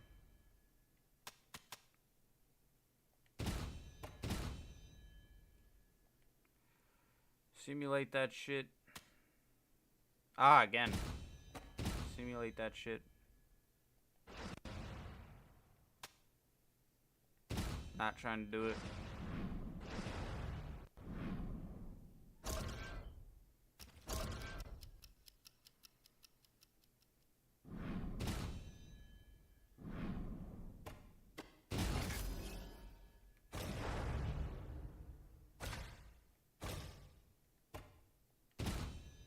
Guess I'll get this fucking guy. Oh, I already completed his.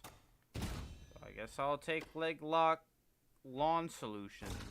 Stupid ass shit.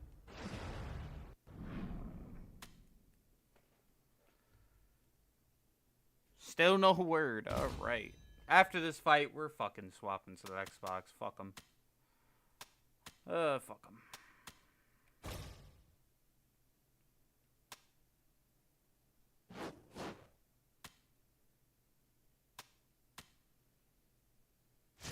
Yes.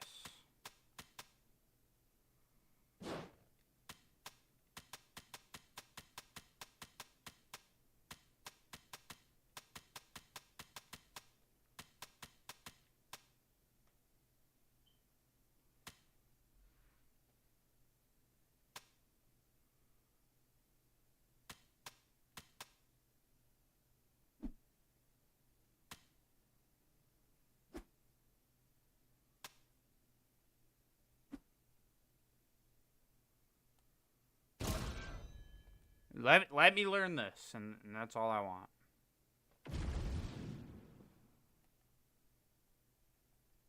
Speed, timing, reaction. That's the goal today.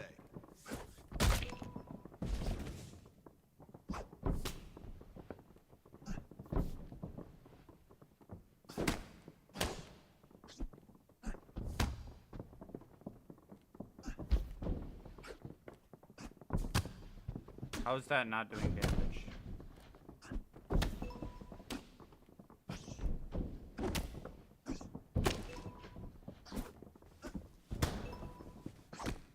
We're here to work. Let's go. You're dead ass. I'm trying to learn how to fucking throw a kick. Taking me down. Wow. Wow. That's the aggression I want to see in your next fight.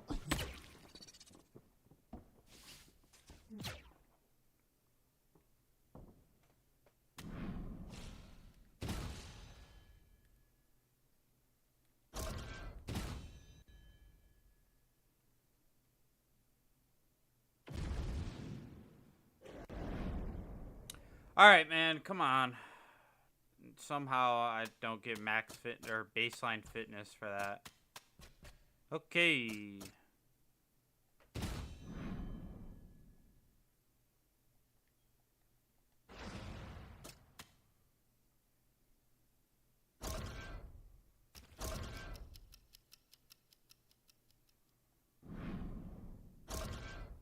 The fuck am I training for bums? Ugh. Our tail of the tape now for this featherweight fight. All right, now for the particulars, here's Bruce Buffer. Ladies and gentlemen, this fight is 3 rounds in the UFC featherweight division.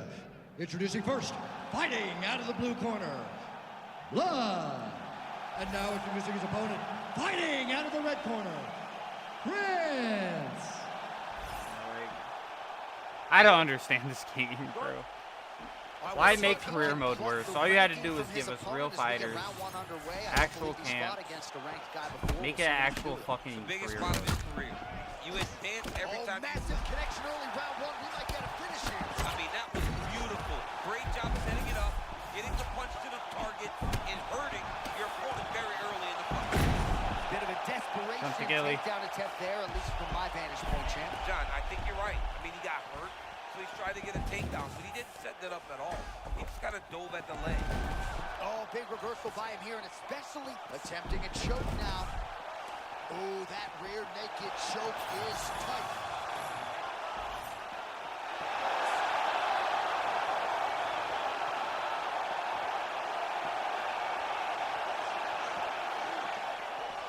Oh, somehow, some way. Ow. These guys are back and forth, and submission defense wins this transition. Back to the stand-up now, both fighters upright. Oh, beautiful job by him there. It's not a single strike, everything in combination. Yeah, John, it's entry, it's timing. He's doing everything well. This game's fucking ridiculous, man. Holy shit. Look at that pass to the back. I don't know. That was beautiful.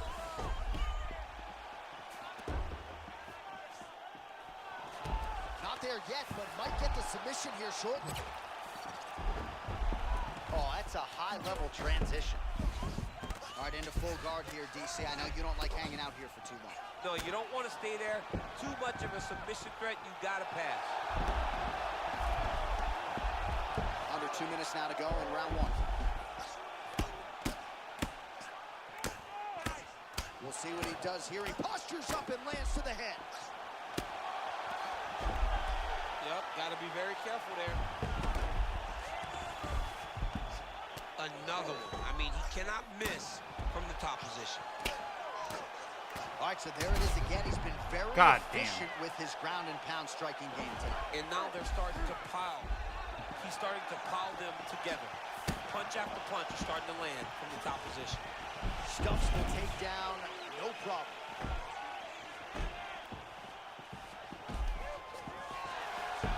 How? All right, right into side control. Yeah, I don't understand grappling, man. Half guard and side control. Well, side control to me feels like a little bit less control because now my legs aren't really doing anything anymore. Now I'm controlling you with my upper body. So I've got to be very, very aware. It's still advantageous, but... DC, touch your top lip to your bottom lip for a second. We got a submission going on. Oh, how'd he get out? Damn. Release the pressure and turn his back down to the mat. Great job and great submission defense by this young man. All right, there's the horn. The round is over. You see there's a cut above his eye, sustained in that round. And now the cut man comes in. He'll have 60 seconds to try to close it up. Ready? You go. Round Go. 2 here. Damn. Kind of fucked his face up. Nice block.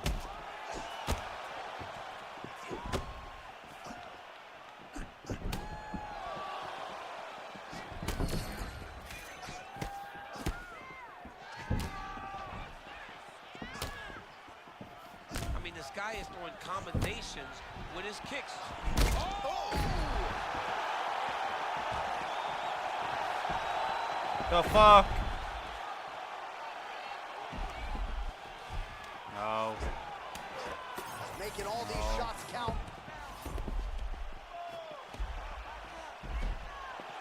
Oh, and he escapes up to his feet. Very nice. You got to find a way to kind of go forward, earn some respect, let your opponent know that if he keeps walking you down, doesn't matter how much you tuck the chin, you're going to get cracked.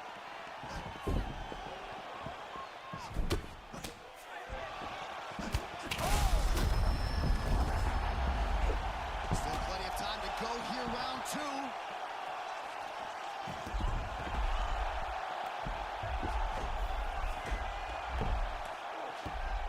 Oh, he got to the spot. Oh, big elbow.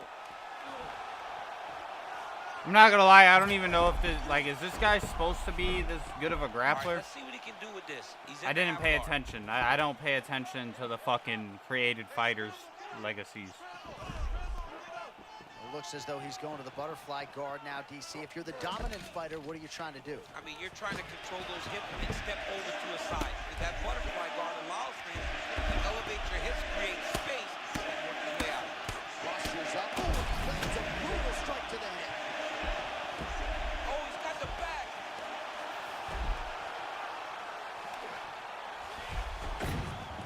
It's so important to get to that far side underhook. Whenever you got the half guard on one side, you got to try to find that far side underhook. You got to kill his underhook, because that's what they use to get back to their feet.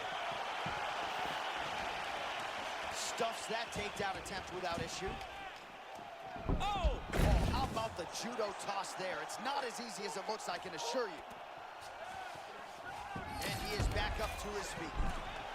Shit, bro. Look for him to try and lift his... There we go. There we go. Welcome to the land of the elite. This is going on top 10 plays of the day. This was going to... Yeah, we're gonna swap over to Fallout, guys.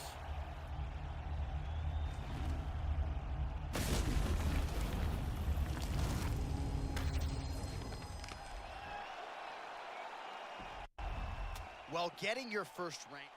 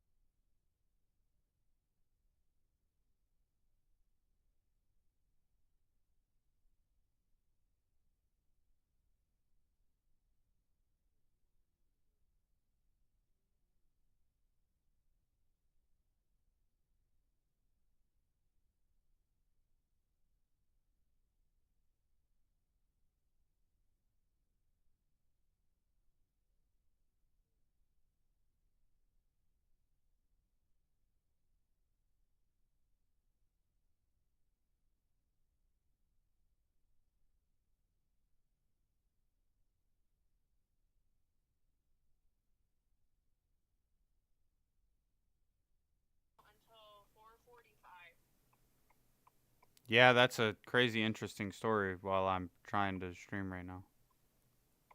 Asshole.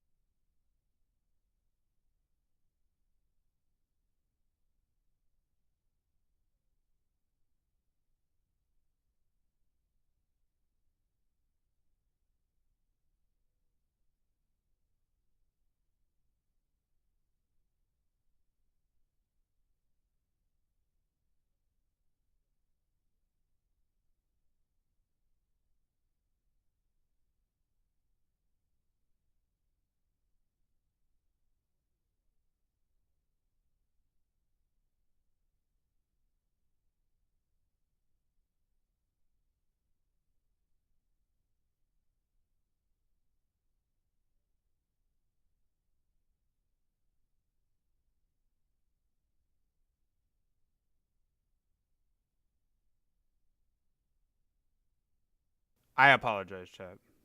She's a fucking yapper. Yap, yap, yap, yap, yap, yap, yap. That's what she does. Alright, yeah. We're gonna swap over to Fallout again because I'm getting bored of UFC.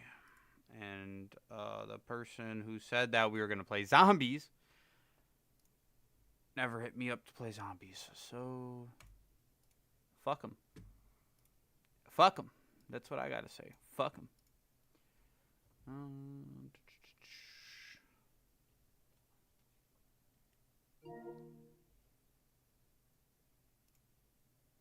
We're just gonna go this while I swap games because I have to swap back over to the Xbox now.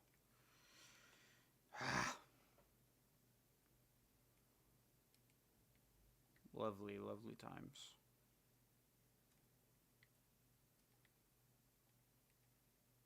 Honestly, I think I might never play that UFC fucking career mode again. Unless I'm on like stream and we're waiting for someone or something. But that shit is garbage. Or you know what? Maybe I should just do a fucking reaction video until she gets here. Cause low-key it'd be fucking pointless for me to start playing Fallout. I'm gonna play for maybe 30 minutes, have to stop, switch over. Cause I got dinner coming, so.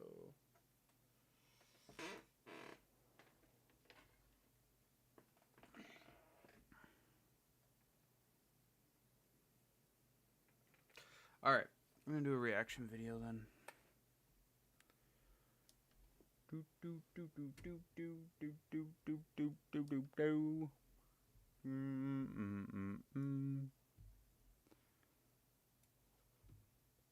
Jesus, my fucking hair looks rough.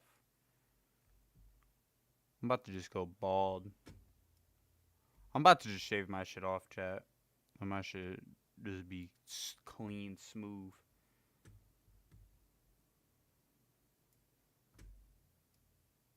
Get my shit to Mr. Clean.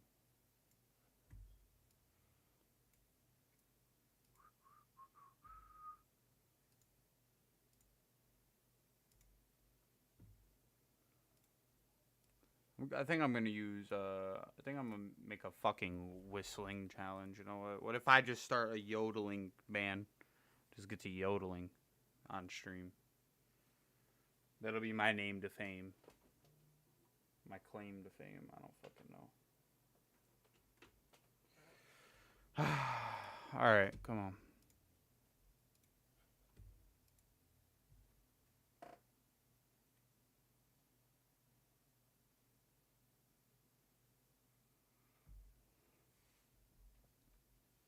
What do we want to watch? We have ranking every perk in Fallout 3.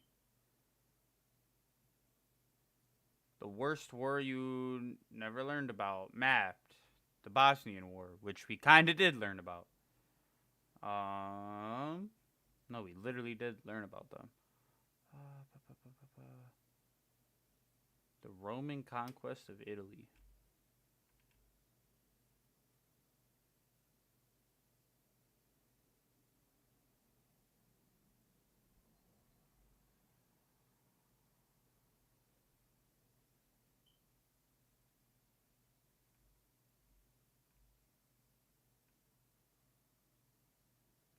All right, let's see.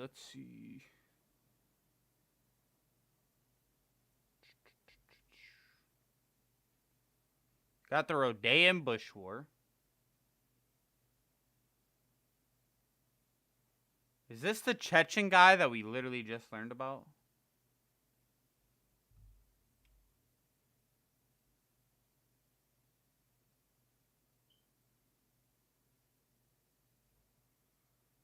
We have the Soviet invasion of Afghanistan.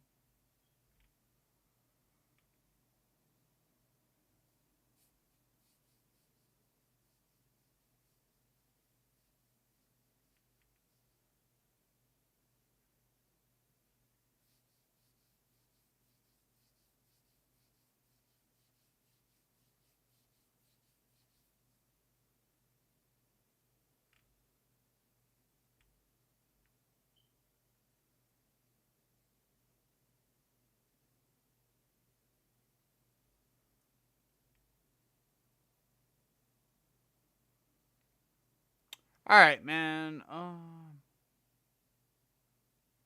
Club Penguin Degenerates? The fuck?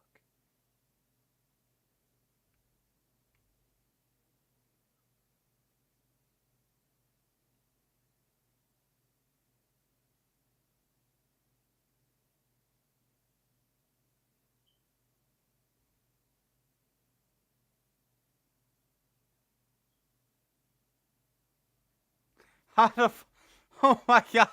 They're teaching how to destroy data centers now? Oh, that's awesome.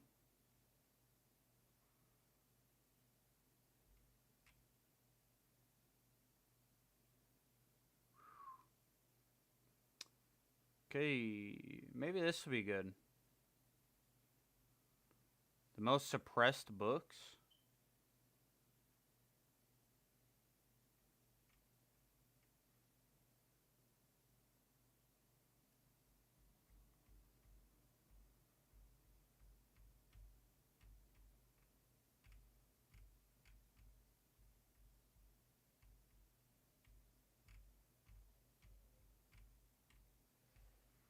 The Deadliest Conquerors.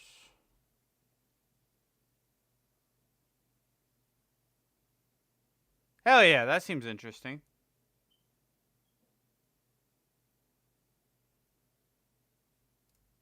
Let's do this. Alright. We got another reaction video. So we have The Deadliest Conquerors in History by Chris Explains. I've watched a couple of his videos. They were pretty good. Damn, you got the most wanted people in history that he just uploaded and the most notorious assassins. I might watch both of those. I don't know. Alright. Let's start this bitch.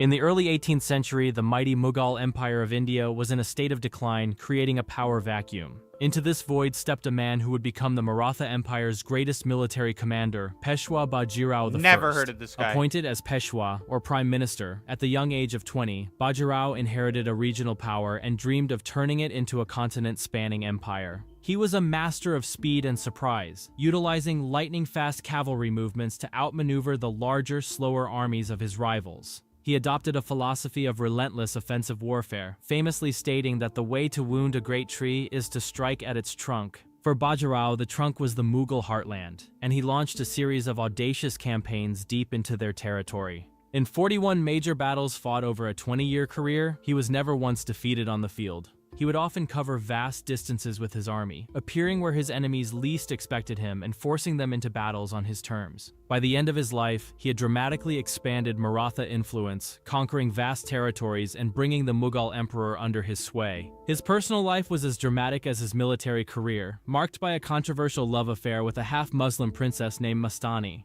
He passed away not in battle, but from a sudden fever while on campaign with his army, his work still unfinished.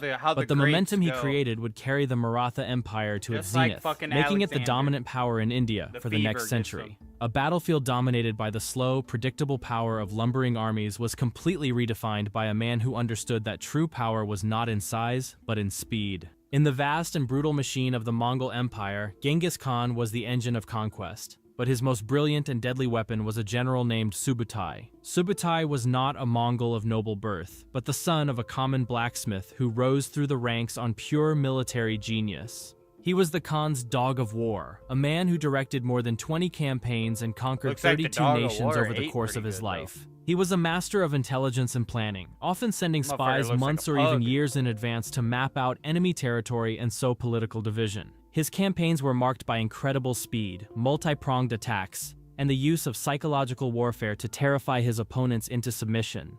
In one of his most famous campaigns, he led a small reconnaissance force on a 5,000-mile ride through the Caucasus Mountains and into the lands of the Rus. There, at the Battle of the Kalka River, his outnumbered army used a feigned retreat to lure a much larger coalition of Kievan princes into a trap, annihilating them completely. Years later, he would return to Europe, orchestrating the invasion of Hungary and Poland in a perfectly coordinated winter campaign that crushed every army sent against him. He conquered more territory than any other commander in history, winning over 65 pitched battles. He outlived Genghis Khan and served his son and successor, continuing to expand the empire until his final days. He passed away not in battle, but peacefully at his home on the Mongolian steppe, a quiet end for a man who had brought fire and terror to half the world.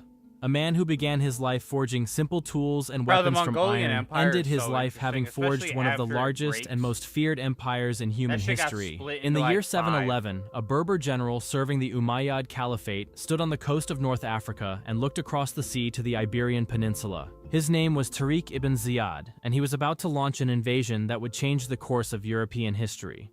The Visigothic kingdom that ruled Spain was weakened by internal conflict, creating an opportunity for the rapidly expanding Islamic Empire. Tariq gathered a small army of around 7,000 men, mostly Berber warriors, and crossed the narrow strait of water. The massive rock where he landed would be renamed in his honor, Jabal al-Tariq, Wow, or that's why it's Tariq's called Mountain, that? a name that would eventually become Gibraltar. According to legend, upon landing, Tariq ordered all his ships to be burned. He told his men they could either conquer the new land or perish. There was no possibility of retreat. He was soon met by the massive Visigothic army, led by their king Roderick, and at the decisive Battle of Guadalete, Tariq's smaller, highly motivated force achieved a stunning victory. The Visigothic king was killed, and his army was shattered, leaving the path into the heart of Spain wide open. Over the next few years, Tariq and his forces swept through the peninsula, capturing major cities like Cordoba and the capital, Toledo. His small invasion force had, in a remarkably Wait, Toledo used to be the capital? Damn, Toledo, Spain seems way more impressive and cool than fucking Toledo, Ohio. We're pretty much a fucking dump nowadays. Time, conquered most of the Iberian Peninsula. But his incredible success attracted the jealousy of his superior, and he was recalled to Damascus and stripped of his command, ending his military career in obscurity. A general who served as the sharp, effective tip of the spear for a massive empire secured his conquest by ensuring that the only way for his army to go home was to build a new one. In the 7th century, the Korean peninsula was a fractured land, divided into 3 warring kingdoms, Goguryeo, Baekje, and Silla. It was an era of constant conflict that would finally be brought to an end by the military genius of one man, General Kim Il-sung of Silla. Kim Il-sung was born into the elite Hwarang warrior youth group of Silla, the smallest and most vulnerable of the 3 kingdoms. He dedicated his life to a single, ambitious goal, to unify the entire peninsula under the rule of his king. He was a master of both military strategy and diplomacy, recognizing that Silla could not win on its own. He forged a powerful and unprecedented military alliance with the Tang dynasty of China, a move that would tip the balance of power. With the help of the Tang forces, he launched a series of brilliant campaigns, first against the kingdom of Baekje. At the decisive Battle of Hwangsanbeol, his 50,000 Silla soldiers defeated a much smaller but fanatically brave Baekje army, leading to the kingdom's complete surrender. He then turned his combined forces north to face the largest and most powerful kingdom, Goguryeo.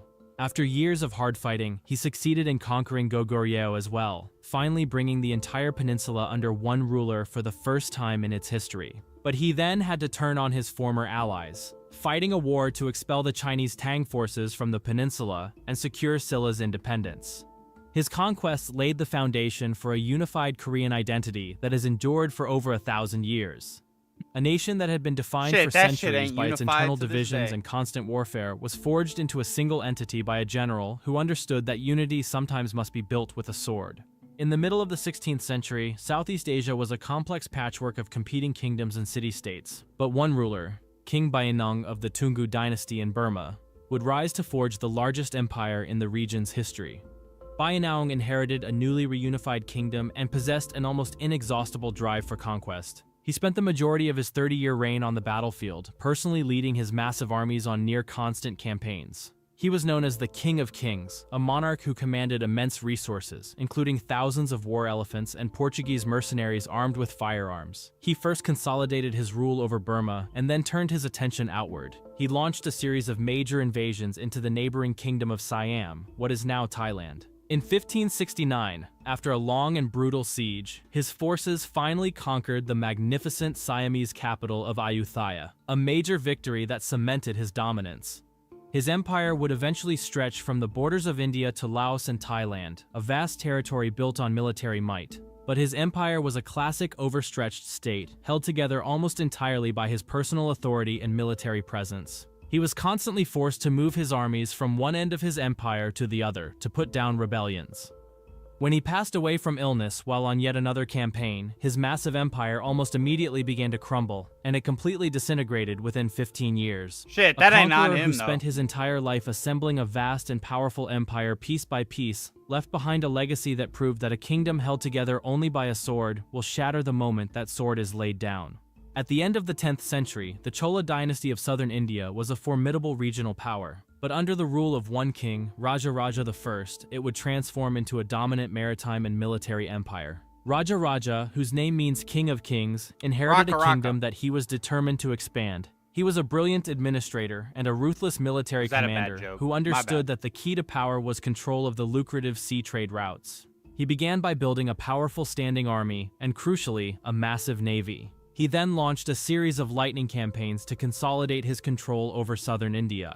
With his land-based enemies subdued, he unleashed his navy, launching the first major overseas invasion in Indian history. His forces crossed the sea to conquer the northern half of Sri Lanka, bringing its wealthy ports under Chola control. But his ambition did not stop there. His fleet went on to conquer the Maldives and parts of the Malay Peninsula. His conquest turned the Bay of Bengal into a Chola lake, a region completely dominated by his navy and his merchants. Unlike many conquerors, he was also a masterful builder and administrator, and he used the vast wealth from his conquests to construct one of India's most magnificent temples, the Brihadiswarar Temple. His reign established a military and cultural dominance that would last for generations, a golden age for the Chola Empire. An empire whose strength had always been measured by the size of its armies, and the land it held was transformed by a king who understood that true, lasting power came from controlling the water. In the late 14th century, as the age of chivalry was beginning to wane, Jean Le Mangre, known as Boucicaut, stood as its perfect embodiment. He was a French knight, a marshal of France, and was considered one of the most skilled and battle-hardened warriors in all of Europe. Boucicaut was a prodigy of war, renowned for his incredible physical strength and his mastery of all forms of combat. He lived by a strict chivalric code, but he was also a practical and effective military commander who led campaigns across the continent. He fought against the Ottoman Empire in the Balkans and served as the French governor of Genoa in Italy. There he was tasked with conquering and holding the territory for the French crown, putting down rebellions and expanding French influence. But his long and storied career as a conqueror would come to a dramatic and tragic end at the Battle of Agincourt in 1415. As a Marshal of France, he was one of the senior commanders of the French army, which vastly outnumbered the invading English force led by King Henry V. The French, overconfident and trapped in a muddy field, were decimated by the English longbowmen. Boucicaut fought bravely but was captured on the battlefield along with thousands of other French nobles. He was taken to England as a prisoner and held for ransom, but his country was too devastated by the defeat to pay for his release. He would spend the last 6 years of his life as a captive, eventually passing away in Yorkshire, never to see his homeland again. See, a man that's who why, represented the fighting perfect for your ideal of the country, chivalrous, unconquerable knight, ended his Guess life it's as a noble, forgotten prisoner but it's of a new like, kind damn, of they don't give a warfare that had fuck made about his you. ideals obsolete. Ashoka the Great is remembered by history as one of India's most enlightened and benevolent rulers, a man who spread the teachings of Buddhism across Asia. But before he was a man of peace, he was a ruthless and terrifying What was that, my conqueror. As a sophomore young year of prince of the college? Mauryan Empire, Ashoka was known for his fierce ambition and military skill. He ascended to the When I throne tell after a you bloody power at struggle least and 3 to immediately 4 set out to essay expand his assignments on empire this to its guy. furthest possible limits. His final and most devastating campaign When I was tell you against I the independent bullshitted kingdom so of bad. Kalinga on the east coast of India. The people of Kalinga fiercely was resisted not his reading all invasion, them leading to a textbooks. war of annihilation. According to Ashoka's I own was literally inscriptions, straight the just Kalinga War was a bullshitting. conflict of unimaginable Using brutality. Google to learn Over about this 100,000 motherfucker. soldiers were killed in the fighting, and another 150,000 civilians were forcibly deported, with countless more perishing from famine and disease. After the final bloody battle, was a pretty Ashoka violent guy, reportedly though. walked the Like- battlefield and was overcome with profound remorse at the And human he made suffering all he had his caused. people, like, This believe moment of he was like a crisis led to fucking his deity. dramatic conversion to Buddhism and a complete reversal of his life's purpose. He Yeah. renounced military conquest, which he called conquest by the sword, and instead devoted the rest of his reign to conquest by dharma. Yeah, no, he literally was so fucking violent and just a conqueror and killed so many people. And then just one day he was like, man, that's a little fucked up. I guess I'm just gonna love people. Spreading the principles of peace and compassion. He became a patron of Buddhist monasteries and sent missionaries across the known world, transforming Buddhism into a He made major a bunch world of temples religion. too. A conqueror who built the largest empire in Indian history through acts of ruthless violence became a man whose ultimate legacy was built on the complete and total rejection of that violence. In the 12th century, the island of Ireland was a patchwork of competing Gaelic kingdoms, a land outside the direct control of the English crown. But this was about to change with the arrival of the Normans, ambitious and battle-hardened lords looking for new lands to conquer. Among the most powerful of these invaders was Hugh de Lacy, a trusted baron of King Henry II. In 1172, the king granted de Lacy the entire kingdom of Meath, a vast territory in the heart of Ireland, with the simple instruction to conquer and hold it. De Lacy was a master of the Norman way of war, the construction of castles. He began a relentless campaign of conquest, not just by winning battles, but by building a network of fortifications that would permanently secure his control over the land. He built castles at Trim, Dublin, and dozens of other strategic locations, creating a chain of stone and steel that choked off Irish resistance. Man, free the Each Irish. castle was a forward operating base and a symbol of permanent Norman occupation, a place from which he could launch further raids and consolidate his sounds power. like some shit His I'd do conquest in was Crusader brutal and Kings, effective, so. and he became the virtual king of a CK3, large I'd be portion of having Ireland, to a deal man with more people powerful in trying his to own invade domain me. than the king back in England. He ruled his new lordship with an iron fist, but his growing power made the English king deeply suspicious. His career of conquest came to a sudden and violent end, not at the hands of the king, but from a lone Irishman. While inspecting the construction of a new castle in 1186, he was killed by a young Irishman who pulled a battle axe from beneath his cloak and dispatched the powerful lord with a single blow. A conqueror who built his power on the foundation of stone fortresses designed to be untouchable was brought down by a man who simply walked up to him dressed as a common laborer. In the 1520s, the vast and powerful Inca Empire was plunged into a devastating civil war between two half-brothers, Huáscar and Atahualpa. Atahualpa's military success in this conflict was largely due to the skill of his three brilliant generals, with the most feared being a man named Quizquiz. Quizquiz was a veteran commander, a master of Inca warfare, who had risen from humble beginnings. He was fanatically loyal to Atahualpa and led his northern armies on a relentless campaign of conquest against Huáscar's forces in the south. He was known for his tactical skill and his absolute ruthlessness in battle. He won a series of decisive victories, pushing ever closer to the enemy capital of Cusco. In the final, climactic battles near Cusco, Quizquiz's armies completely crushed the last of Huáscar's forces. He captured Huáscar himself, securing total victory for Atahualpa and making him the sole emperor of the Inca. But just as Quizquiz was consolidating his conquest, a new and utterly alien enemy appeared. The Spanish conquistadors, led by Francisco Pizarro. Pizarro's small band of men captured Atahualpa through treachery, and the emperor was later executed, throwing the entire empire into chaos. Quizquiz, now without his emperor, continued to fight, leading a fierce but ultimately doomed resistance against the technologically superior Spanish forces. He was eventually forced to retreat north, where he was killed not by the Spanish, but by his own mutinous soldiers, who were tired of a war they could not win. A general who reached the absolute pinnacle of power, conquering an entire empire in the name of his emperor, lived just long enough to see that entire empire brought to its knees by a handful of men from another world.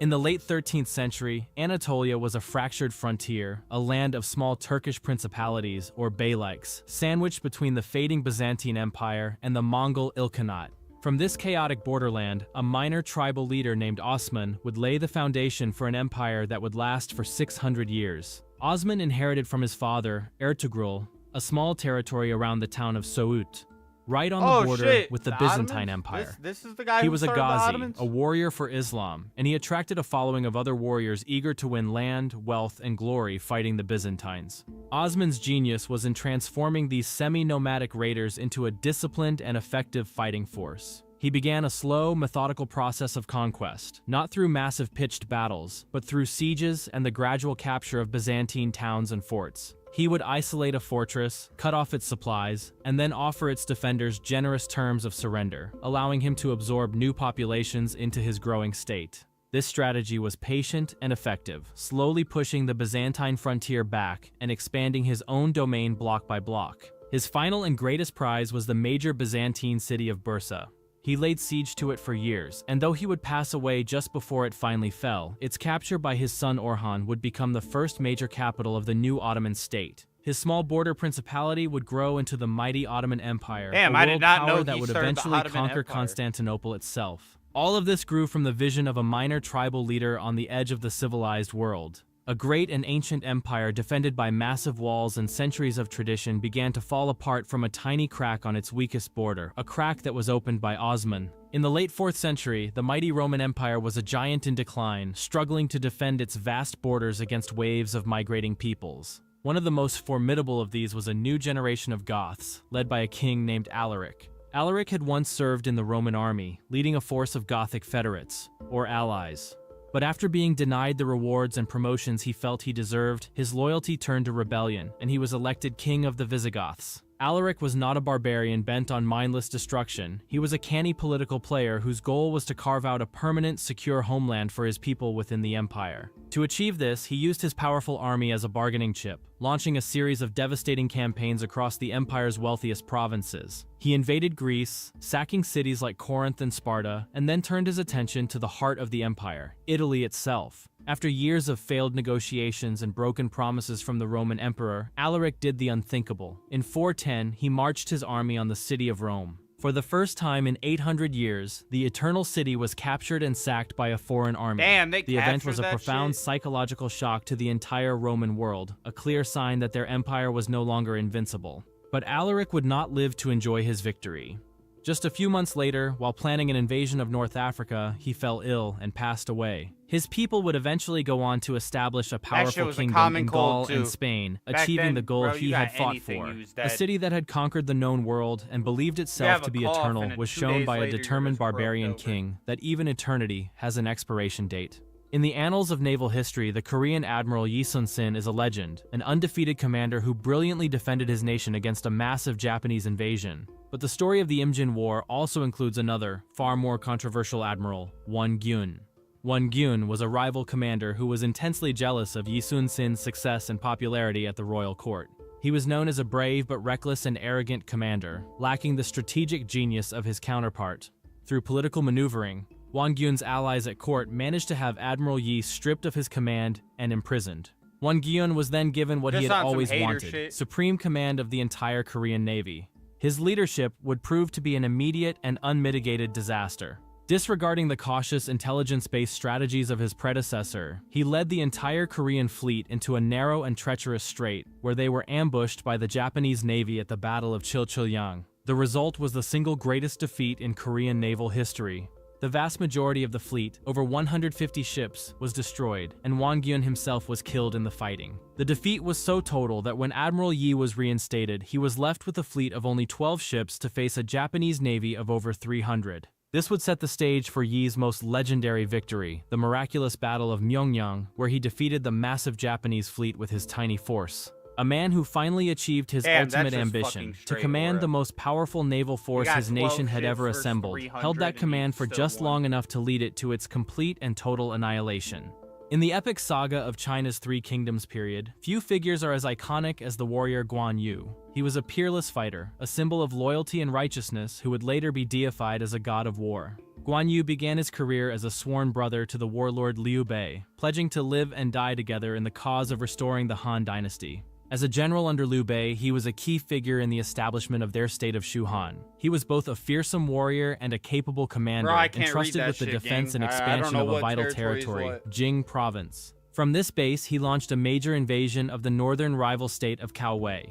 His campaign began with spectacular success. He scored a major victory at the Battle of Fancheng, capturing a top enemy general and terrifying the leader of Chao Wei. For a moment, it seemed as if Guan Yu might break the stalemate and lead the forces of Shu Han to victory. But his arrogance and his contempt for his eastern allies, the state of Sun Wu, would be his undoing. While he was focused on his northern invasion, his supposed allies launched a stealth invasion of his home province behind his back. His army collapsed, his soldiers deserted, and Guan Yu was captured by the forces of Sun Wu. He refused to surrender or swear allegiance to a new master, and he was executed, a tragic end for a legendary hero. A warrior so legendary and powerful that he would be worshipped for centuries as a literal god of war was ultimately defeated not by a superior army, but by his own earthly pride. In the early 17th century, the Strait of Malacca was one of the world's most critical and contested waterways, and for a time, it was dominated by the powerful navy of a ruthless and ambitious conqueror. Sultan Iskandar Muda of Aceh. Iskandar Muda inherited the Sultanate of Aceh, located on the northern tip of Sumatra, and transformed it into a major regional power. His goal was to control the lucrative spice trade and to drive out the newly arrived European colonial powers, particularly the Portuguese. He built a massive fleet of warships, some of them giant galleys over 100 meters long, crewed by thousands of men. He also created a well-drilled army, organized into decimal units and equipped with firearms and cannons. With this military machine, he launched a series of relentless campaigns of conquest across Sumatra and the Malay Peninsula. His ultimate obsession was the capture of the heavily fortified Portuguese stronghold of Malacca, which he besieged on multiple occasions. Though he was never able to take Malacca, his conquests established Acehnese dominance over the regional spice trade. His court became a wealthy and cosmopolitan center of Islamic scholarship and trade. But his rule was one of absolute and often brutal authority, and his empire was built on his personal ambition. Like many empires built by a single powerful conqueror, his began to decline almost immediately after his passing. A ruler who built a powerful empire by conquering and controlling the vital sea lanes of his era left behind a kingdom whose borders were ultimately no stronger than the reach of his own personal will. Alright, man, that was pretty good. Definitely one of his weaker videos, though. But that was still good. Alright. I was gonna watch these, but I'm not gonna lie, that shit was low-key not as good as I thought it was gonna be.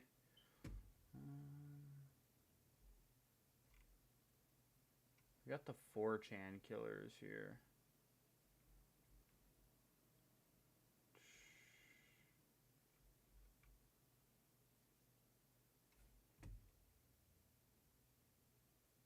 Most brutal empires. Damn, the most brutal empires? That sounds pretty cool.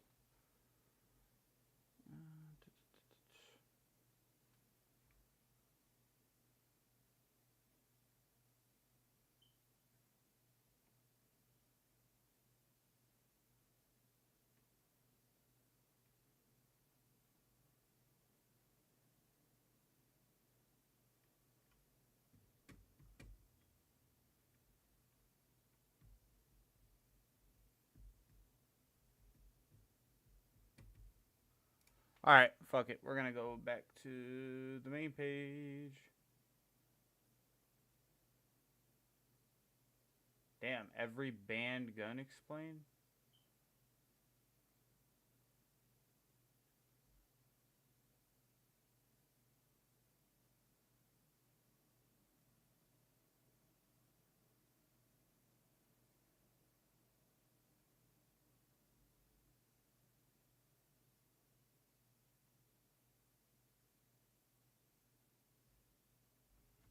Damn, the rise and fall of the Ottoman Empire, might be cool.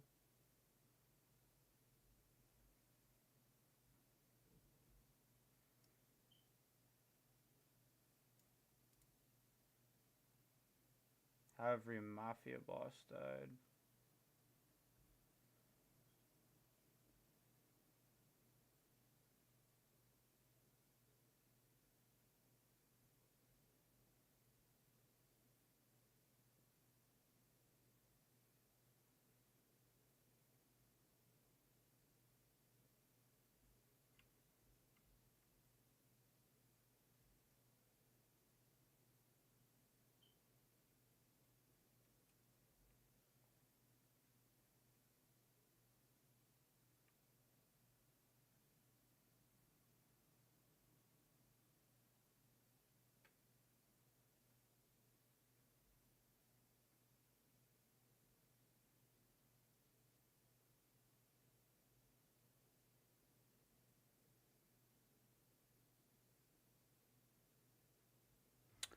Man.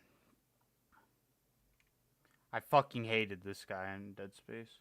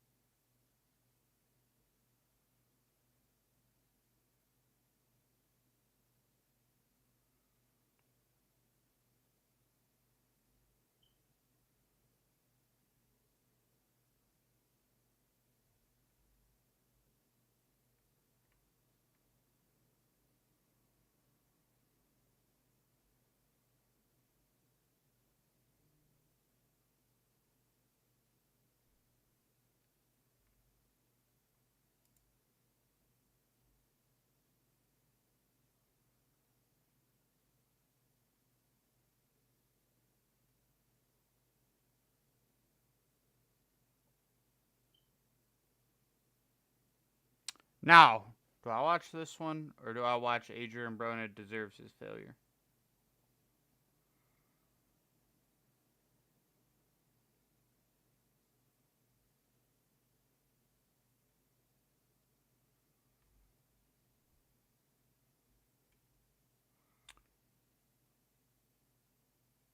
Because then we also have the 4chan killers, and that's new.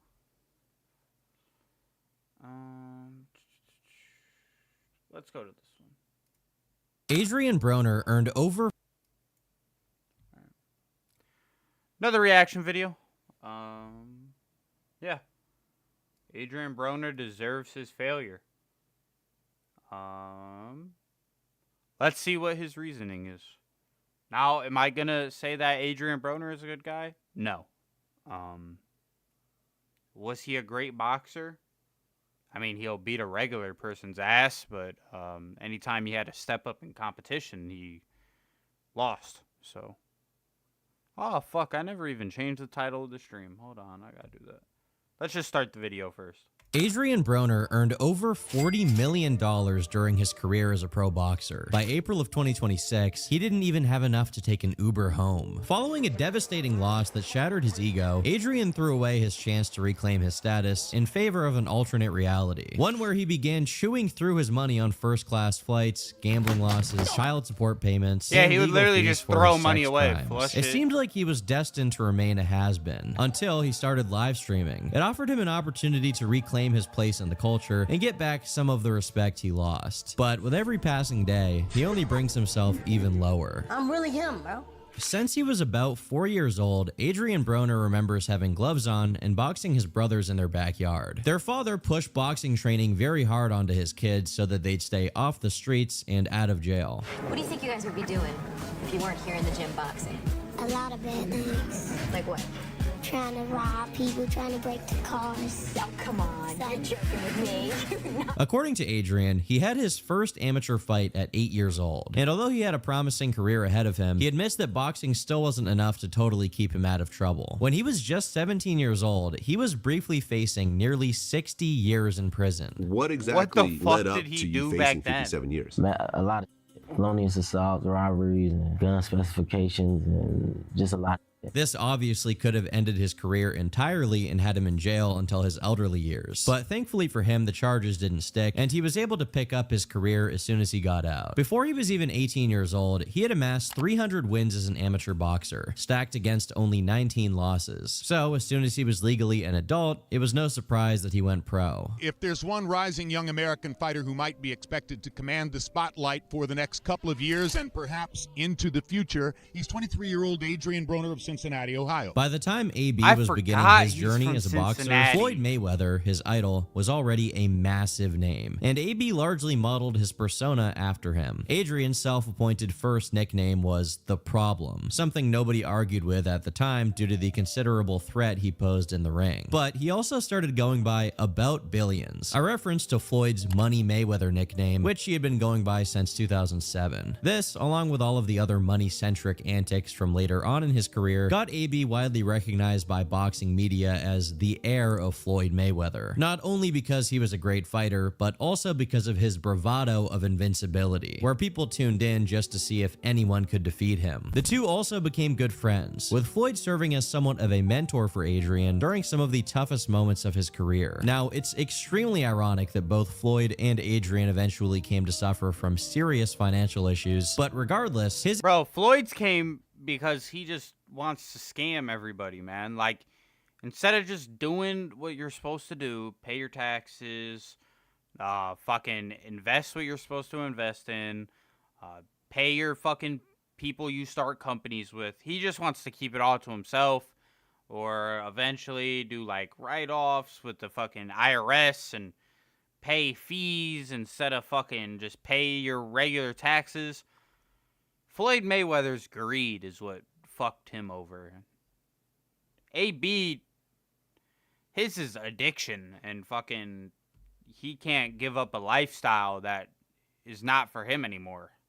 His ambition to be like Floyd came to fruition pretty quickly, as in 2011 he won his first major world title. This was immediately followed by an impressive multi-divisional run in which he also won titles in 3 different weight classes. Given how far he's fallen now, it may be difficult to see his past clearly, but Adrian Broner was seriously a great boxer, and many thought that he would be the future of the sport, carrying on the Mayweather dynasty in a sense. In his own words, "You can't box forever. I'm young and I plan on becoming champion and retiring early so I can pursue a career in entertainment," citing Lil Wayne, Meek Mill, Jay-Z, and himself as his favorite artists. Colorful as he is dangerous, Adrian Broner may very well be the adrenaline shot that boxing needs in order to survive after the Mayweather-Pacquiao era ends. In 2013, he began posting vlogs documenting his life as an elite boxer, and some of them got well over 1 million views, with one video he did with Gervonta Davis getting over 3 million. Nowadays, it's basically the norm that every athlete is constantly posting on Instagram, and a lot of them even have YouTube channels. But AB was a bit ahead of the curve on this, clearly recognizing that having a more engaged fan base would benefit the momentum of his career. Despite his vlogs performing really well, even after the peak of popularity for that format was long gone, he would just straight up not post any content for long periods of time. And by watching the videos that are available, it's pretty obvious why. Most of these videos have nothing to do with training. It's just him buying things, hanging out with his friends, and other random stuff from his life. This isn't necessarily a bad thing, but it seems like he was more interested in the appearance of being rich than doing the one thing that actually made him money: training. It's estimated that during his career, Adrian made roughly $30 to $40 million. Although if you asked him, he wouldn't be able to give you a rough figure. He usually just gave his checks. And it's like, bro, how do you, like, it makes it hard to feel bad for motherfuckers, because, like, bro, you had it all.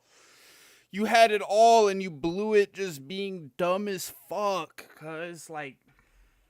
Straight to his mom because she was managing his bank account at that time. She must not have done a very good job, given he spent... Bro, same with that, like, don't ever let family manage your fucking money, dude. That is stupid as fuck. I would never let no family member manage my money, because then they think that they're justified to trim some shit off the top here and there. Oh, well, I did this and this and this for him. Let me take a little bit for this. Or, oh, he wouldn't care if I pay off my fucking rent. You never let your family fucking run your business. That's never how a good idea, man. Like, literally the #1 way to go fucking broke is to give a shit ton of money to your family to manage. They always blow it. Millions flying around the world in first class, staying at 5-star hotels, clubbing, renting out expensive cars, and on top of all of that, he also gambled amounts of up to $250,000 at a single time. Adrian once took 18 of his friends to Miami for the weekend and spent over $1 million by the... Bro, same with, I'll never be a bank account taking all the bros somewhere. You got me fucked up. I might pay for, like, the Airbnb or something, but, like, motherfuckers is pitching in. I am not your dad, not your older brother. I'm not none of that, bro. We are bros, and if you're a real bro, you're gonna be able to, like, I don't ever want to hang around no bums. Fuck you doing hanging out with bums as a rich guy. All that means is they're gonna take your money because they don't got the money to be rich guys, so they're just gonna be fucking bums hanging around a rich motherfucker, and they're just gonna need your money. Man, fuck that.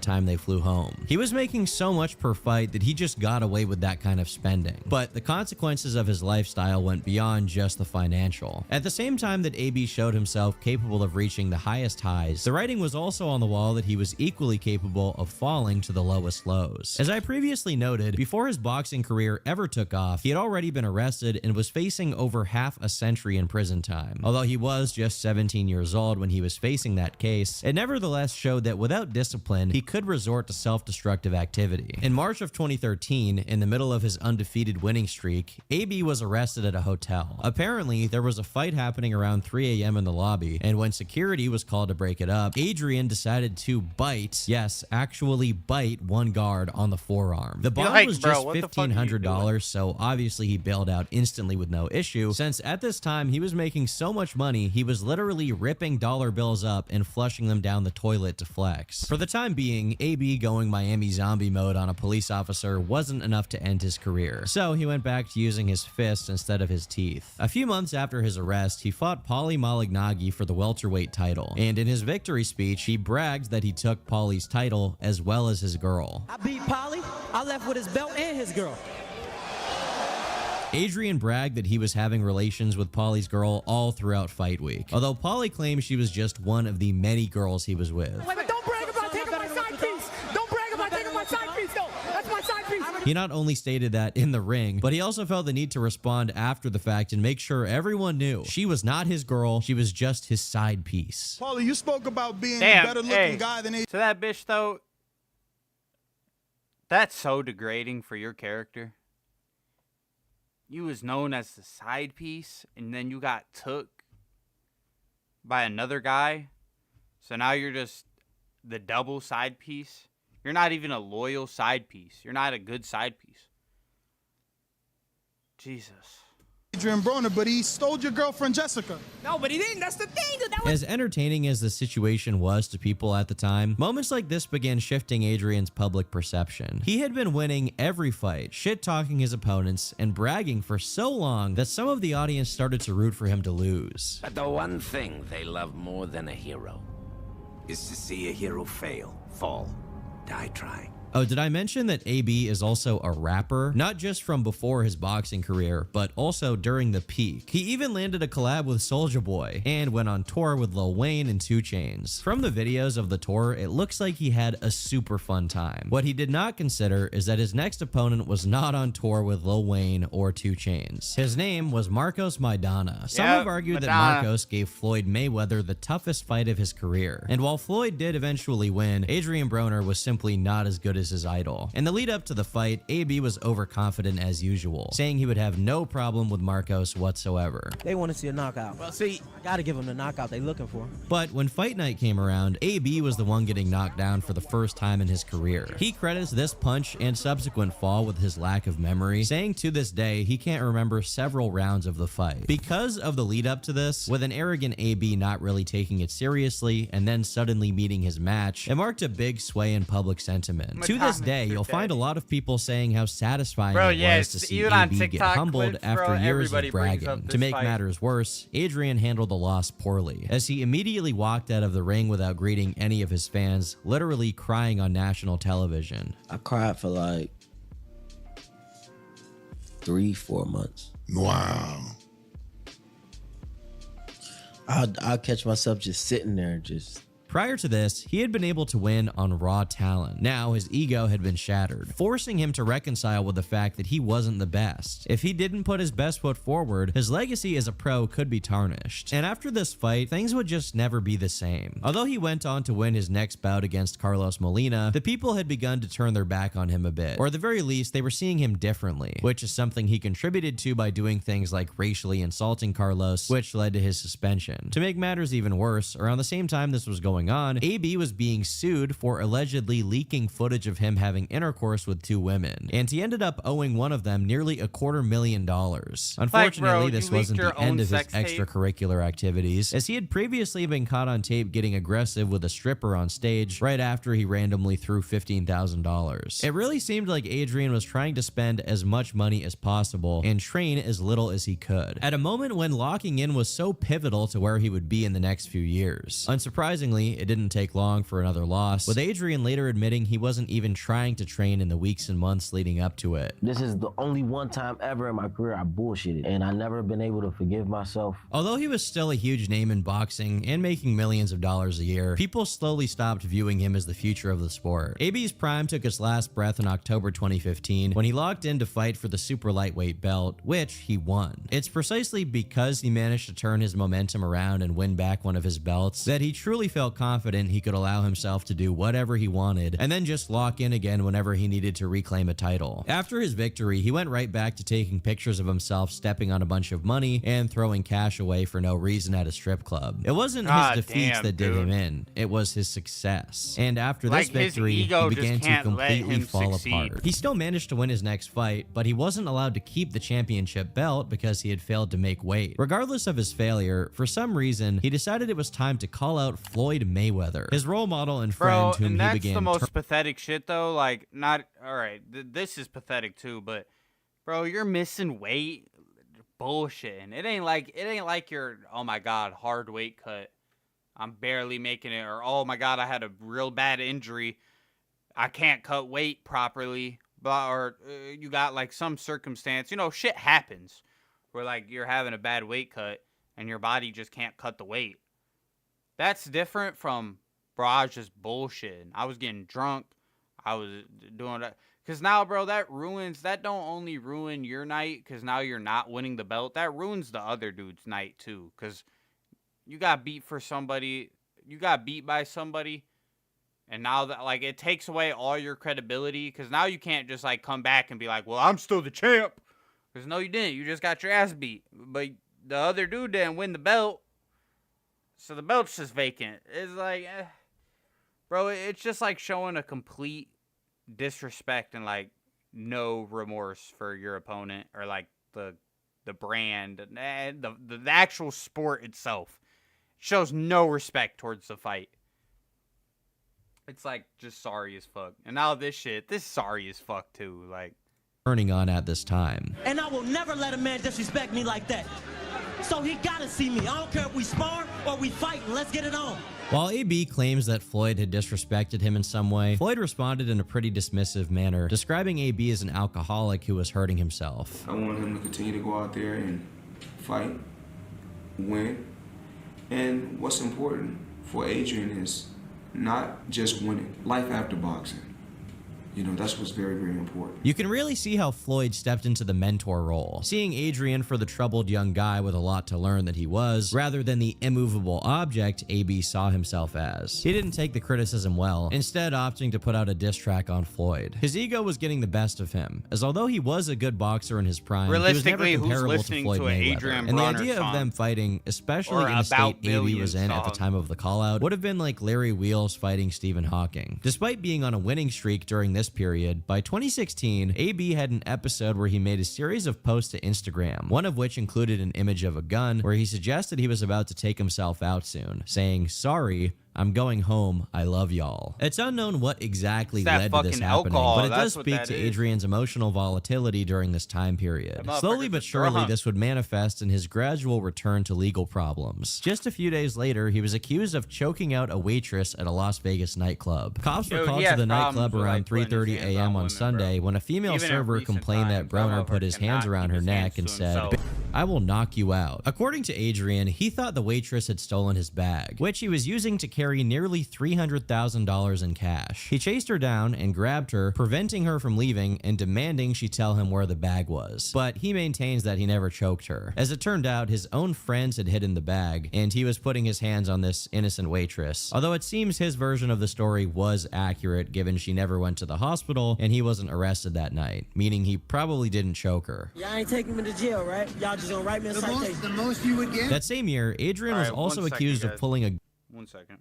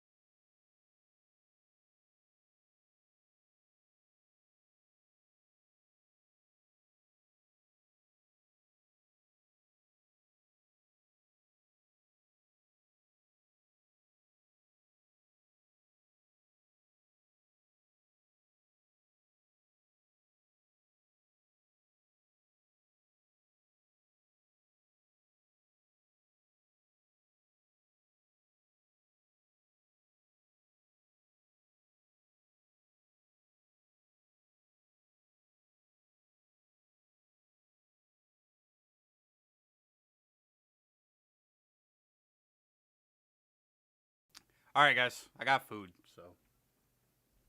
You hear the fucking cat out there? Yeah. Yeah, she's fucking pathetic. Here's fork. You want to just put the extra fork over there? I thought they only gave us one fork. Here, put these over there too. Put these over there too. I got it. Yeah. Don't fucking play with me. Don't fucking play with me. Listen when you're talking to me. This is yours. Damn, nothing weird was sitting there on my feet. It's good. Does it feel warm still? Like lukewarm. Quick question. What? If we go, who's driving? Probably me. Okay. Unless, like, you're gonna be able to drive.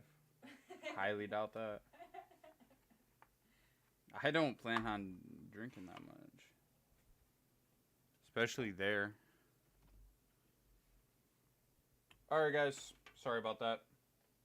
Got food now.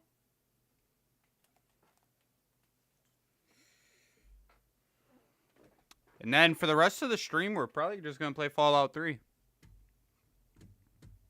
Gun on a man and violently robbing him at a bowling alley. The Like, initial for accusation what went reason, that Adrian bro? and the supposed victim were placing I didn't even know bets. about By all the end of this the shit. night, Adrian was down thousands of dollars. The victim then wanted to go home, and Adrian insisted that he stay and keep betting, but he didn't want to, so he left. Adrian then started stalking him outside the bowling alley, started punching him, and once he was on the ground, he got a gun out of his car to threaten this guy, knocked him out, and then robbed him. At least that's what prosecutors were alleging. While the case was ongoing, AB I clearly believe that wasn't shit. taking it very seriously, as he once showed up to court 3 hours late. In retaliation, the judge held him in jail for 30 days for contempt. Luckily for Adrian, the robbery-related charges were dropped after the witness failed to show up to court, giving him yet another chance to turn things around. Perhaps if he had taken it, then today would be living in a much different timeline. Instead, the troubles just kept piling up year after year. In 2017, AB was the target of an attempted murder, and funnily enough, when the cops showed Whoa, up, I they didn't know arrested about him. none of this shit. Supposedly, Adrian was at a nightclub in Kentucky when he got in some kind of argument with a few people. After he left, whoever they were fired shot after shot into his large white SUV. He was lucky to be alive, but he just kept driving without a care in the world. Once the police were called, was they probably went to talk drunk, to him that's about why. what happened, where they discovered he already had an outstanding warrant for his arrest for not attending court back in 2014 after he was extremely drunk in public. As for the attempted murder, AB speculated that the assailants wanted to rob him for not hanging out with them. He also suggests something was done in retaliation.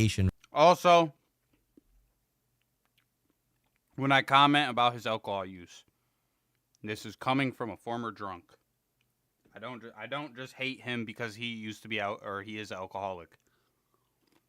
Which I don't hate him, but when you have this many events slap you in the face, you gotta wake the fuck up and straighten out your life. That's what happened to me, man. Almost died. Lost a lot of money. I woke up that next day. I said, I gotta fucking make a change. He has to have that moment eventually. Like sooner or later. I think I dropped more chips. No, I'm good. Sooner or later, he has to have that realization. Damn, bro, I'm fucking up my life. Let me stop. This video's like, how old is this video? The video is a month ago, so I don't know if he has in here. This motherfucker got diagnosed with pancreatitis, and he still is drinking. Most people, when they get diagnosed with that, die soon after, especially if they keep drinking.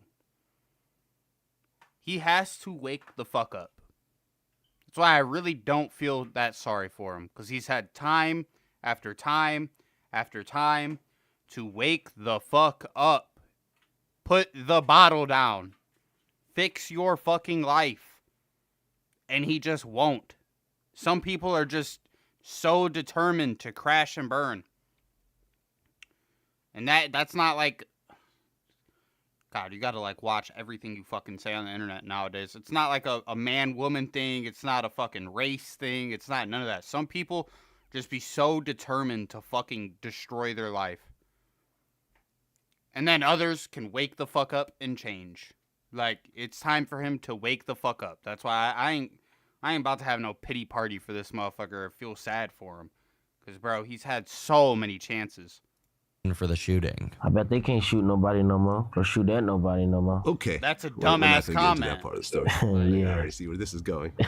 We'll never know the full truth of the situation as AB refused to cooperate with law enforcement. What we do know is that this brush with death was not enough to stop the killdozer he was running through his entire life. In September of 2017, Adrian Broner was caught on camera going on a violent rampage in Las Vegas, during which he punched one man unconscious and shoved a woman to the ground. According to an interview, this happened because this guy had approached Adrian aggressively, touching him and his jewelry. When comparing his words to the video, it seems more like AB was already crashing out for an unknown reason, as he was yelling and shaking his arms up and down the strip until he found this guy and sucker punched him. While the immediate aftermath showed AB clubbing and having fun, after he sobered up, it seems he realized the damage he was doing. He posted publicly saying, "I know I got problems, I just want help. Just want someone to talk to." Many speculate this message was a cry for help to Floyd Mayweather, who may not have been helping him out during this time. But it was too little too late. After being taken to court over the incident, AB's attack was found to be unjust, and he was ordered to pay $4 million to the guy he knocked out. While he could roll with the punches when it came to blowing $1 million in a weekend with his friends, $4 million lost while his career was already in decline was a serious shot to his finances. It's at this point that Adrian's public reputation shifted from that of a boxer to just a straight-up crash out. A fate that he clearly didn't care enough about to change. Just as 2018 began, Adrian was already facing yet another charge: misdemeanor sexual battery in Atlanta for allegedly grabbing a woman's crotch. When police took him into custody, he was clearly drunk, and they speculated he may have been high as well. I ain't do nothing to that girl. She just mad because I ain't talked to her, bro. Bro, he's done that shit on camera. The cops ended up interviewing witnesses where it was stated that Adrian had just groped a woman he did not know out of nowhere. While this specific charge was eventually dropped, just 4 months later he was involved in another incident wherein he was accused of pinning a woman down and forcibly kissing her at a nightclub. The consequences of this incident continued to haunt AB for years, as he was ordered to pay $830,000 to the victim when he failed to appear in court. Somehow, this still wasn't enough for him to turn things around, as he refused to pay up and he got arrested again. There were also some other minor incidents. I'd like to introduce you all to Dr. Andrew C. Caldwell. He's a social media influencer who claims to have given up his formerly sinful homosexual lifestyle in the name of the Lord. He went viral more than 10 years ago, thanks to a recording of the very moment the Thug Shake demons left his body. I'm not gay no more. I am delivered. This is him? No more. I said I like women. Well, Mr. Caldwell here tried claiming that AB tried to flirt with him to pick up what he was putting down, so to speak. AB was not pleased, making a special announcement to the LGBT community. If any punk ass come run up on me, trying to touch me on all that gay shit, I'm letting you know right now. If I ain't got my gun on me, I'm knocking you the fuck. This apparently caused Mr. Caldwell to fear for his life, and as a result, he filed a restraining order. I will love a woman. He was also failing to improve his life in other ways, as he was arrested for violating his probation when he didn't attend his scheduled alcohol treatment meetings. To be fair, if dude lied about that, I'd be pissed too. I'd be like, bro, I'm gonna beat your fucking ass. Lifestyle, you can imagine his wallet was seeing some strain. This is made worse by the fact that he had accumulated, and no, I'm not joking with this number, 10 children with 6 different women to whom he owed over $17,000 a month in child support. While we're counting, that's $1 million every 5 years he has to pay. As these expenses were piling up, AB's boxing career was seeing a real decline. He was fighting less often than ever, and only won 2 out of his last 6 fights. The final significant boxing match he had was against one of the greatest ever, Manny Pacquiao, which now stands at 54 million views on YouTube. In the lead up, AB was already very much in character. Like me. But do you think... I'd beat your mother ass, man. You worry about Floyd. He already beat you, bro. Do you think they're underestimating you? Because they're talking about a rematch. Do you think they they're keep on talking underestimating? about rematches and you got to get past me first, big feet motherfucker. But this kind of thing only really works if you win, and if you lose, it completely backfires. Despite putting on a pretty good performance, especially considering all of his personal struggles over the past few years, Adrian simply wasn't good enough to beat Manny, as he lost by unanimous decision. While in the past he was known to brag, this time he took on the role of a sore loser, declaring after the fight that— See, bro, if he would have just locked in and actually trained, he probably could have won that fight. But like, bro, how many times do you have to lose a fight to wake the fuck up? the victory should have gone to him. What did you think about the fight? I beat him. Everybody out there know I beat him. Everybody out there know I beat him. I controlled the fight. He was missing. I hit him clean more times. I beat him. Just by checking any comment section on any video related to this fight, it's clear that AB became the poster boy for the cocky boxer who doesn't actually respect and care for his profession and gets punished for it in the ring. And while he went on to lose again, no defeat was quite as devastating, mainly because past this point, none of his opponents could hold a candle to Manny's star power. In a way, this was AB's biggest fight ever, and for the majority of it, he was fumbling around while Pacquiao punched him in the head and millions of people cheered. Sadly, this failure once again failed to instill discipline, instead leading to increased spending, drug use, and personal torment. In May of 2017, he once again took to Instagram to suggest he was about to do something irreversible. I don't want to live no more. Demons are taking over me. I want to kill or be killed. Thankfully, nothing came of these threats, but I don't doubt that Adrian was legitimate. That turns into the boy who cried wolf, bro. You can't keep saying shit like that. Can't keep posting for it like that type of shit, and then you ain't making a change and you ain't doing it. Motherfuckers are gonna stop caring. Like, struggling during this time, especially after having such a strong start to his career, to now be faced with the consequences of his own actions after he probably thought he was untouchable at just 20 years old must have been a brutal reality check. He was becoming more well known for his controversies than his actual boxing skills, and the controversies were getting increasingly absurd. I guess you had a DM bad baby, not knowing that she was actually 16. Yeah, man, it's been 15 for 8 years, man. That same month, he was on Instagram asking his fans for $10. I'm sorry I haven't been posting on social media, but I'm going through some tough times at this moment. If you can send me $10 on Cash App, I will appreciate it. Support me, and I fight for you. When asked about this bizarre request, this is what he had to say. Why would a millionaire do that? Because I'm being me. I want to thank everybody who cashed out some money, too. Can you say how much you got Cash Apped altogether? I got a bankroll, too. In February 2020, he was arrested for misdemeanor trespassing at a boxing match, and a month after that, he was arrested for a DUI where he was caught sleeping in his car in the middle of the street. All of this just goes to show how far Adrian Broner You're begging had fallen. fans for money and you done made $40 million. I don't be begging my followers and shit for money, and I ain't made shit off this. Like, I ain't even made enough to cover the expenses for all the equipment. And I still don't be begging for shit. Like, from grace. Meanwhile, he became an increasingly unreliable narrator. Sometimes he claimed to have a $50 million 5-fight deal and an offer for nearly $7 million for 3 fights. Other times, he would ask his fans for $50,000 for a neck bone implant, linking people to a GoFundMe. The story surrounding this neck bone thing is difficult to find information on, but it has been briefly referenced in his more recent streams, and the topic clearly makes AB uncomfortable. So I'm guessing he just scammed people and got some money out of it. Although Adrian did have 3 bouts after 2020, to most people, he had become a joke, a shadow of his former self. They kept tabs on him just to laugh at his posts. For these past few days, I have been fighting against myself, and I found out how tough a task it will be to beat me because I ain't going. I just gotta cut off all my vices. I have quite a few, and I look at them like cancer because yeah, one day I can cut them out, but they can always come back more effective than before and be the cause of my death, or be the death to my gift and talent God gave me. These are the things I suffer from.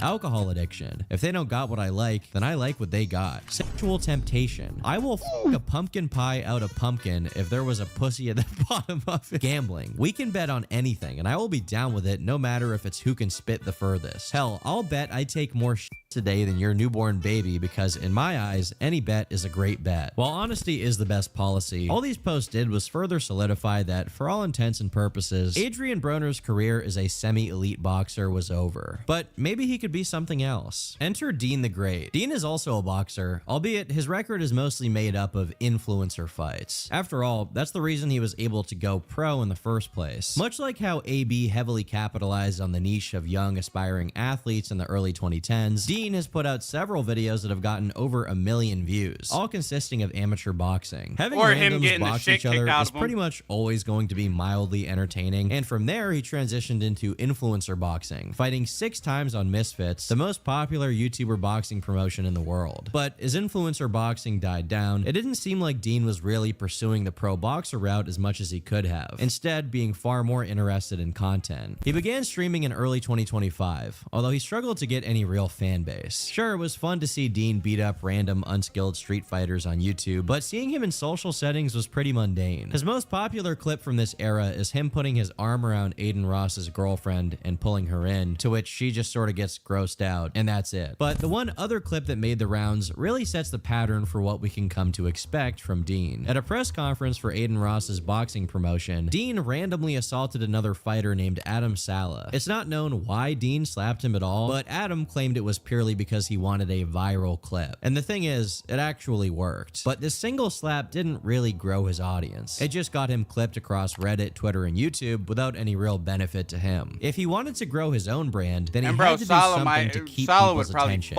In February of 2026, Dean found himself doing a video with Larry Wheels, a bodybuilder and powerlifter with over 3 million subscribers. Initially, the stream was going completely fine, and Dean was even somewhat likable, but it all began to fall apart when Rampage Jackson joined in. At some point, Dean began to compliment Larry's wife, and by that, I mean he asked her for a hug in what I guess could be described as making a move. He then went out of his way to insult Larry and his relationship, humiliating him until Larry decided to fight back. His wife up for grabs. Hey, he's been mad disrespectful. Hey, did you get Larry? Did you get the address? Listen, you ready from 200 Griffith? Whoa! He slapped the shit out of him. You know this nigga just slapped me, bro. Yeah, man. He slapped the taste out his mouth. No. On one hand, maybe the slap wasn't necessary. At the same time, I don't know why Dean is so bent out of shape about it, considering he had just slapped Adam Sala. It seems he's just not used to being at the receiving end of his own behavior, especially coming from a dude as huge as Larry Wheels. After the incident took place, Dean was still sore about it, even saying that he had been traumatized. My jaw hurt. I can't sleep on my face. This shit traumatic, and y'all don't understand. And I come on here that's vulnerable to y'all. This was probably exasperated by Rampage continuously making fun of him for getting smacked for a bit after. What's bizarre is that Dean continued to complain to both Rampage and Larry about the situation, although I don't know what exactly he wanted to get out of them. I can't eat. I ain't sleep all day. I ain't eat, I ain't sleep. I can't do shit, bro. We're gonna make it right. I'm emotionally distressed. We're gonna make it right. I'm sick. Let's talk. I'm I ain't got no appetite. Listen, what did you expect when you came at my wife like that? Slap me, bro. What did you expect when you came at my wife with that disrespect? What husband would take that shit in front of his wife? When Dean randomly slapped Adam Sala, he clearly thought it made him tough. Then, when someone much bigger and much more intimidating than him does the same thing, he wants to talk about trauma and lawsuits. Now, as you probably noticed, at least some of these events feel pretty scripted, so much so that it ends with both of them hugging it out. But as soon as they do, Dean then tries once again to offer Larry's wife a hug. Everything is funny. He's so funny. Come on, man. He's so funny. The degree to which this whole thing is pre-planned, it doesn't really change the fact that Dean was clearly bothered by the optics of it. To put it into terms you Zoomers may better understand, he got bogged violently, which matters to him deeply because his whole shtick is being a tough guy to other content creators. Naturally, in the immediate aftermath of the slap, Dean went on to antagonize pretty much everyone he came in contact with that he thought he could take. The first target was this random guy who was being completely friendly. Oh, come on, man. It's all about love. All you need is love, my man. I for sure run your pockets. I don't know you though, man. I'm Chris, man. Don't shake my eye. I'll run your pockets though, for real. No. What do you mean by that? Don't get me getting slapped on camera. Don't get that shit. I'll run your pockets. Yeah, I got you. For sure. I'm like, you know. Okay, yeah. But clearly this guy... Man, he said that shit to me. Soon as you reach for my pocket. Bah! Fuck is we talking about? I wasn't going to get confrontational, so Dean just kept on looking for someone to fight. Eventually, he found what he wanted, but it didn't go his way. You see, Dean thought that this guy right here was just Rampage Jackson's manager, so he started treating him like total shit. Nice to meet you, bro. You do know who I am. I don't know why you lying. No, I don't. You definitely know who the I am. No, I don't. Yes, the hell you do. You probably just don't like. Yeah, you actually. You the manager, right? Yeah. Yeah. Where did we meet? I don't know, but we know mutuals and so don't act like you don't know me. No, I don't know you. You definitely know me. What he didn't know is that this guy is Khalil Tiki Gozan, a former MMA fighter who trained with several world champions. This wasn't just a random old dude. This is like pissing off Uncle Iroh. And Dean made a big mistake in angering him. Are you the guy that got slapped on video? I did, but I'll slap the you know. Oh, you will? Yeah. Okay. I'm gonna show you the inside of the house. I'll make you another clip. Don't do that. Seriously? Don't do that. Even asked him seriously. There was absolutely nothing to even suggest that there was something scripted about this. And you can even see the situation go down from Rampage Jackson's perspective. Why? Why? What did he do? What did he do to you? Talk shit.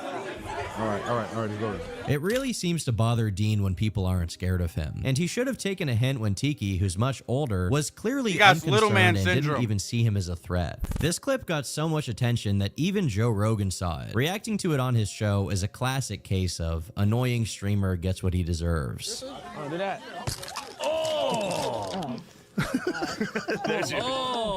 But some of these streamers, man, they make Protect Our Parks is the best content Joe produces.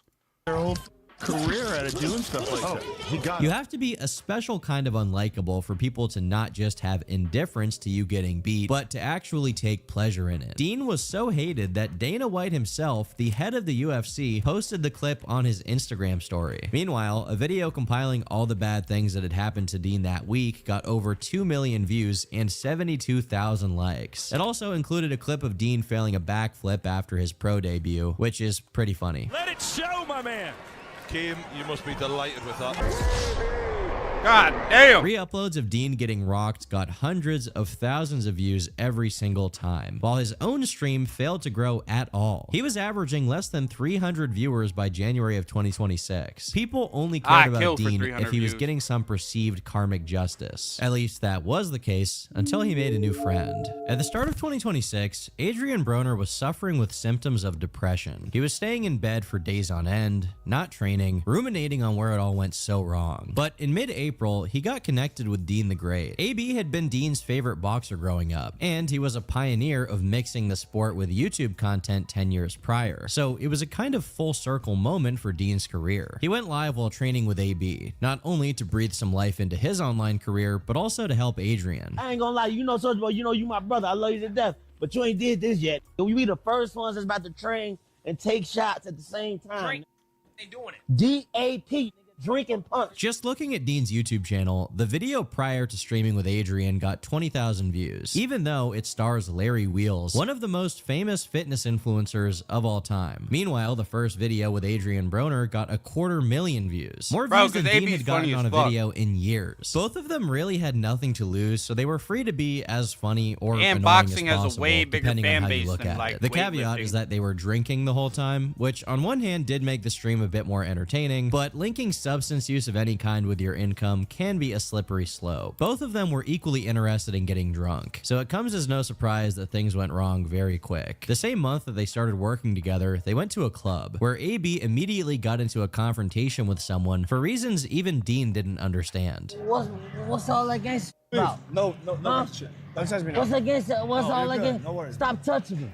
What's all that gangsta shit about? Security intervened eventually, and the man AB was pressing de-escalated by telling him he was a fan. But for some reason, this still wasn't enough. If security hadn't been there, I honestly think they would have dropped this guy. The same night, Dean also got in 2 different altercations. In the first, Dean randomly butted in after a group of girls asked some guy to take a picture of them. He took the girl's phone from the guy who was holding it and then threw it at him while walking away. wrong with you? Don't put your motherfucking hands on me. No.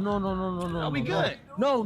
Jim put his hands on me, don't get it. No. It's interesting that AB's confrontation was face-to-face with a guy much bigger than him, and even then, he didn't necessarily escalate, telling the guy to not touch him. Meanwhile, Dean picks a complete random to be hostile to, and then throws a phone at him when he's got his back turned. A phone that didn't even belong to the guy, by the way. I'm doing that. No, bro. Like 7 properties you're gonna get kicked banned from. As for the second altercation, while at a party, Dean got in an argument with YouTuber Omer Majid. It's not clear why it escalated so quickly, but out of nowhere, Dean started wailing on him. I think he was insecure after being slapped so badly by Larry and elbowed by Tiki, so he just redirected his anger to anyone he thought he could take. It's honestly shocking to see how little time it took for Dean to go from genuine boxing content to trashy IRL streaming. Like many content creators of his type, Dean was invited to Matan's podcast. If you're unfamiliar with Matan's content, he's basically a well-known rage baiter who brings people on to troll them and see how they act. I think Dean was unaware of this fact, or he thought he could mess with Matan, but whatever the case, it didn't work in his favor. You want to find out? But you what the get fuck happened? slapped by people. I don't get slapped by.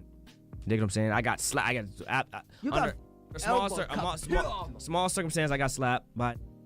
That was 400 you went pounds. to sleep. You dig what I'm saying? You were out in dreams. Ain't nobody go to sleep. I got back to and put belt on him. You ain't gonna slap me.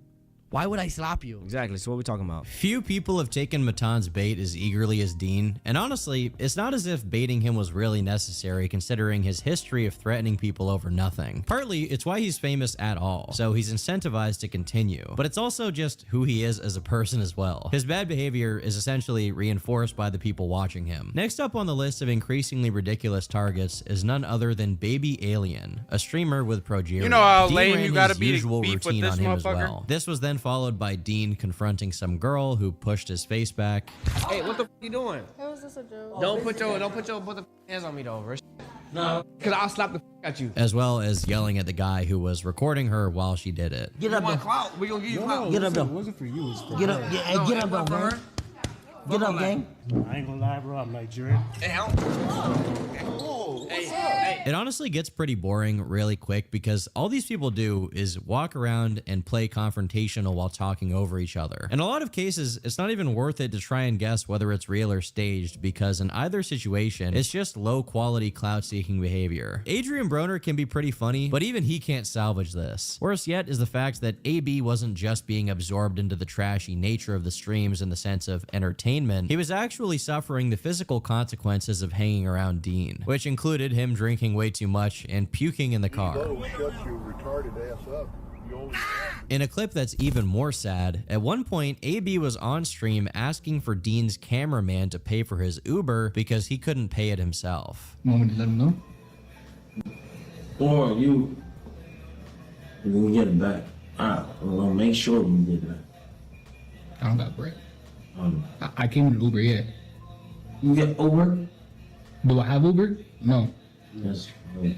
Wait, stop recording that. I got you. As sad as this is to see, ultimately, Adrian is an adult capable of making his own choices. Right, if he this wanted the motherfucker had streams so to be many focused around chances to healthier fix things his like shit. exercise or boxing, he could do it. And as we're going to see in a bit here, the audience actually prefers that content. Instead, he's decided to join the ranks of streamers who are paid to self-destruct their lives. Many of the Dean and AB streams come to similar endings, with AB nearly unconscious, drifting off into a drunken stupor, puking, or drooling on himself, as Dean and the other people around him do nothing. What's even more concerning is that although the alcohol doesn't affect him the same way it does Dean, it still makes AB an extremely unpleasant person to everyone around him. In one of the clips of their stream that popped off, Adrian can be seen shirtless with his gut hanging out, pulling a woman toward him to kiss her while she's clearly resisting the entire time. Now say about it.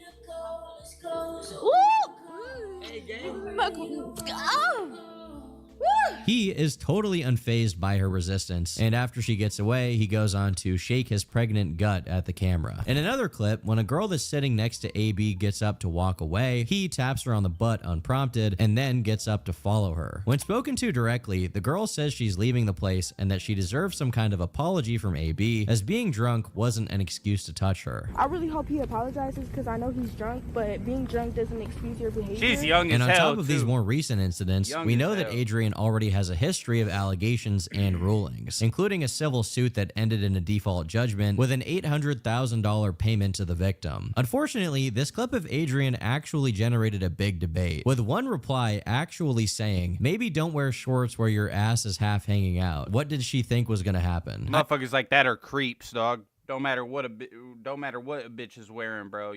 That don't give you the right to fucking grab her. A bitch could wear the fucking little nipple stickers and a fucking thong. That don't give you the right to grab on her. Like, come on now. These motherfuckers are weird. I didn't think this was a real thing anyone actually thought or said. No, I thought this was like a believe meme that thing that people said that other people said, but hey man, here we are. Thankfully, there were a lot of other more sane replies calling out how stupid this take was. If it was your sister, cousin, or mother, y'all would take this seriously. You don't get to dictate if someone feels violated. She could have been naked. She still couldn't be touched without her consent. Exactly. Clothes, lack of clothes, or no clothes, keep your hands to yourself. Most importantly for today's story, the AB incident got a reaction from Dean the Great himself, who said, "A gang, delete this." Ultimately, no charges were pressed if they even could have been, so this whole thing just faded away within a few days, but it does set a bad precedent. At the very least, AB should not be drunk around women, because this could have gone a lot worse. Meanwhile, when Dean gets drunk, he just shouldn't be around people or streaming in general, because he likes to take a different set of liberties, usually being overly aggressive to people who won't really fight back or are at a severe disadvantage. For example, here's him picking up and threatening 3-foot-tall influencer D-Lo. Another target of his was streamer Stable Ronaldo, who was at an influencer boxing event when he was suddenly approached by Dean. What you talking about? Hey, you were talking, I seen a clip of you talking crazy. I don't know what you're talking about. Okay, making sure. I'm talking about, what's the clip? I seen a clip of you saying something. You get your back, bro? Of course, yeah. Okay, I got you here. How you doing, bro? I'm confused with the clip, though. What was the clip? You say I'm referencing slap. How did it go? Let me show you. I just remember. I remembered your face in the clip, and it wasn't positive.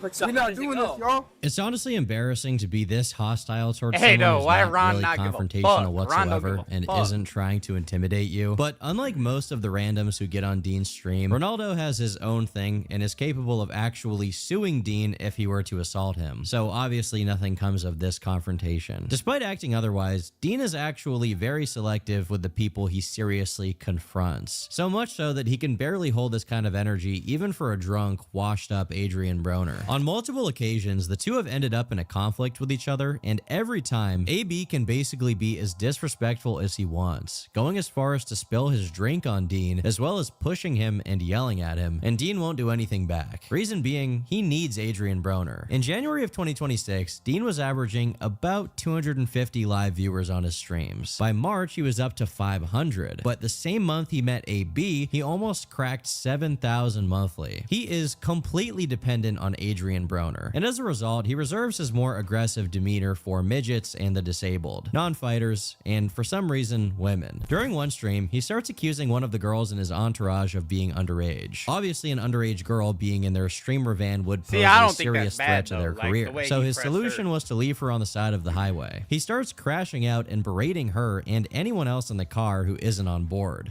Man, at the same time, though, that bitch clearly lied, though. Like, she was lying about her age. I would have dropped that bitch off, too. The fuck is you doing? Like, you're in this car, you could ruin people's entire careers, like, because you're trying to do some shit, and you're underage, and you lied to everybody about your age. Bitch, if you're grown, find your own fucking way home, since you're so grown. The red flag. That's 3 red flags in the span of 10 minutes. 21. She gotta go. No, we're not doing that. She gotta go, bro. Straight up. Because we make too much money and we too up. And while he's yelling, one of the other girls in the car shows him something on her phone that supposedly proves the girl being kicked out is 21. But at that point, Dean had already made up his mind. If she really wasn't 21, or if she really was 21, then yeah, he's tripping. But if she was a minor, bitch, you gotta go.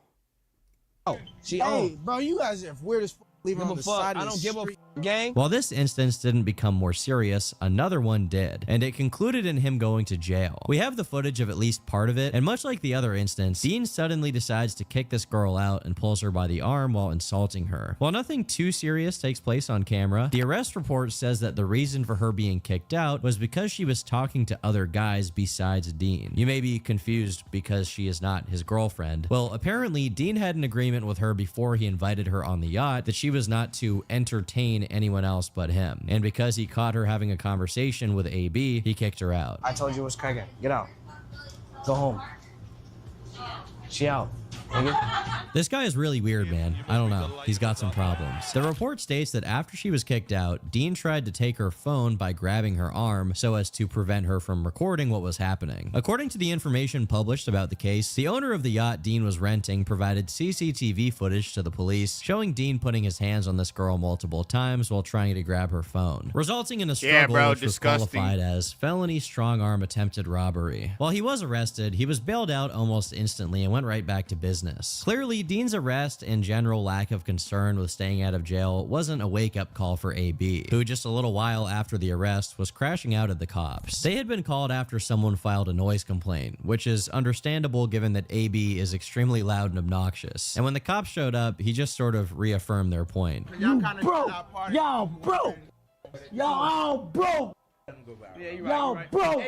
What y'all make a year, I spend on socks. I can't help but see the irony in AB calling other people broke when he was begging for $10 on Instagram literally weeks before this clip. It's important to acknowledge that not all of the public reaction to AB and Dean was negative. While there definitely were a lot of people who were just watching to see the trash fire, a noticeable chunk of viewers were actually rooting for AB to get back in shape and return to boxing. A simple clip showing Dean and AB doing jump rope, where AB is clearly performing better than Dean, got nearly 5 million views, without having to resort to any degenerate behavior at all. I guess it's not that surprising considering the caliber of athlete AB actually was, regardless of who he became later on. This was more clearly manifested in the most famous clip of AB by far, when he's demonstrating a pull counter to Dean, and despite being out of shape, it's pretty spooky how quick he can still move. Doing that, I ain't even doing that.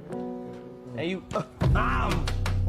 This is the difference highlighted anytime you see them train. Despite Adrian Broner spending the last decade being an alcoholic crash out, his thousands of hours put in training when he was younger made his boxing ability instinct. If he truly wanted it, he probably could get back in shape and maybe even get a low-level fight of some kind, even if it's influencer boxing. Dean, on the other hand, is an oversensitive bully who uses his barely existent record as bragging rights and his aggression to put down anyone he feels slighted by, whether it be unassuming MMA pros, normal friendly people, or people who are literally 3 feet tall. Anytime they lock in for sparring and you check the comments, everyone is shocked by how Adrian transforms into a completely different man. Watching them train almost feels like watching Creed. An old retired champion trains an up-and-comer and rediscovers his love of the sport while helping this younger man. Unfortunately, real work is always a flash in the pan, as they always default back to their usual pastime, getting drunk and yelling all day. Both of them once again managed to find themselves at odds with women and aggressively arguing with them in the most obnoxious way possible on stream. They also do get some interesting stuff out of the collabs they do though. For example, they had Dave Blunts on one of their streams, and it shouldn't be a shock to anyone what became the topic of discussion. Oh, tight!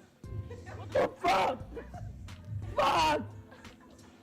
Fuck!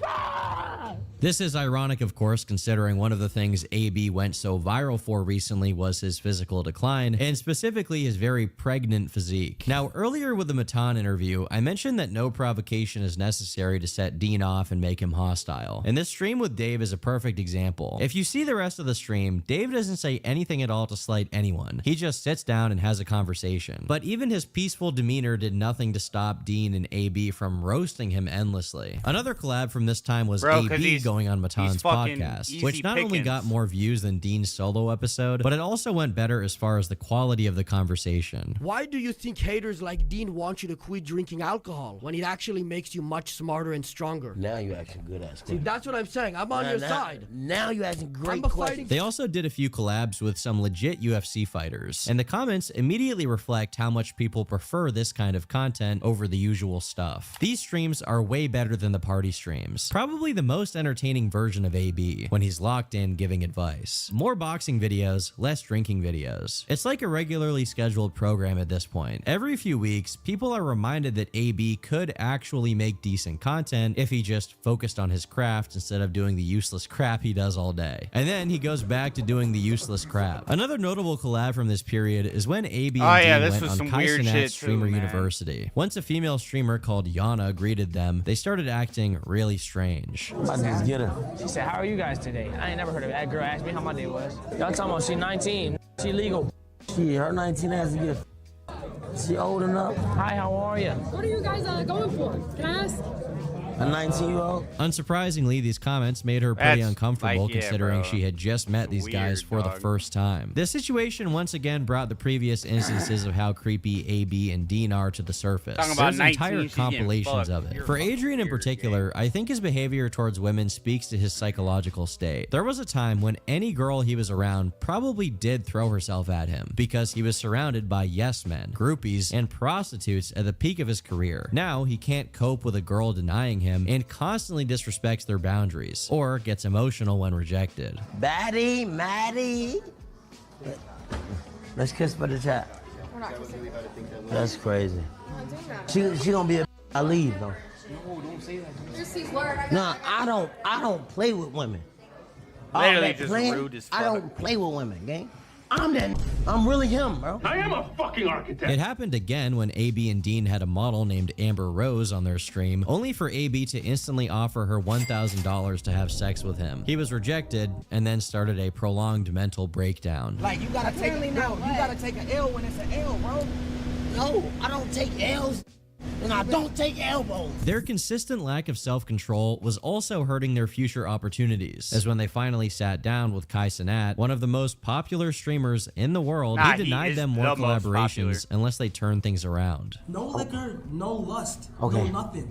All right, bro. Take these right here, and I'm gonna be hawking to see if there's change. Okay. All right. And nothing changed. So we denied or we not denied? We're not doing it.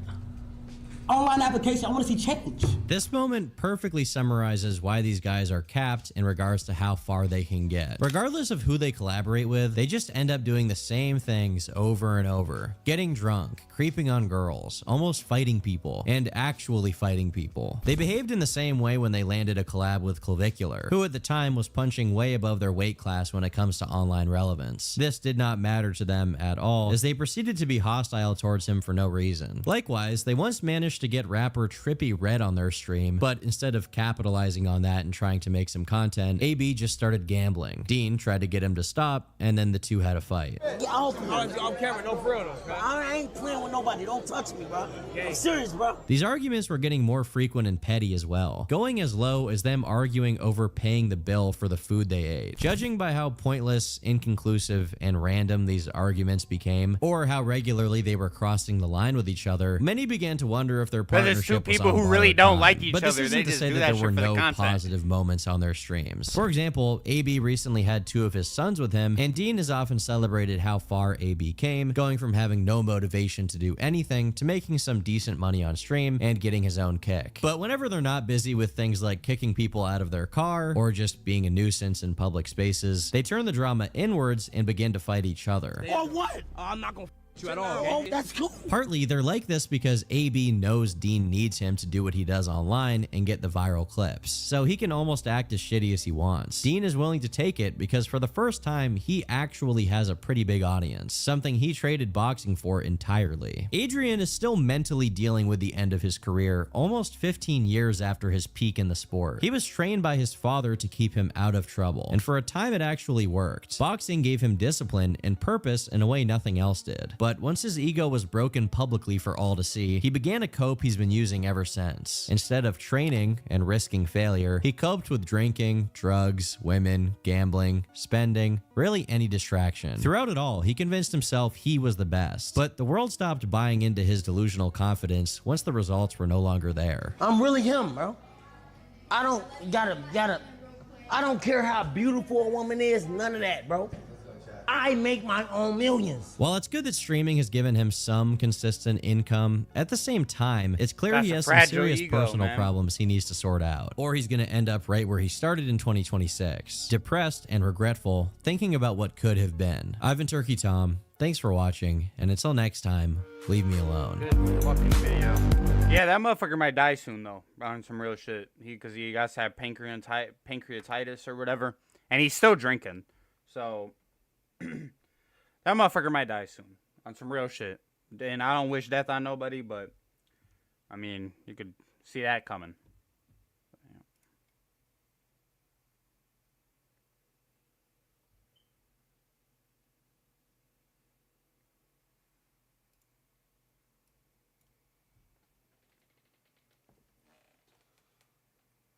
Hey. What? You want to look up what time they close? Because I'm going to need a shower after this shit. I'm sweaty as a bitch. Name of the place again? Forest View.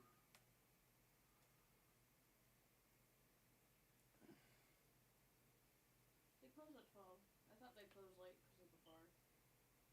Huh? They close at 12. Okay.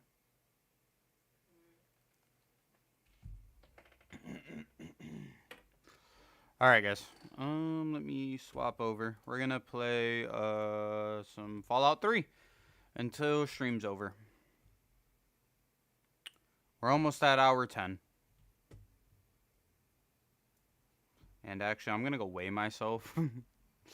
Because this is like the first day in over a week that I've broke my diet. And I'm low-key scared. I am low-key scared of stepping on that fucking scale. Because I was down 16 pounds. So I just want to see what I'm weighing at right now. And I know I got food and water and all that shit in my stomach. But I just want to see what I'm weighing in at.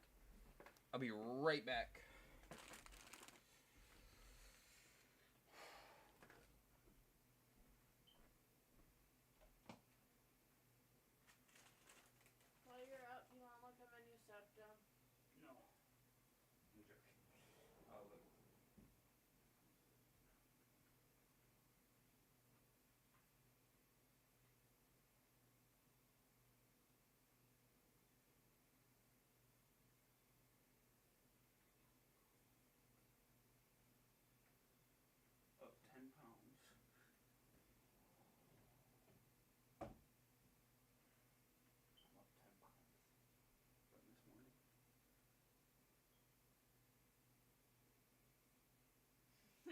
What?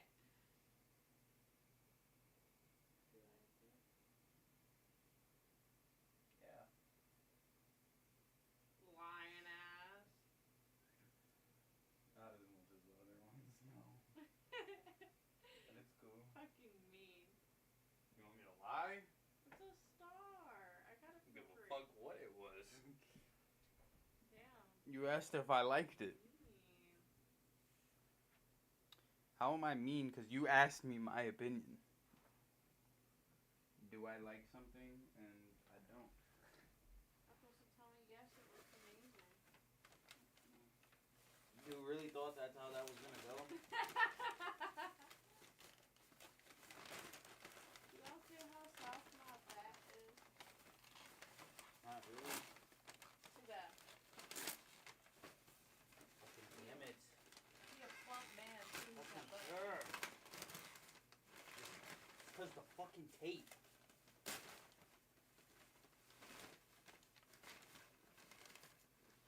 And I'm about to get mad as fuck.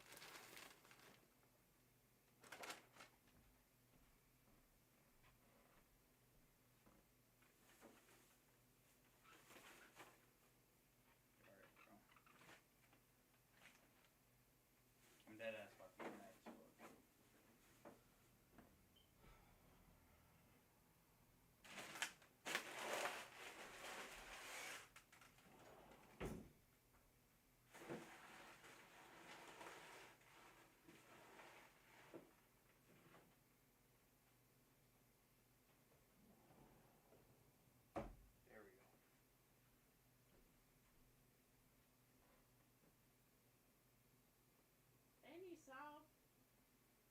stuffed animal. Look at his booty cheeks. Yeah, I'm not doing that shit.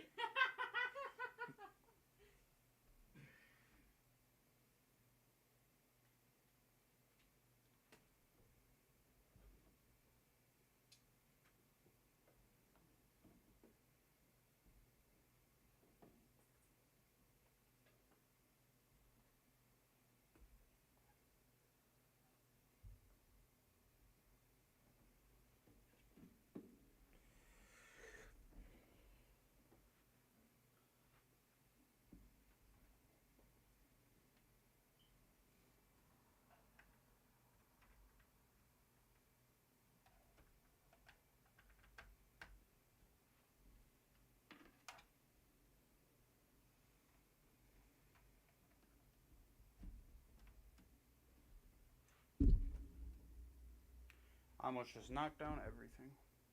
I'd have been pissed. Alright, guys.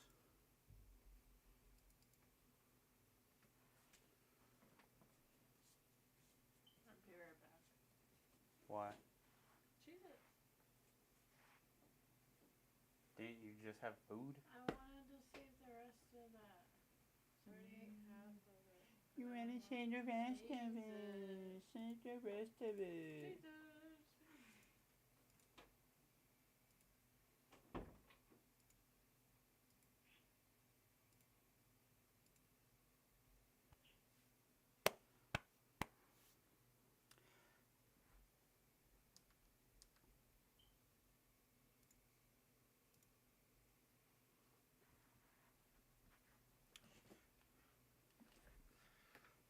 Chat, what if should I start putting like some boxing shit on like the wheel?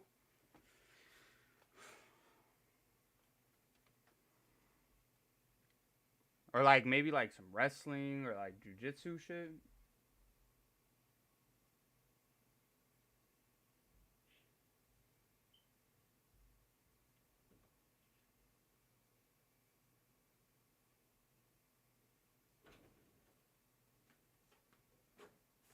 Excuse you. I see that. It's literally the first thing I opened Facebook to. You were intimately looking at that photo. Because look at what they dropped.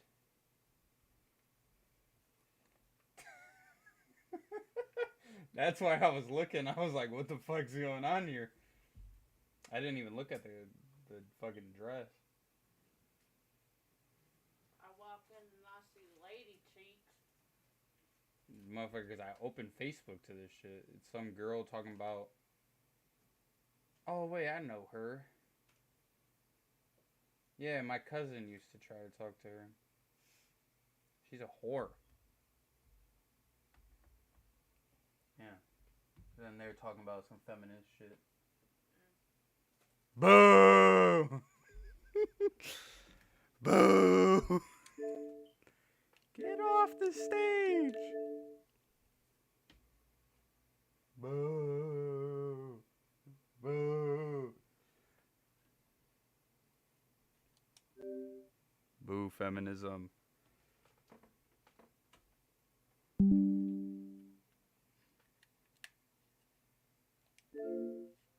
Alright guys, time for Fallout.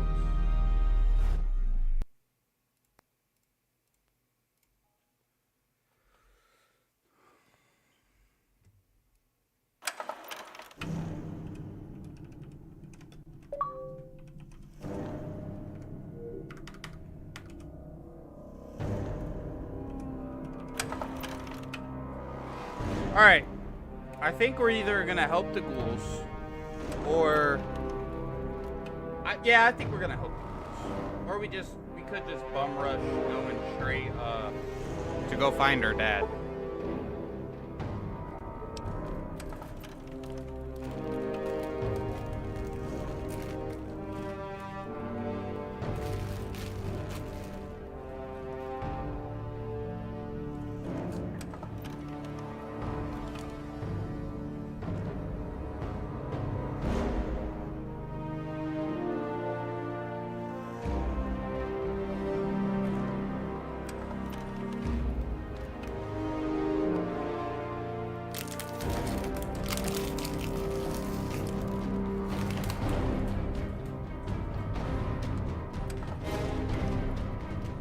Alright, here we go.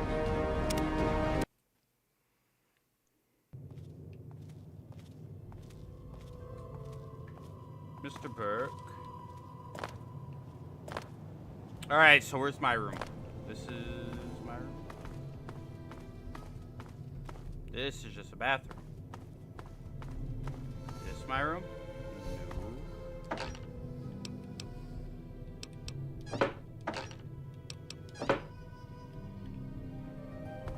Where's my room? Thanks again for your part in paving the way towards progress. You should be proud of your accomplishment. Stay in there, Mr. Burke. This my room? Yes? No. Hello? I am Thanks, comrade. Speaking of service to the community, How to kill them? I formed a committee.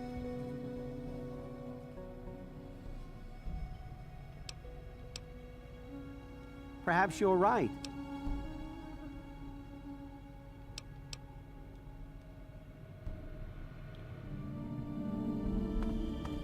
Not gonna lie, I'm not killing the ghouls. Not doing it. Because I know they give you a really good perk.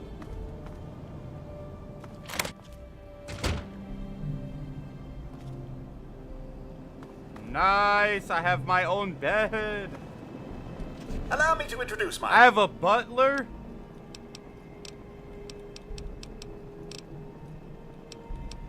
Yes, I speak with Lydia Moulton Negro. Oh, hell yeah. I can store shit. Take all that.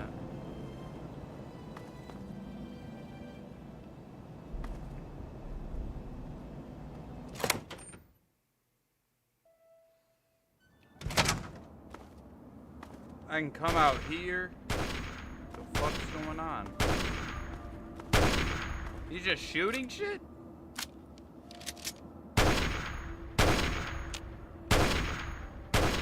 Damn, Megaton is just gone. Nice to see you. Carry on. What are we shooting at?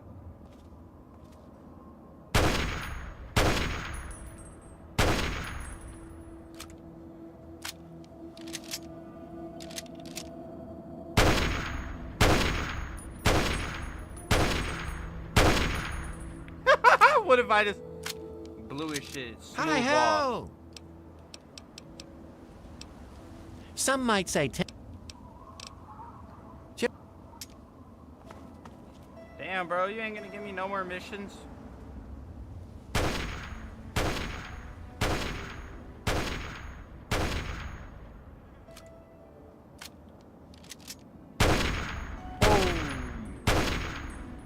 Would people know it was me if I just blow his shit smooth off?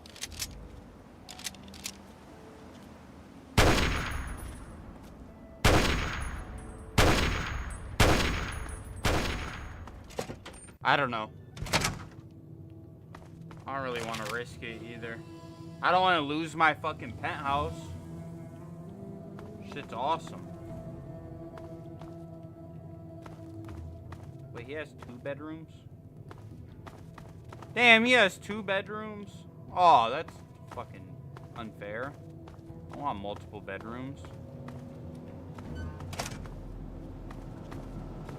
Hi. Fuck you.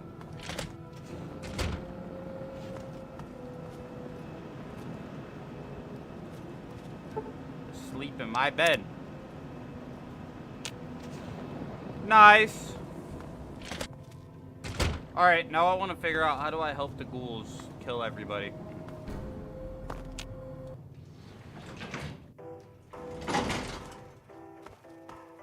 Yes? Fuck you. Hey.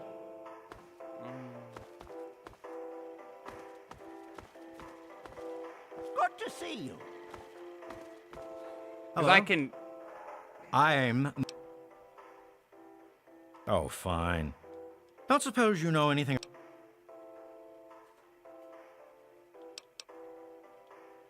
Oh, I see. We haven't discussed this already? Alright, so I'm gonna help the ghouls.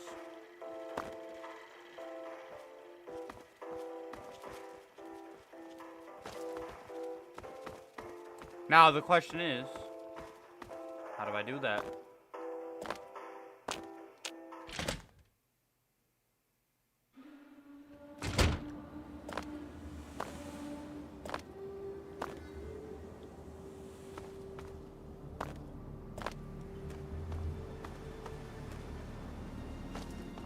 Hey. Don't hate me. How do I get out? Look, bud. I'm on duty. Can't talk. Direct your security concerns to Chief Gustavo. Bitch, I want out. I'm not...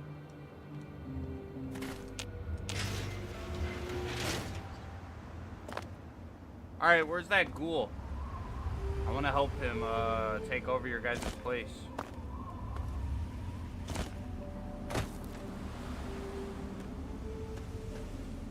Wonder where he went. Maybe he's over here. Close by.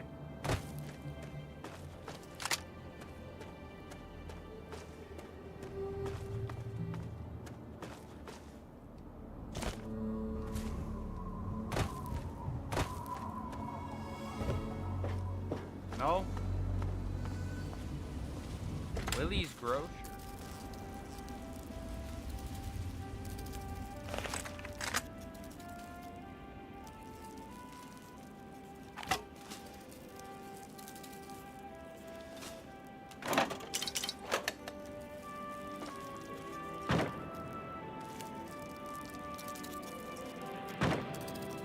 This is it. I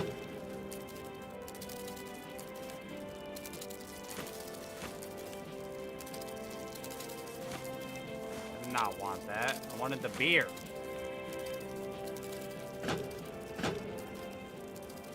Fuck. Can't even get in there.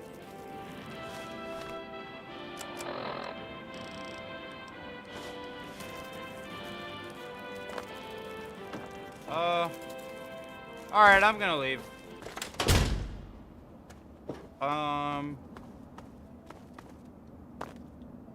Damn, where's the ghoul? Wanna help. I'll look it up.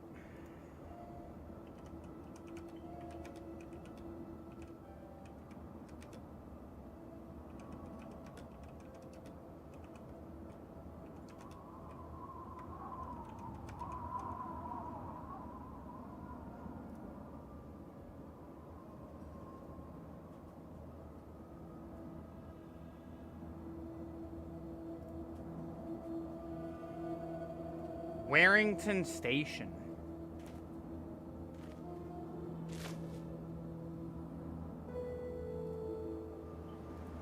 You see, I was gonna help, but I don't know where that is, so I don't feel like finding it.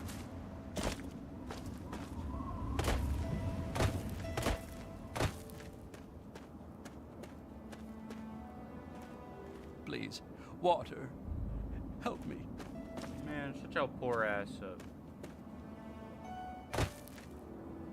I ain't helping shit. Damn! I was gonna help. Not gonna lie, I don't feel like it now. Alright, let's go gain access to Vault 112.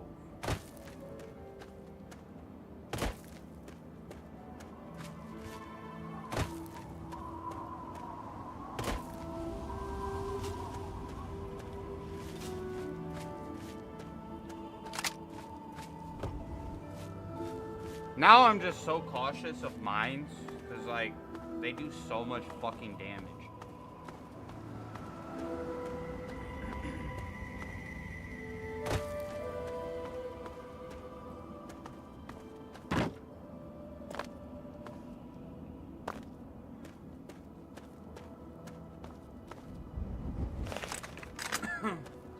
Damn, bro. Fucking wheezing.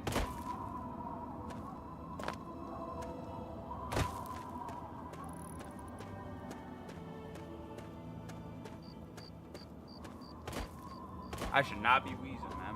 Just had fucking lung problems last year. I am not trying to go through that shit again.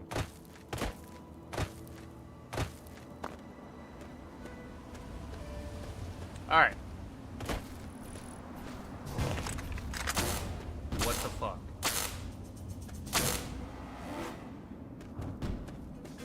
The fuck are you? Robo Brain?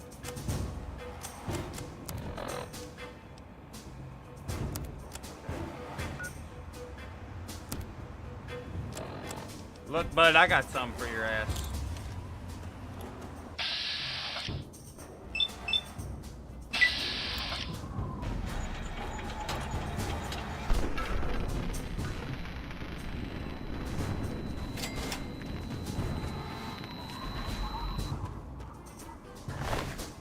Yeah, I don't know why you did that.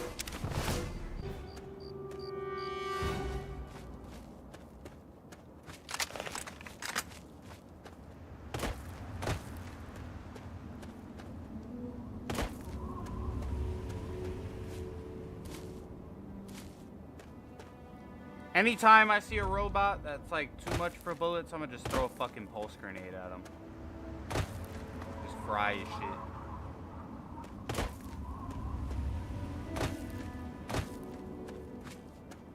This vault can't be that much farther.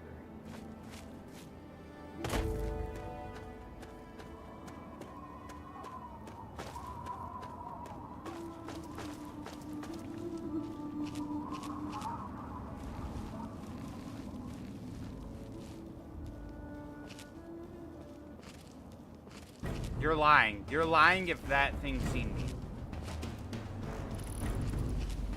Unless there's something else. You're saying the rad scorpion over there seen me when it was over here. Fucking lying.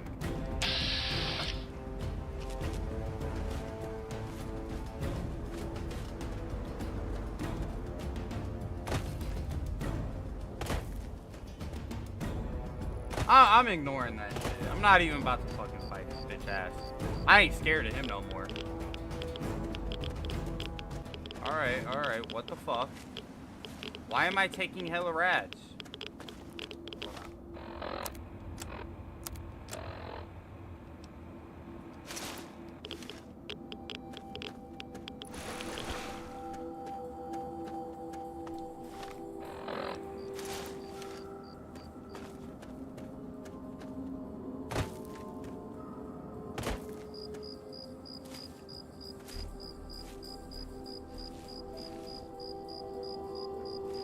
Oh, they're mole rats. I don't give a fuck about them. I mean, I guess I'll crouch walk, but...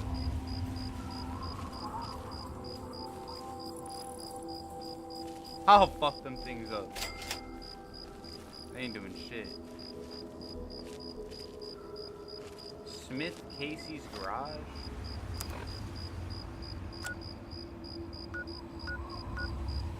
I'm right here. Is this where the vault is?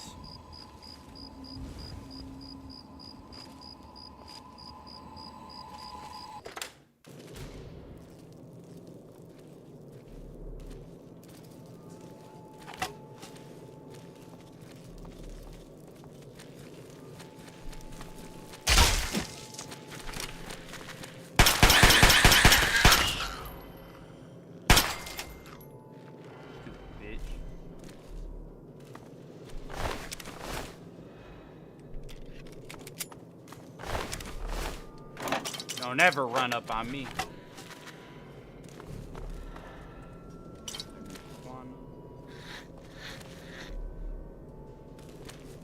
The fuck am I hearing?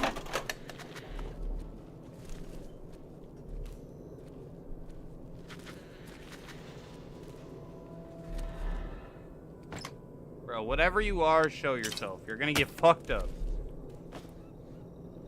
Tumblers today. Pack of 6, sure. Alright, I'm not liking the sound of this.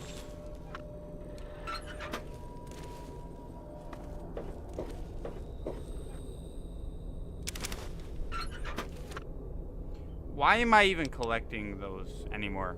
I blew Willie up. Whoa, what the fuck?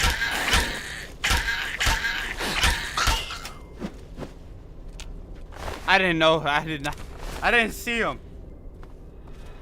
Holy fuck. Nice.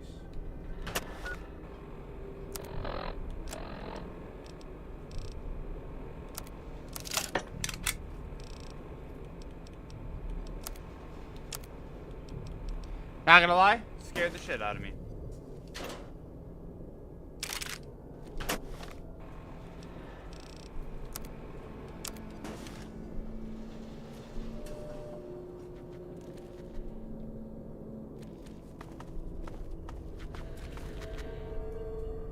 Where are these, like, enemies? Oh, they're gonna be underground.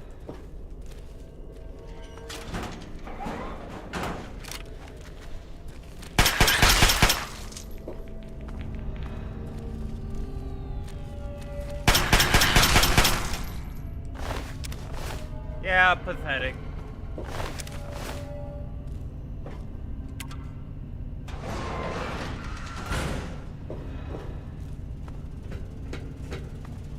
Oh, is this the vault where if you get bit by him, you get like whatever? I think so.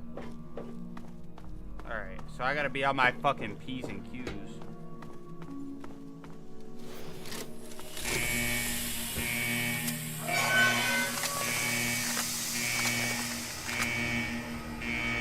Say hello.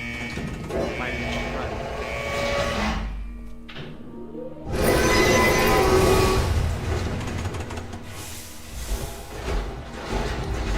Hello. Housekeeping. It's Vault Tech. I'm here to check on your vault.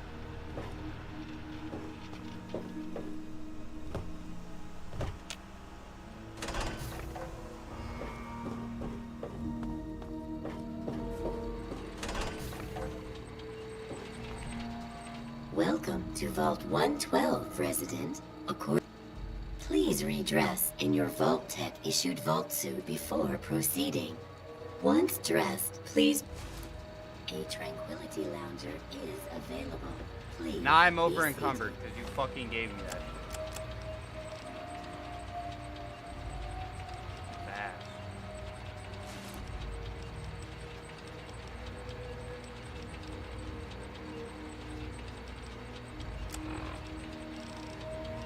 Who do I drop?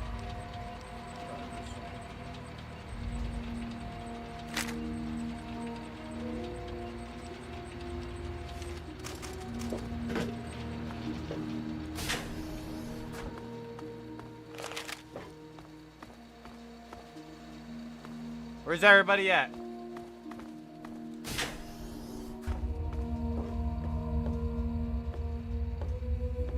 Whoa, not cool.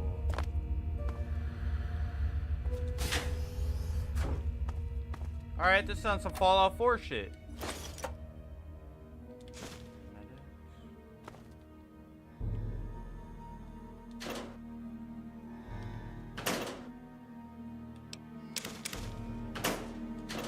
Damn it.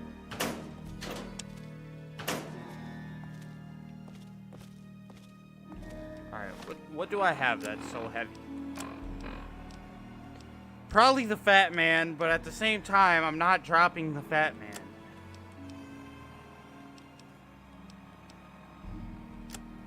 Fuck, I should have traded when I was at 10 Penny Tower. I'll leave this.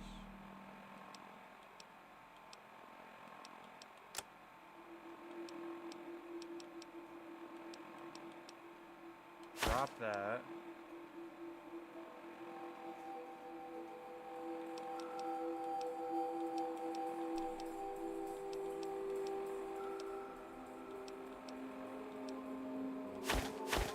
All that shit.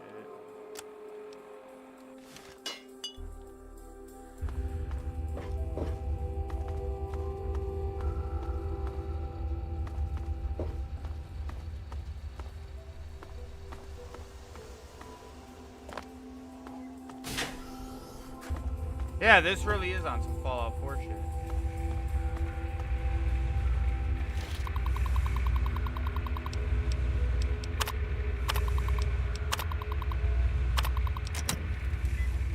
me wake him up.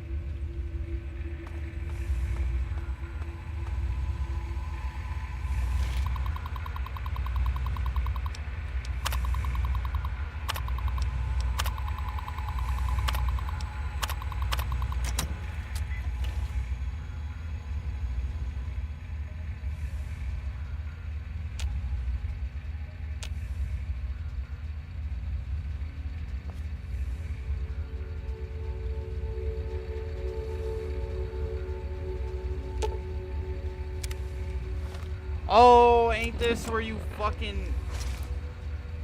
I think I'm about to enter the... Yeah. This is the hologram shit.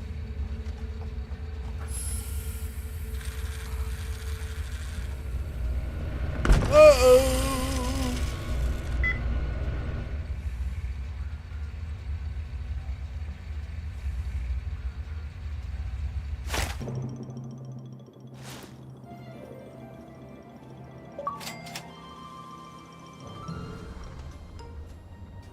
What the fuck? I look like a skinhead.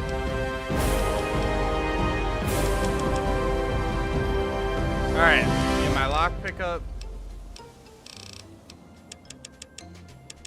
I think I need a lot of speech for this. And then...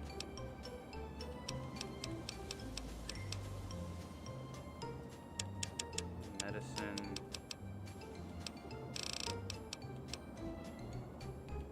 I'll just go the rest into speech. And then...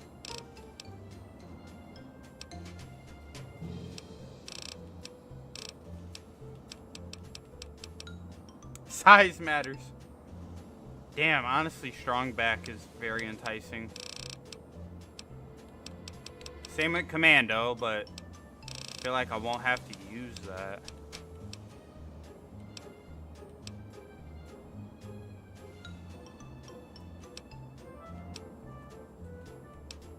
Let's do this.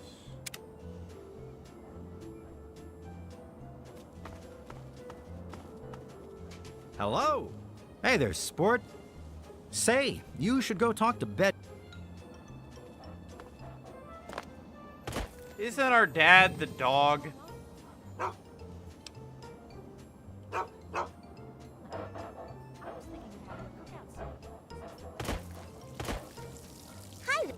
Oh, someone new to play with. What good luck I have. I was just starting to get bored.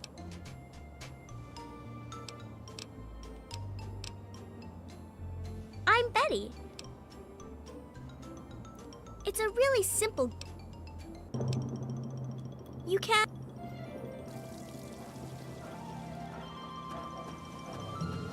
Alright, let's make Timmy Newsboom cry.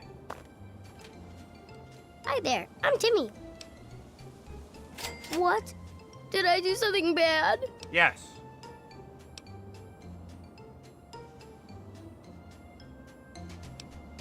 They never loved you. In fact, they both hate you, and they wish you were dead. No, no. No. No.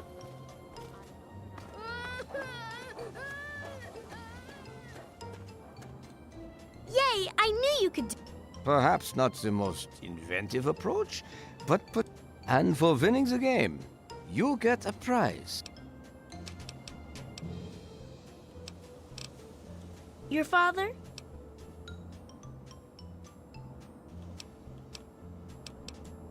Oh my, what a splendid turn of events.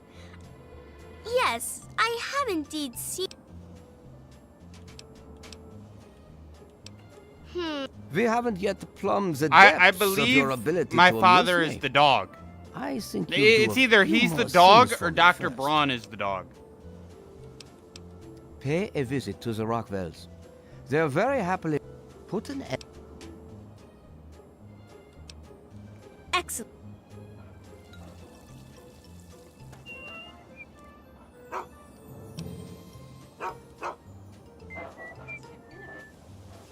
Really, Mabel, it's fine. There's no reason to feel uncomfortable. It's just another machine. Good day to you. It's that Martha Simpson, isn't it? Just the same, I don't trust it.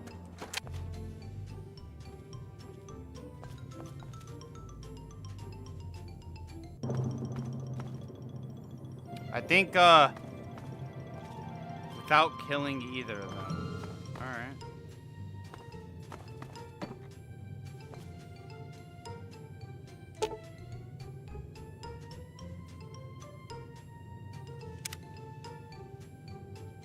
Well, I think I did it.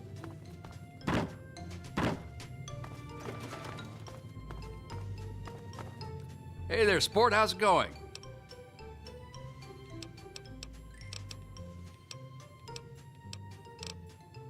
Now see.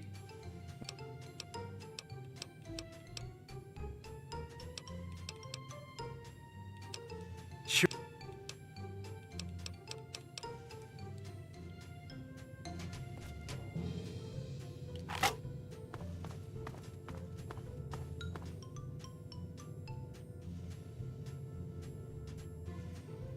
Where is she?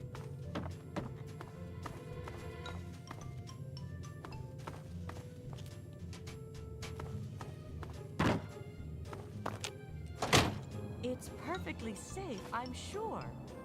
Everyone here has one, and no one's ever had a problem.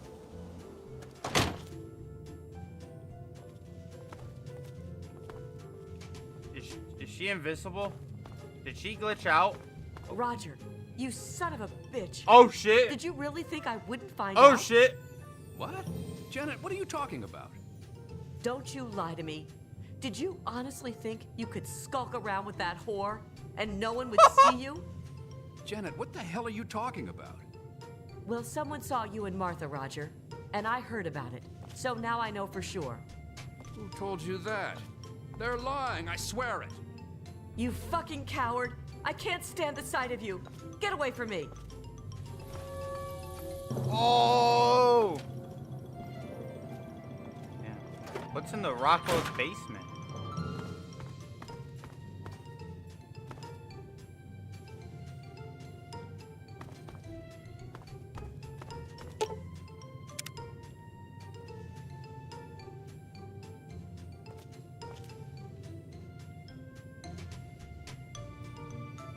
Anything interesting? Nope.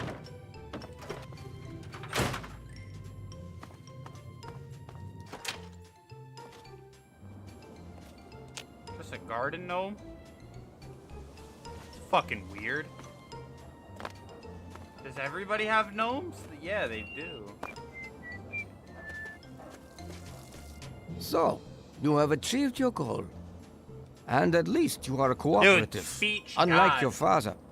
I was most disappointed when he refused to participate, yet Oh, still this is expected Braun. something Ain't from this me. guy Braun? He sounds German. You have amused me, thus. Still, I suppose you've earned the right to some He's here, and he is unharmed. If you continue... Oh my god. Let's raise the stakes. But do put some effort into it. Alright, I'll kill her. Alright, now how do I get her to take her own life in GTA? Hello.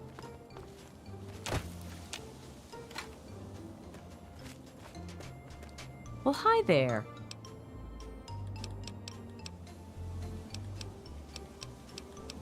Well, there's no, computer what now?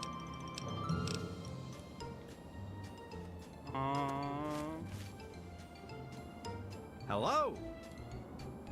Timmy the gnome. What?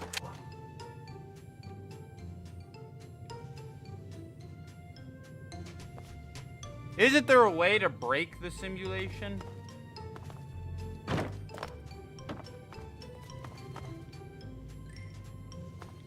think it might be this house.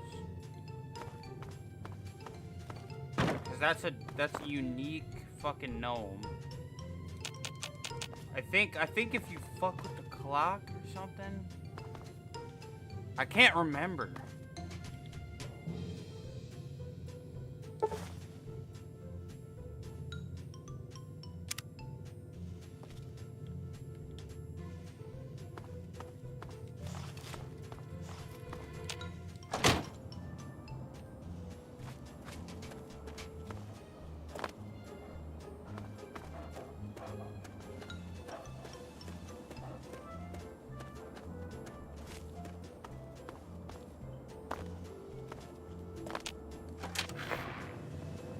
Good day.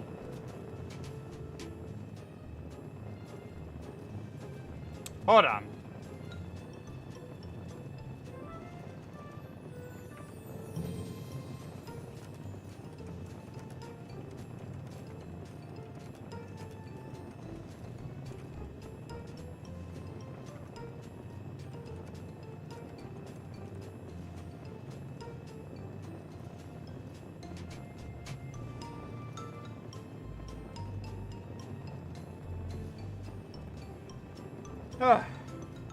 Maybe I'm wrong.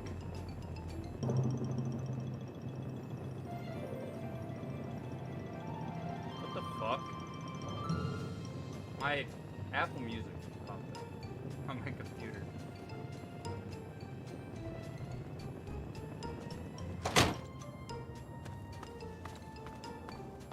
How, like, I'm trying to figure out how to kill her. Garden Gnome. That's the Simpson residence. Hello. That's the Rockwells. I was already in there. I was already in there. I have not been in this one.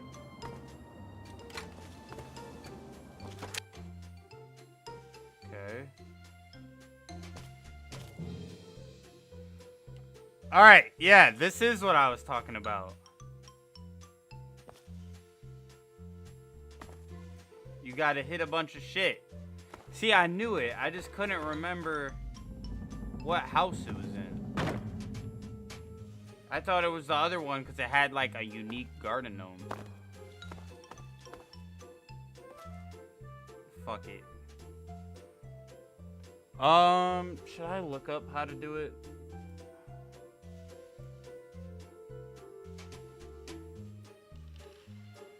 Because I knew you could break the thing, and just to double check, I did look up if you could break it. Because you can break the thing.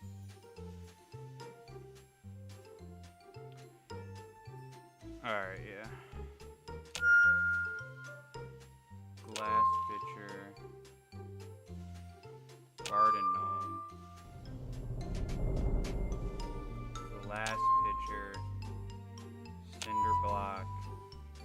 Garden gnome.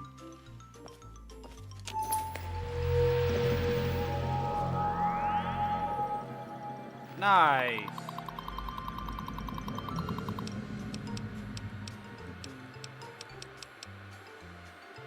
Chinese invasion?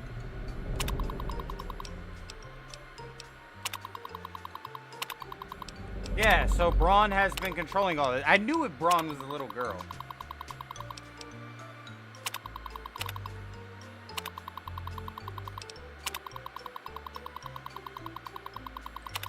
I want to see, ain't my dad the dog?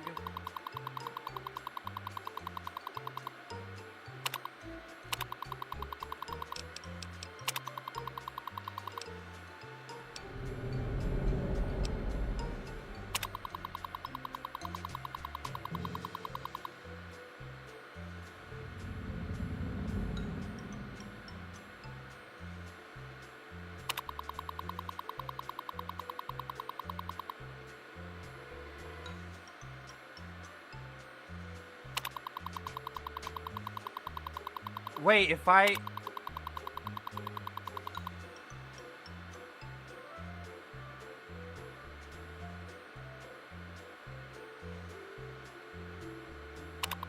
So he'd be left here alone.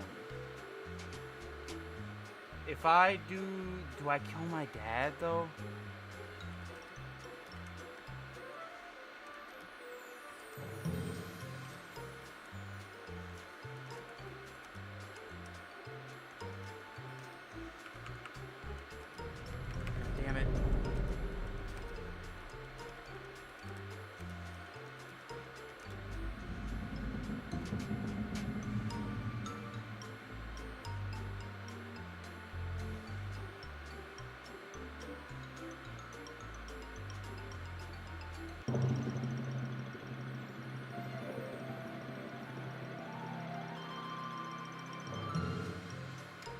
Well, fuck it, let's have some fun.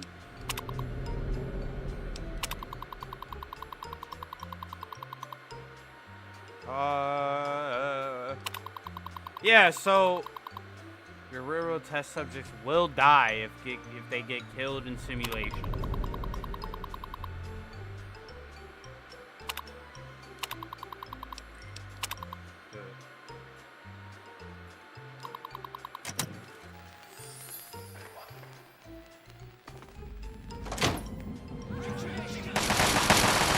Oh shit!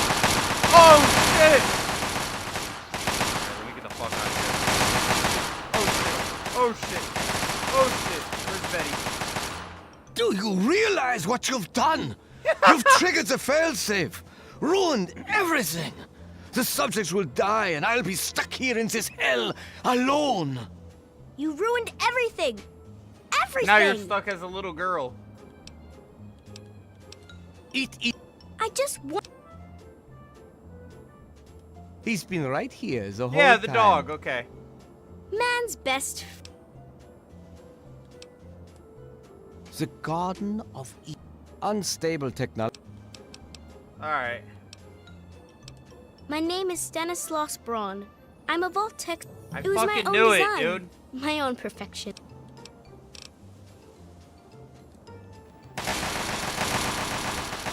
I fucking knew it. There we go.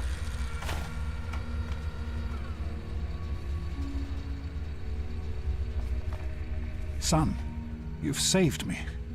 I was afraid I'd be trapped in there forever. Yeah, Liam It's Neeson. so good to see you. You shouldn't but have abandoned me. What are you doing here? Well, I didn't expect Dr. Braun to be alive and insane. I thought I'd just find notes or holotapes. I needed information about Braun and his work on the Gek. I did indeed. Braun's work, the Gek, it's not entirely stable, but I'm sure that I need to return to Rivet City. Once Madison knows... Yes, what about you? Why in fact are you outside the vault at all? I killed I everybody. don't even That's want to how I know got out. how you got out. As much as I appreciate your help, you were supposed to stay there, to make a life for yourself there. Yeah, that's boring. You were supposed to stay put. You could have had a good life in the... But I suppose it's too late to go back now, isn't it? The Overseer would likely have a shot on sight. Well then, you'll just have to come with me to Rivet City. No more. You've certainly proven yourself capable enough.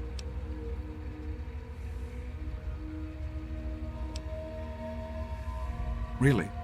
You're not going... Coming all this way after me, I'd have thought you'd want to help. I'm going back to Rivet City.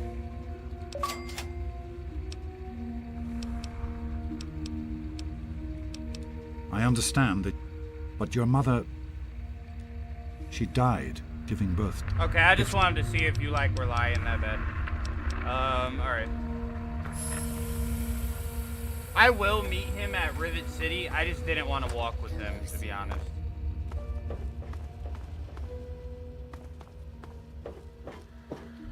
The fuck is my shit?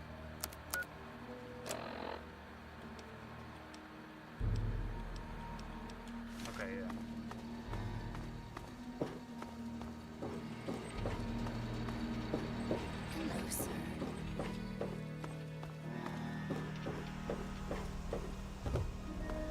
Because now I can just teleport to Rivet City.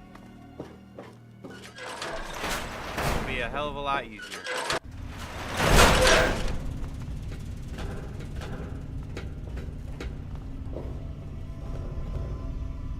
You stupid fuck.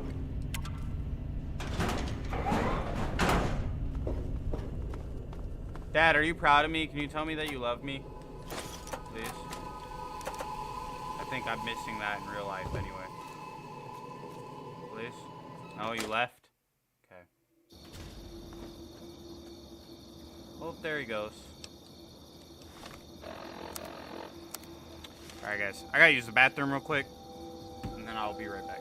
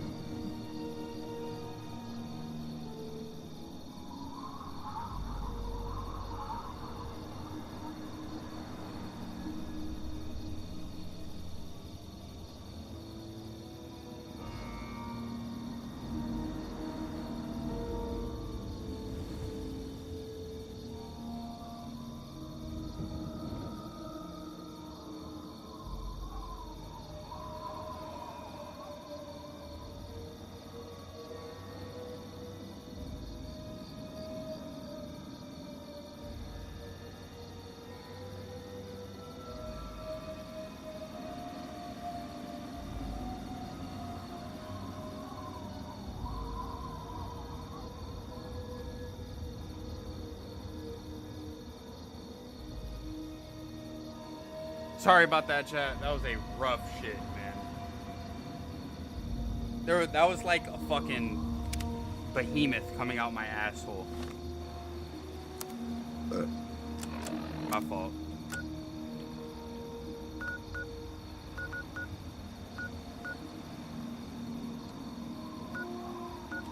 I cannot fast travel with enemies nearby. Where are you talking about? The fucking mole rats? Why is my shit not working? Are you telling me that you reset? You reset all my shit.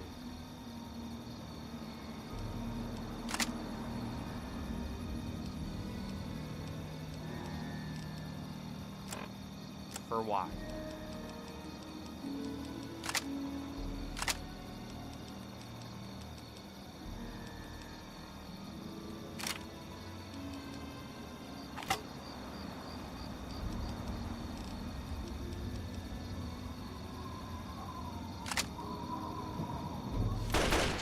Dad, can I help you, Dad?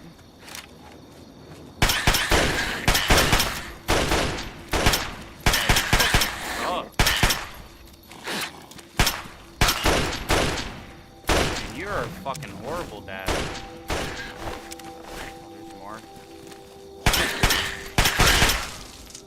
Don't worry, Dad, I got it. I can't fucking blow your shit smooth off.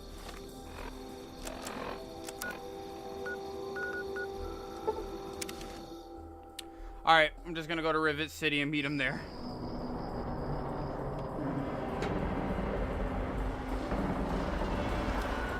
Alright, I got shit to sell. I got shit to sell. I got shit to sell.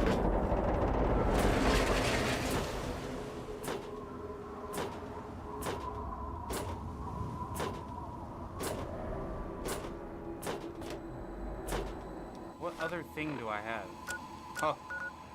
He's all the way over here. Oh yeah, bro.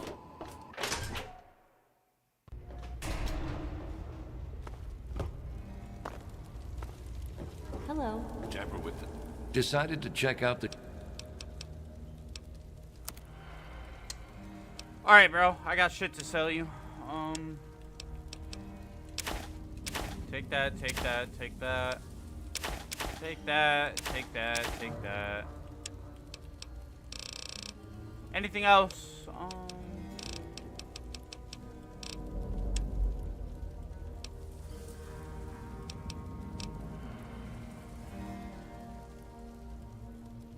You can take that. I'm gonna keep that still.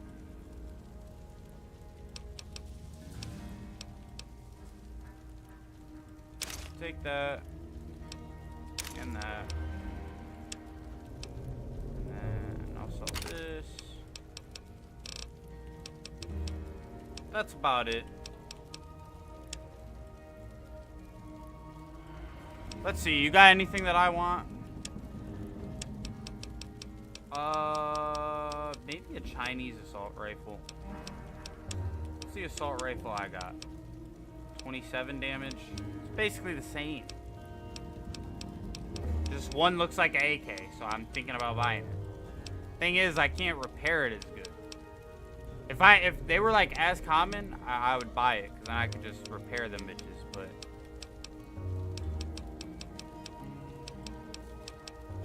a Ripper. I'll buy that. So my baseball thing.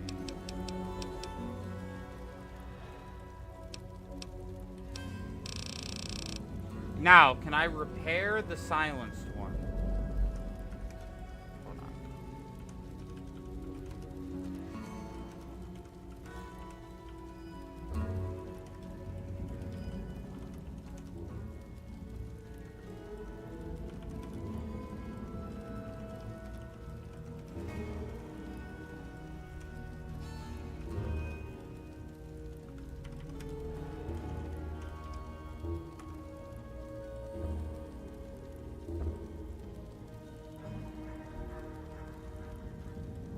I want the silenced one.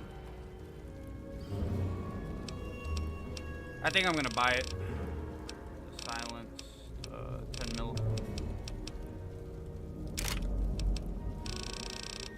And then do you have?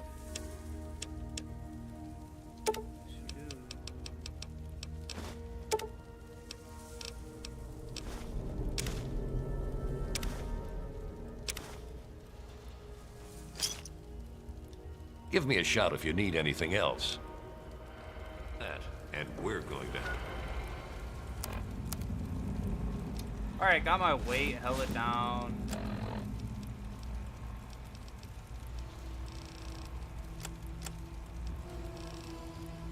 But now... Alright, hold on.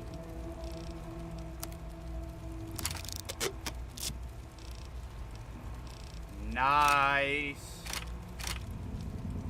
And then that goes there. Have a problem. Awesome. Awesome. And then now I have this. Still got my regular thing. Got my combat shotgun. Hello? Where's my fucking sniper rifle? I know I hotkeyed it there. Sniper. Who are you looking at, bitch? Me or a security? Is there a problem? I'll fuck you up.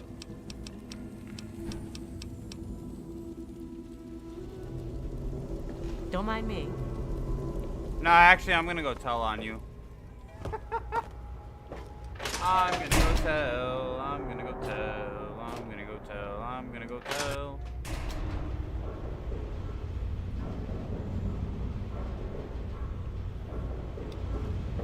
I'm gonna go tell.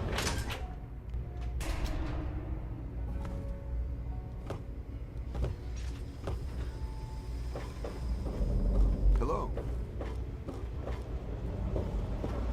Welcome to Rivet City Supply. Hey, they call me Sister.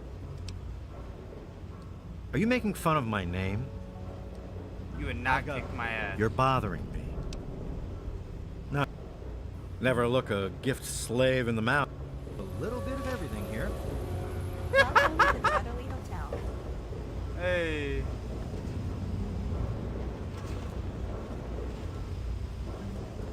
Where are you going, sister? It was so noisy last night. I could hardly sleep. Welcome to the Weatherly Hotel. Well, he's addicted to... They say Mr. Lopez is losing it. He stands on the top... Haven't you... It's so... What? At 3... I can hardly... Should I like ruin it? Poor James. His mother drank... Personally, she's not...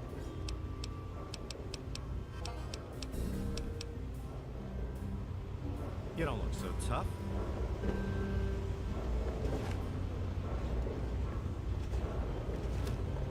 Hey, don't know you.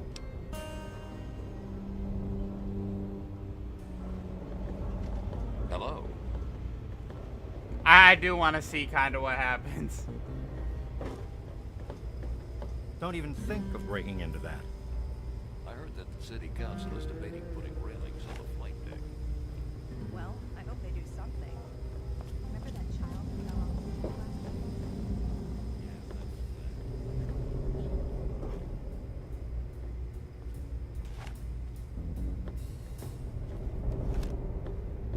Oh, there he goes, there he goes, there he goes.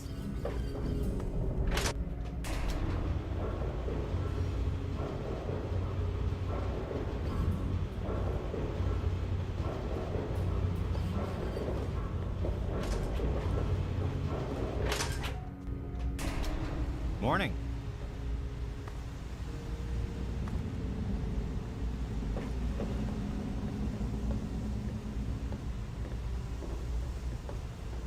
Are you gonna do something about the runaway slave?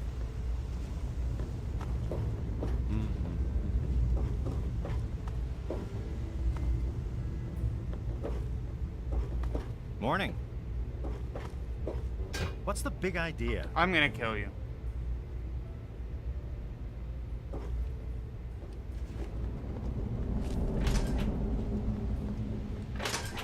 I'm about to kill him.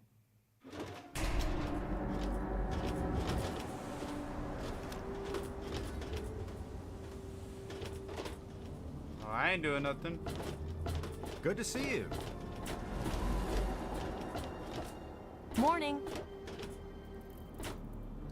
Well, are you going to...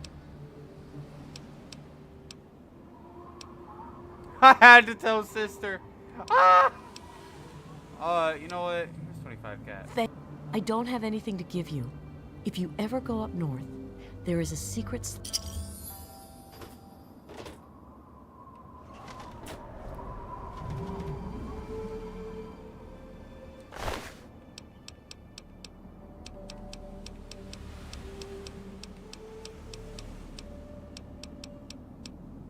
Damn, do I just steal her shit?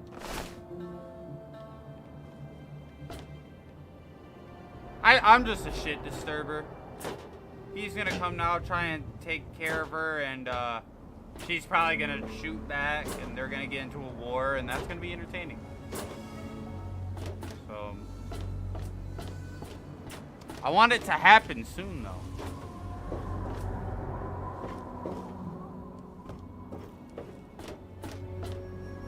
We all fucking fight, please.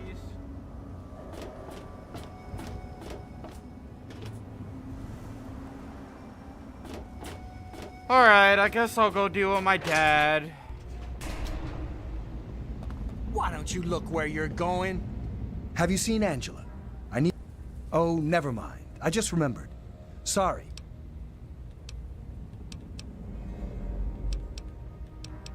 I don't know what came over me, but I am an honorable man. I thought I would be more upset about leaving.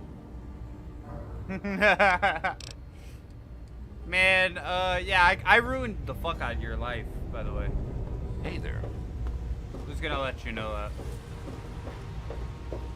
Like, it was definitely on me. Yes.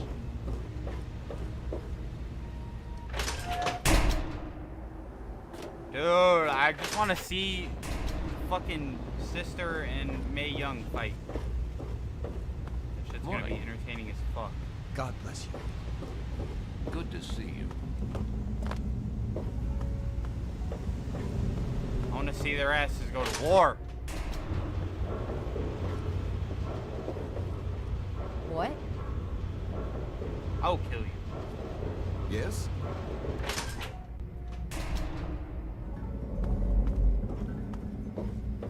Hey there. Hey there. Everything looks okay here. Everything looks okay here.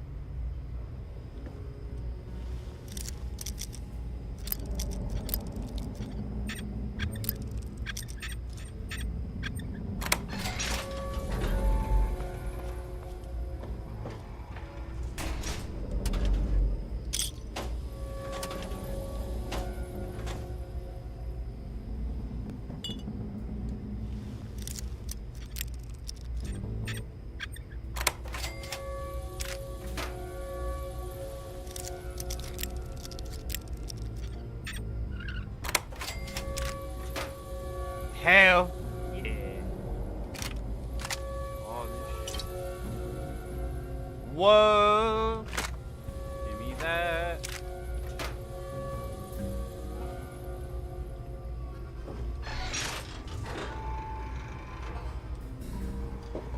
Hey there. Alright, where do I go for the science lab? This way.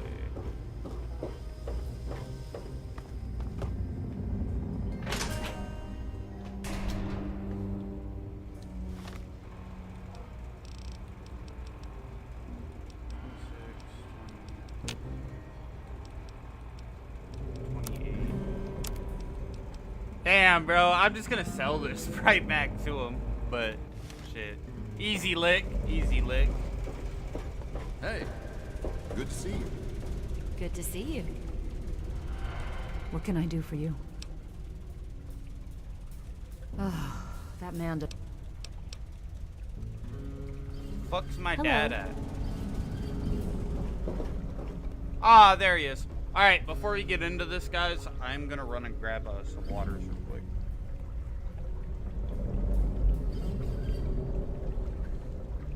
I'll be right back.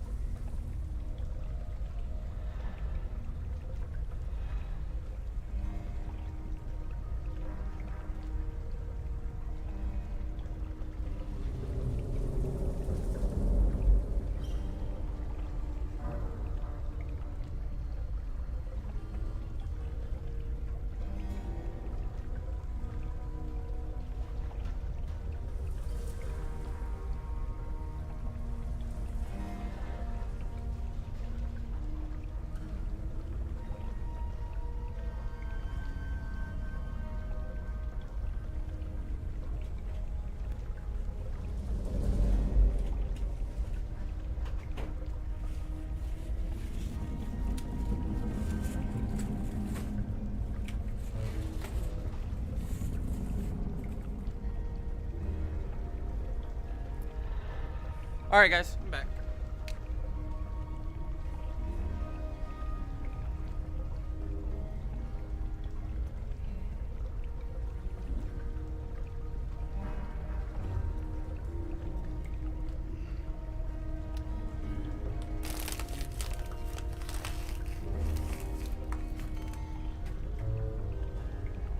Also, long stream, so you know what that means. I'm gonna do a little bit of drinking.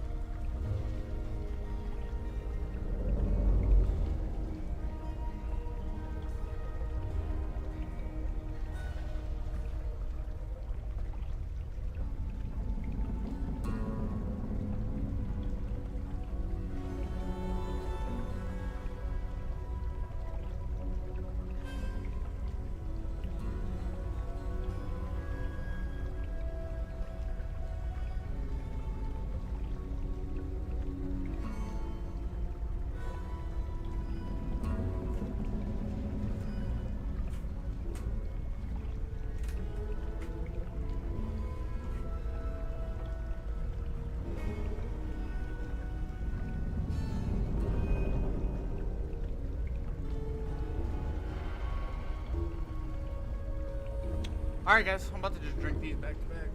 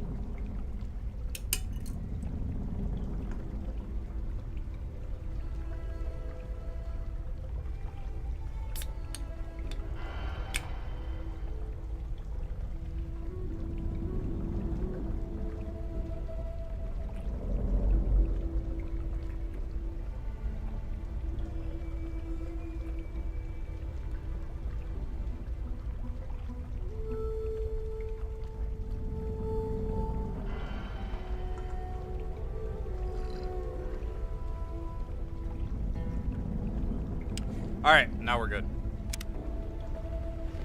Father! Daddy! Please! I told you it would work, Madison. Now I can prove it. James, you're back. And Yeah. with good news. Thanks to somebody. It's right about Braun and the Gek. If we can find one, we can adapt it to work with the purifiers. I'd like to believe you, James. I really would. This is all just so... Y'all got like a little So thing going on sudden. here? Madison, I'm telling you, this is real. I talked to Braun himself. He confirmed it. Don't you see? This is what we've been waiting for. I'm I off don't to know, work. James. So many years have passed. Is it really still worth trying? How could it not be worth improving the lives of everyone in the wasteland? What could be a more worthy endeavor? You haven't lost any of your passion, have you, James? Like, As important to I me feel as like ever, there's some Madison. sexual tension going on in this room right now. Let's finish it together. James, we don't have a GEC. I can get a small team together, but we'll need proof that it works before people believe us. I know, I was thinking about that. The lab at the facility had some old pre-war computers that we scavenged. One of them might be useful. From the last reports, there's no power at the facility. Even if one of those computers had a database, we couldn't access it. That's why we're going to head over there right now and get things up and running as best we can. You know, if it were anyone else asking me to do this, I'd have them run right out of Rivet City. You know I wouldn't be here if I didn't think this would really work. It's time, Madison. Damn you, James. When this is all over, you owe me a drink. I'll get the team together. What the fuck is this? The A Thank you, team? Madison. She's talking about get the team It's good to be together. working with you again. Is everything all right? You don't wanna We need to get back to Project You don't Pure. want to like talk to me a little bit, like, you know, I'm your child that you left behind.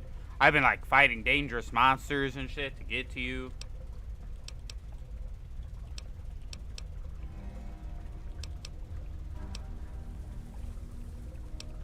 Probably, but we have to try. We need to get moving right. Are you sure? If you change your mind, you can always meet up with us. Yes? Good to see you.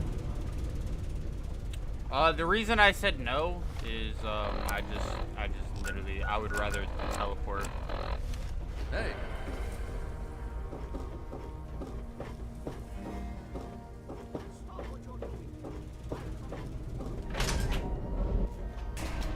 Some people are in such a hurry.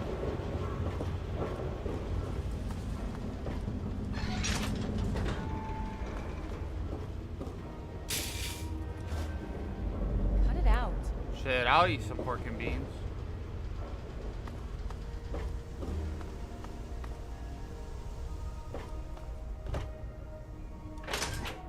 Alright, are these two gonna fight? Is Sister and Mae Young gonna fight yet? Holy shit. This should do it. Thanks. Yes. Hey, stranger. Want to buy a girl a drink? Hey, good looking. How? Now that's what. But we're safe here. Nope. You're lost, sugar. I give you 5 cats. Leave me. Haven't run into you before. Nope.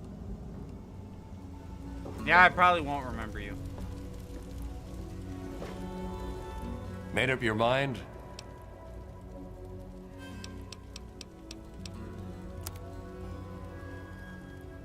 Alright. Whoa.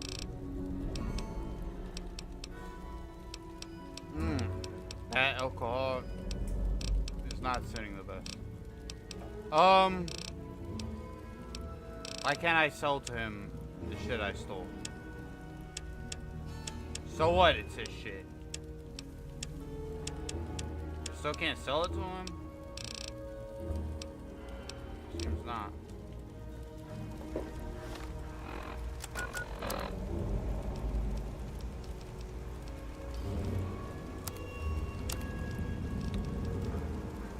Yeah, damn, I can't sell him his own shit that I stole off of him.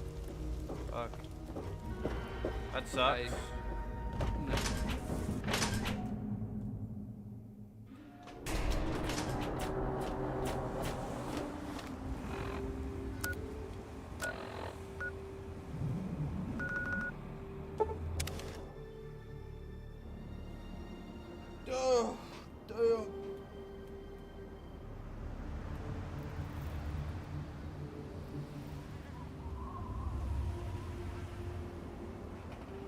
All right.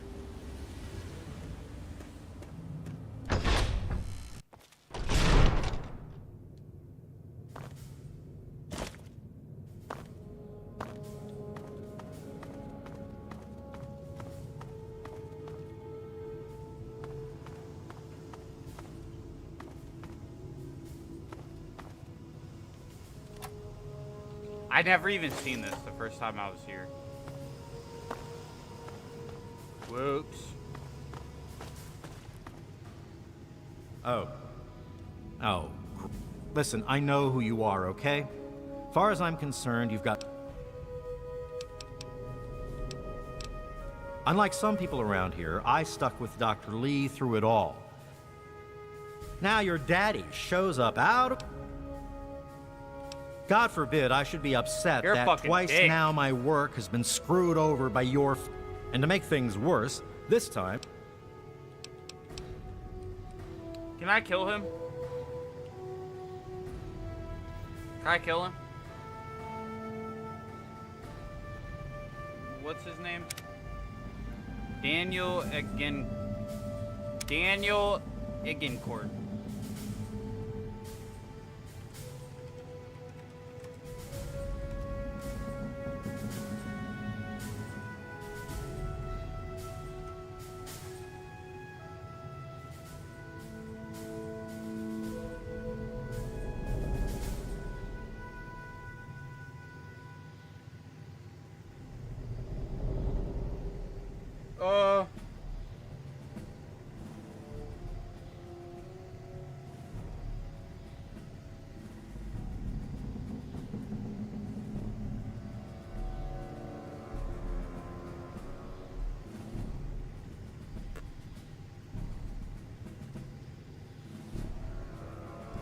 Man, I'm not gonna lie, I'm kind of thinking about killing him.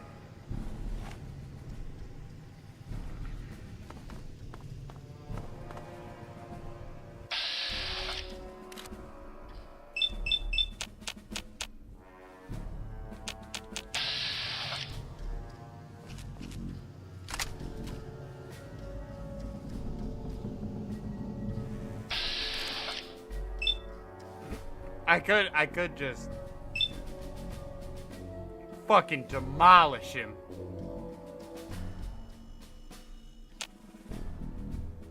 Will it make that big of a difference?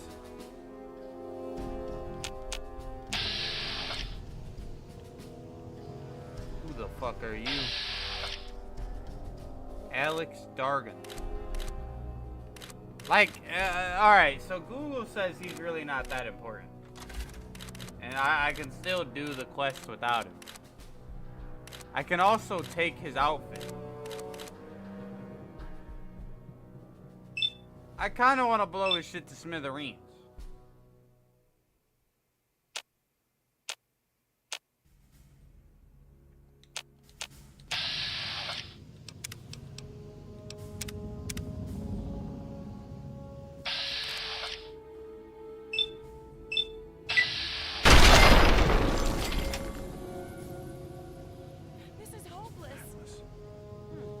Nothing here after all. Hello? Who's there? Hey! Where? Excuse you. Oh! Excuse you.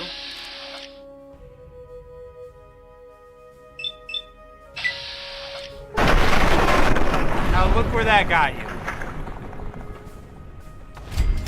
I'm not trying to put you off, but we need to get to Project...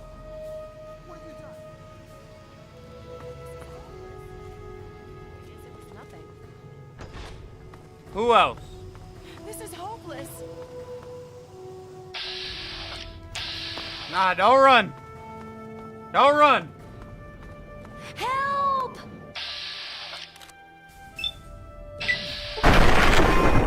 Holy fuck. Oh, fuck. Oh, fuck. Nothing like a day's work.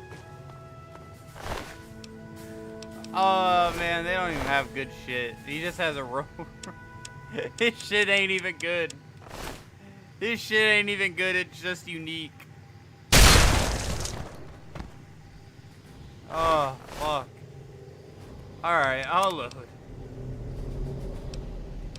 There we go. Yeah, load. Oh, fuck. That was great.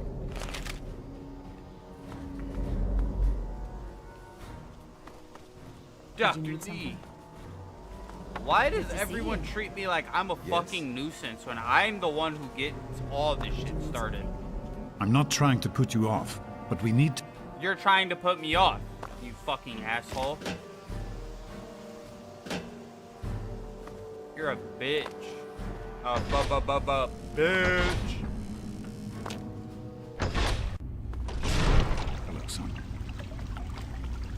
Hello, son. Here we are, where it all began. Revelation 21:6.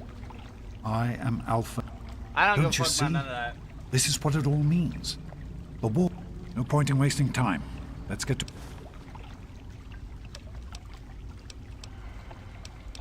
In the year before you were born, there had always been something of a mutant problem in the city, but it became... Support for the project eroded as time went on. Your mother and I had talked about what to do when that time came. From what I understand, things happened quickly after that. Dr. Lee I and really the don't give a team fuck, left man. for what became Rivet City. Okay. The project was abandoned shortly after you were... I'll need you to get to the flood control pumps. The automatic door... Alright, I got you. Those are the same areas that I already fucked with, right? I think I already fucked with all those areas.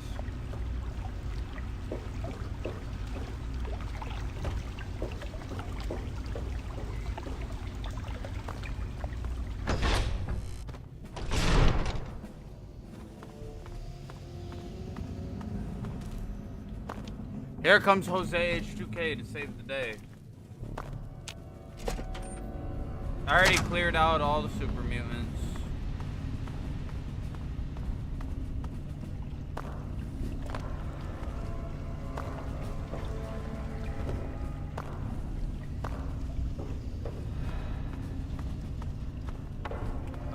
Okay.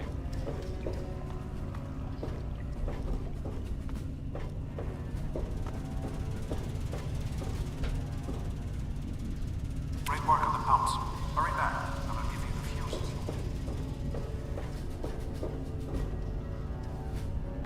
So now I gotta go back up, get the fuses from him, come back down. God damn. Couldn't have just gave me the fuses?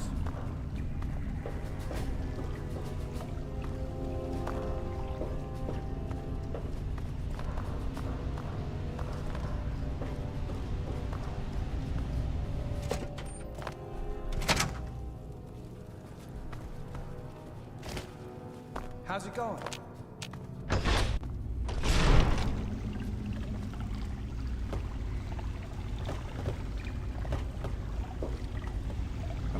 I think we need to talk. I've been... Megaton destroyed? Oh, You didn't have anything...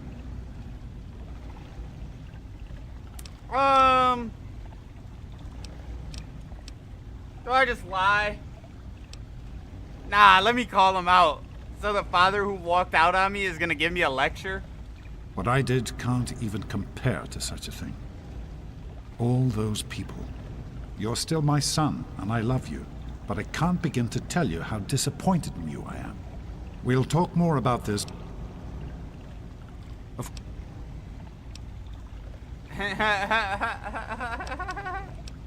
I wanted you to be safe. I couldn't tell you what I was doing. A plan which... Oh, my son. If only you could have known. She gave up so much for this project. We all did. So am I, son. Right. The flooding shorted out. Here, take these fuses. Once the Holy shit, bro. He confronted me about that shit, and I was just like, nah, bro. Like, you're a deadbeat dad, though. Yeah, but you killed hundreds of people. You're a deadbeat dad, though. Oh, great. I'm really about to kill dude again, bro, and not reload this time. I'm fucking sick of his shit. He keeps talking all that tough shit. I'm finna put him in a box. The door is not powered. Aye. How do I do that? How do I power it?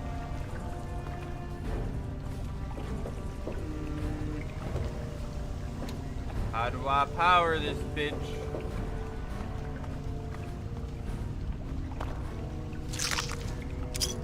Take that. How do I power the door? How do I power the door? Oh, didn't he say about going into the sub-basement or something? Some shit like that.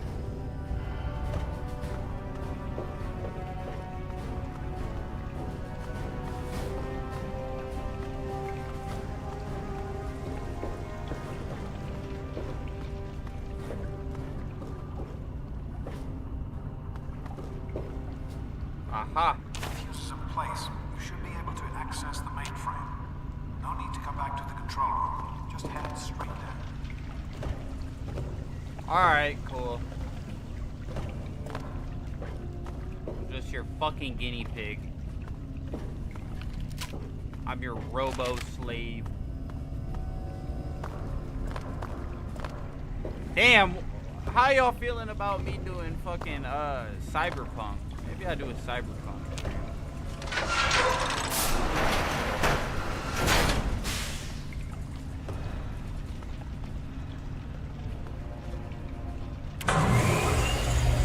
Just a few minutes until we can access the mainframe. Use the intercom so I can tell you where to go next. There are a few minor repairs still to be made up here in the control. Actually, wait. There's one other thing I need. It's on your way back. Head back up to the museum level and give me a call on... You're in the security level. Head up to the museum level. Use the door at the...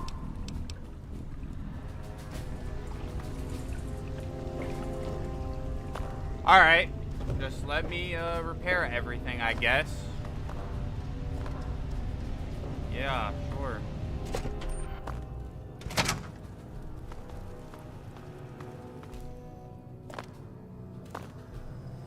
Good to see you.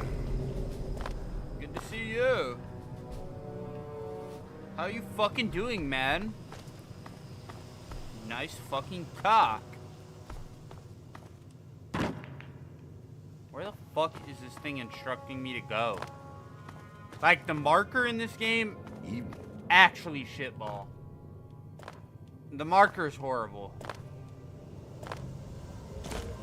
This might end up being one of my favorite games, though. This is fun as fuck. This? Fuck it.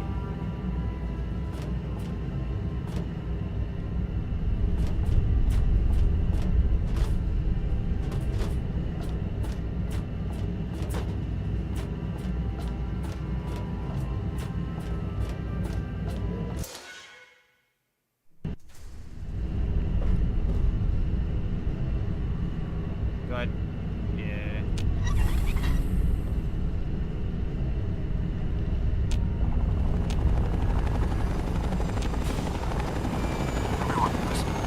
What the fuck?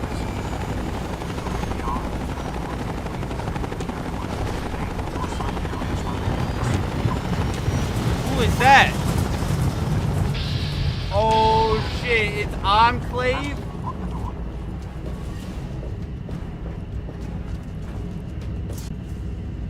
Oh shit. Oh.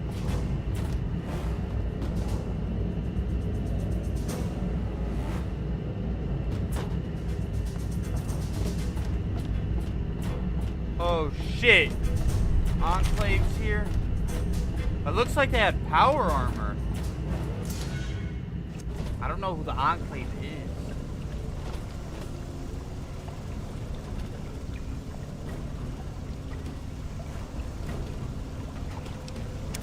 Let me see.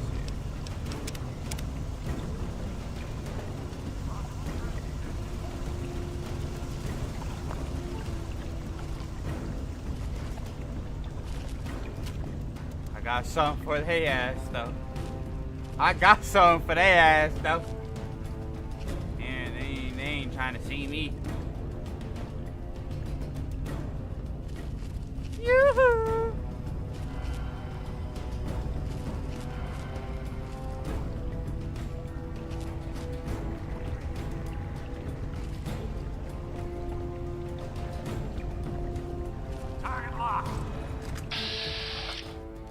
I'm not gonna lie, you did not want to do that, bro. You really didn't want to do that.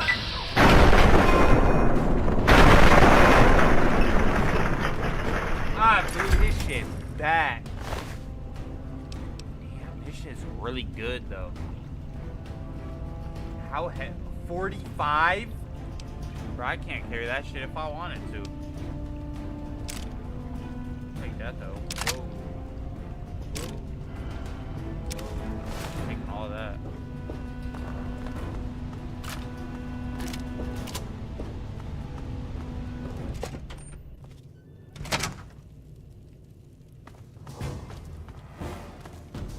Target locked. Go, weapons hot. I just want to let you know you fucked up. You're dead, man.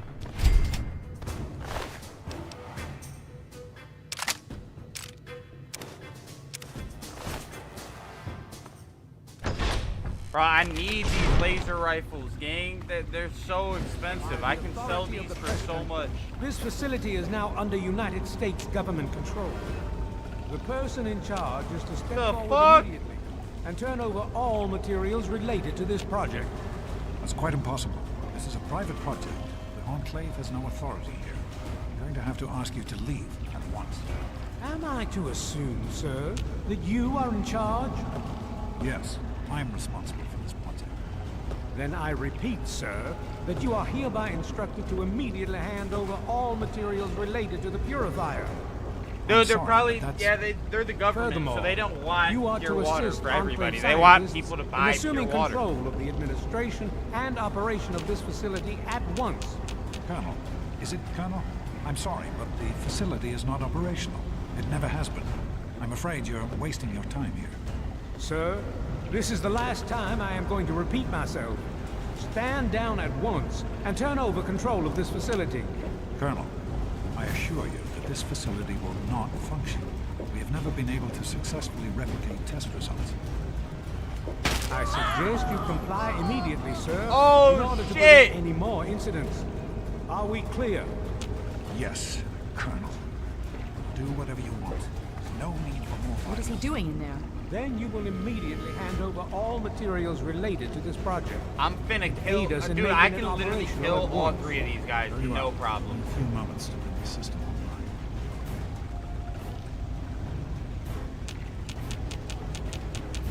Let me in. Open the door. Open the door. Waiting. It'll only be a few more moments. Open this fucking door. Open this fucking door. Run. Run. No way. No way. You just fucking killed yourself in GTA? You just fucking killed yourself. I just got you back. Oh my god. We have to get out of here. There's nothing anyone can do for him now. We used an old abandoned tunnel as an... Bro, this motherfucker did everything to avoid being a parent. I'm just like, oh, nah, fuck it. I'm just gonna kill my... Or, yeah, he's just gonna off himself. Whoa. We need to escape while we can. Don't wander off. We're going to need you. This tunnel leads to the Citadel, the Brotherhood of Steel's... We need to keep... Alright, come on.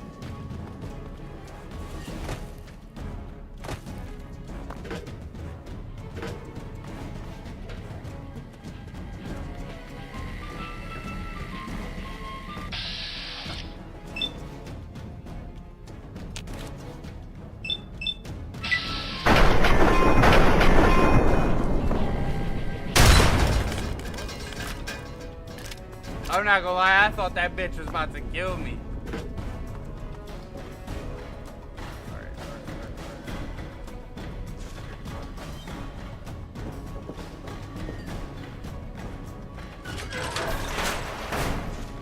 I did not want the coffee mug. Hold on. Drop the coffee mug.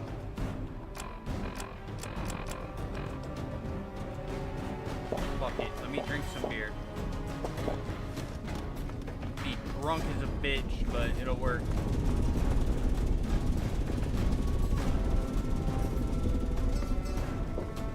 You're listening to Enclave Radio. I'm John, President of America. President of your heart. Sweet America, hello?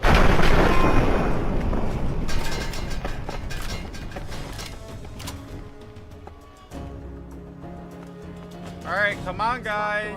I can open it, but it'll take some time. Let's go, class. Beer. Beer. All that. Yeah, Dr. Lee, you're like fucking dry humping it open. Now they're both doing it.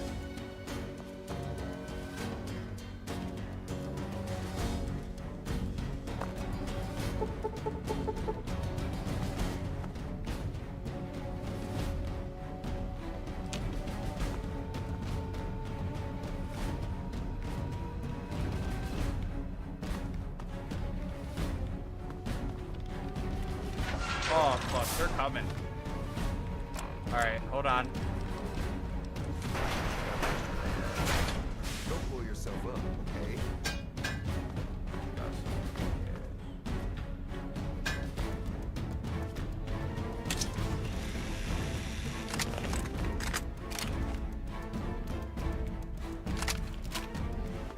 Are they coming down or no?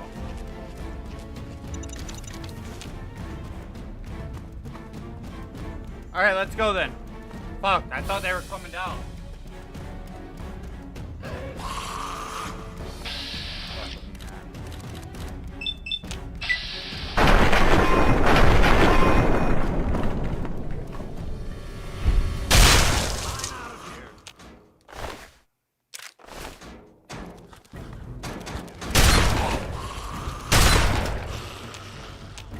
Caught him in his neck.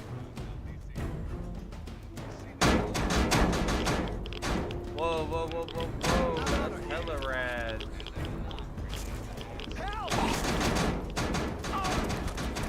Oh, fuck.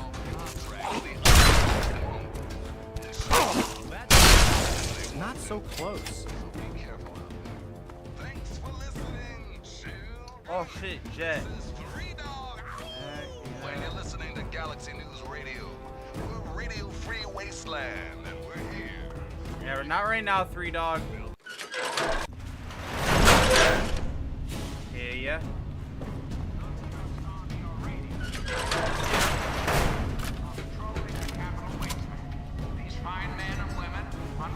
We can't go any further. We need to stop. Garza has a heart condition. He needs medicine or he... I don't have sufficient medical supplies with me, or else this...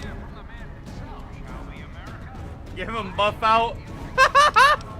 Or I could just say, let's leave him behind.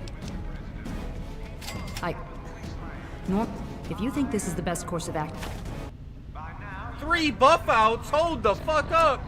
I wasn't talking about that many. I'll give him a fucking stim pack or 2. Alex, move. We have no medicine, but there's something else that may help for now. If it will help me, then I will take it. I just shrugged him. Yes, well, if we weren't in danger right now, I'd suggest something different, but this should see you through for the time being. Thank you, Doctor. Take him.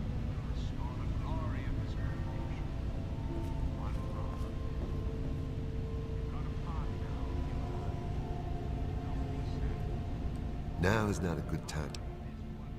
I am... It worked? Damn, I thought he was finna This is OD. your president, John Henry.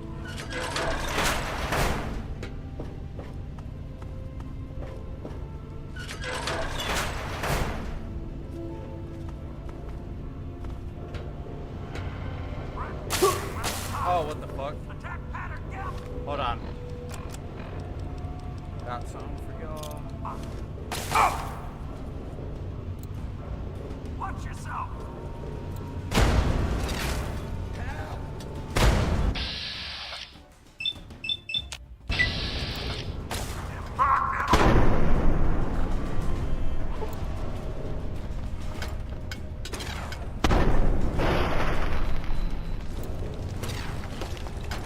Oh!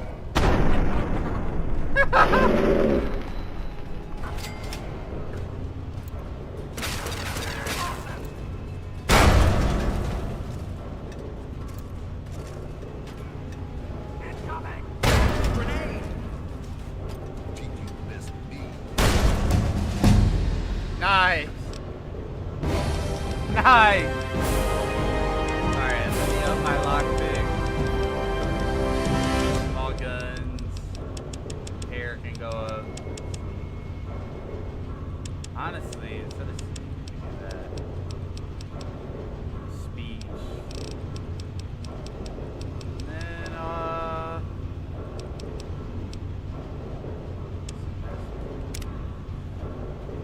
alright, let's do Commando finally.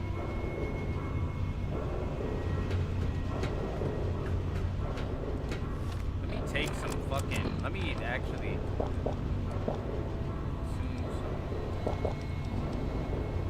get my HP up.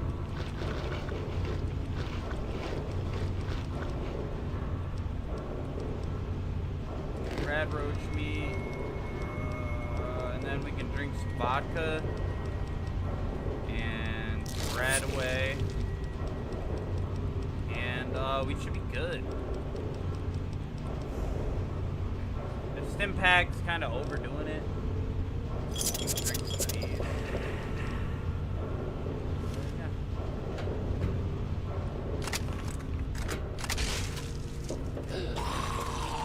Oh shit.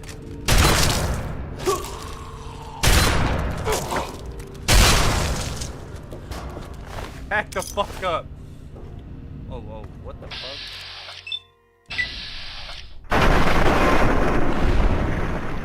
Blow him into fucking smithereens. Alright. Take those pack of cigarettes. Is everybody coming? I don't know. Taking that. Taking that too. And that. Shit.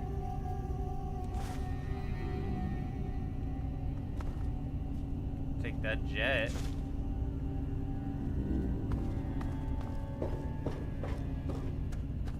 Everybody's alright, right?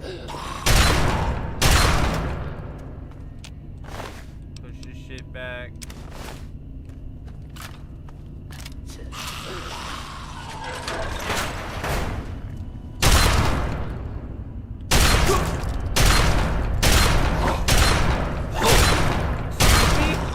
As he hit me, it like moved my fucking cursor.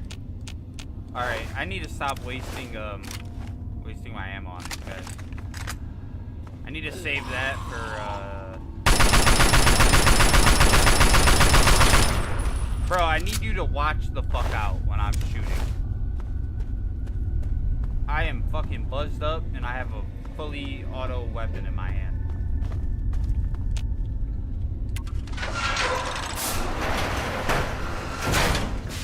We friends? I assume friends. Yes, friends.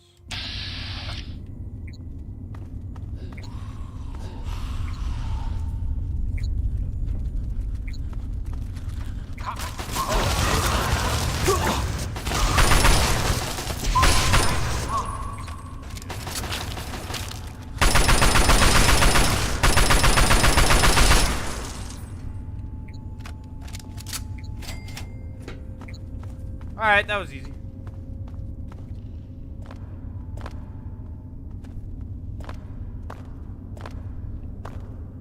Alright, I am so fucking over encumbered. I'm just gonna have to be an alcoholic.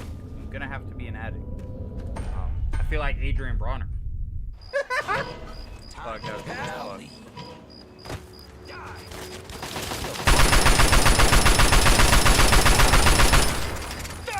The fuck are you?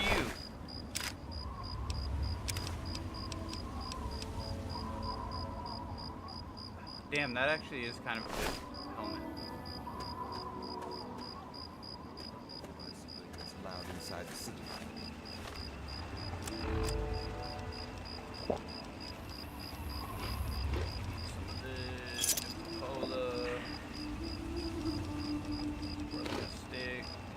You'll have to leave now. Who? Lions! I know you're in there! I know you can hear me! You open this goddamn door right now! Yeah, poor shit gets wicked in this bitch. I'll kill all you.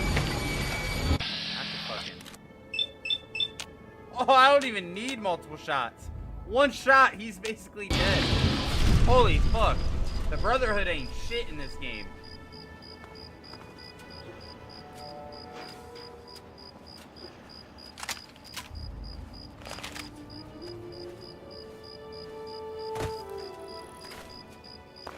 We can't stop now. We need to keep going.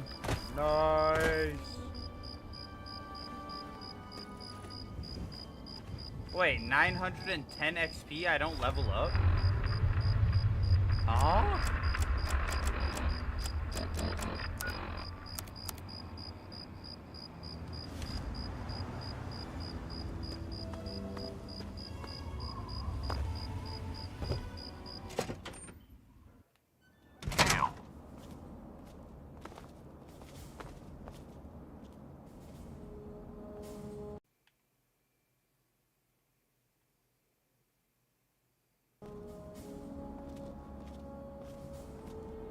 Madison, I'm surprised to see you here. What can I do for you? Don't talk down to me, Lyons. I had nowhere else to turn. You must help us. Project Purity has been overrun. How? It just happened. Yes, I'd heard reports of an incident there. What details can you give us? The Enclave. They've attacked Project Purity. James is dead. There may be more. I don't know. You have to do something. Then it's as we